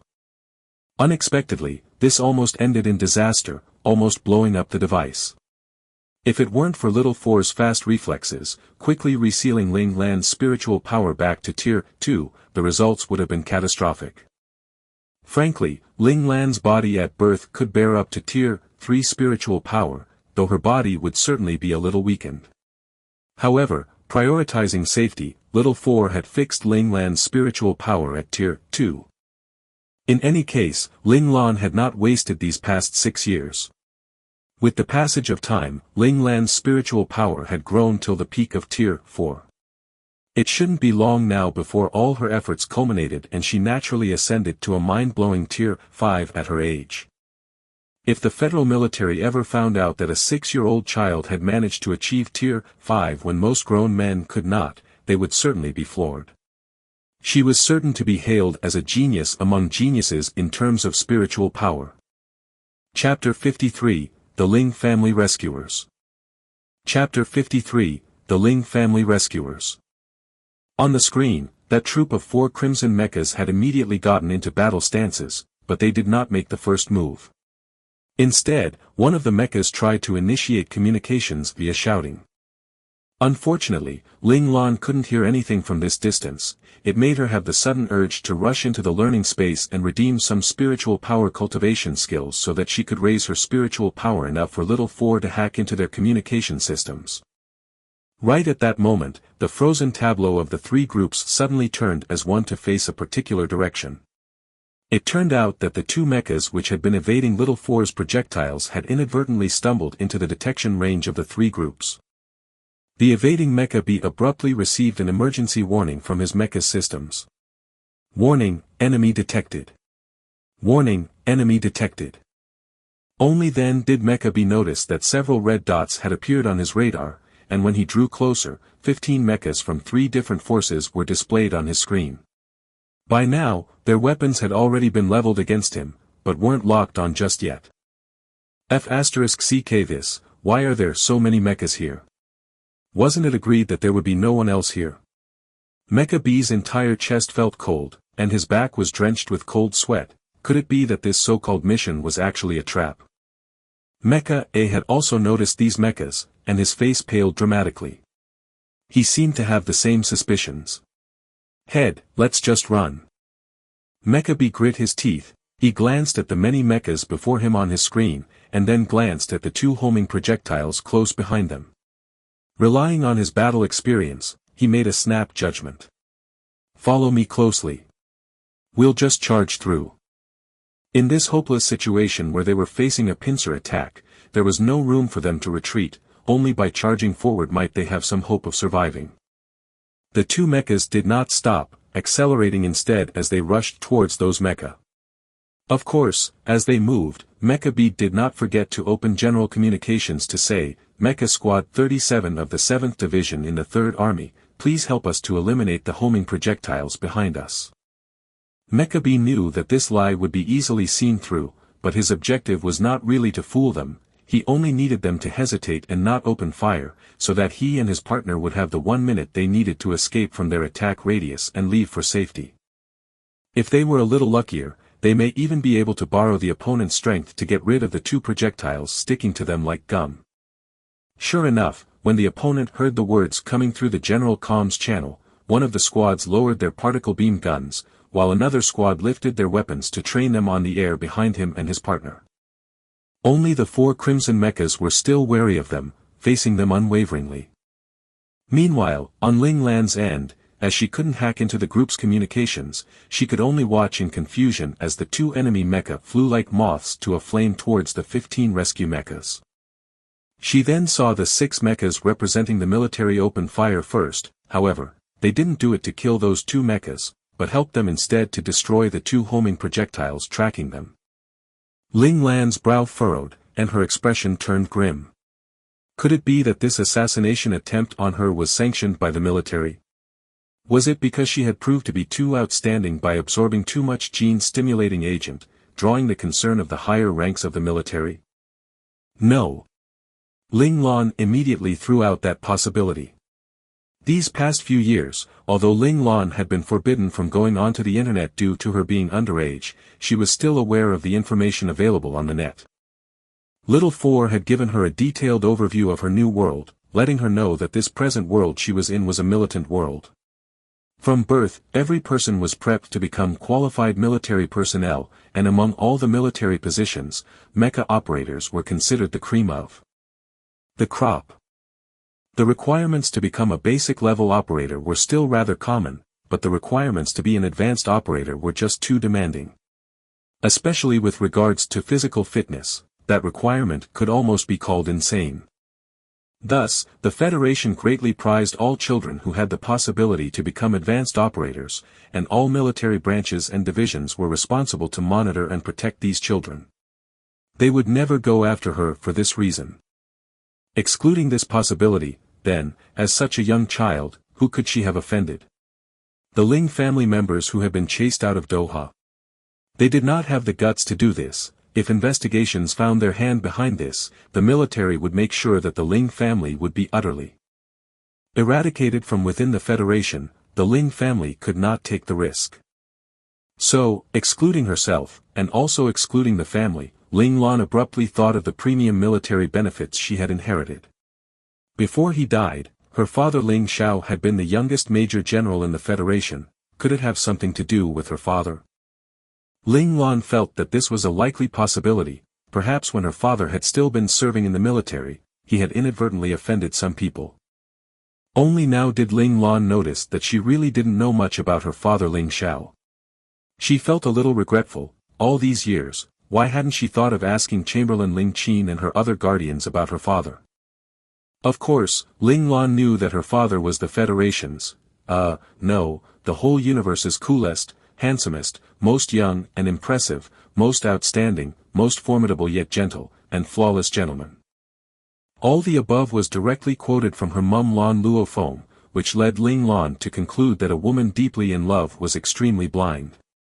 She would never say that out loud, of course, just letting this opinion stew within her, or else she would certainly be whisked away by her mum for a thorough spanking.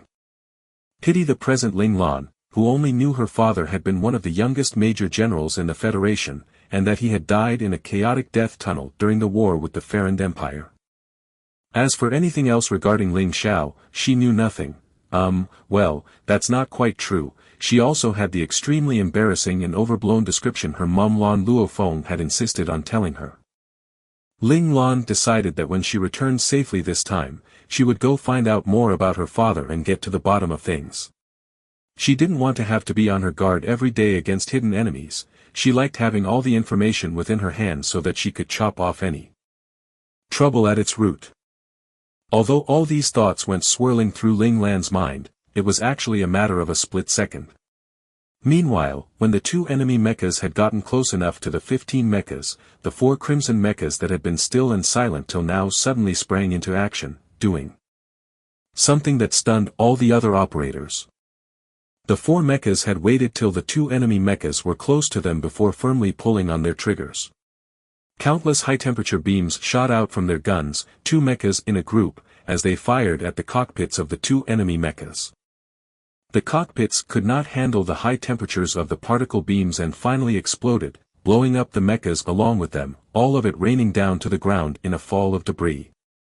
At that point, the military squad finally shook themselves out of their shock, and immediately raised their weapons agitatedly, aiming at the 4 crimson mechas. The situation was tense, and battle looked imminent. The mecha squad from the Ling family was cunning. Knowing that this was not a matter which concerned them, they quietly snuck away as the other 2 groups faced off against one another. Right now, their top priority was to locate their young master Lan. Everything else was none of their business. They soon found the right direction and sped off towards Ling Lan's location. At their current speed, it probably wouldn't even take 1 minute for them to arrive. Little Four cast a longing glance at those 4 extremely powerful crimson mechas, and then looked back at the hover car he was controlling with disdain. He had completely forgotten how excited he was when he had first obtained the hover car, and how grateful he was when he had discovered the plasma cannons it was equipped with. As expected, comparisons should be avoided. The moment one learns how to differentiate between good and bad in terms of quality, then pickiness and disgust are sure to follow. This was a bad habit that no sentient being could avoid. 35 seconds later, 2 particle beams shot out towards Ling Qin at almost the same time, striking the final 2 opponents he had been struggling with. The 2 men, which included the team captain, died on the spot. Ling Qin exhaled deeply, slowly pulling back his attack stance to stand straight once more. With a smile on his face, he looked up at the sky and watched as 5 mechas appeared before him. The loyalists protecting Ling Lan were finally here, he could finally relax. As the tension eased from his stance, Ling Qin could feel the aches and pains in his body making themselves known.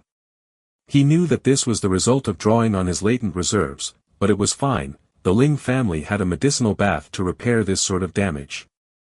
As long as he could rest for a couple of days, his body would recover. Of course, for Ling Qin, as long as Ling Lan was safe, even if his body was destroyed in the process, he would regret nothing. The 5 mechas slowly descended in front of Ling Qin, until they all landed soundly. Then, 3 of the mechas continued to maintain a vigilant lookout, while the cockpits of the other 2 mechas opened up. The operators in those 2 mechas stood on a halyard and were lowered slowly to the ground. They were both dressed in a blue and white standard mecha operator uniform, with the Ling family Fire Phoenix logo emblazoned on their chests, flickering in an almost lifelike manner under the sunlight as if it were about to take flight. The moment they landed, the 2 men hurried over to Ling Qin's side and removed their helmets. The one in the lead had a remorseful expression on his face as he said, "Elder Qin, sorry, our rescue was late." He was a hulking man, with a strong body and a strong face, with an honest and sincere expression. He was roughly 34 to 35 years old, and was very mature and reliable. Ling Qin was very dissatisfied with the slow response time of the Ling family mecha rescue team. In this period of time, if they hadn't been so lucky that the opponent's hover car hadn't fired its cannons, although it still fired them in the end, the projectiles had seemed uncontrolled, flying wildly in some random direction, otherwise he would have been dead 1,000 times over. And once he died, would Ling Lan, this 6-year-old child, have had time to escape? Furiously, he said, "Ling Hua, what really happened? Why didn't you keep up with us?" The Ling family mecha squad was supposed to trail Ling Lan at all times, not allowing her out of their monitoring range. The Ling family had straightforward demands of the loyalists protecting the master. In cases of danger, they had to be on the scene within 10 seconds, unless it happened in a location where military force was forbidden, such as at the scout academies. But this time, the Ling family mecha squad had been delayed for a whole 5 minutes and more. This was something Ling Qin could not tolerate. Ling Hua did not argue, only saying with remorse, "Sorry, Elder Qin, it's our fault." Right then, the young man following Ling Hua spoke up, explaining, "Elder Qin, we fell for the opponent's stratagem to lure us away. By the time we figured it out and rushed back, we had lost track of both you and young Master Lan." "Ling Yu," raged Ling Hua, as if unwilling to let Ling Yu explain. Perhaps he had decided that a mistake was a mistake, and that there was no excusing it. Chapter 54, Ling Lan's Loyalists. Chapter 54, Ling Lan's Loyalists. When Ling Qin heard what Ling Yu said, his attitude gentled considerably. Shaking his head, he sighed, "Oh Yu, why didn't you say anything and just take all the blame on your shoulders? Youngster Hua, don't push yourself too hard. This time, you all still made it in time, otherwise my old bones would have been ended here today." Ling Hua had been raised single-handedly by Ling Qin, which was why Ling Qin was so harsh on him. The deeper the love, the greater the expectation. Ling Qin had very high expectations of Ling Hua, cultivating him as his successor. It was his hope that after he passed away, Ling Hua would be able to take over his position and continue to protect the Ling family, Ling Lan, and her future children. Still, perhaps Ling Qin had been too harsh on him, causing Ling Hua's personality to become increasingly reserved, bottling everything up inside his heart. Even when he had been wrongfully accused, he would still keep quiet, silently taking all the blame. This time, Ling Hua reacted in the same way. Although Ling Yu had explained on his behalf, and Ling Qin did not continue to berate him, Ling Hua still couldn't get over his own inner guilt, saying, "Sorry, teacher, I have disappointed you." Ling Hua's fierce eyes were filled with pain and self-remonstration. His carelessness and wrongful judgment this time had almost ended in disaster, causing him to feel extremely ashamed. Ling Yu felt that he could not let his team captain continue to blame himself. The pressure upon his captain was just too intense. He looked around briefly, and saw no sign of Ling Lan. His expression changed drastically as he asked, "Elder Qin, what's going on? Where's young Master Lan? Why don't I see young Master Lan? Did something happen?" Ling Qin hurried to reassure him, it's fine, young Master Lan is very well. He's just in hiding." He turned his head to look at Ling Hua, chuckling, "Young Master Lan is very intelligent, and also very level-headed.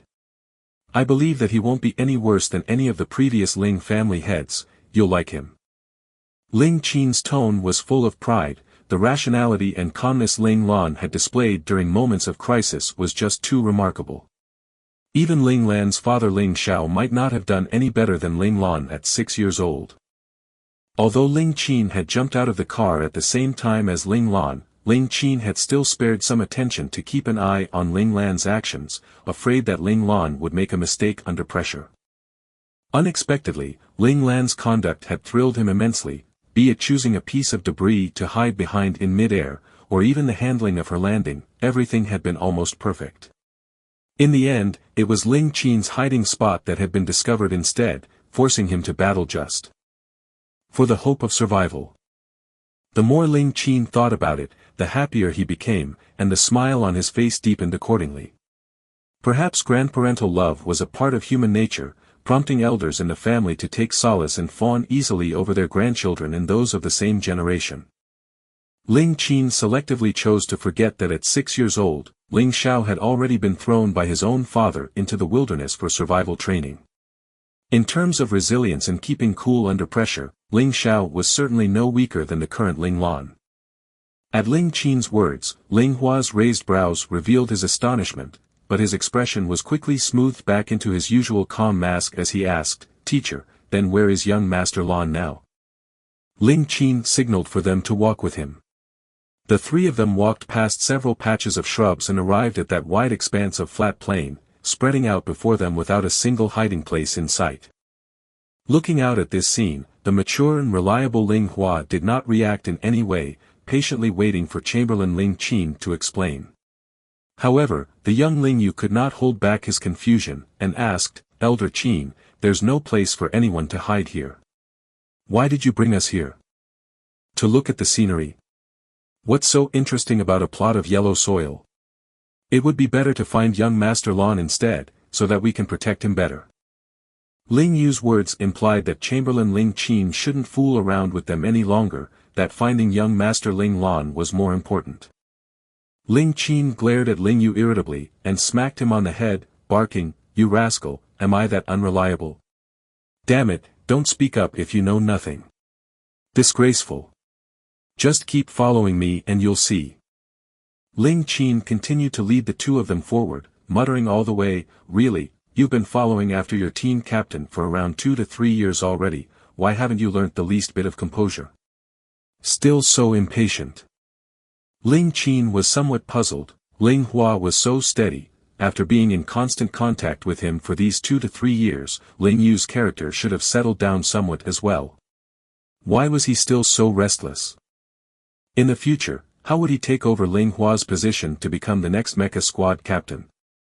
Ling Yu pulled a long face behind Ling Qin's back, twitching his brows and eyes at his captain as if asking him, had Elder Qin always been so naggy like this? Ling Hua smiled wryly, communicating with his eyes that Ling Yu should just bear with it, he himself was already used to this. Ling Qin finally arrived at the piece of debris Ling Lan had used to conceal herself, and he chuckled as he asked the two men beside him, "Do you sense anything?" Ling Hua looked at that piece of debris before them, and his eyes flashed, thoughtfulness stealing over his face. Meanwhile, Ling Yu's face was full of bewilderment, seemingly completely clueless about what Chamberlain Ling Qin meant. Before him was obviously a flat piece of land, even if there was a small sheet of metal on top of it, it was still just a flat piece of land. There was really no place at all for someone to hide here, right? After all, could anyone be as thin as a piece of paper? Ling Hua squatted down and touched the sheet of metal. Young Master Lan should be right below this, right? It is indeed a great hiding place. Young Master Lan is very smart. At Ling Hua's words, Ling Qin's smile grew even wider, causing his relatively wrinkle-free face to crinkle up into a smile as vibrant as a blooming flower. "That's right, young Master Lan is just below." Squatting down as well, he knocked gently on the metal sheet, saying, "Young Master Lan, it's safe now, come out quickly." The metal plate remained motionless, as if no one was below it. But just as Ling Yu started to wonder if Chamberlain Ling Qin was going senile, misremembering the location, the metal plate actually started to move. It twitched and then lifted up slightly, revealing a tiny gap between the plate and the ground. Although the gap was really narrow, Ling Yu could still clearly see the difference. He looked on with a face full of astonishment. Who'd have guessed that there was really someone hiding below? When Ling Lan saw that the person standing outside was really Ling Qin, she excitedly threw off the metal plate on top of her, jumped out of the hole, and hugged Ling Qin tight. As she did so, her little body was actually trembling. Ling Qin sighed, and hugged Ling Lan in return. Although Ling Lan had reacted well under pressure, making all the right decisions, she was still just a child after all. That life and death situation must have really frightened her. Ling Hua and Ling Yu could now see the ground below the metal sheet, and so finally understood how Ling Lan had managed to hide herself under it. There was a deep man-shaped ditch in the ground, perfectly sized for Ling Lan's body. As such, the sheet would cover it completely when Ling Lan was inside, and still remain parallel to the ground. This would lead outside observers to believe that it was just flat ground, and utterly dismiss the metal sheet. Ling Hua looked at Ling Lan with a complex gaze. This ditch was most likely forcefully created by Ling Lan at the moment she landed. This meant that their little master was not to be taken lightly, both in terms of strength and situational adaptability. No wonder Chamberlain Ling Qin was so pleased. With Ling Lan in the family, the Ling family would never fall.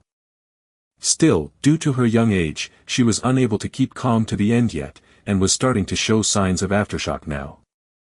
Ling Lan seemed to take comfort in Chamberlain Ling Qin's hug, and when she lifted her head once more, her face had regained its usual calmness, and her eyes no longer held the remnants of fear and shock that they had when he first saw her. Ling Hua nodded to himself. Their young Master Lan's mental resilience seemed to be exceptional, and she seemed able to adjust her emotions well. As expected of a child who inherited their Master Ling Zhao's excellent genes, several years later, she would certainly be able to become an ace operator, perhaps even a royal operator. Ling Hua directed a friendly smile at Ling Lan. He wasn't good with words, and he also had no idea how to interact with a child, but he couldn't go wrong with a smile. Ling Lan glanced at him curiously, and then tugged lightly on Chamberlain Ling Qin's sleeve, silently asking for Chamberlain Ling Qin to introduce these two men to her. Ling Qin pointed at Ling Hua and said, "He's called Ling Hua, a Ling family loyalist, captain of the Ling family mecha force, responsible for the master's safety when he is out working. This time, he's in charge of the squad guarding us in secret." And then he pointed at Ling Yu, who had been trying to pose as a big brother figure beside Ling Lan, and said, "This brat is called Ling Yu. He's a member of the force, young Master Lan can just choose to ignore him." With Ling Yu's erratic behavior, Ling Qin was afraid that Ling Lan would be infected by it after too much exposure, so it would be better to just separate them from the start. Ling Lan nodded at Ling Hua, and then asked Chamberlain Ling Qin, "Did something happen to the mecha squad, which is why they didn't manage to keep up with us?"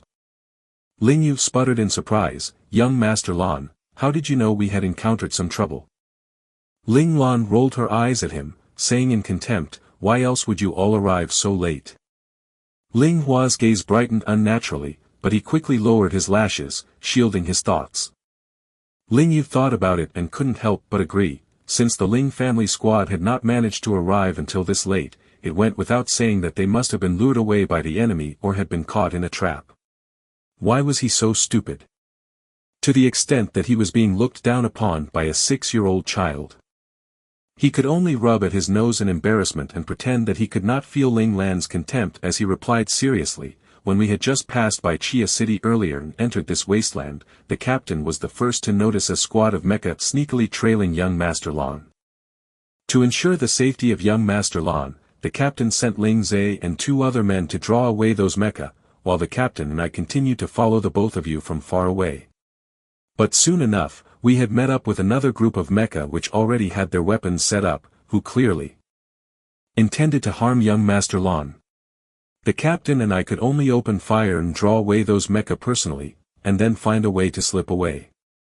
Reaching this point in his explanation, Ling Yu's expression was dark. Later, the captain and I managed to regain contact, only to find that we had all been drawn far away from young Master Lan, completely losing any sign of young Master Lan. We realized then that we had probably fallen for the enemy's stratagem of luring the tiger out of the mountains. Thinking back on those mecha, they were better than us in terms of both numbers and equipment. It was still possible for the captain to escape, but at my level, I shouldn't have been able to escape, but I managed to. Ling Yu was very depressed. He bowed his head, deeply regretful that he had not noticed all this back then, almost causing trouble to befall the Ling family's only hope. If he had figured out the enemy's intention earlier, even if he had to fight to the death, he would still stick to young Master Lan. Moreover, he would send out a signal flare so that the other members would be able to rush to the rescue quicker. Ling Hua was also full of self-recrimination. This cock-up was entirely his fault. If he hadn't made the wrong decision, Ling Lan and Ling Qin would never have been pushed into such a dire situation, almost losing their lives in battle. After Ling Lan had heard what Ling Yu had to say, her little face was grim. This couldn't be helped. The enemy's plans were detailed and well-connected. Even if you all had figured it out from the start and rushed over, it would probably have been useless anyway, and may even have forced the enemy to be even more vicious. Isn't everything just fine now? Everyone survived, that's a good thing, right? As long as we live, there's hope, and we can do what we want to do, no matter whether it's to protect or to seek revenge. Ling Lan sent a warning glance at Ling Yu. I sure hope no Ling family member is a retard. She had noticed Ling Yu's yearning to die in battle, perhaps wanting to redeem himself in this manner out of self-blame. However, this sort of retarded action was something Ling Lan despised. She would not allow her loyalists to become this kind of person. Although Ling Lan's words were a little blunt, Ling Qin was very satisfied. Ling Lan's words had been both gentle yet firm, managing to convey the authority of a master without involving baseless anger, full of understanding and mercy. With this, Ling Hua and Ling Yu should be able to truly recognize Ling Lan as their master. The Ling family loyalists, although generation after generation were dedicated to the Ling family head at the time, getting them to serve with their lives still required the head to earn their acknowledgement. This was the Ling family's way, a part of their rules and culture. According to the old ancestors' will, if the current head could not get the proud family loyalists to submit, then he should have no business pursuing any grand ambitions. He should just stay at home obediently and focus on siring children, living out his idyllic life.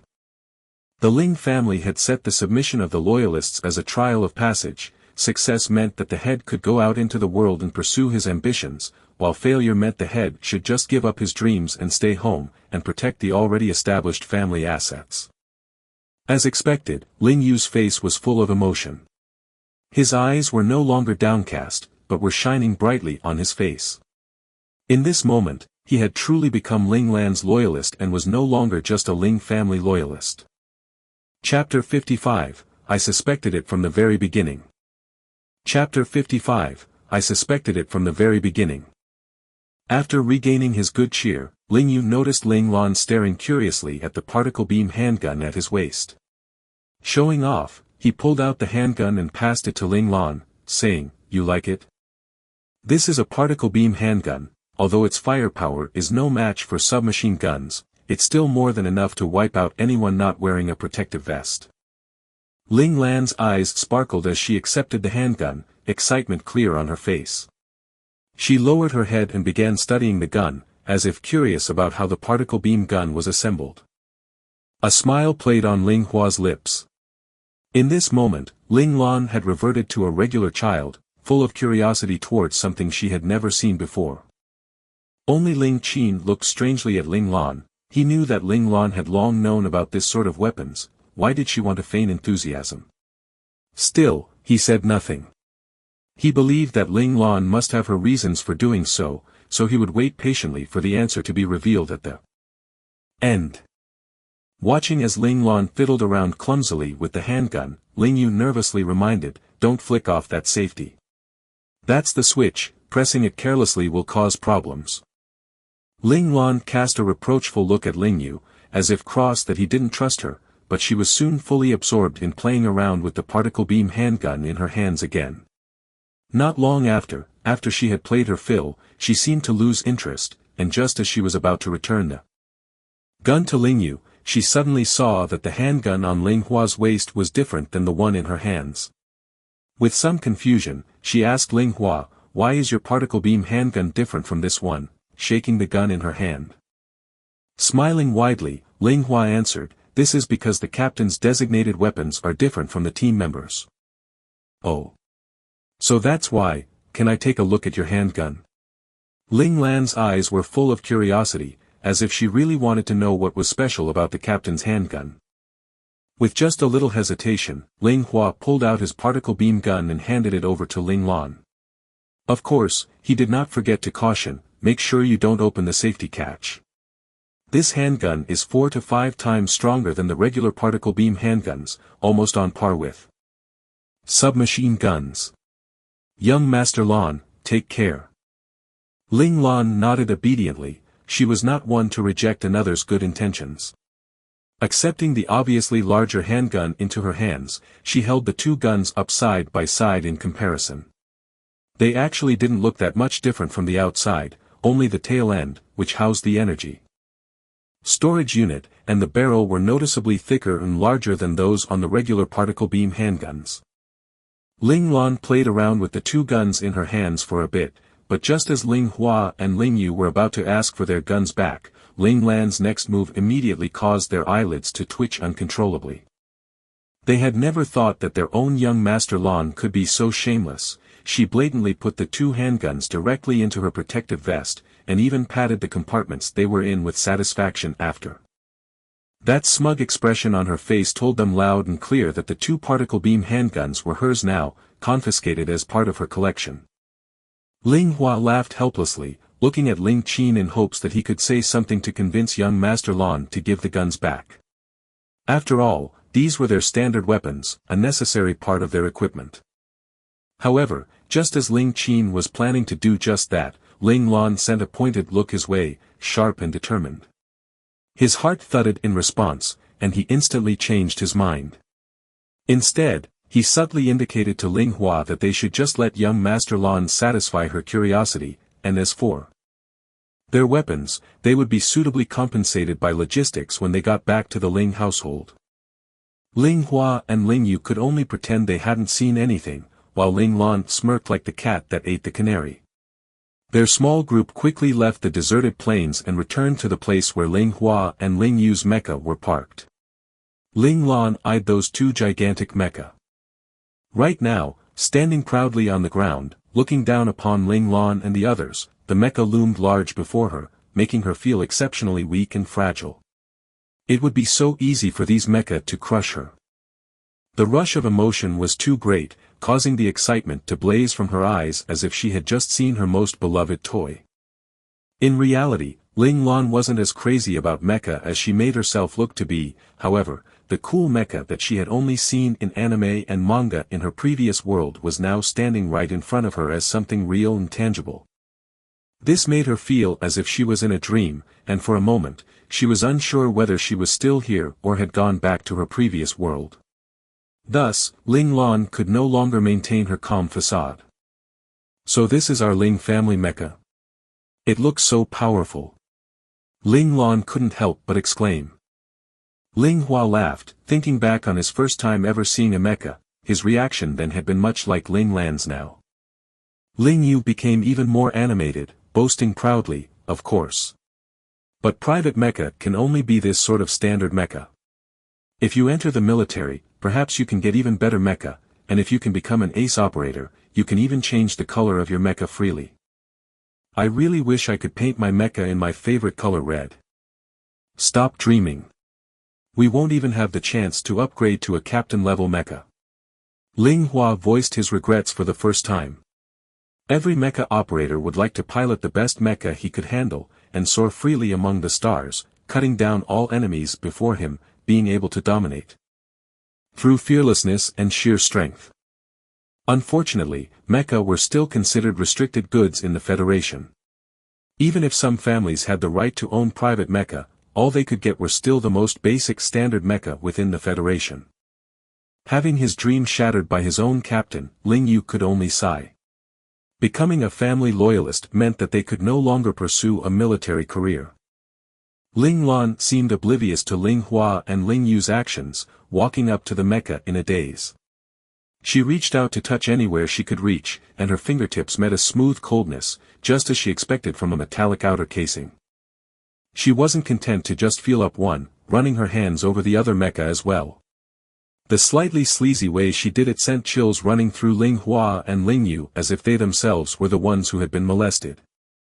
It couldn't be helped, every mecha operator was very protective of his own mecha, loving it just as if it were his own body, which is why the two reacted this way. At that moment, a loud rumble could be heard coming from above. Ling Lan lifted her head and immediately saw 3 mecha flying overhead in a radius of roughly 100 meters, each vigilantly watching the direction it was responsible for. Ling Hua walked up to her and asked, "Young Master Lan, would you like to see how a mecha moves close up?" Ling Qin frowned slightly. Was it really appropriate to use mecha to entertain a child at this time? Their safety hadn't been guaranteed yet after all. Seeing this, Ling Hua explained, "The military group came together with us. They are guarding the outer perimeter right now, and we only managed to escape earlier due to their help." Ling Lan looked up at Ling Qin with a face full of hope, stopping Ling Qin's words of refusal within his throat. "Fine, just consider it as a sort of compensation." Ling Lan had almost lost her life this time, it should be fine to spoil her for a bit. So Ling Qin nodded, giving his approval. At this, Ling Lan saw Ling Hua winking at her conspiratorially, prompting her to giggle. Looks like Ling Hua really wanted to entertain her and had arranged this on purpose. Immediately, Ling Hua connected the communicator on his wrist. "Ling Zhe, fly a bit lower so young Master Lan can see how cool you all are. Make it a good show." Ling Hua's words had a double meaning, subtly telling the other members that they shouldn't just do a simple sweep, but should include a few fancier moves. Children loved those, after all. Roger. Ling Zhe got the point instantly. The 3 mecha revved their engines and began flying circles above Ling Lan. And then they began executing various basic flying maneuvers and combat moves, causing Ling Lan to drink it all in excitedly, clapping and jumping unabashedly. After a set of extremely fancy movements, the 3 mecha suddenly dropped rapidly, causing Ling Lan to scream out in shock, before coming to a sudden stop, drawing laughter from Ling Lan once more. Watching this scene, Ling Qin felt tears gather in his eyes. Ling Lan's usually mature demeanor often made Ling Qin almost forget that Ling Lan was just a 6-year-old child. It was natural for her to be this innocent and carefree. Sadly, due to Master Ling Xiao's premature death, she had had no choice but to bear the mountainous burdens of the Ling family, which was why he had no choice but to force Ling Lan to grow up so quickly. This was supposed to have been something her father would have shown her, but was now being performed for her by the Ling family loyalists. If only the mecha flying above were Ling Xiao's IN mecha, how wonderful that would be. The 3 mecha finally finished their performance and began their descent. To avoid shaking the ground too much, they activated the anti-gravity function of the engine. The mecha gradually descended, and the immense thrust energy coming from the engine caused Ling Lan, who was standing closest to the mecha, to lose her footing. Just as she was about to fall over, however, Ling Hua reacted and grabbed hold of Ling Lan, holding Ling Lan still even as he stabilized her. On Ling Lan's lowered face, a flash of killing intent came and went. Wasn't Ling Hua holding on just a bit too tightly? A cold awareness spread through Ling Lan's eyes, and her hands, feet, waist, and torso all shifted slightly in preparation. The mecha got closer and closer, and Ling Lan raised her head with difficulty. From Ling Hua's height, he could clearly see the expression on Ling Lan's face, full of excitement and joy, completely clueless about what would happen to her soon. A trace of regret and hesitation flashed through Ling Hua's eyes. Right then, the three mecha which had just landed suddenly raised up their right arms simultaneously, directing their lightspeed guns squarely at Ling Lan. Before anyone could react, Ling Hua, who had been holding Ling Lan, suddenly lifted Ling Lan's entire body up and threw her upwards into the air with all his might. Flying above Ling Hua's head, Ling Lan could clearly see Ling Qin rushing over from behind Ling Hua with a face full of fear and panic, while an enraged Ling Yu followed close behind. Unfortunately, it was too late, as two of the three mecha aiming at Ling Lan abruptly turned to transfer their aim to Ling Qin and Ling Yu. Quicker than words could say, a decisive chokehold. Ling Lan's right arm shot out at an angle which defied human physics, forcibly bending to lock onto Ling Hua's throat, and pivoting on this chokehold, she pulled back her body backwards in mid-air to hide herself behind Ling Hua's back. At the same time, a particle beam handgun had appeared in Ling Lan's left hand and then it was pressed harshly against Ling Hua's temple. "Don't move!" Ling Lan yelled out, freezing the three mecha in their tracks. If she had just been a bit slower, they would have pulled their triggers. Suddenly finding himself in a reversed hostage situation, Ling Hua's face changed. With a chagrined look, he asked, "Where did we mess up, young Master Lan?" Ling Lan answered serenely, "From the very beginning." "Huh?" Ling Hua did not understand. "From the moment you all were late, I had begun suspecting all of you. And when you all managed to return without any injuries at all, I knew for sure." Ling Lan had never trusted the Ling family mecha squad from the very beginning. Chapter 56, Individual Plots. Chapter 56, Individual Plots. The two sides faced each other in a stalemate. Although the three mecha still had their lightspeed guns trained on Ling Lan's group of three, because Ling Lan had Ling Hua at her mercy, they didn't dare to really pull their triggers, afraid that Ling Lan would kill Ling Hua in response. On the other hand, although Ling Qin and Ling Yu really wanted to get closer to help Ling Lan control Ling Hua, the three mecha clearly knew that letting them gather together would be a bad idea, and had shot a few warning shots at their feet when they tried to move. This was a warning to not move recklessly, otherwise they would willingly choose to let everyone die altogether. Both sides had their own concerns, so both sides dared not to make the first move. Why? This stalemate gave Ling Hua the time to voice the questions he held within his heart. There is only one possibility why Ling family loyalists would be late to the rescue, and that is fighting to the death after being caught in an ambush. I'm sure you understand. Ever since Ling Lan had been officially taught how to read, she had blatantly started to go through all the old books and historical records preserved by the Ling family. Therefore, she was well aware of all the information pertaining to the training of the Ling family loyalists. A truly loyal Ling family loyalist would never choose to leave his master's side on his own. In a situation like what Ling Hua described, Ling family loyalists would only choose to fight the enemy till the death, and not run away. They would definitely never allow their master to leave their sight unless they all ended up dead. Hearing this, Ling Hua smiled coldly. Don't you know that the Ling family has another family rule? If a new master would like the loyalists to defend him with their lives, he will have to first gain the acknowledgement of the loyalists. You think you've done this, young Master Lan? His lips curled into a mocking smile. Ling Lan's baseless accusations and suspicious nature were very likely to alienate others, leading to the eventual downfall of the Ling family. This proved that he hadn't made the wrong choice, it was just a pity he had failed. Ling Hua sighed, "Young Master Lan, this time, you were just lucky to stumble onto the truth." The goddess of luck had stood on Ling Lan's side today, while he was just unlucky. Still, he wasn't going to make things easy for Ling Lan. He continued to say, however, "You should really do something about your suspicious and distrustful nature. Which family loyalist would be willing to lay down their life for you with that personality? Perhaps he might be the very next person you suspect." Ling Hua's words caused both Ling Qin and Ling Yu's face to drain of color. Ling Qin knew that Ling Hua was saying this just to sow the seeds of distrust within the Ling family loyalists, to prevent them from ever fully trusting in Ling Lan, making it so that Ling Lan would never be able to gain the acknowledgement of the Ling family loyalists, while Ling Yu was worried about whether he was under Ling Lan's suspicion himself. Ling Lan had seen the change in both Ling Qin and Ling Yu's expressions. Little Four's full-scope coverage was very efficient. Nothing that happened on the scene would escape his detection, even small actions such as Ling Hua's surreptitious palming of a dagger from within his sleeve. Ling Lan silently put up her guard, even as her lips curled up in a cool smirk. Lucky? If your mecha had had any signs of battle on it, perhaps I might have doubted my suspicions. Unfortunately, you forgot to account for the small details. You should have compared it with Ling Yu's mecha, and added on several scrapes caused by beam shots. Perhaps then your words would have been more believable. Ah, I'm really such an overly suspicious person.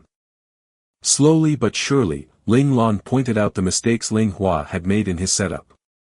As Ling Qin heard her speak, his face became more and more wrought with emotion, so his young Master Lan had already become so capable without his noticing. Master Ling Xiao truly had a successor now. A frisson of regret ran through Ling Qin's heart. Oh, if only young Master Lan was really a young master.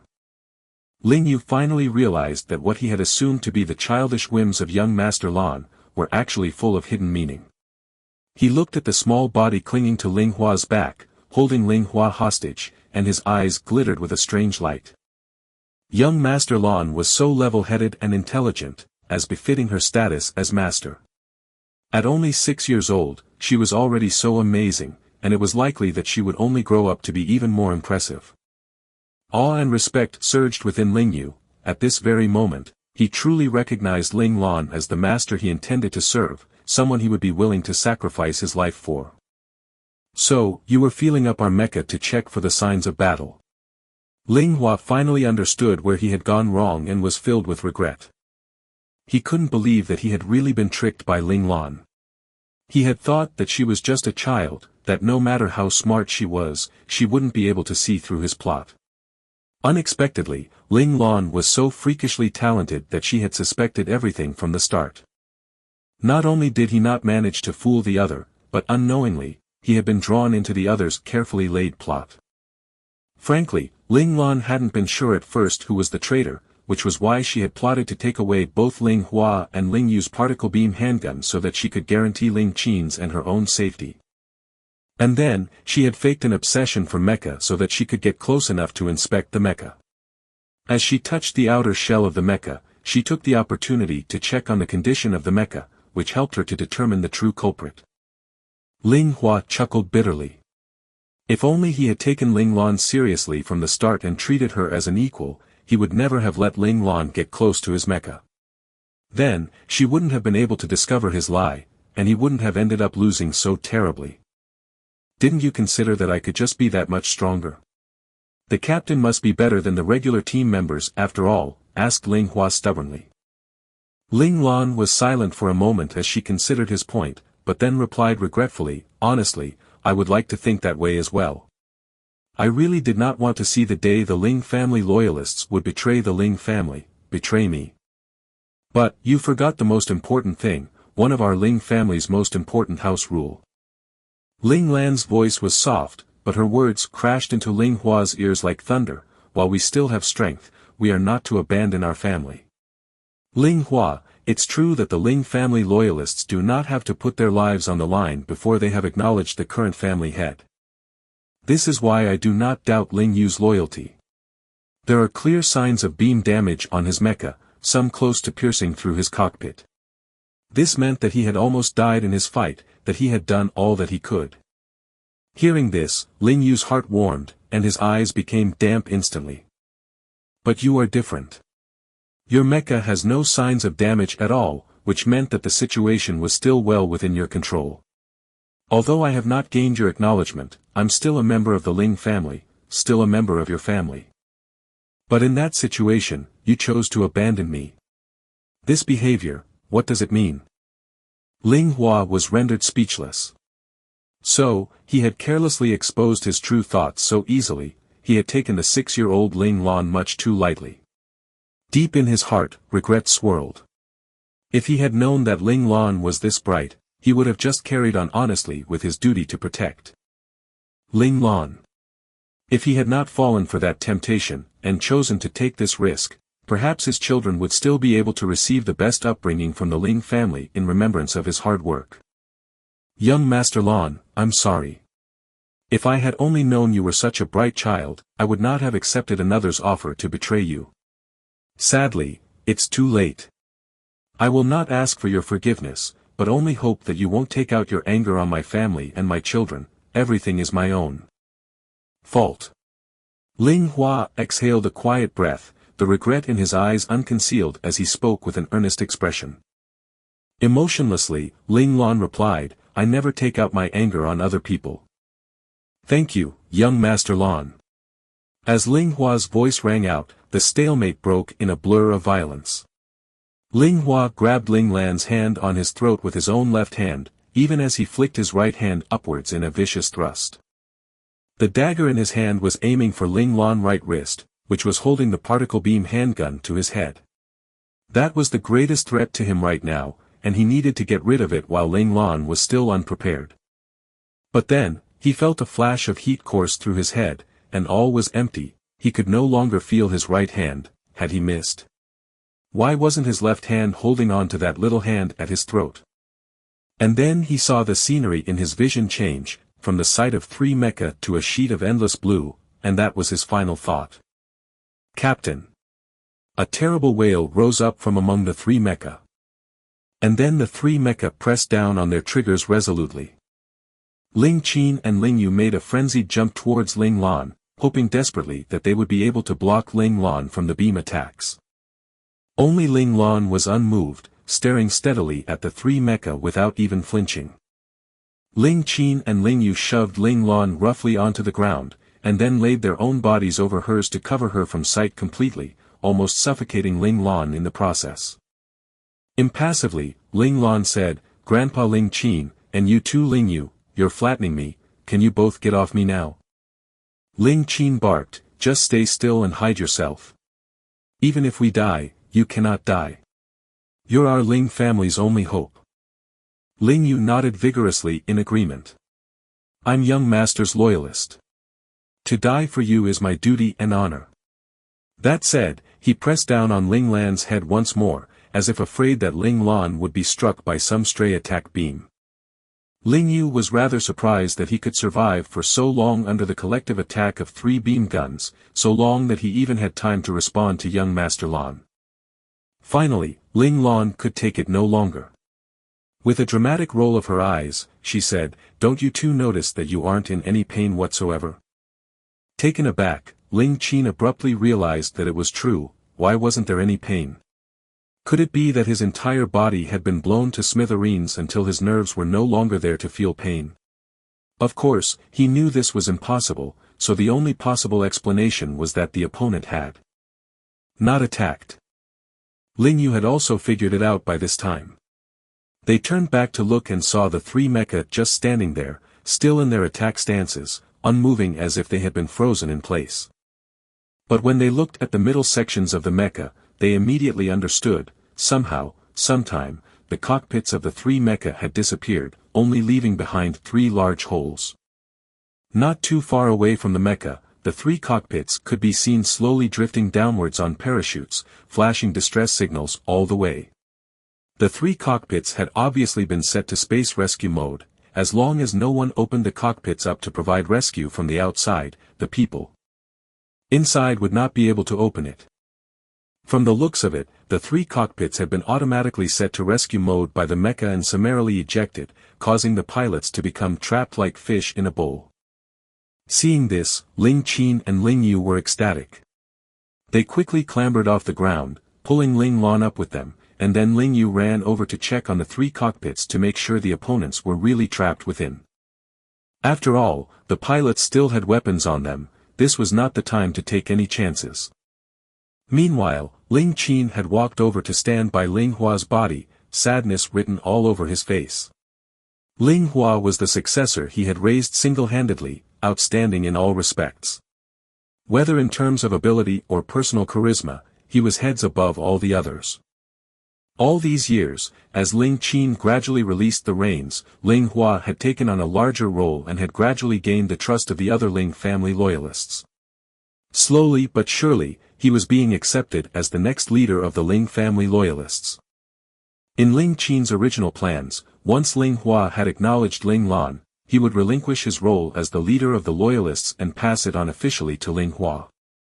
He had believed that, as long as Ling Hua took good care of Ling Lan, the glory days of the Ling family would continue. So, even when he died, he would be able to face the previous two family heads proudly in the afterlife. He would never have guessed in a million years that the successor he had chosen and raised so carefully would betray them, breaking his heart and chilling it in equal measure. Ling Hua, what in the world could have persuaded you to betray Ling Lan, to betray the Ling family? Could there possibly be someone else like you in the Ling family? Chapter 57, The Still Unresolved Fear of Heights. Chapter 57, The Still Unresolved Fear of Heights. Little 4, this time is all thanks to you. With a face full of gratitude, Ling Lan looked at the smugly wriggling little 4 in the learning space. If it hadn't been for him, no matter how alert she was or how much she tried to prepare, the result would have been the same, the overwhelming strength of a weaponized mecha was not something her strategies could counter, meaning that they actually had no chance of winning. The reason Ling Lan had blabbered on for so long with Ling Hua, was to buy time for little 4 to infiltrate the mecha's AI and wrest control. Although little 4 was like a god in the virtual world, the natural enemy of all AI, the AI of the mecha was not like the low-level goods installed in the hover cars. For little 4 to gain control, he still needed to expend quite a bit of effort. Of course, after gaining this experience, it wouldn't take this long to hack into common standard mecha next time, unless the mecha was of a higher level.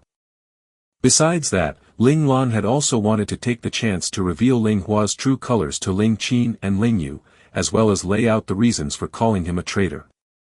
She knew very well that if misunderstandings and grudges were not removed early, after festering to a certain extent, the consequences could be disastrous, and she had no intention of making such a low-level mistake.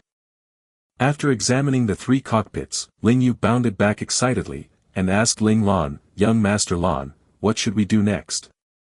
Ling Yu had already acknowledged Ling Lan, fixating on her as his lifelong master, so his first instinct was to look to Ling Lan for instruction. Contact home and ask them to send more people over. Bring these people back for interrogation, and find out who exactly is the one who is after me, and after the Ling clan. Ling Lan had not forgotten about that lockdown hover car little 4 had parked at the wayside. Perhaps the people inside knew something useful. Yes, young Master Lan. If it wasn't for the fact that young Master Lan was not yet 16 years old, and as such not able to officially accept the position of family head, Ling Yu would have really liked to call her Master. That's right, Ling Yu had already imprinted on Ling Lan for this life, so even if Master Ling Xiao came back to life, his loyalty would not change. Of course, the current Ling Yu did not know that he would really face this extremely difficult dilemma in the future. With a heavy heart, Ling Qin walked back to stand by them. Even without looking at his heavy steps, Ling Lan knew that Ling Hua's death was a great blow to the old chamberlain who had served the Ling family for 3 generations. After all, within these last 6 years, Ling Qin had spoken of Ling Hua's excellence more than once with unreserved pride. Yet, it was this same person that he had been so proud of that had betrayed the Ling family, betrayed him. This caused Ling Qin to lose faith in his own judgment. Frankly, Ling Lan's ready suspicion of Ling Hua had a lot to do with Chamberlain Ling Qin's constant mentions of Ling Hua around her. Because, according to Ling Qin, Ling Hua was just too outstanding, so outstanding that it was impossible for him to commit such a low-level mistake and delay rescue. So really, a person should never stand out too much. Doing so would make people remember you, so whenever you decide to drag your feet to cause a bit of mischief, the jarring difference between your performance then and now would easily expose your intentions. If Ling Hua ever found out that this was the reason behind his failure, he would probably deeply regret how brilliantly he had shown before this day. Ling Lan didn't know what she could say to console the sad old man before her. She had never been good at consoling others. That was why she had decided to always face her loved ones with a smile in her previous life, just so her parents wouldn't worry. Still, history had proven that this method of hers was useless. Although her parents would keep smiling in front of her, they would always cry later in places where she couldn't see, but her ears were sharp, so she had still heard it all. Due to her high spiritual power, her 5 senses were also n times more sensitive than an average person's. Ling Lan believed that for someone to forget their grief, that person should be kept busy. Wasn't it said that time was the best medicine? She was sure she had read it in a book somewhere. In any case, regardless of whether it works, she would just go ahead and use it for now.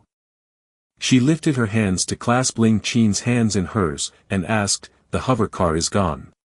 How are we going to get to school?"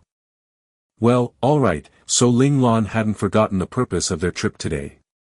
Today was the first day of school for her. Ling Lan didn't want to become that one student who was late on the first day and become the focus of attention that way. Ling Hua's bloody end had driven the lesson home that it wasn't a good thing to stand out and be remembered. When Ling Qin heard Ling Lan's question, he immediately rallied himself. That's right, now wasn't the time to grieve. He must not allow Ling Lan to be marked down for being late. This black mark would definitely hold Ling Lan back when she applied to the various major military schools in the future. Ling Qin was very ambitious. He was already imagining Ling Lan's entrance into the Federation's strongest #1 boys' military school.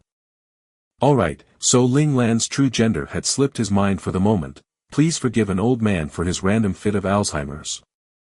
Without even thinking about it, Ling Qin decided that he would pilot Ling Hua's mecha to send Ling Lan to the Central Scout Academy. As for those traitors and assassins, he would leave them to the reluctant Ling Yu, who really wished he could switch places with Ling Qin. Looking on as Ling Qin flew away with Ling Lan as a passenger on the mecha, Ling Yu's face was glum as he whined internally. Boo hoo hoo. How I wish I could personally send young Master Lan to school. The mournful Ling Yu could only vent his surging resentment on the few assassins within the hover car. Before they left, Little Four had already unlocked the car door, but for safety reasons, he had destroyed the AI on board to disable its weaponry. As for the old-school particle beam handguns, they were basically useless against mecha, so the assassins didn't even dare to try and resist, obediently giving themselves up. Even so, they were almost roasted. Ling Yu used the beam gun on his mecha to hurt them, and even though the beams had just grazed by their bodies, the intense heat of the shots had still left serious burn damage on them, leaving them one step away from being cooked. Thus, by the time another batch of Ling family loyalists arrived, the assassins looked at them as if they were their saviors, so moved that they almost wanted to cling to the loyalists' feet and cry. Damn it, even if they were assassins, and now prisoners, that didn't mean they deserved to be tortured. What happened to human rights? The moment Ling Lan entered the cockpit, she found out how a mecha carried a passenger. It turned out that behind the control seat of the mecha, between the seat and the wall of the cockpit, there was a small space. It was large enough to hold a grown person of roughly 150 caddies one, but of course it wasn't as comfortable as the pilot control seat, and could perhaps even be considered a little cramped. Of course, for a child like Ling Lan, this space was still rather large, almost enough for Ling Lan to move around freely inside.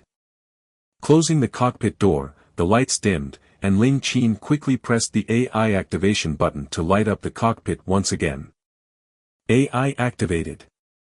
Checking in progress. Please wait. To select emergency activation, please press the emergency activation button. The AI reminded as part of its activation procedure. There were 2 ways to activate a mecha. One was the regular activation, which was a little slow, requiring about 1 to 3 minutes, while the other was the emergency activation, whose activation time correlated with the level of the AI. The higher the level of the AI, the less time it took to activate. The AI of this type of common standard mecha required between 12 to 15 seconds. Captain-level mecha could shorten this time till about 10 to 12 seconds, and moving upwards, each level higher could shorten that time by another 2 to 3 seconds. At the top, the Federation's ultimate weapons, the IN mecha, could truly achieve 0-second activation, which was one of the reasons why they were considered the strongest mecha. Of course, Ling Qin did not choose the option of emergency activation this time. Although Ling Lan ran the risk of being late, the situation was not so dire that they had to use emergency activation. Although emergency activation could save time, it had a fatal weakness: it would skip the process of checking the functionality of all its parts and weapons. Mecha, as finely calibrated combat machines, would accumulate damage to its various parts in every battle. And when a particular part reached its breaking point and stopped functioning as it should, if the pilot decided that day to use emergency activation, predictably, it would all end in tragedy. The only question being the scale of the tragedy. Naturally, Ling Qin would not let Ling Lan risk this kind of danger, so he took the regular path of regular activation. This time, the activation process did not require the full 3 minutes, completing itself in 2 minutes and 10 seconds, logging them onto the main mecha control system. However, this sort of activation speed drew Little Four's contempt. Within the learning space, he was jumping around agitatedly, loudly complaining about how this sort of tortoise-like speed was literally akin to murdering the mecha operator. If it weren't for Ling Lan's quick and vehement objection, Little Four would have already forced his way into the mecha to begin modifying the AI. Still, Ling Lan promised Little Four that once she obtained her own mecha, she would definitely let Little Four take charge of the AI. It would be up to him completely how he would like to modify it. Only then did Little Four subside reluctantly, agreeing to wait till the day he could show off what he could do. Swiftly, Ling Qin turned on the mecha's omnidirectional display function, which immediately immersed them in what Ling Lan felt to be like a virtual world. It seemed like she was sitting on a floating seat, looking down at the ground from a height of 5 to 6 meters. Yep, this feeling isn't half bad. Ling Lan watched with enraptured eyes as Ling Qin piloted the mecha, finding the entire process fascinating. She was a little eager to try it herself, starting to look forward to the day she could pilot her own mecha. Ling Qin grabbed hold of the control stick, and turned his head briefly to caution, "Young Master Lan, sit tight, I'm about to take off." Ling Lan nodded and held on tightly to the armrest beside her, indicating that she was ready. Receiving confirmation from Ling Lan, Ling Qin's hands flew rapidly over the controls. All Ling Lan knew was that within a split second, Ling Qin had gone through approximately 20 different motions. From the outside, the mecha Ling Qin was controlling was seen to bend its knees, and then it sprang upwards. Simultaneously, the two main engines below the waist section of the mecha rumbled to life, generating an immense propulsion force, sending the mecha flying forwards into the air. The abrupt movement of the mecha caused Ling Lan's body to be pressed down securely into her seat by the opposing gravity. Fortunately, Ling Lan's physical condition was good enough that it didn't feel particularly uncomfortable. Although the cockpit had a certain degree of decompression capability, for the sake of better sense control for the pilot, it didn't eliminate this sort of inertia. This was yet another reason why mecha operators needed to have strong physical bodies. Research had proven that, without the existence of pressure, operators were unable to sense the movements of the mecha. They were unable to confirm whether their movements were being projected accurately, and thus couldn't achieve the precision needed to execute the movements they wanted up to proper standards. Soon, the mecha had entered airspace and had begun flying swiftly towards its destination. Due to the projection of the omnidirectional display, Ling Lan had the false perception that she was sitting on an untethered chair, weaving swiftly through the blue skies and fluffy white clouds.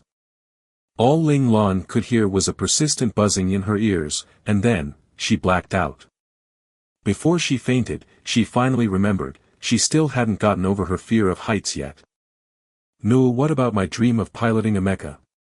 Ling Lan was weeping piteously at Little Four within the learning space.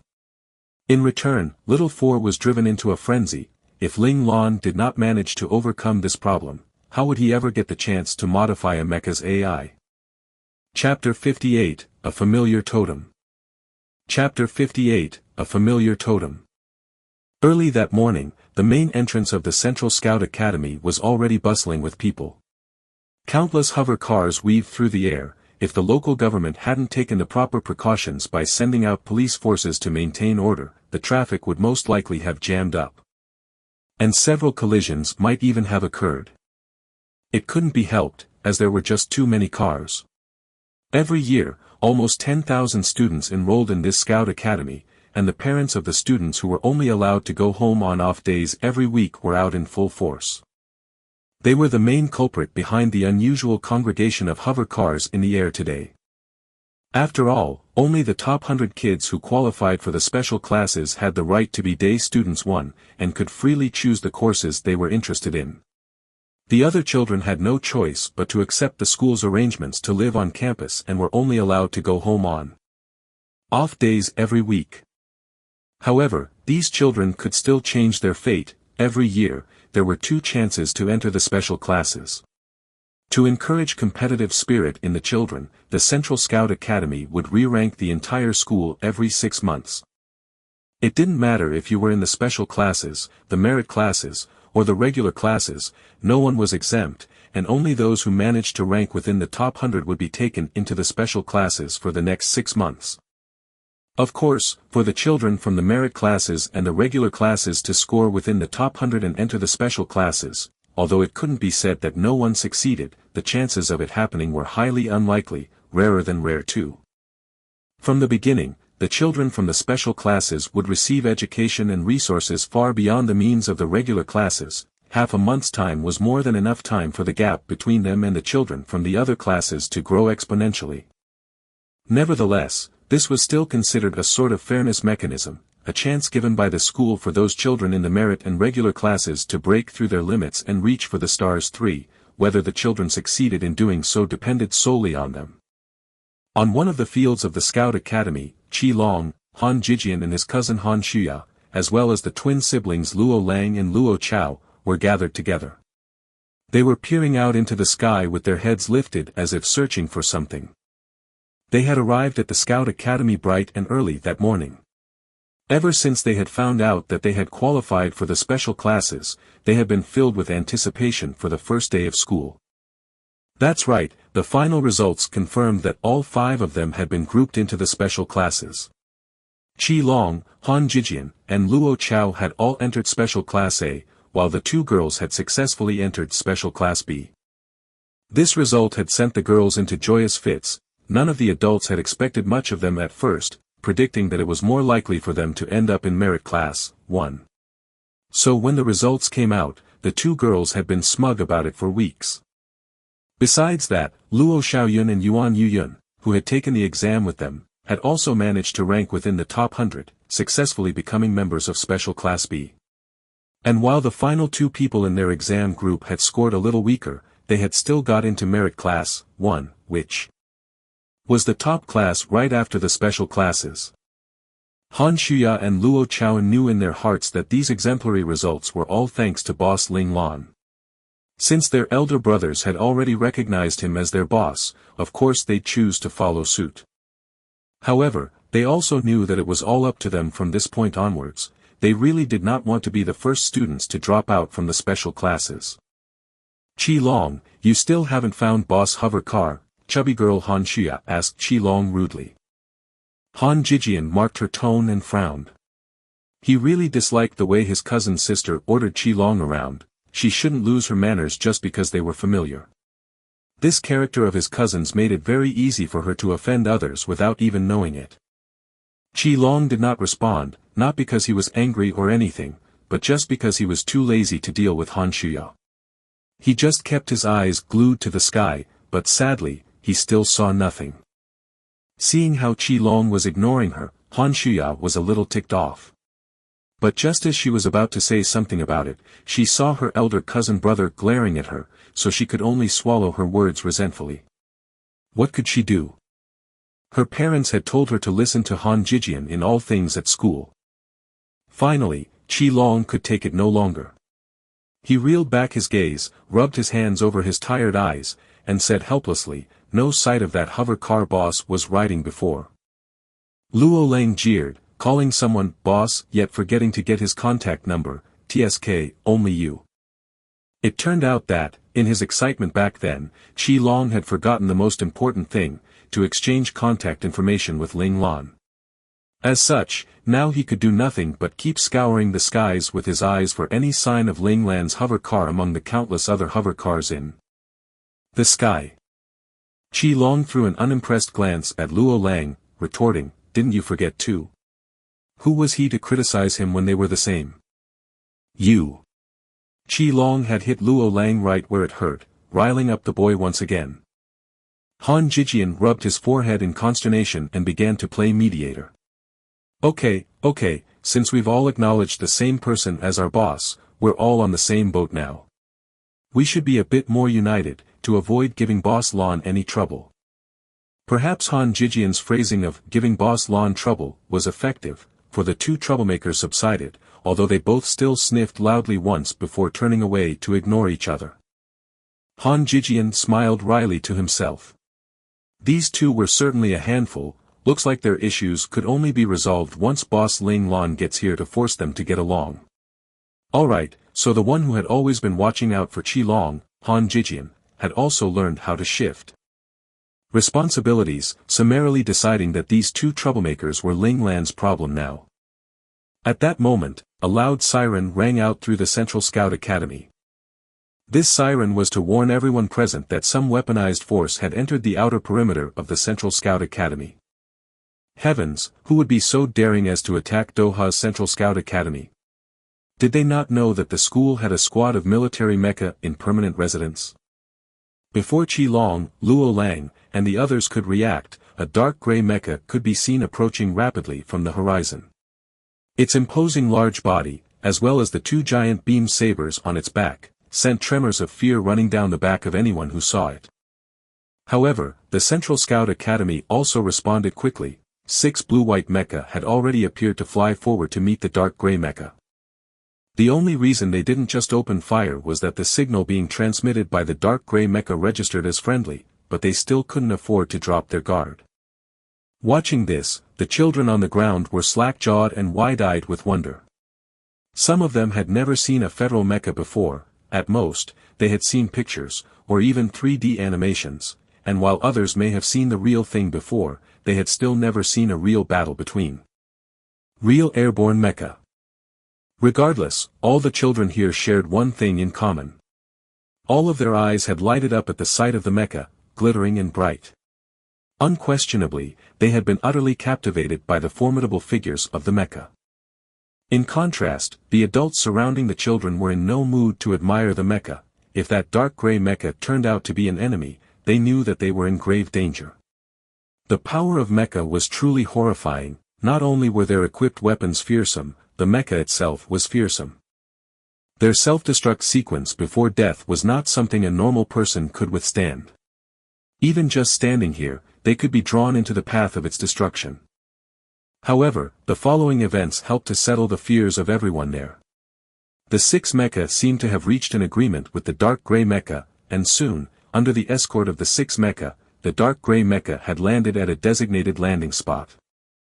Right then, Qi Long suddenly asked Han Jijian, "Jiayun, the picture on the dark gray mecha's chest, doesn't it look familiar?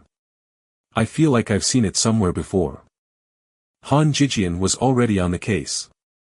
He felt that vague sense of familiarity too, so when he heard Qi Long's question, he nodded and said, "Yes, you're right, it is familiar. I'm sure we've seen it somewhere before. Could it be one of the elite families we know?" The dark gray color of the mecha meant that it was a privately owned mecha, and totems were the favored symbols by elite families to represent themselves. Han Jijian's thoughts naturally led in that direction. Luo Lang, however, was derisive of their actions. In his opinion, it was just an exceptionally ordinary red bird. There were so many elite families within the Federation, large and small, and there were plenty among them who used totems similar to this one. Perhaps they had seen something similar to this before somewhere, hence the sense of familiarity. Han Jijian and Qi Long searched their memories but came up with nothing. None of the elite families close to them used anything similar to this totem, so where could they have seen this before? And then, Luo Chao, who had been standing to one side, spoke up softly, her entire face blushing red, "On Boss Ling Lan's hover car, I think I saw something very similar." Ah! The 3 boys gaped in surprise. Luo Chao's words were just too unexpected. Han Jijian was especially troubled. Could it be that he and Qi Long had also seen it then, but hadn't registered it consciously?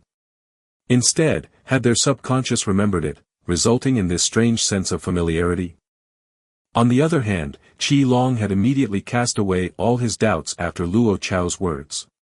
Since he had the answer now, he wasn't going to waste any more effort thinking about it. Luo Chao was frightened by the response of the three boys, and had immediately scampered like a rabbit to hide behind Han Shuya, and refused to say another word after that. "Sister, come here, come here. Come tell your elder brother how you know that Boss Lan's hover car has this picture on it." With a face full of pleasant surprise, Luo Lang hurried to call his sister out for a detailed explanation. Seeing everyone's attention on her, Luo Chao became even shyer, replying in a low voice, "I wanted to know more about Boss Lan, so I paid special attention to the car that came to pick him up." And there was the answer. When it came to a boy she liked, a girl would be willing to dig 3 feet deep just to find out everything she could about the other, and the bashful little Luo Chao was no different than any other girl in this respect. Luo Lang felt a pang of sourness in his heart. Was the little sister he had grown up with going to be taken away by another just like that? No way. Even though he had submitted to Ling Lan, that didn't mean that he would just give up his little sister on a silver platter. Luo Lang silently determined that he would think of a way to minimize contact between Boss Lan and his sister. He wouldn't allow his own precious baby sister to be snatched away by someone else, not even Boss Lan. Han Jijian did not spare a thought for Luo Lang's internal conflict. He watched the dark gray mecha land safely, then turned on the communicator on his wrist. "Aya, so you finally remember me, Master. May I know how I can help you?" An extremely sweet and pretty voice could be heard coming from the device, its tone flirty and playful. This prompted the Luo twins to turn around with curious looks, because Han Jijian's communicator was clearly different from theirs, actually containing an intelligent system. Theirs just had boring selection buttons, not personable whatsoever. On the other hand, Qi Long and Han Shuya were already used to it, and so remained impassive.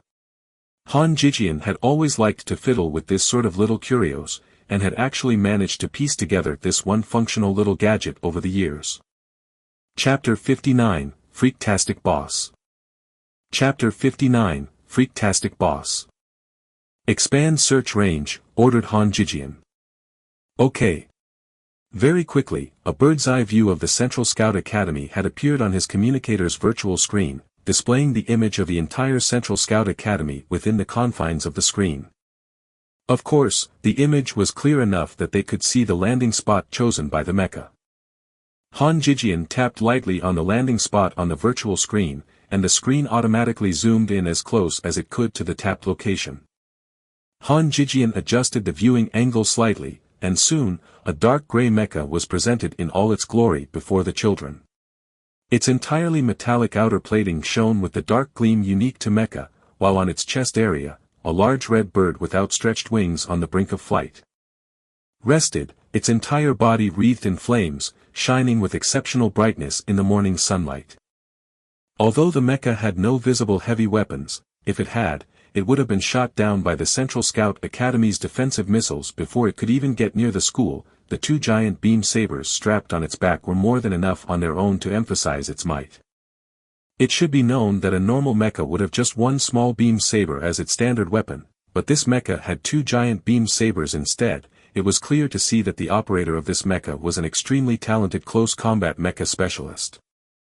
This clearly customized weapon, so different from the weapons of common standard mecha, made Qi Long and Luo Lang's eyes burn with want. It couldn't be helped.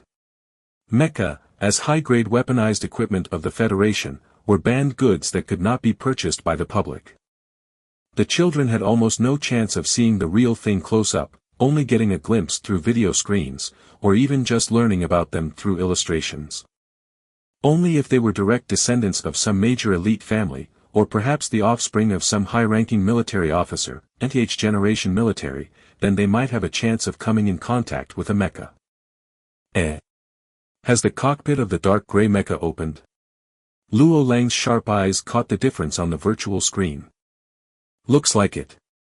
What a shame the image is still a little small so we can't see it clearly, said Qi Long with some regret. Without saying a word, Han Jijian threw a scornful glance at the two of them.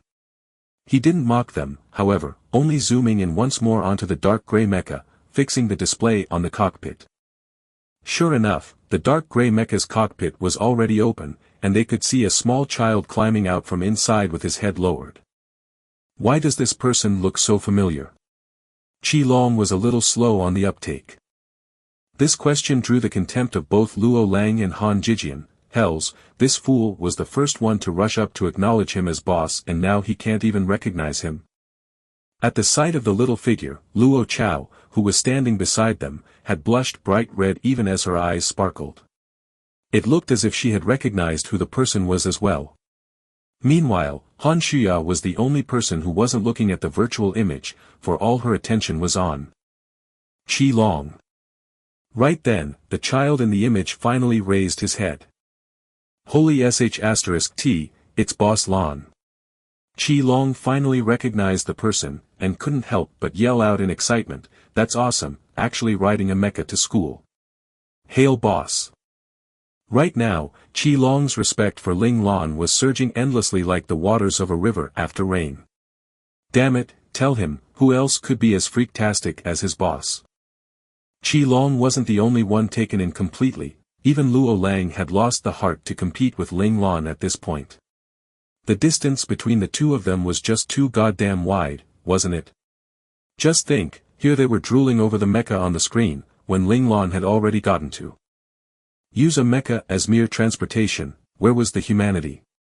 Fine, he should just quit comparing himself against a non-human being and save himself some grief.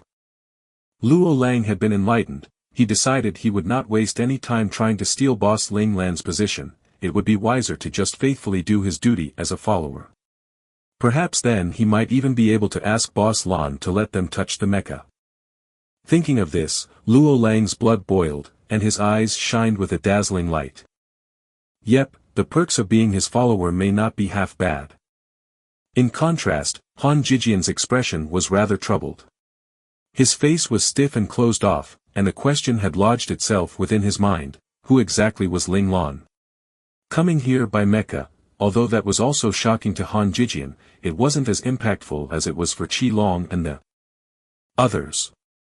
What shocked Han Jijian more was the response and attitude of the Central Scout Academy. Long, Luo Lang, and the others may not know what all this meant, but Han Jijian knew. Piloting a mecha into the heavily guarded Central Scout Academy was a suicidal act. And usually, continuing on after a warning had been given would definitely result in a merciless barrage of fire, until the mecha had been shot down. This scenario, where 6 mecha were sent out to escort it instead, was something that shouldn't have happened. Of course, the 6 mecha were there in part to monitor and dictate the landing of said mecha, but still, no matter what happened today was definitely not normal. It looked like Ling Lan's family background carried some weight. During their enrollment test, Ling Lan's exceptional perceptivity, logical reasoning, and combat prowess had gained the sincere admiration of Han Jijian.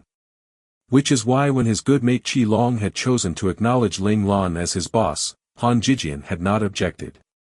However, now it seemed like there were some issues surrounding Ling Lan's identity. He would need some time to think about this, about whether acknowledging Ling Lan as their boss would have any negative repercussions for Long and himself. Han Jijian still remembered what his father, the head of the Federal Intelligence Agency, had once taught him: be wary of anyone who got close to him, even children, for in their position, it was far too easy to become ensnared in some other's plot, and end up being used as a pawn.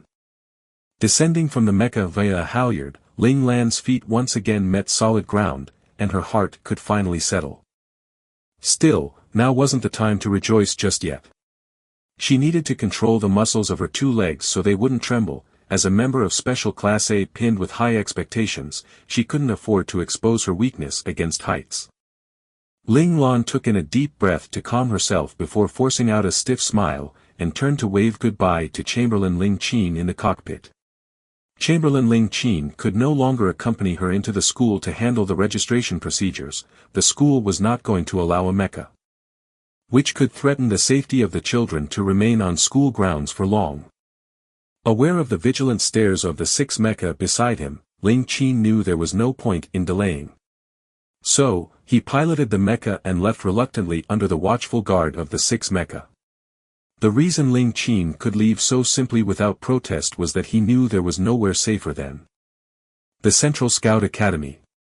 Their safety measures were even more impressive than that of the Ling families, so he was completely at ease leaving Ling Lan in their care.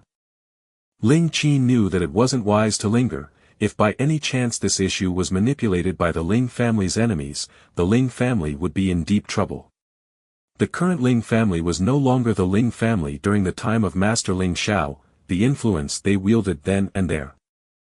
Impenetrable strength had disappeared completely. At the heart of the matter, it was because there was no individual mighty enough support the family.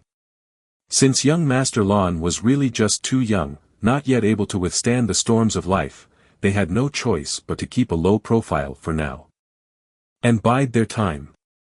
Ling Lan watched as Ling Qin and his escort of 6 mecha departed, before looking around curiously. The spot she had landed in was a small wooded copse. There was hardly anyone else around, and it was very secluded, but it had plenty of space to support the landing of 1 mecha.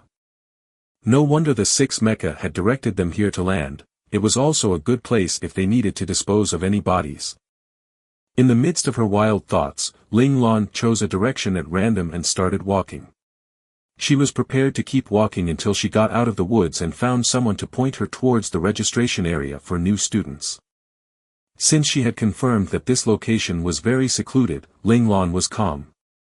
As long as no one knew she had arrived in a mecha, then there wouldn't be any negative impact on her academic life here. She would still be the totally mediocre genius Ling Lan submerged among the throng of other geniuses. Seeing Ling Lan on her way out, Han Jijian shut down his communicator, and turned to tell Qi Long and the others, "Let's go welcome Boss Lan." Right now, Han Jijian's mind was clear. From the start, all the kids in their exam group had not revealed their backgrounds, so they really did not know who Ling Lan's parents were, nor which system he came from. However, Ling Lan also didn't know anything about them either, so they were still on even ground. If he only started worrying about Ling Lan's true identity now, that would be rather narrow-minded of him. So, Han Jijian wisely decided to let the matter rest. As for whether Ling Lan was a person worthy of befriending, they had plenty of time to judge that for themselves, so there was no hurry. Han Jijian decided to take a neutral stance and observe from the sidelines for now. Qi Long was the first to respond to Han Jijian's suggestion. "All right. I'm going to ask Boss Lan later if I can take a ride on that mecha." Qi Long's excitement was palpable when talking about the mecha. Although Luo Lang didn't say anything to that, the glint of greed in his eyes left no doubt in the others' minds that he was in agreement with Qi Long on this matter. Han Jijian opened his mouth, as if wanting to say something in response to Qi Long, but quickly closed it again. A thought flashed through his mind, perhaps he could use Qi Long's questioning to get a better idea of Ling Lan's personality. Ling Lan had been walking for roughly half an hour when she suddenly saw the vague outlines of some buildings in the distance. Ling Lan's heart leapt up joyously, she was finally getting out of these woods. And then, Ling Lan abruptly frowned, and her right hand slipped casually into her pocket, gripping hold of the miniature particle beam handgun she had taken from her family's hover car previously. Meanwhile, under her clothes, Ling Lan's nerves and muscles pulled taut. If Ling Lan sensed any danger at all, both the particle beam gun in her hand and her prepped body would be able to spring to her defense instantly against any ambusher. "Boss, we've finally found you." Qi Long's voice boomed out from the edge of the woods. Ling Lan's face could not help but darken instantly.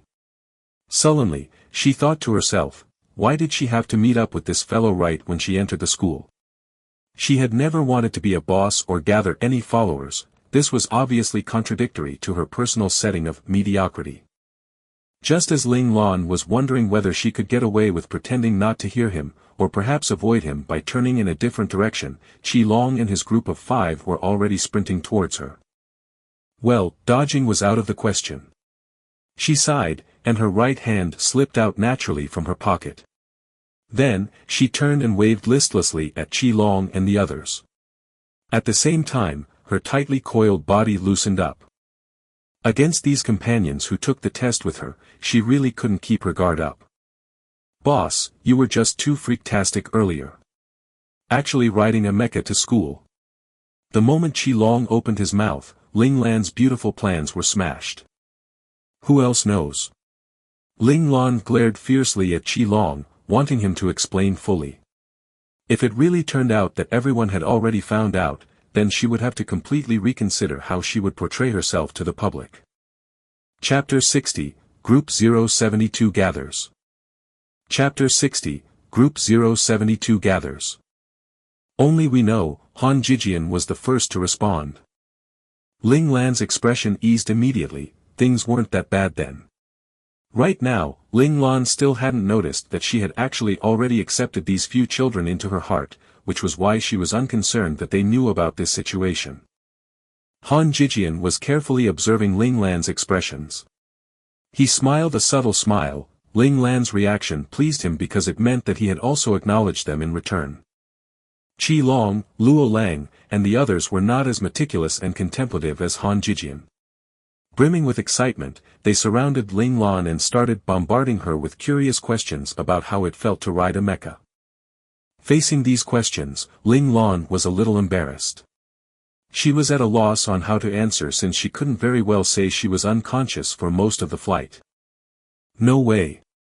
To protect her glorious image, she definitely could not let this weakness of hers be exposed. Vaguely, Ling Lan said, "When you all get the chance to ride one yourself, then you'll understand." Hearing this, Qi Long and the others were naturally disappointed, which made Ling Lan feel bad for being so flip towards these children who admired her. So, she added, "There are some things that, if told to you by others, will always belong to them. You must experience these things yourself for them to belong to you." These words sounded deep, and as if coming to some realization, Qi Long and the other children's eyes lit up. Once again, they were taken in by Ling Lan, who had spouted such profound words with such flair. Seeing the idolization on these children's faces, even the intelligent Han Jijian's eyes were shining with pleasant surprise. Ling Lan's heart wavered as she sweated internally. She had never intended to deceive children. How was it that she had once again raised the level of idolization these children had for her? Finally, Qi Long, Luo Lang, and the others dropped the topic of mecha, and began chatting about what they all did at home after the test. All of them had trained. It looked like Ling Lan had truly inspired them. When Ling Lan was asked about his activities for the past month, they unexpectedly saw his face turn white, before he said listlessly, "What else could it be like? I was training, just like the rest of you." Luo Lang and Han Jijian could just tell that that training he mentioned was not ordinary, otherwise Ling Lan wouldn't have such a traumatized look on his face. Only Qi Long remained clueless and continued to pester Ling Lan for details. Weakly, Ling Lan replied, "I was experiencing death, in various forms. Would you like to try?" Ling Lan's words, said in an eerie dead tone, sent chills running across Qi Long's body. No matter how brash he was typically, this time he dared not say anything more. Moreover, even Luo Lang and Han Jijian distanced themselves from Ling Lan, afraid of being dragged in as well. They had no doubt that what Ling Lan said was true, because they could already feel the malevolent aura seeping from Ling Lan's body. This wasn't something that could be achieved through just normal training. Very quickly, Ling Lan and the others had finished registering and had set their study schedule. As Ling Lan had chosen to be a day student, she had tried her best to squeeze all her classes together. Unfortunately, even so, she only managed to keep Wednesday free, as several of the classes required attendance for consecutive days, making it unavoidable. Next, they went to the logistics department to collect 2 sets of tailored uniforms each. As today was just the registration day, the school did not arrange any classes yet, merely allowing the students to wander around campus to familiarize themselves with the surroundings and the facilities. Ling Lan also took the chance to tour Qi Long, Luo Lang, and Han Jijian's shared dorm. Although special class students could choose to be day students, almost none of the special class students would choose to do so. As such, this privilege was considered by the students of the Central Scout Academy to be the most pointless and pretentious privilege ever. The 3 boys were assigned the same living quarters, a villa just for the 3 of them. More precisely, all Special Class A students would be assigned a villa when they chose to board at the school. This was one of the perks of being a member of Special Class A. The villa was rather luxurious, and it was free. The kitchen and living room was well equipped, and aside from the 3 bedrooms, there was a training room, a gym, and specialized login pods for the children to enter the academy's virtual reality system. The Federation was very strict and it came to minors' access to virtual reality.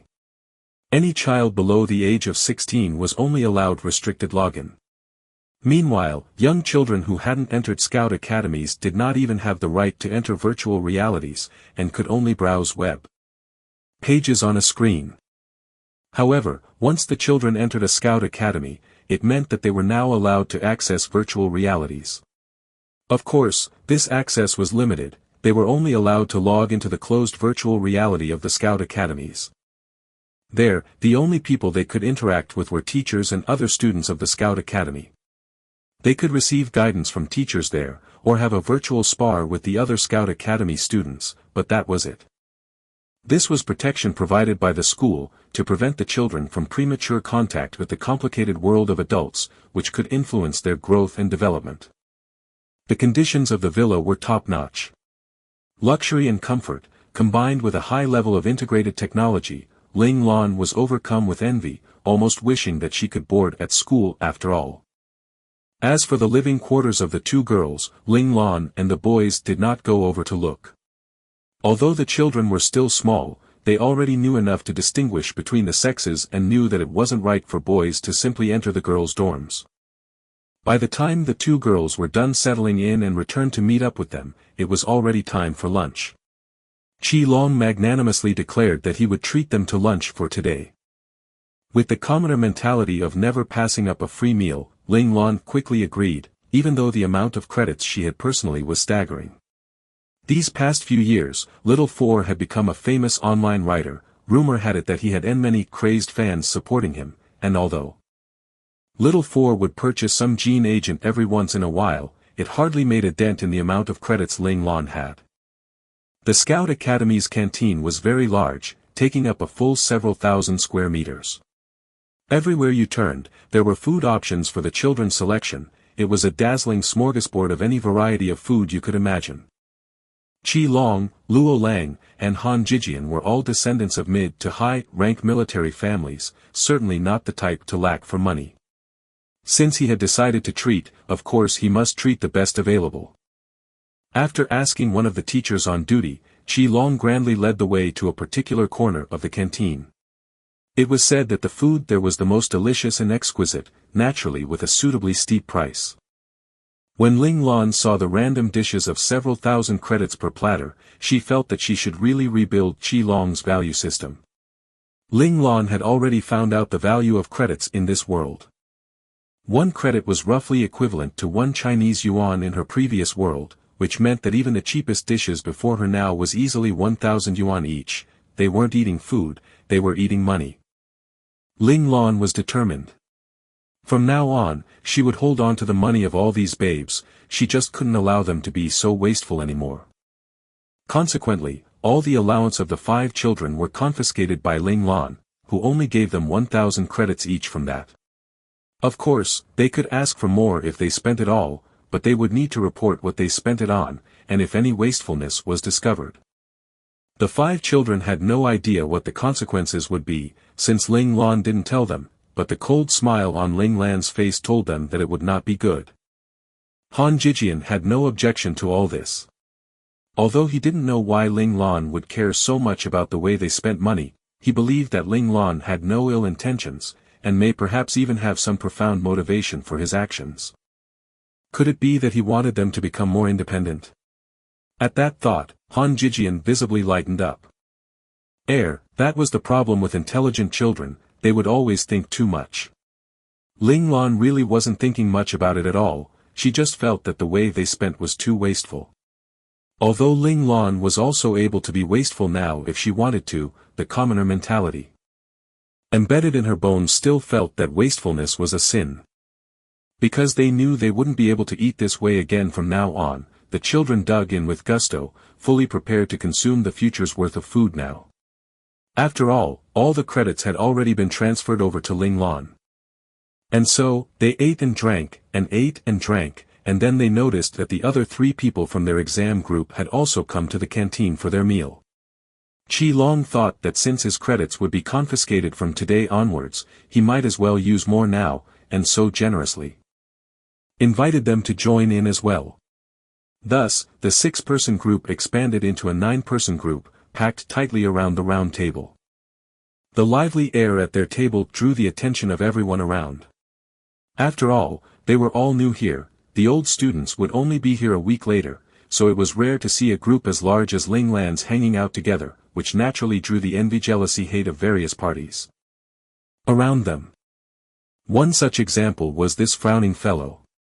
He was watching them with a face full of displeasure because his should-be underling Li Jinghong had actually decided to leave his side to join them. This displeased him greatly. "Li Jinghong, why don't you introduce us?" Although he was furious, he could still maintain his calm.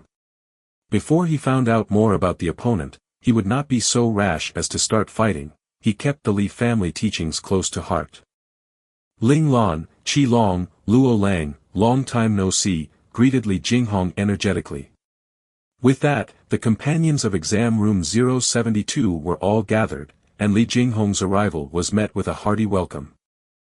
Han Jijian noticed the darkening of the handsome face behind Li Jinghong, and couldn't help but snicker internally. From Li Jinghong's impatient demeanor, as well as the other fellow's arrogant expression, he could just tell that the fellow wasn't all too likable. Ahem. An impatient reminder of his presence. With an affected expression of realization, Li Jinghong pointed at the boy behind him with exaggerated motions and said, "This is the 3rd grandson of our Li family head, Li Yingjie." Li Yingjie stood proudly, waiting for Li Jinghong to continue elaborating, but Li Jinghong wasn't as cooperative as he had assumed, stopping with just that brief introduction.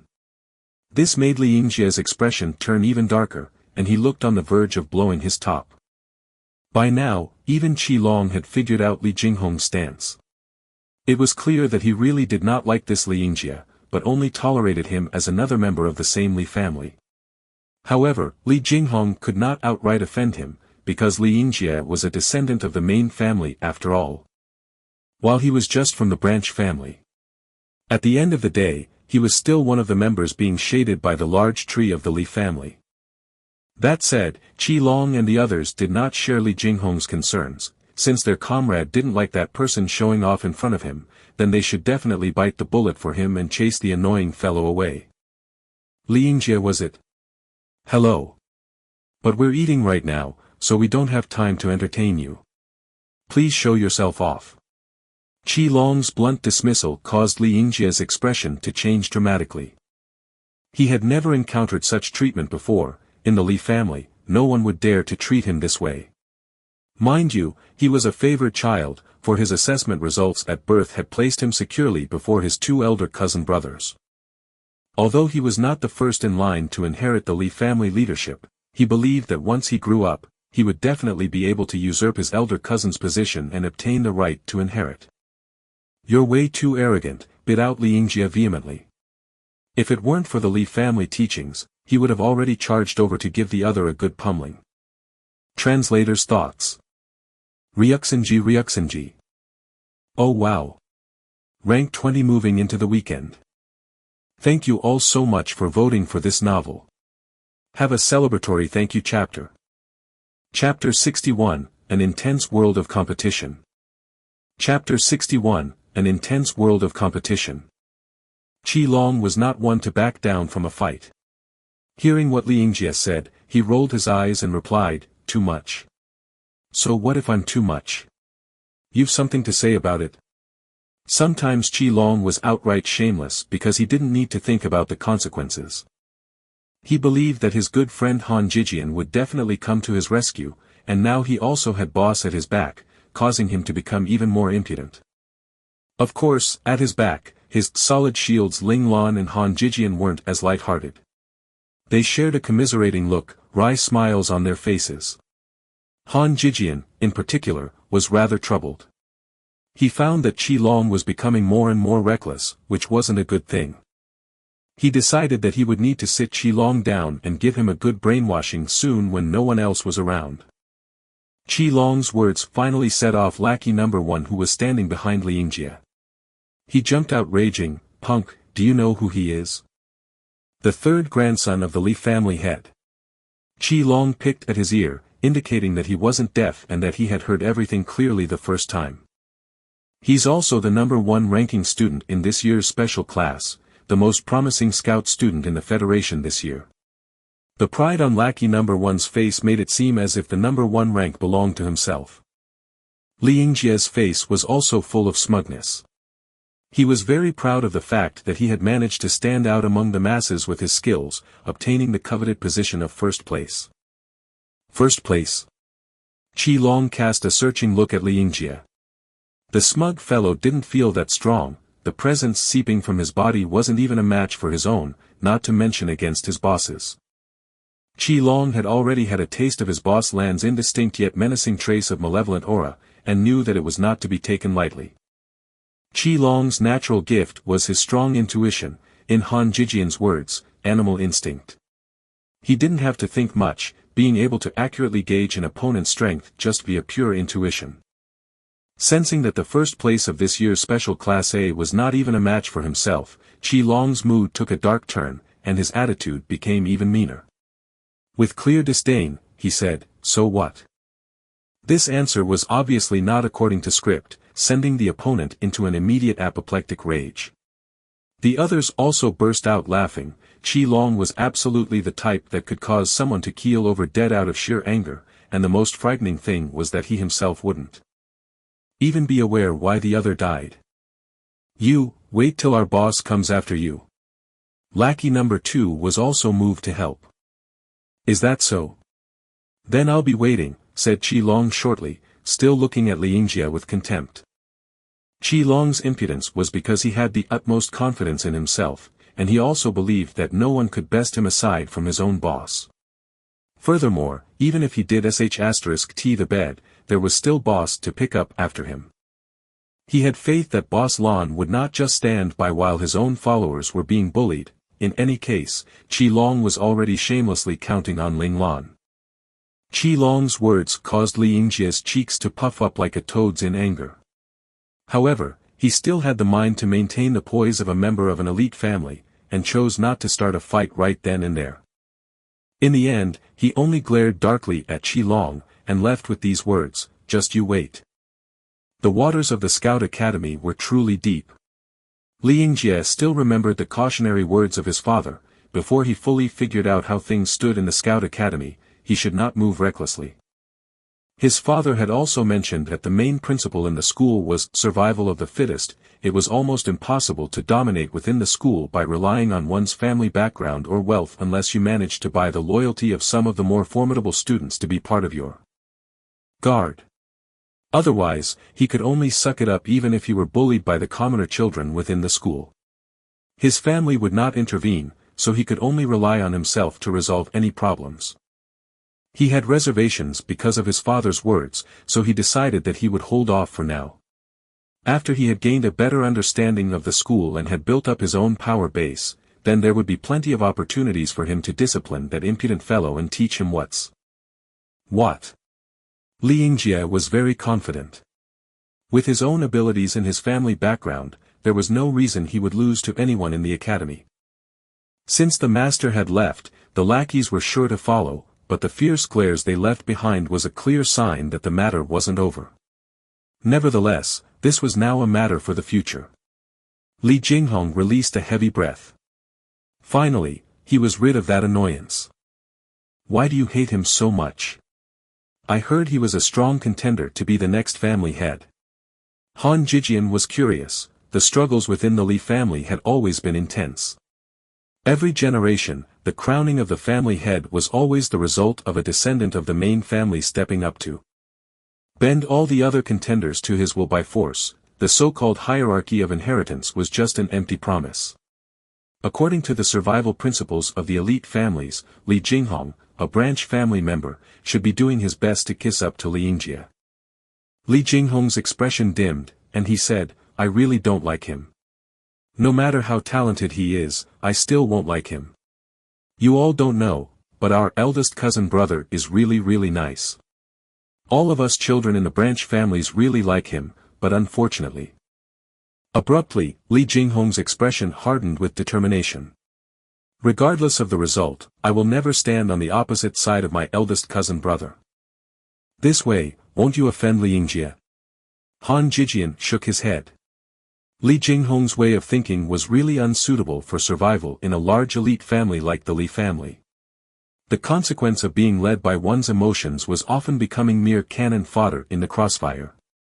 If Li Yingjie really ended up becoming the family head, Li Jinghong's actions now would guarantee that he would have no place within the Li family in the future. It's fine. Who knows if a child more talented than him would appear in the future? Li Jinghong did not believe that it would be so easy for Li Yingjie to just claim the position of family head. In this generation, due to his eldest cousin brother's mediocrity, all the children of the main family were champing at the bit. Hidden maneuvers abounded as they all fought with their sights set on the position of family head. Not to mention, even if Li Yingjie really got lucky and managed to inherit, I am not afraid. I'm prepared to become a professional soldier, so the Li family can't touch me in the future. Li Jinghong laid out his plans, stating why he wasn't afraid of offending Li Yingjie now. He didn't want to see his favorite elder cousin brother forced to lose the position of family head and being put into captivity for the rest of his life. So, he decided to leave the messy quagmire of the Li family as early as possible.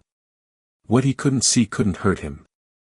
This was the reality of a large elite family. The complex environment full of cruelty and bloodshed forced the children within it to grow up so quickly. Welcome then. Han Jijian really liked Li Jinghong's personality. Planning out his future so early, and pursuing it with determination, ignoring all the miscellaneous distractions along the way, this type of person would succeed easily. Han Jijian liked making friends with people like this because they wouldn't give him any trouble. Yup, one troublemaking Qi Long was more than enough, thank you. Han Jijian refused to accept a second one.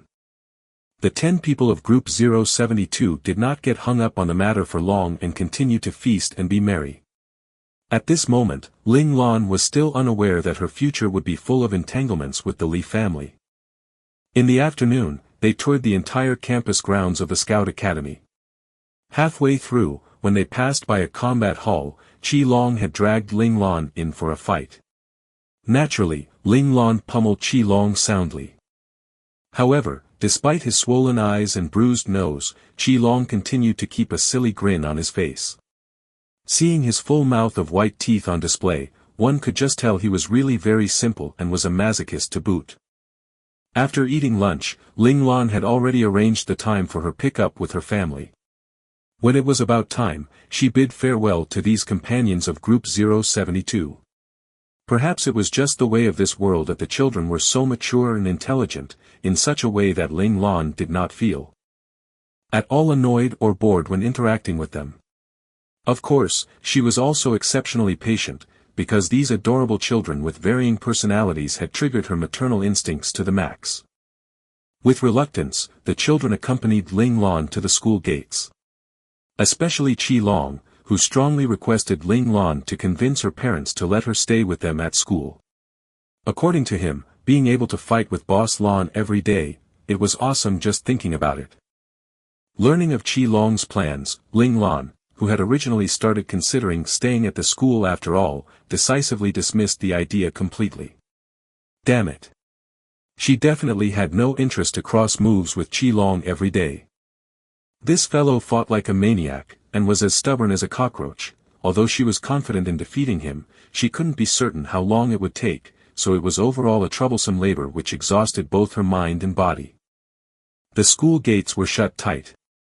All was silent, and there was no one around. When the guard at the gates saw Ling Lan's group coming out, he immediately rushed forward to stop them. Ling Lan's group was still dressed in their own clothes, so the guard couldn't tell which class they were from. As today was registration day, the school did not restrict the children's dressing.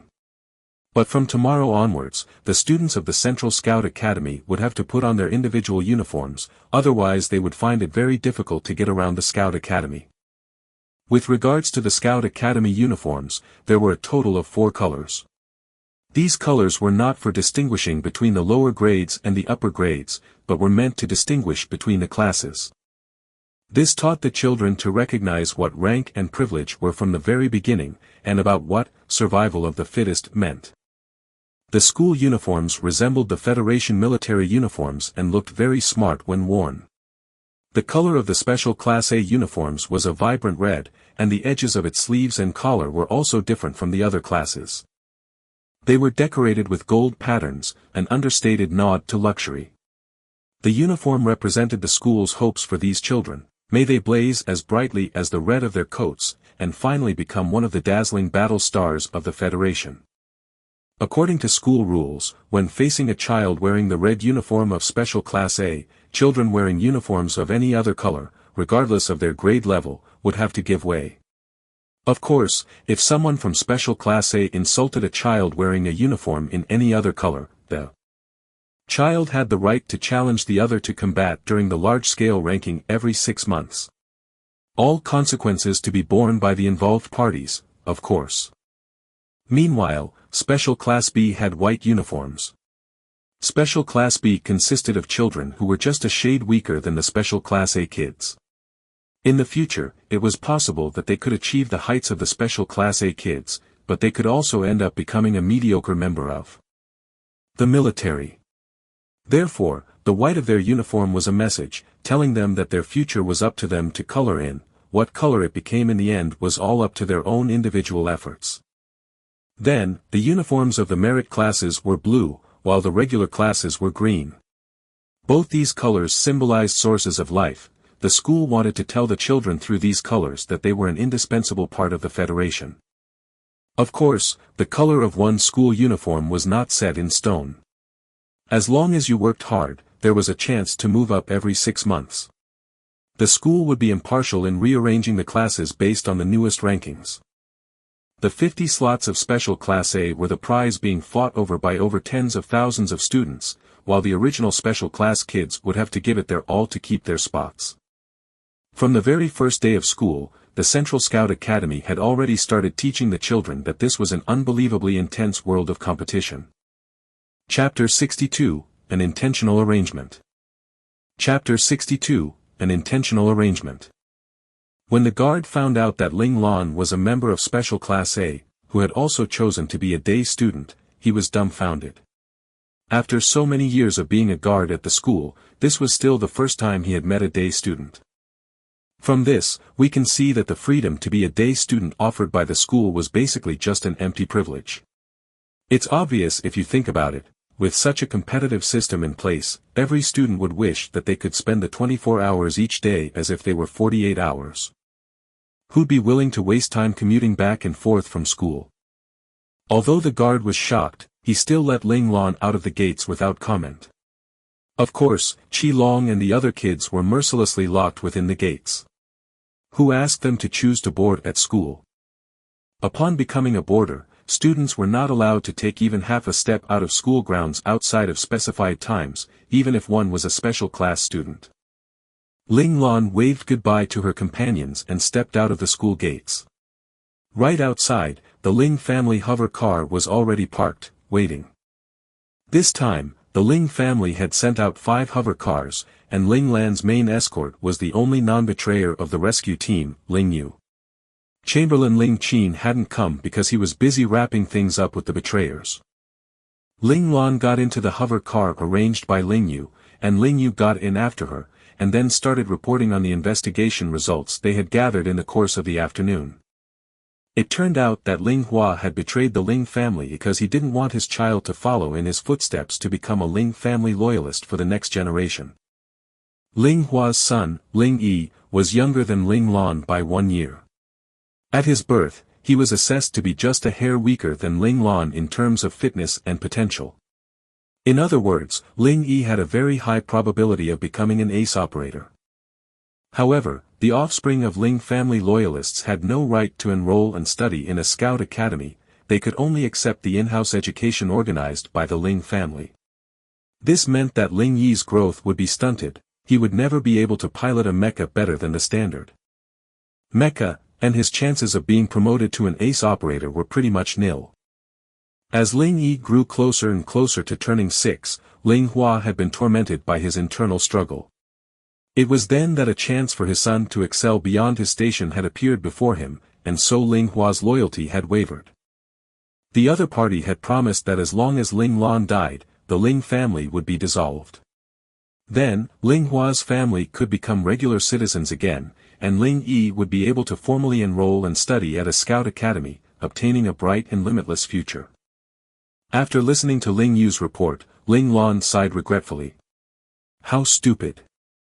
Ling Yu said dazedly, yes, the captain was really so stupid. If only he had told us about this, he could have used the information to gain enough merit to request for his freedom. Ling Yu still remembered that there was one rule among the Ling family rules: any loyalist who performed exceptionally meritorious services could request one thing of the family head that was within the head's means. As long as Ling Hua had related the plan against Ling Lan to Chamberlain Ling Qin, it would have counted as an exceptionally meritorious service, and he would have been able to put forward his request.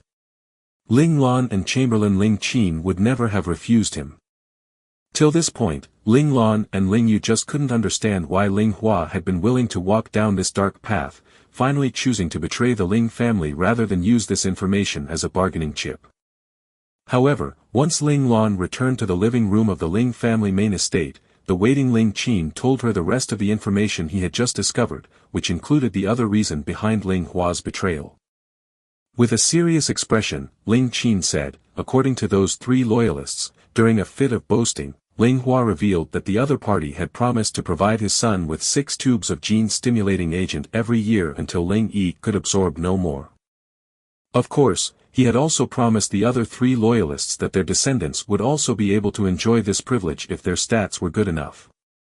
The other party is certainly generous. Looks like this person who's after me is someone powerful. Ling Lan finally understood why Ling Hua had chosen to betray them in the end.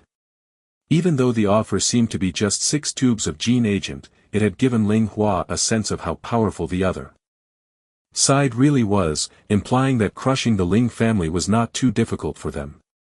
Ling Hua was frightened. He felt that the Ling family would not be able to go up against that person. He didn't want his child to be buried along with the Ling family. Ling Qin naturally understood Ling Hua's mentality as well, and sighed sadly once again. Young Master Lan, what do you plan to do with Ling Hua's wife and child? Asked Ling Qin carefully. There wasn't a single family which would accept the orphan of a traitor. Many families would choose to eliminate the problem entirely by getting rid of them as soon as possible. Just as Ling Lan was about to answer, a commotion broke out at the main gates. A child could be heard crying, Young Master Lan, I beg you, please see me. From the sofa, Ling Lan quirked a brow, lifting her head to look at Ling Qin. As such, she saw when a hint of awkwardness flashed past Ling Qin's face. It looked like he knew who the child screaming outside was. Ling Lan did not ask any questions. She just stood and walked to the gate, with Ling Qin and Ling Yu following close behind her. The moment Ling Lan arrived at the gate, she saw a little midget just a little smaller than her struggling within the grasp of one of the guards. He was still screaming for young Master Lan, and when he saw her appear, his eyes lit up with a savage joy. Who are you? Why do you want to see me? Ling Lan asked impassively. So you're young Master Lan. At Ling Lan's words, the little midget struggled even harder. Ling Yu, who was standing behind Ling Lan, threw a pointed look at the guard holding onto the child, and the guard immediately loosened his grip and retreated to the side. I'm called Ling Yi. My dad's Ling Hua. The midget straightened up and introduced himself after calming himself for a moment. Ling Lan nodded internally. No wonder Ling Hua was willing to become a traitor for his son. The child was indeed very bright, and could already control his emotions well enough to grasp opportunities in his path. They told me that, my dad is dead. My dad was so strong, how could he die? There was still hope on Ling Yi's face, as if hoping that Ling Lan would tell him that all this wasn't true.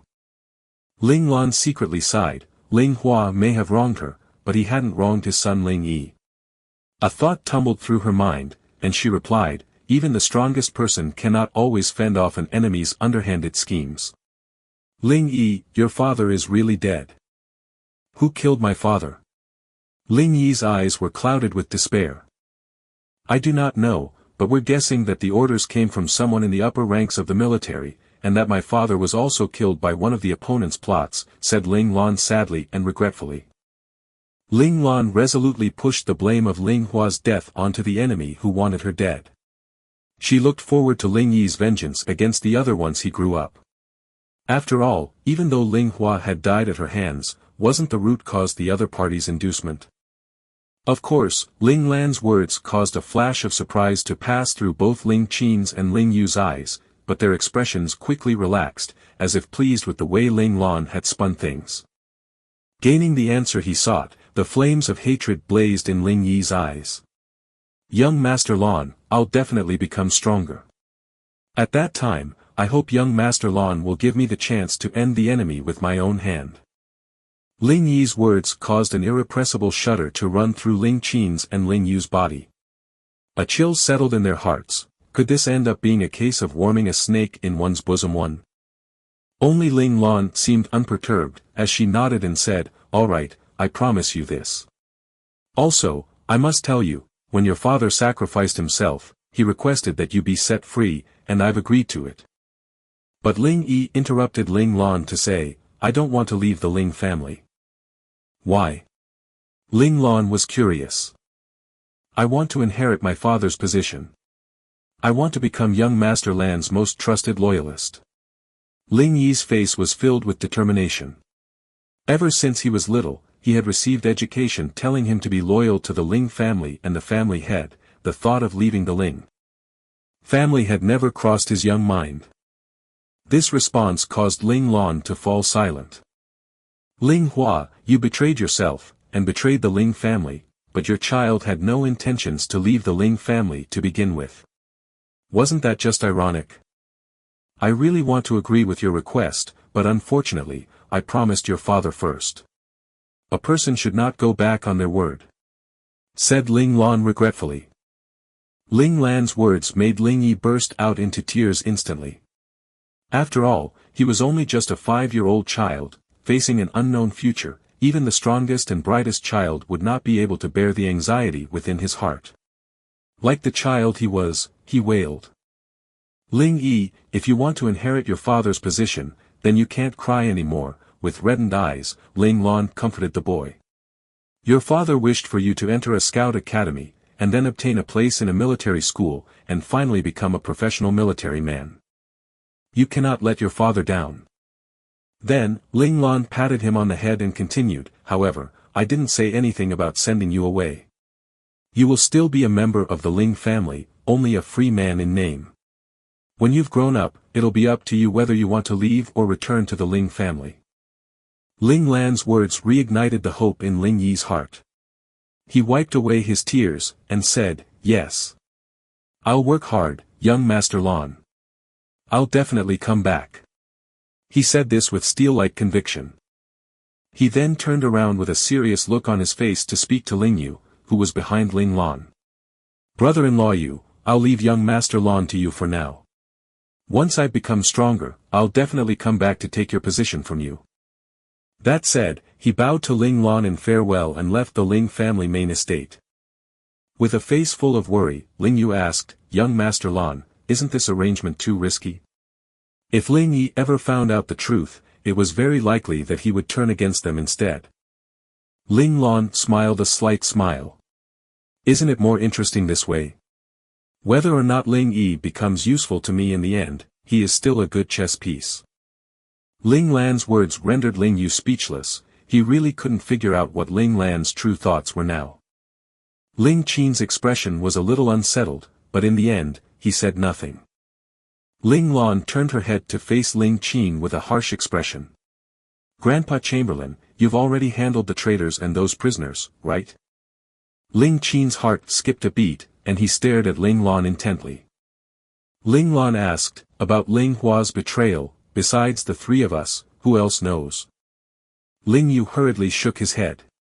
Out of caution in case there were other traitors within the Ling family, the 3 traitorous mecha squad members had been interrogated personally by him and Ling Qin. No one else knew any details. Ling Qin's verbal response corroborated this. After Ling Yu had left, he had continued the interrogation on his own, which was how he had found out the key reason behind Ling Hua's betrayal. That's good. After getting rid of those people, as long as the three of us keep our mouths shut, Ling Yi should never be able to find out the truth. Ling Lan's words sent cold sweat running down Ling Qin's and Ling Yu's back. Was this Ling Lan's subtle way of warning them? What if the person who tried to buy Ling Hua comes out to tell Ling Yi the truth? Ling Qin was still uneasy about this. Ling Yi was clearly a ticking time bomb. Perhaps then we can inculcate the idea in Ling Yi that all of it is a plot by the opponent. Anyway, it's a bigger problem if he doesn't reveal himself. If he comes out, we could then follow the vine to get the melon too, and find out once and for all who is trying to harm our Ling family. Ling Lan's expression was sly. Ling Qin's eyes lit up.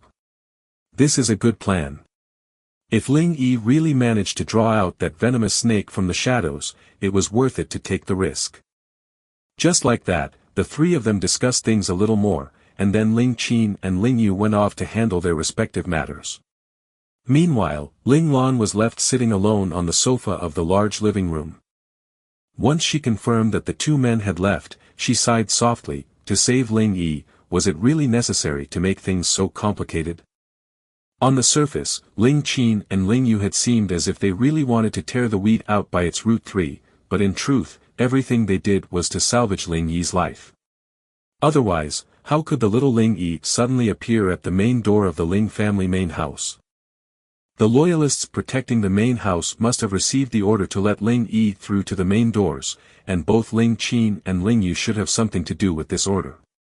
The moment Ling Lan saw Ling Yi, she had understood this immediately. Although Ling Lan had no intention of taking Ling Yi's life to begin with, this sort of intentional arrangement annoyed her. It was great that the Ling family rules were humane and reasonable, however, they weren't ideal for warding against insubordination. In times when the family head was weak while the servants were stronger, this type of subtle nudging without the master's express permission was likely to happen. Although they didn't mean any harm, and there was no negative impact on her currently, if she let this go on unchecked, it might end up causing her a lot of trouble someday. Perhaps she should think of a way to change the current status quo, otherwise, it may really become impossible for her to continue putting her trust in the Ling family people. And that would truly be a tragic thing. Both for Ling Lan, and for Ling Qin and the rest. Translator's thoughts. Ryuxinji. Merry Christmas, everyone. Thank you for all your support thus far, it means a lot. I'm not a super fast translator, but I can give you all some extra chapters for this holiday season. Holiday Speed Burst. Besides this one, there'll be another extra chapter tomorrow as well. Happy Holidays. Chapter 63, Number 5 appears. Chapter 63, Number 5 appears. Walking out from the Ling family main house, Ling Yu finally couldn't contain himself any longer, and asked Ling Qin in front of him, Elder Qin, why didn't you ask about the cockpits ejecting from the mecha? Ling Yu knew that that must have been caused by Ling Lan somehow, otherwise he wouldn't have been so calm when the mecha had fired. It's just, he really couldn't figure out how Ling Lan had done it.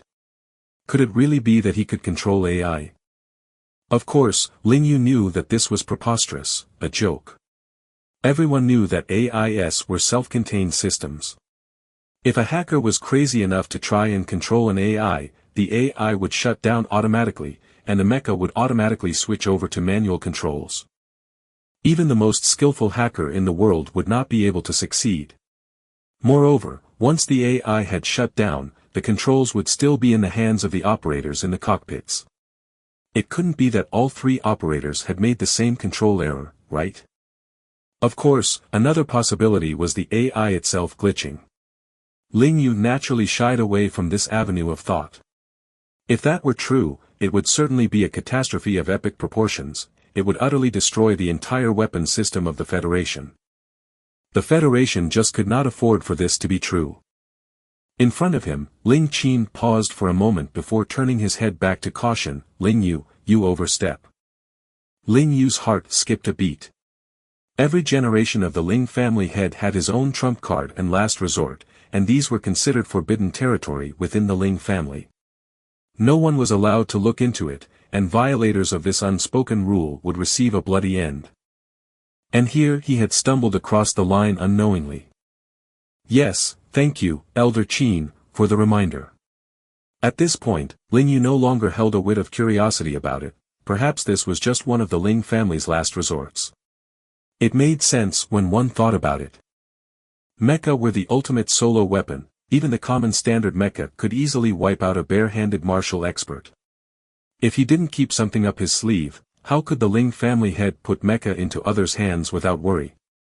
It had to be said that Ling Yu had an overactive imagination, his brain easily coming up with all sorts of wild ideas to fill in the blanks. The result of his reasoning was a back drenched with cold sweat, and the already loyal Ling Yu had no more stray thoughts, becoming Ling Lan's most loyalist in his lifetime. Ling Qin observed Ling Yu's realization and acceptance, and smiled a satisfied smile. Ling Qin was a good elder, and a good guard, but he was not a good steward. If he hadn't been so lax in his management all these years, the people of the Ling family wouldn't have been so uncertain about their own position within the household, resulting in that tragic betrayal. However, Ling Qin was a person who knew how to reflect. Since he had made a mistake previously, then he would change now. So he had deviated from his usual agreeableness into this stern demeanor, and had issued an immediate warning in the face of Ling Yu's curiosity. If this was before, Ling Qin would have patiently explained things to Ling Yu before counseling Ling Yu to drop the matter. He wouldn't have outright warned Ling Yu without providing an explanation. It looked like Ling Lan wasn't the only one who had sensed the problem within the Ling family. Ling Qin had sensed it too and had begun his attempts to correct it. As for whether it would be effective, only time would tell.